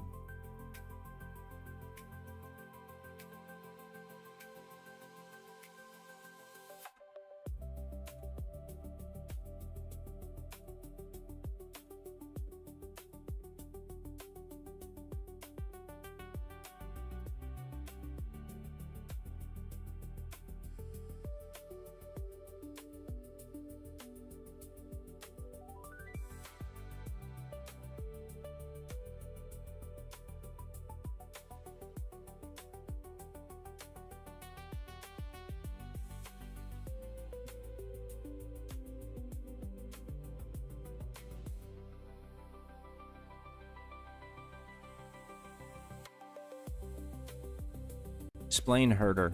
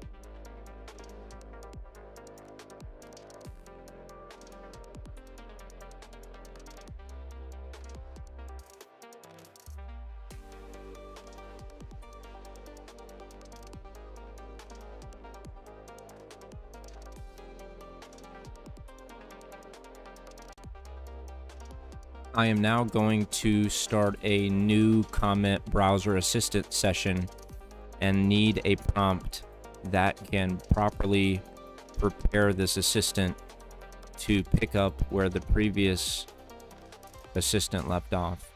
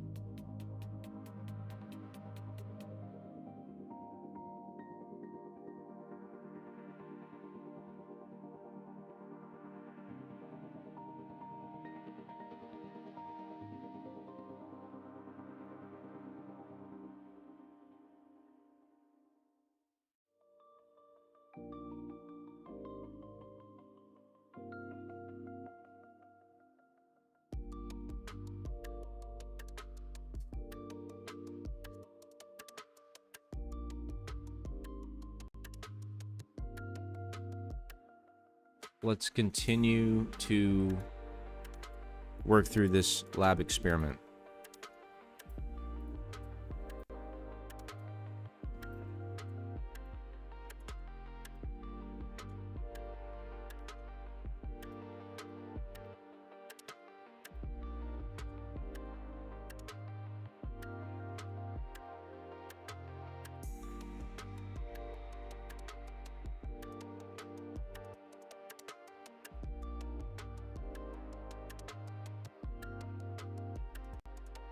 Before I do that, what can I gain from zooming in on the resynchronized display plot that we just executed on cell run 27?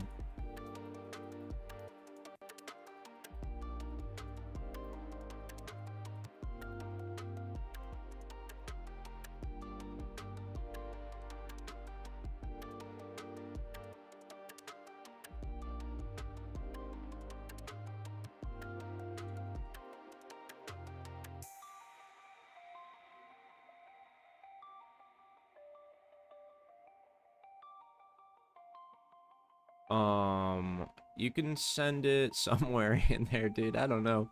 I just set that up recently. I had someone help me who is from the live stream. He helped me set up the Discord, so I apologize for any of the weird verification process steps. I tried to keep it secure, implement some security to it, but it's in the process of being constructed better. The Discord server, anyway.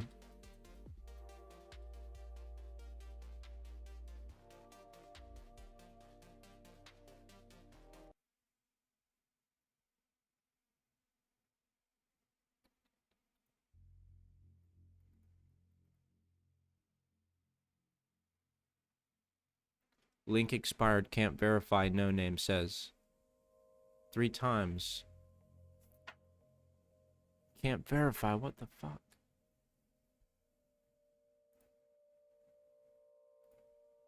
Sorry about that, man.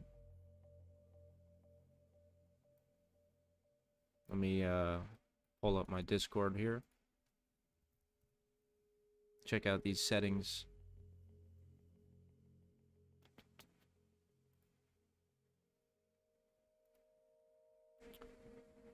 What's your Discord handle? Is it the touch? Welcome touch. It says you joined 231. And touch has now joined. But the verification, there's like a verify section, right? Verify here. Verify my account. Verify to access the server.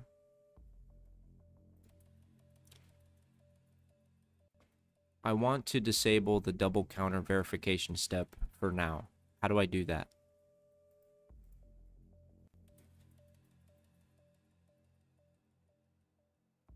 Okay, I got your message on Discord, I think.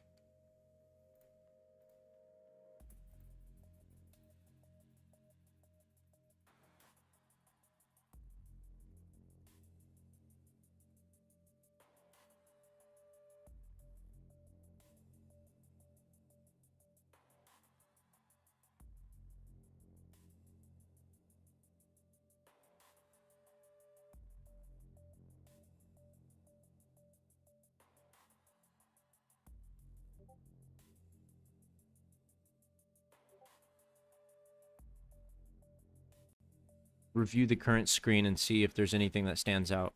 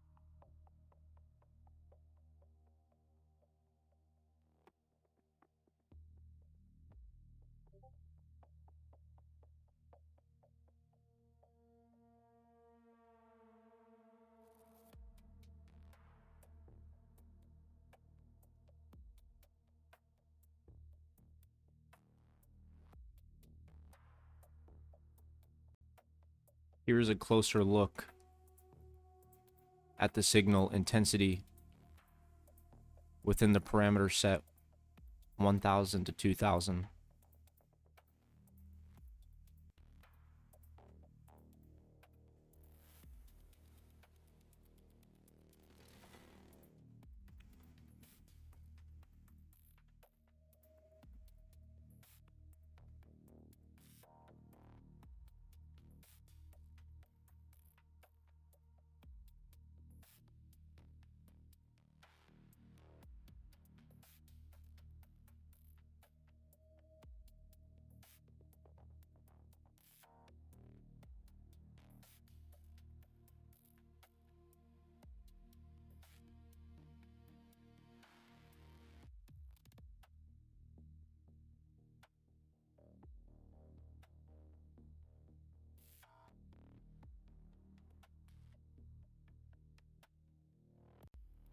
The lowest verification level setting is low. There is no none.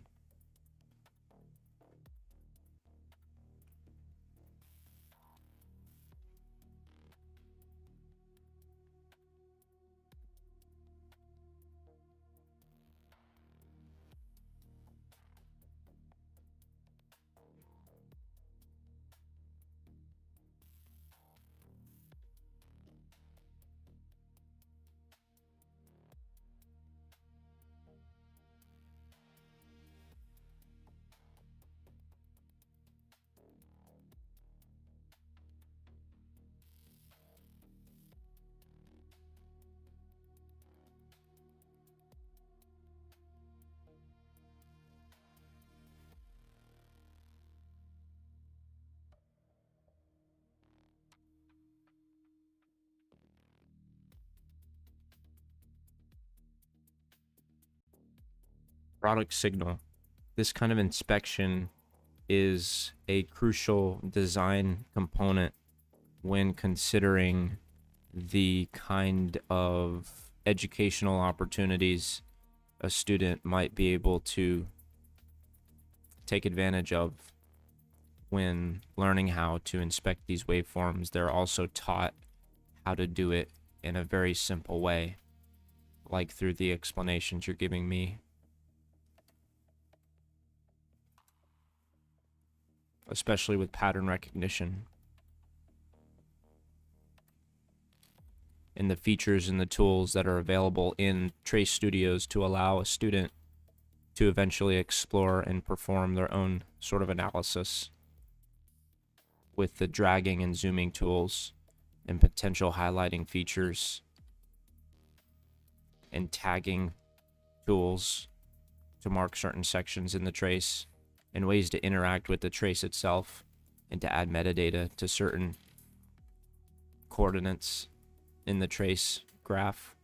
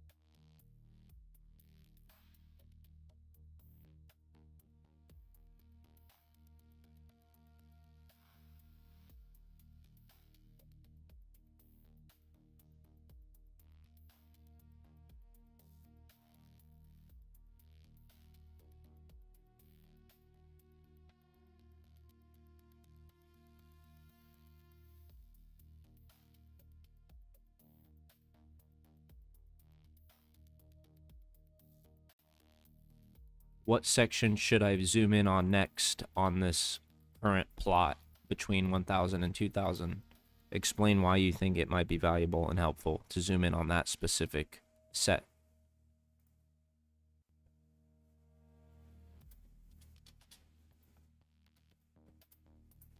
So now we're going to zoom next into the 17 to 1850.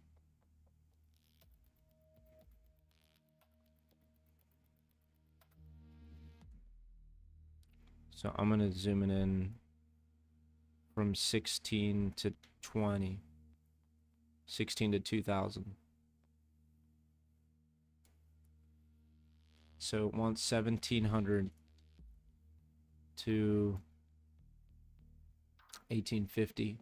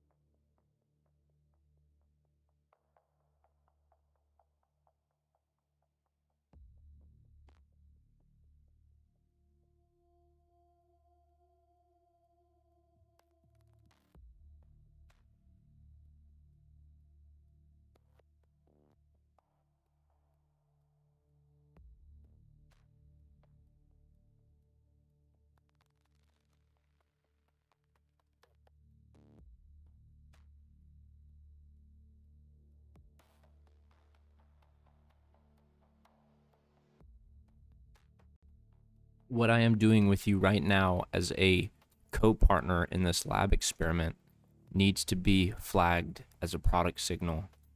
The kind of inspection that I'm doing with the plot by zooming in and identifying unique patterns is a crucial consideration for how the user and student will best learn,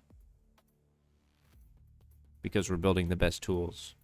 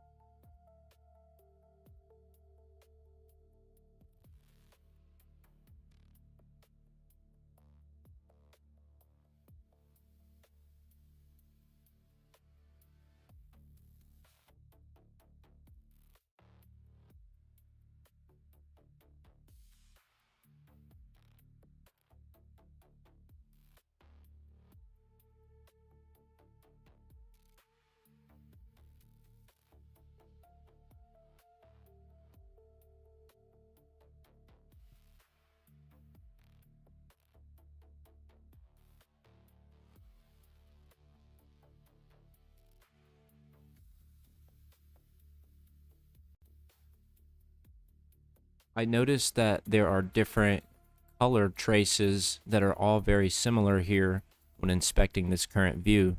Would it be valuable to look even closer to see what the differences are for each of these colored traces by zooming in even further?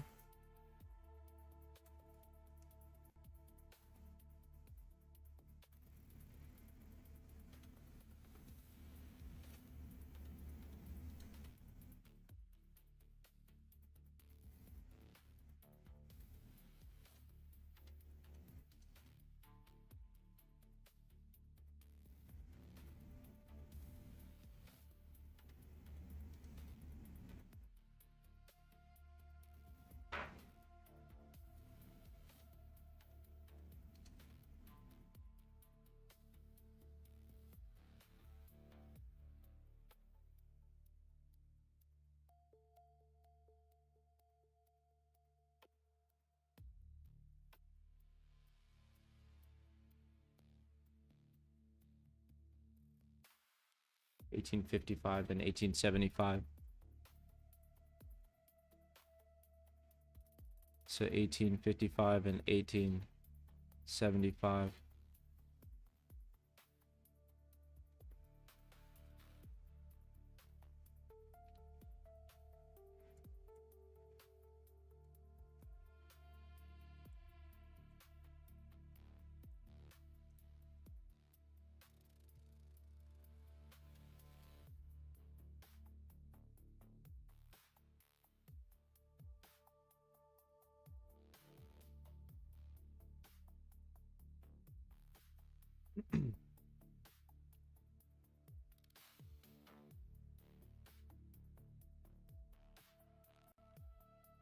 I zoomed into 1855 through 1875. Here is the result.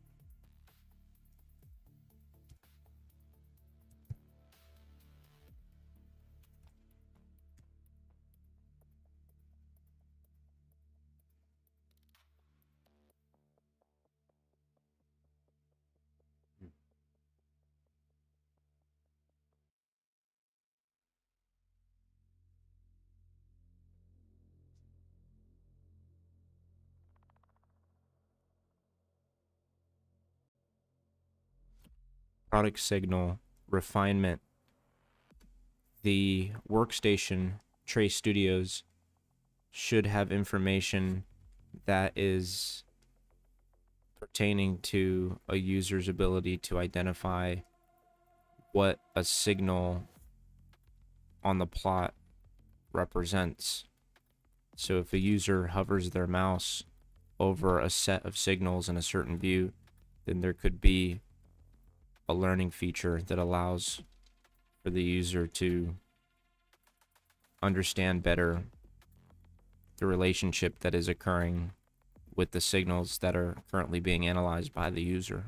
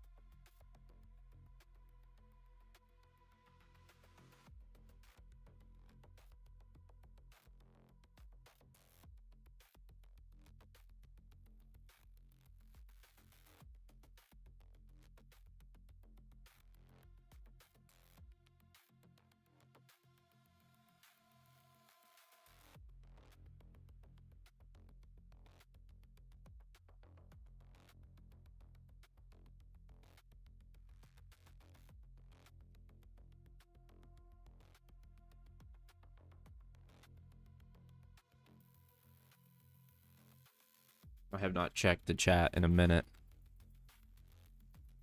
All right. Link expired 3 times already. Add friend request. Check private message. Sorry, bro. My bad. Yeah, I was just looking into the settings. I was trying to fix all that. Okay.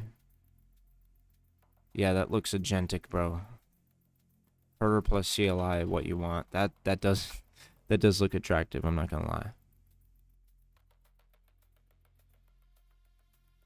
Yeah, dude. But how much do you need, like, how much does that cost somebody? Like, in terms of dollars?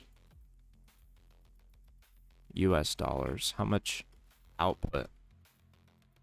Like, man, people running shit like this.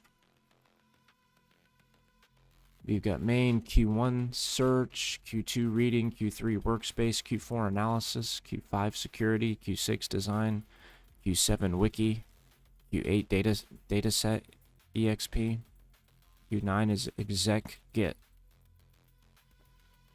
Well, damn, son. Why did the computer go to therapy? It had too much. What is that? That's wild.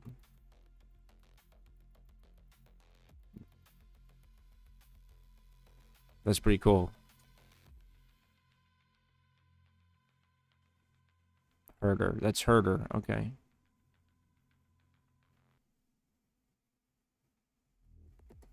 That's pretty fire, bro. Not gonna lie. Sorry about the Discord thing. I'll try to fix that soon if you're gonna, like, ever stop by again.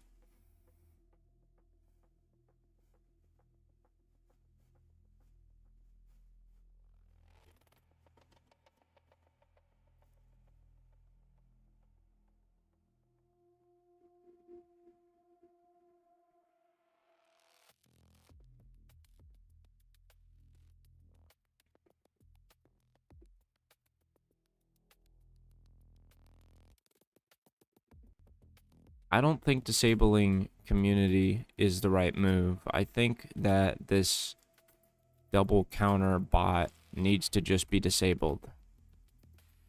How do we do that?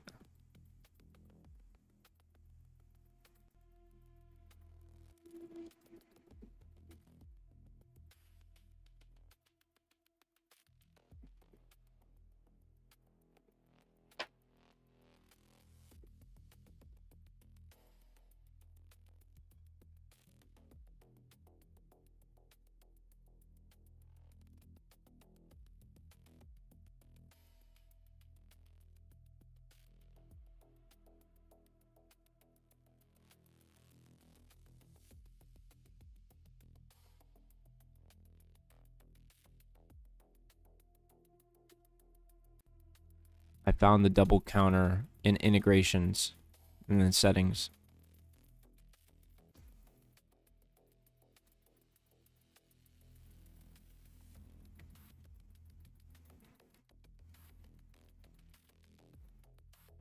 For disable its verification.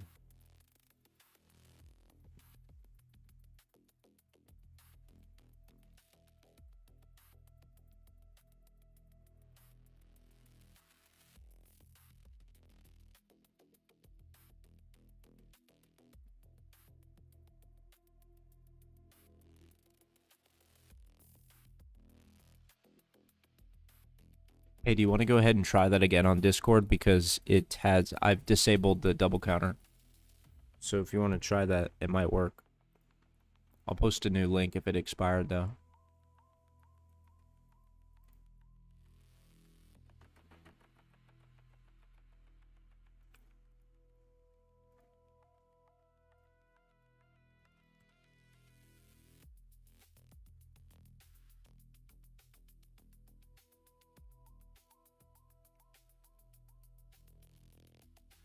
What am I building? Check private. Not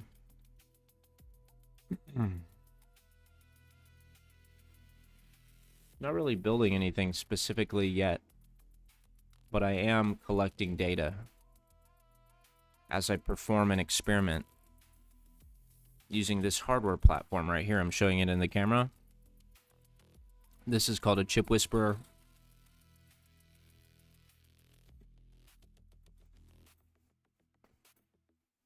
Right here. This is called a ChipWhisperer Nano, and it is specifically designed to perform side channel analysis to decrypt cryptographic keys. So it's a open source hardware platform. You can perform side channel analysis experiments and you can learn how to perform side channel analysis attacks using this kind of platform. It's a very sort of like small scaled piece of hardware in comparison to the other hardware devices that ChipWhisperer also makes that you can use to perform side channel analysis. So this is like a very beginner friendly hardware platform.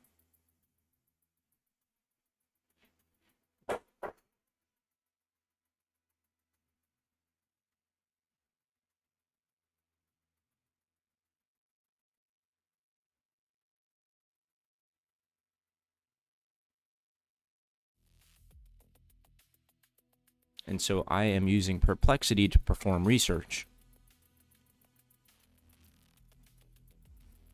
And also collect my thought processes as I perform the experiment, because what I want to do at some point down the road is use my diary, my journal entries as I go through these experiments,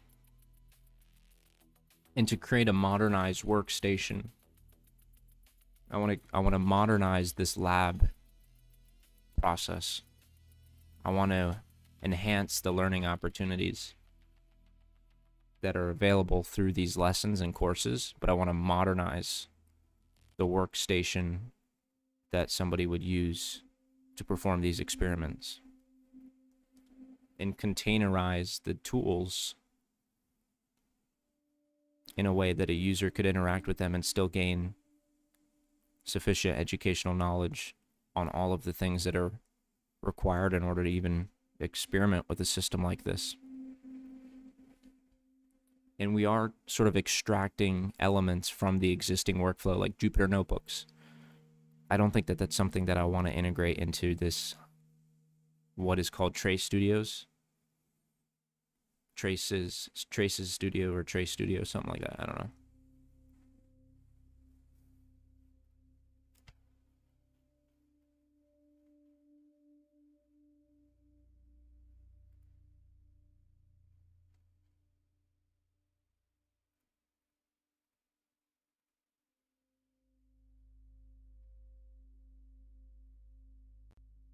Do you think there's any more value continuing to zoom in, or do you think we should just move on to the next cell?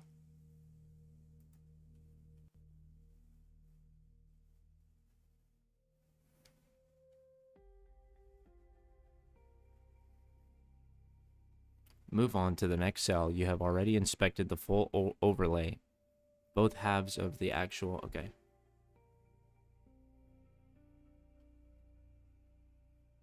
So in this next Python code block, we are importing the ChipWhisperer Analyzer tools under the shorter name CWA.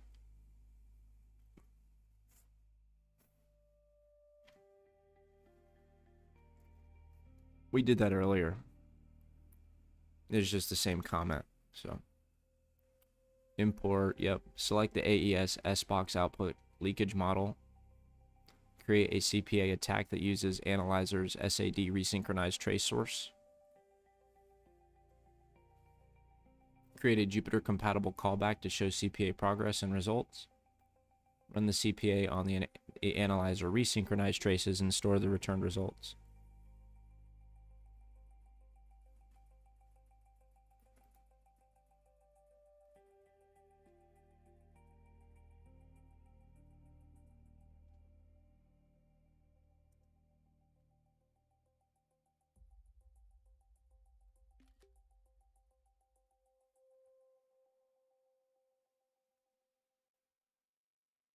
This is the result.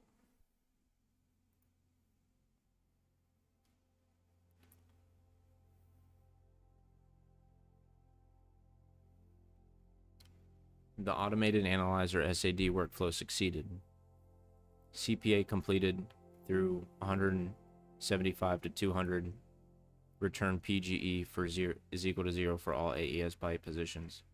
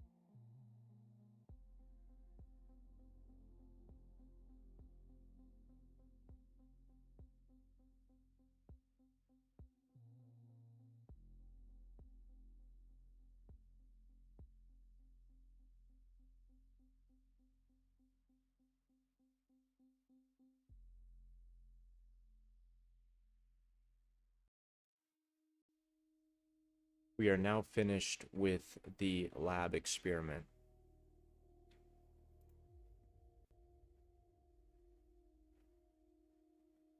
Yes, we are now finished with the lab experiment.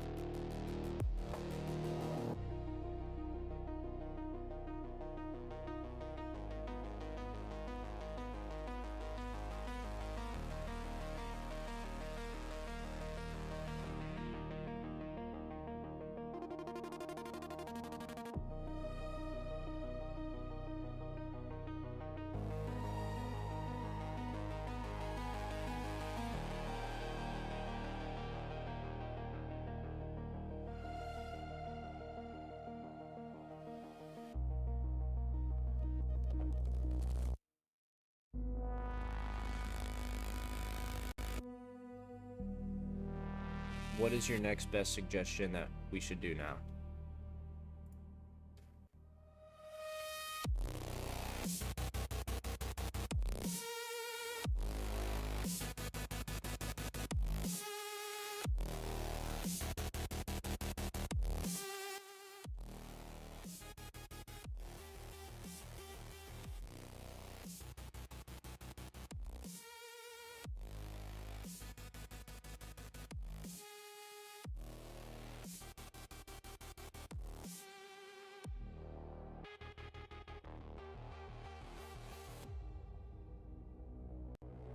Can you perform an update on the documentation within the Trace Studios repository, please?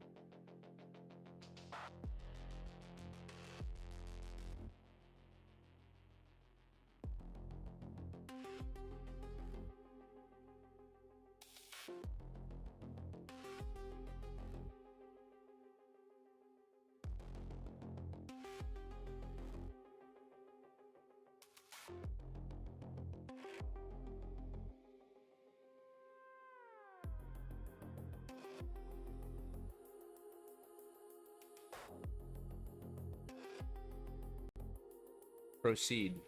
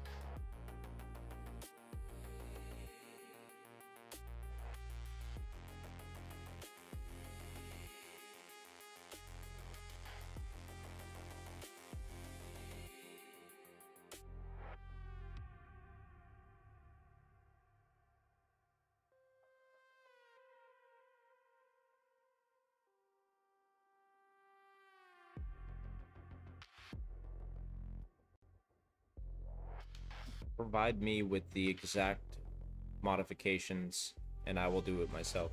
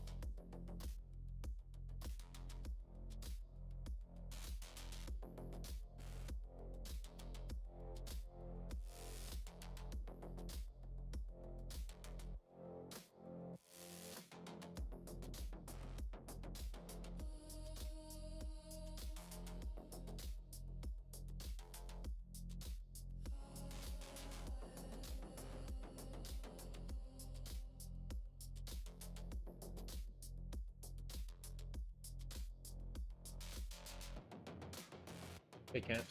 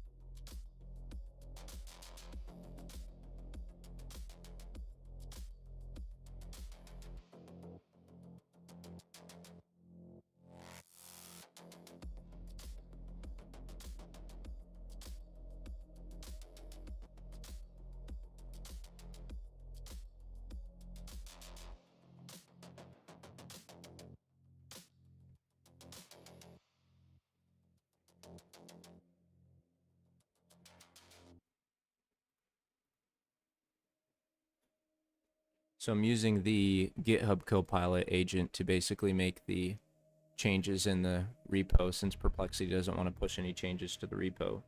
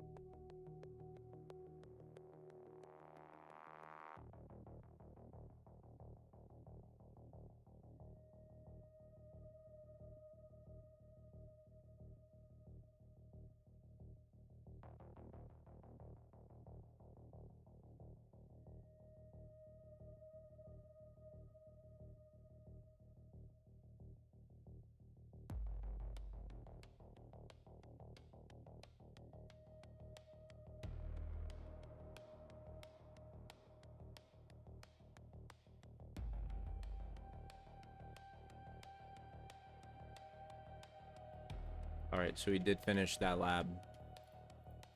Congratulations.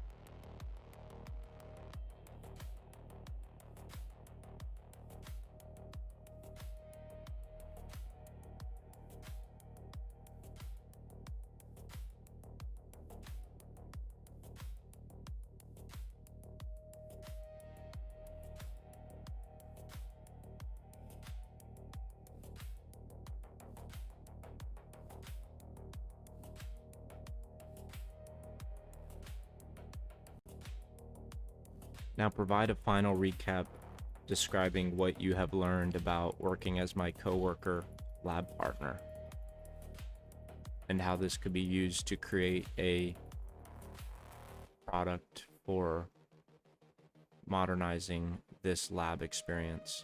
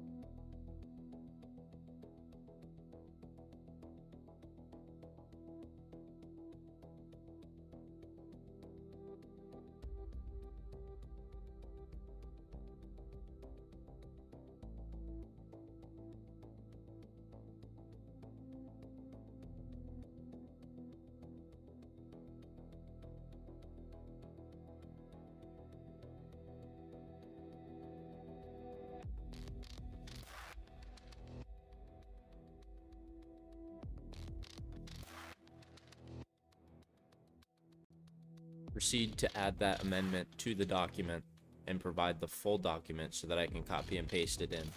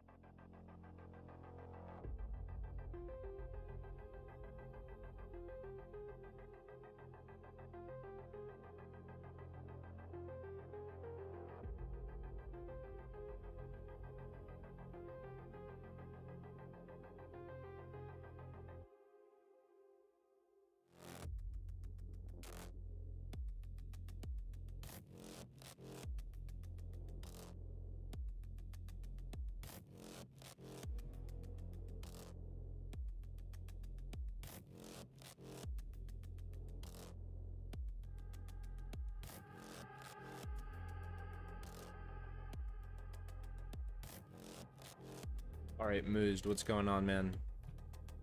Thanks for stopping back over. How you doing? I am still here. That is correct. I went to go clean, came back. Yeah, I think your poll represents AI provider distribution better than Linux type. Willing to bet most of the Claude votes have never touched Arc Linux. Yeah, it was sort of an interesting pair, you know, between LLMs and OSs. I just asked Perplexity to come up with a poll.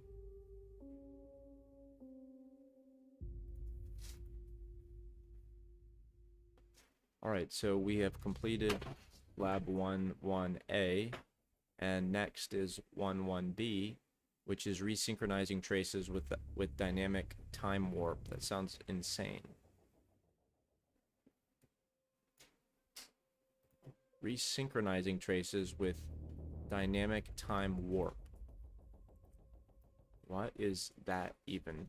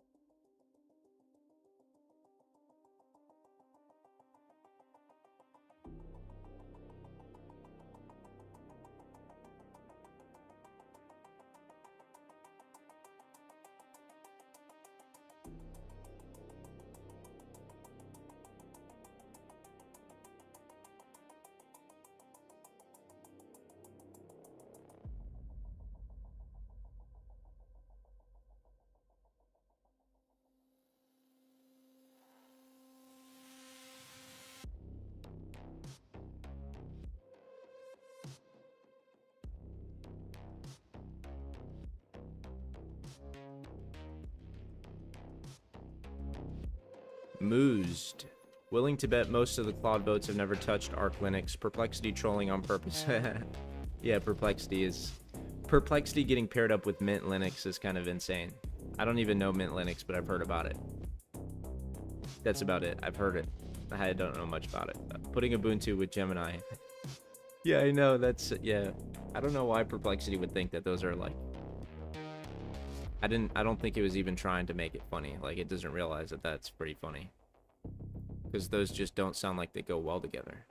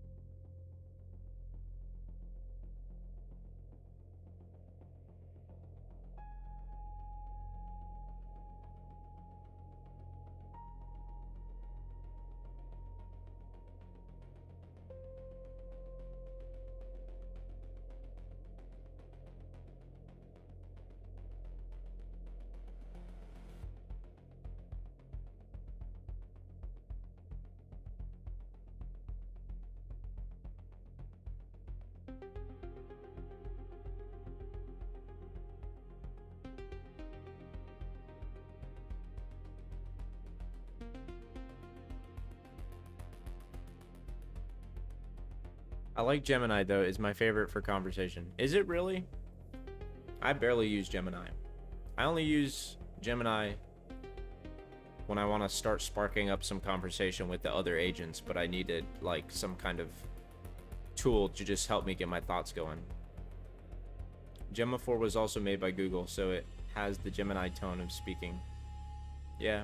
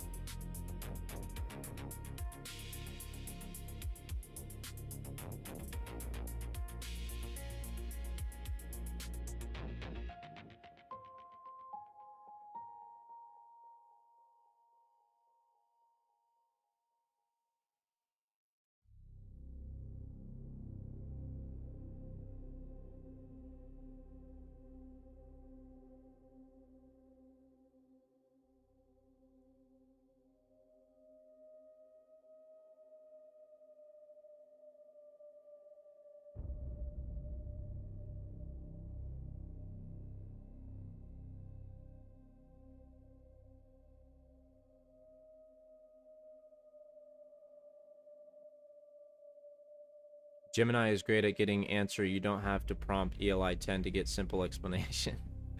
Yeah, I've been using ELI 10 like crazy. It explains simpler by nature. It explains things. GPT favorite for reasoning. Claude probably best at narrative writing. Grok best at evaluations.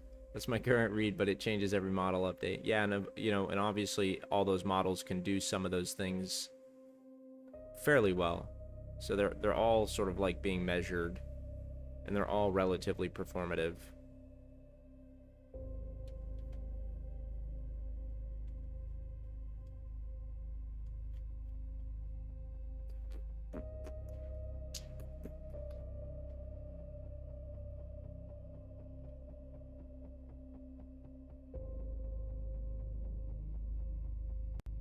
So at this point, I'm wondering what the next thing for me to do as the human user, student, building this project, but also doing the experiments in real time and learning and documenting that diary and journal entry so that we can build a robust workstation called Trace Studios.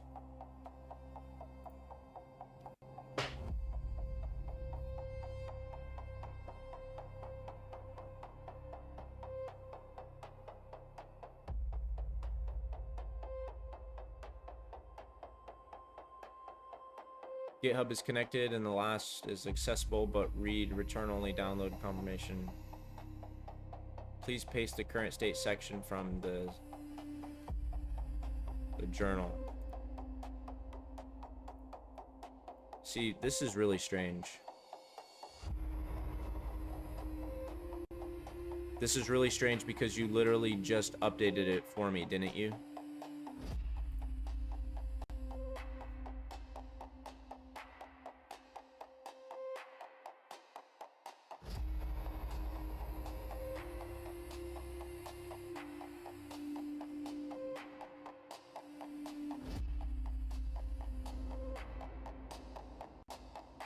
How do I configure the capability for you to be able to receive the markdown body?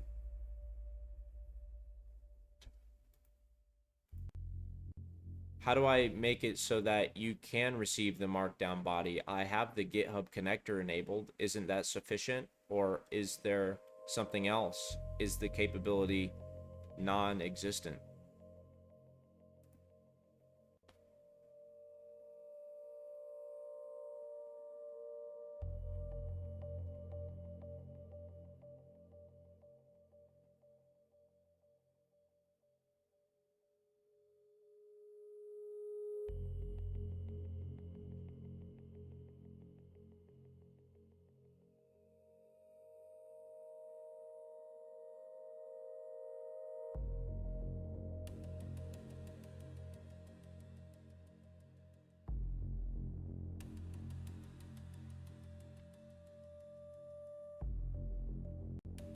So just clarifying, you cannot actually read the file that you just made a commit to a few moments ago. You're not able to retrieve that information from GitHub at all, but you're able to amend and commit changes to GitHub. Is that correct?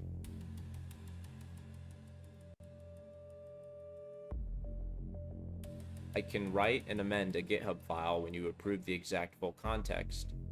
I can receive confirmation that GitHub committed it, including the commit SHA, file path, resulting file SHA, and size. I can list the journal directory and confirm that a file exists, but I cannot retrieve the markdown body into the chat context using this connector. The read tool reports a successful download in SHA, but returns no file text for me to inspect. So I know the amendment was committed, but I cannot independently reread or quote or verify its current context from GitHub. That is a connector response limitation, not a limitation of GitHub itself, your repo access, or your enabled connector authorization.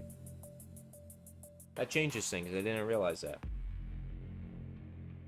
This whole time I thought I was able to check out my GitHub and inspect it a lot more thoroughly than it appears to be able to now. That's sort of a disappointment. Claude is right up there with GPT and reasoning, also maybe just a hair behind. Yeah, GBT is doing really good. I like their token consumption rates right now. But depends on tasks, and I haven't used Fable a ton, but hear good things. Yeah, I also hear good things, but you have to pay for the usage, and I just don't have that budget. I'm just working off the $20 shit.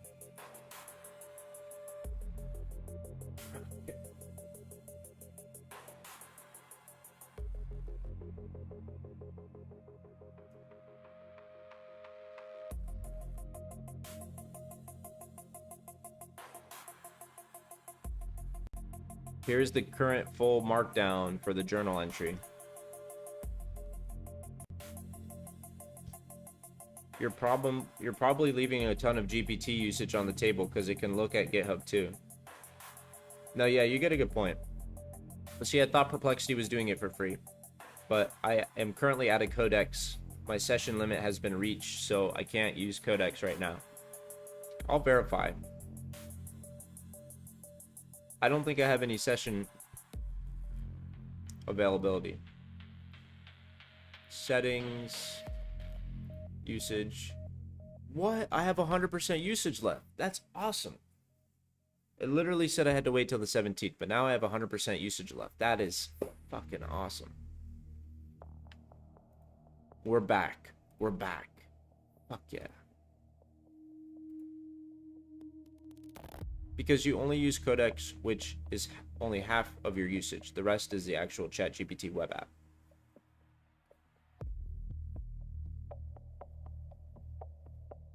I gotcha.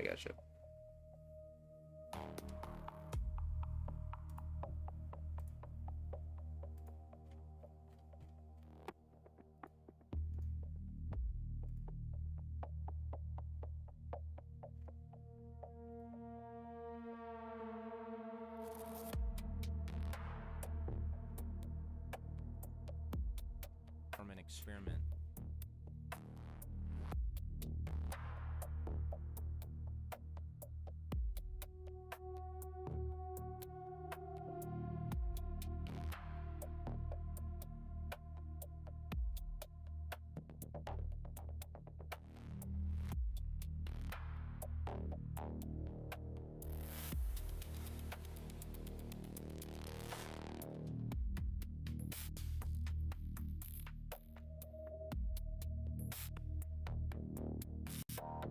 To better understand how Perplexity best serves our current workflow, please list the exact capabilities that the GitHub connector offers.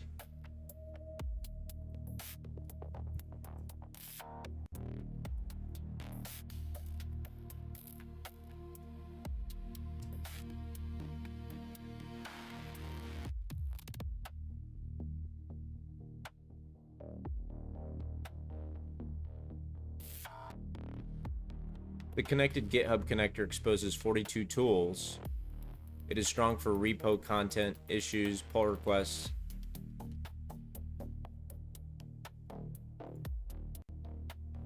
Consider any potential modifications that we can make to Perplexity instructions so it is very clear that this is how we could use GitHub connector.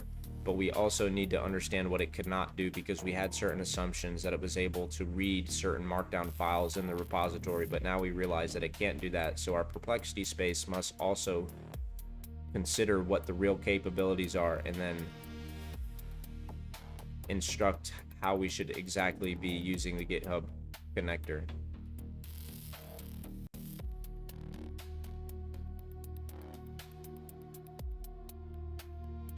Perplexity uses Codex CLI, not ChatGPT regular usage.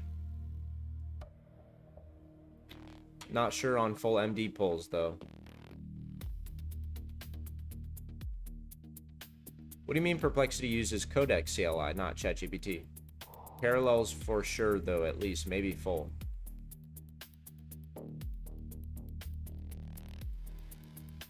Replace the current GitHub specific rules with a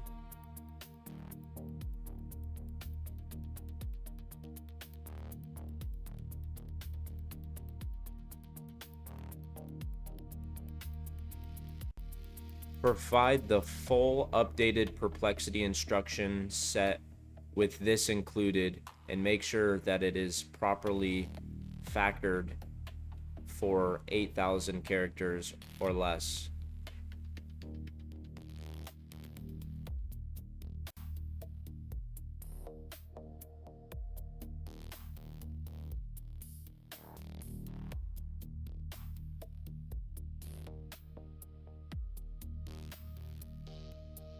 Perplexity is equal to Claude's. Yeah, really?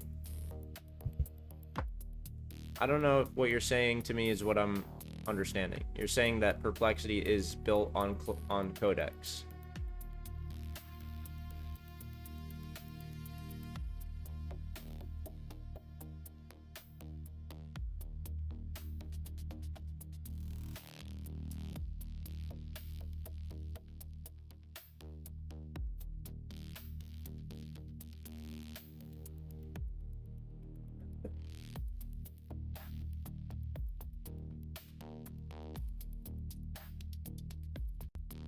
All right, what should we do now?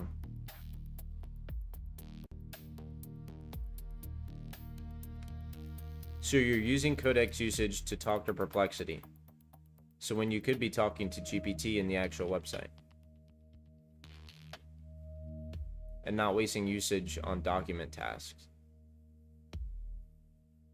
So you're just saying use Codex to interact with Perplexity, to have Perplexity handle whatever it does handle.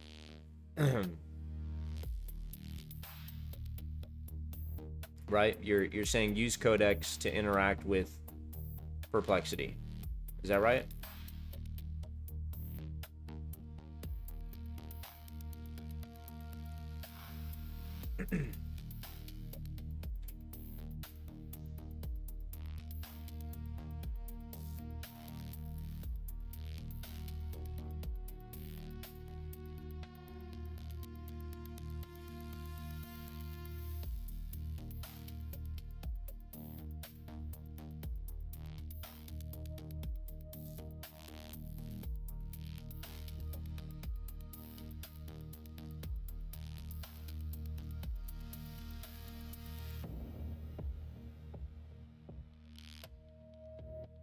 No, I'm probably not getting it.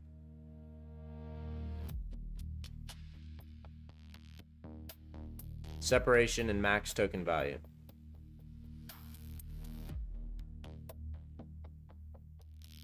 So you're saying just use Codex instead.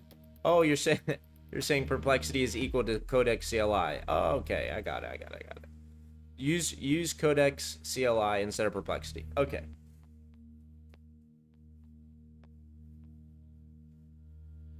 Yeah, I mean,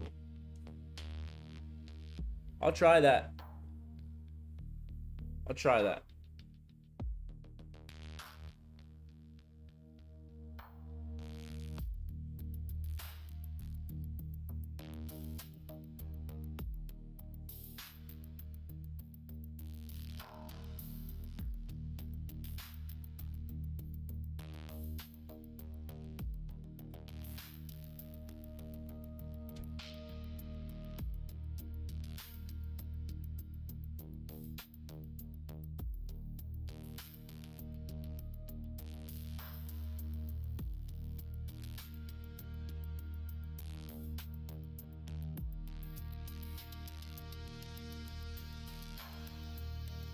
Yeah, it'll probably just make life easier as well.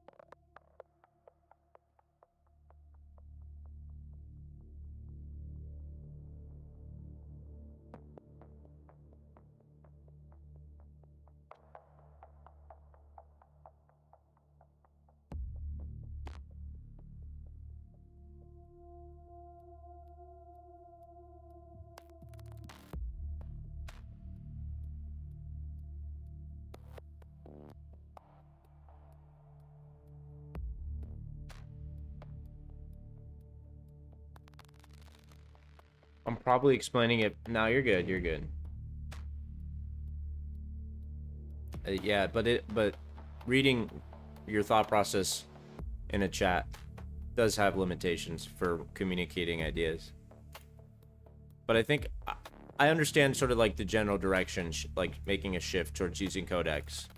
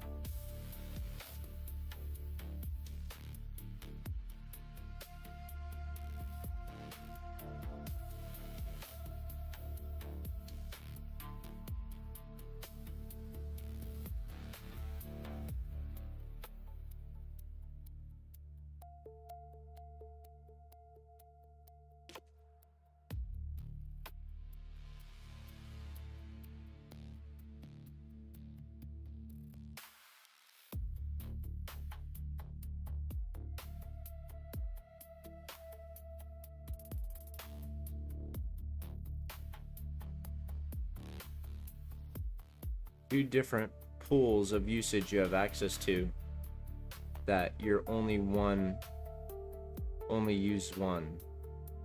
Yeah, I wouldn't want to integrate Perplexity into codecs. I would just rather use codecs. Perplexity isn't really good integration. Doesn't have a really good integration.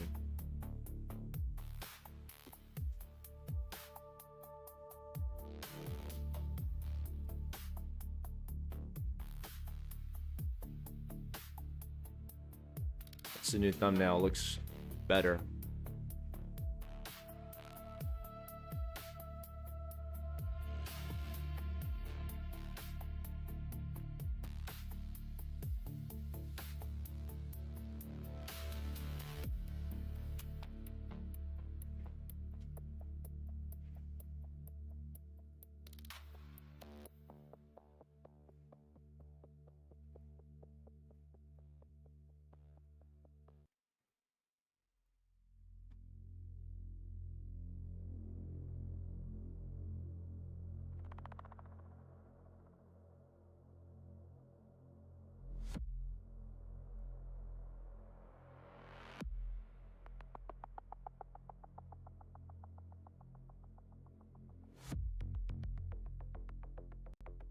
would like to pull this project down so that I can work on it locally using codecs.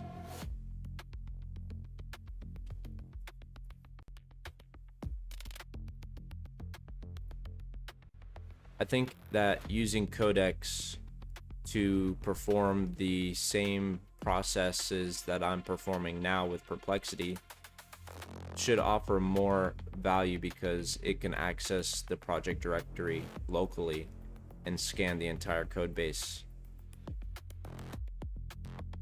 It might be better for what we are currently doing. Mute, what's up? Jaden James, what's up, man? 7347. Hope you're doing well on this beautiful August day. It is the 13th of August, and it is 4:25 a.m. here. Thank you for stopping by, Jaden. Mute. What does that mean, mute? I'm not sure what mute means. Are you saying you can't hear me? I hear myself on my phone, so.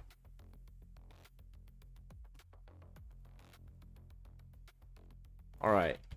Yes, use codecs locally for repo-centered part of this workflow. It should be materially better at reading the full Trace Studio code base, inspecting markdown journals, preparing precise diffs, and maintaining project-wide consistency. Perplexity should remain your real-time research, lab reasoning, and evidence interpretation partner.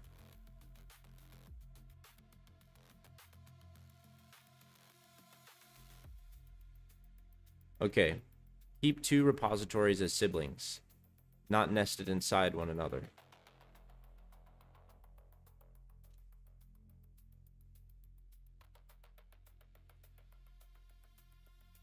It's good now? All right, cool, man. What's up? Appreciate you stopping by. What's going on in your world? How you been? What brought you here? What do you want to know?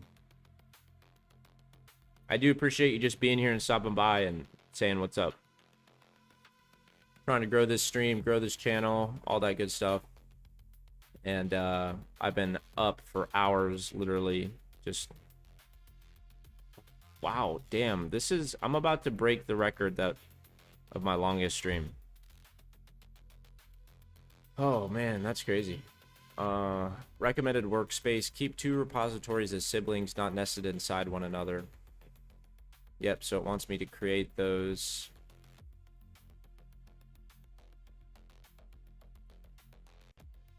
Is the ChipWhisperer directory that we are creating inside the developer trace lab folder supposed to be an exact replica of the ChipWhisperer folder that I have currently in the architecture directory?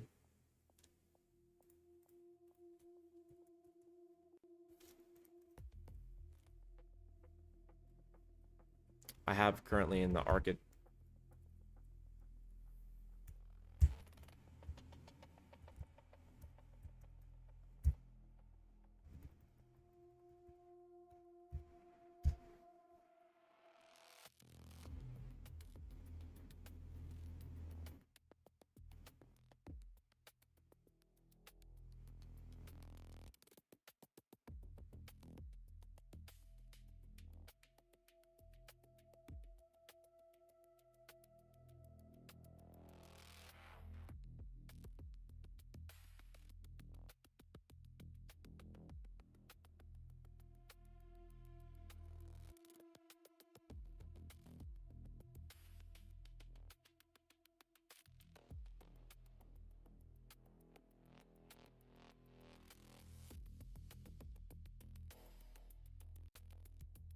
This is a product signal moment where we are realizing that the ChipWhisperer folder is crucial, and we have to understand where it is located as we build Trace Studio, because Trace Studio requires that directory completely. and there were several configuration steps once the ChipWhisperer library was cloned. There has to be certain steps that occur to configure the environment once that project for ChipWhisperer directory has been cloned to a machine. I don't think I'm making any sense. All right, we're still at 16 likes. We've been at 16 likes for a while. I haven't been talking about the likes. I don't really like talking about likes. But if we do hit 40 likes on one of our streams, one of my streams, then I'll start doing handstand push-ups. I do have a stream out there that has 36 views, or 36 likes, I mean. So if you like that one and get it to 40, then that basically starts the whole handstand push-up thing. Moose says, or maybe Claude does have 2 polls. I don't know, since I don't use Claude much. Here, I'll use Gemini for something right now.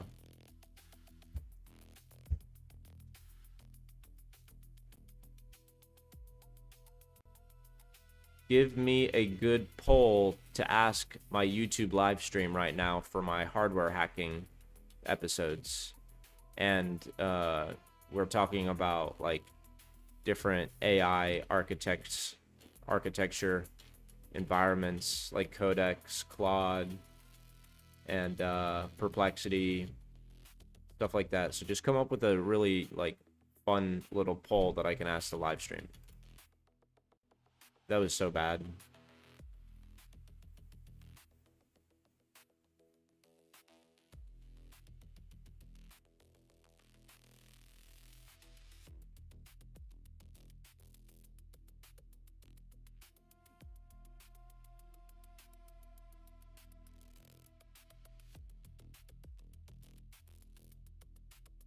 Yeah, this one's cool.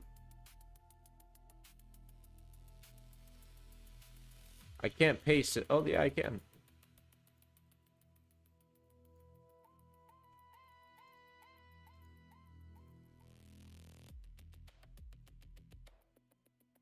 All right, incoming poll.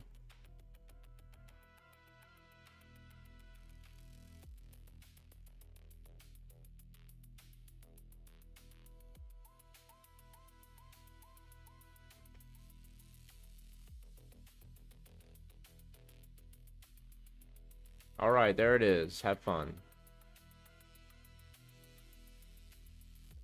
All right, there goes my Gemini usage.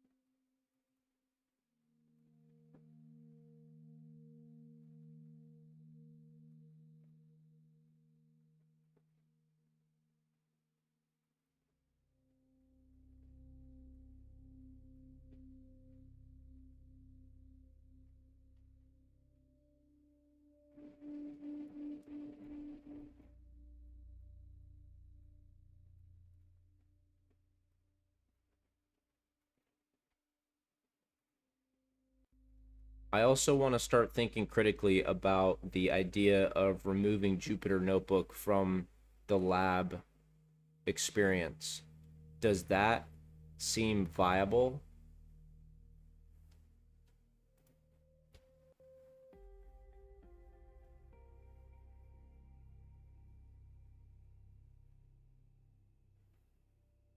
Yes, starting with the experience is not only viable, it is the right moves. Trace Studio's differentiation is unlikely to be another ChipWhisperer wrapper.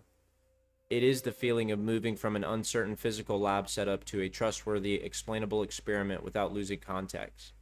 The right output now is an experience model, not screens or application code. Hardware UX research works best when it begins early and iterates from real interaction evidence, which is exactly what your nano sessions are producing. The experience promises a learner should feel, I know whether my lab is ready, what I'm trying to prove, what this output means, and what I should do next. Trace Studio should remove the 4 kinds of uncertainty you just encountered. Where is my working ChipWhisperer installation? Which environment do I launch? Did pre-processing actually work? Do these traces look aligned? Does PGE 0 prove success? What changed since last session? This is an assurance experience. Every important action produces a visible receipt rather than an opaque success message. The core journey. Design the first experience as a 6-stage narrative. Arrive. Find my lab. The learner opens Trace Studio, sees a calm choice for existing installation. Trace Studio finds or asks the ChipWhisperer root, validates it, and names it as Architect Nano Lab. Establish, am I ready, instead of dumping around. Okay.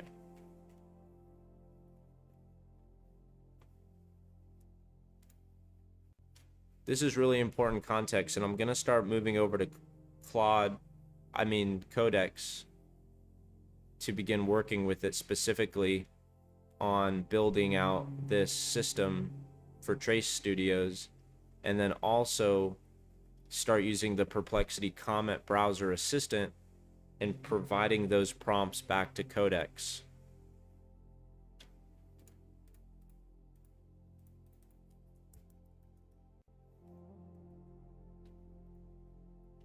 Woohoo!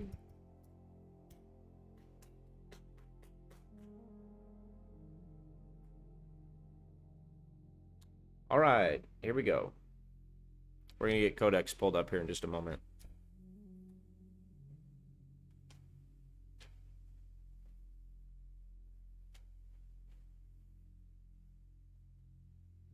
Yes, this is a variable. This is a viable and strong operating mode.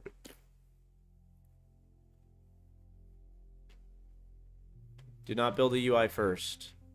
Start Codex by building evidence substrate that Moose says pools, not poles. Pools. Pools. Pools. Did I spell something wrong? Why are you saying that?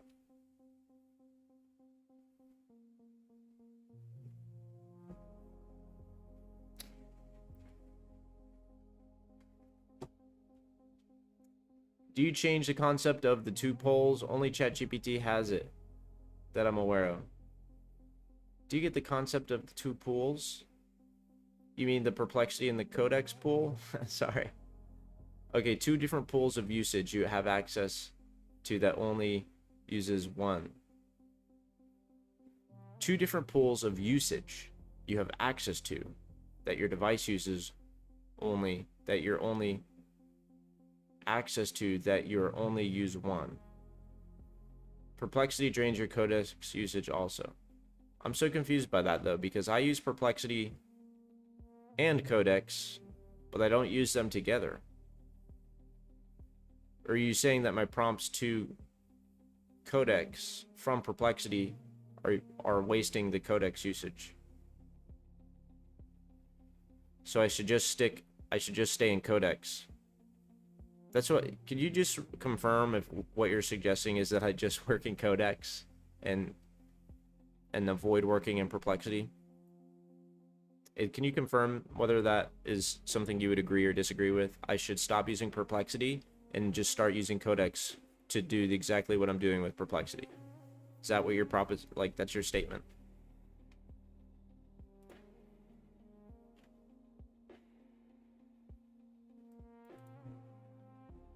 Yes. Yes. I understand it now. Well, I understand you. Okay, that's what you're saying. So all of your Perplexity usage is codecs. Okay, wait. Okay, I get it.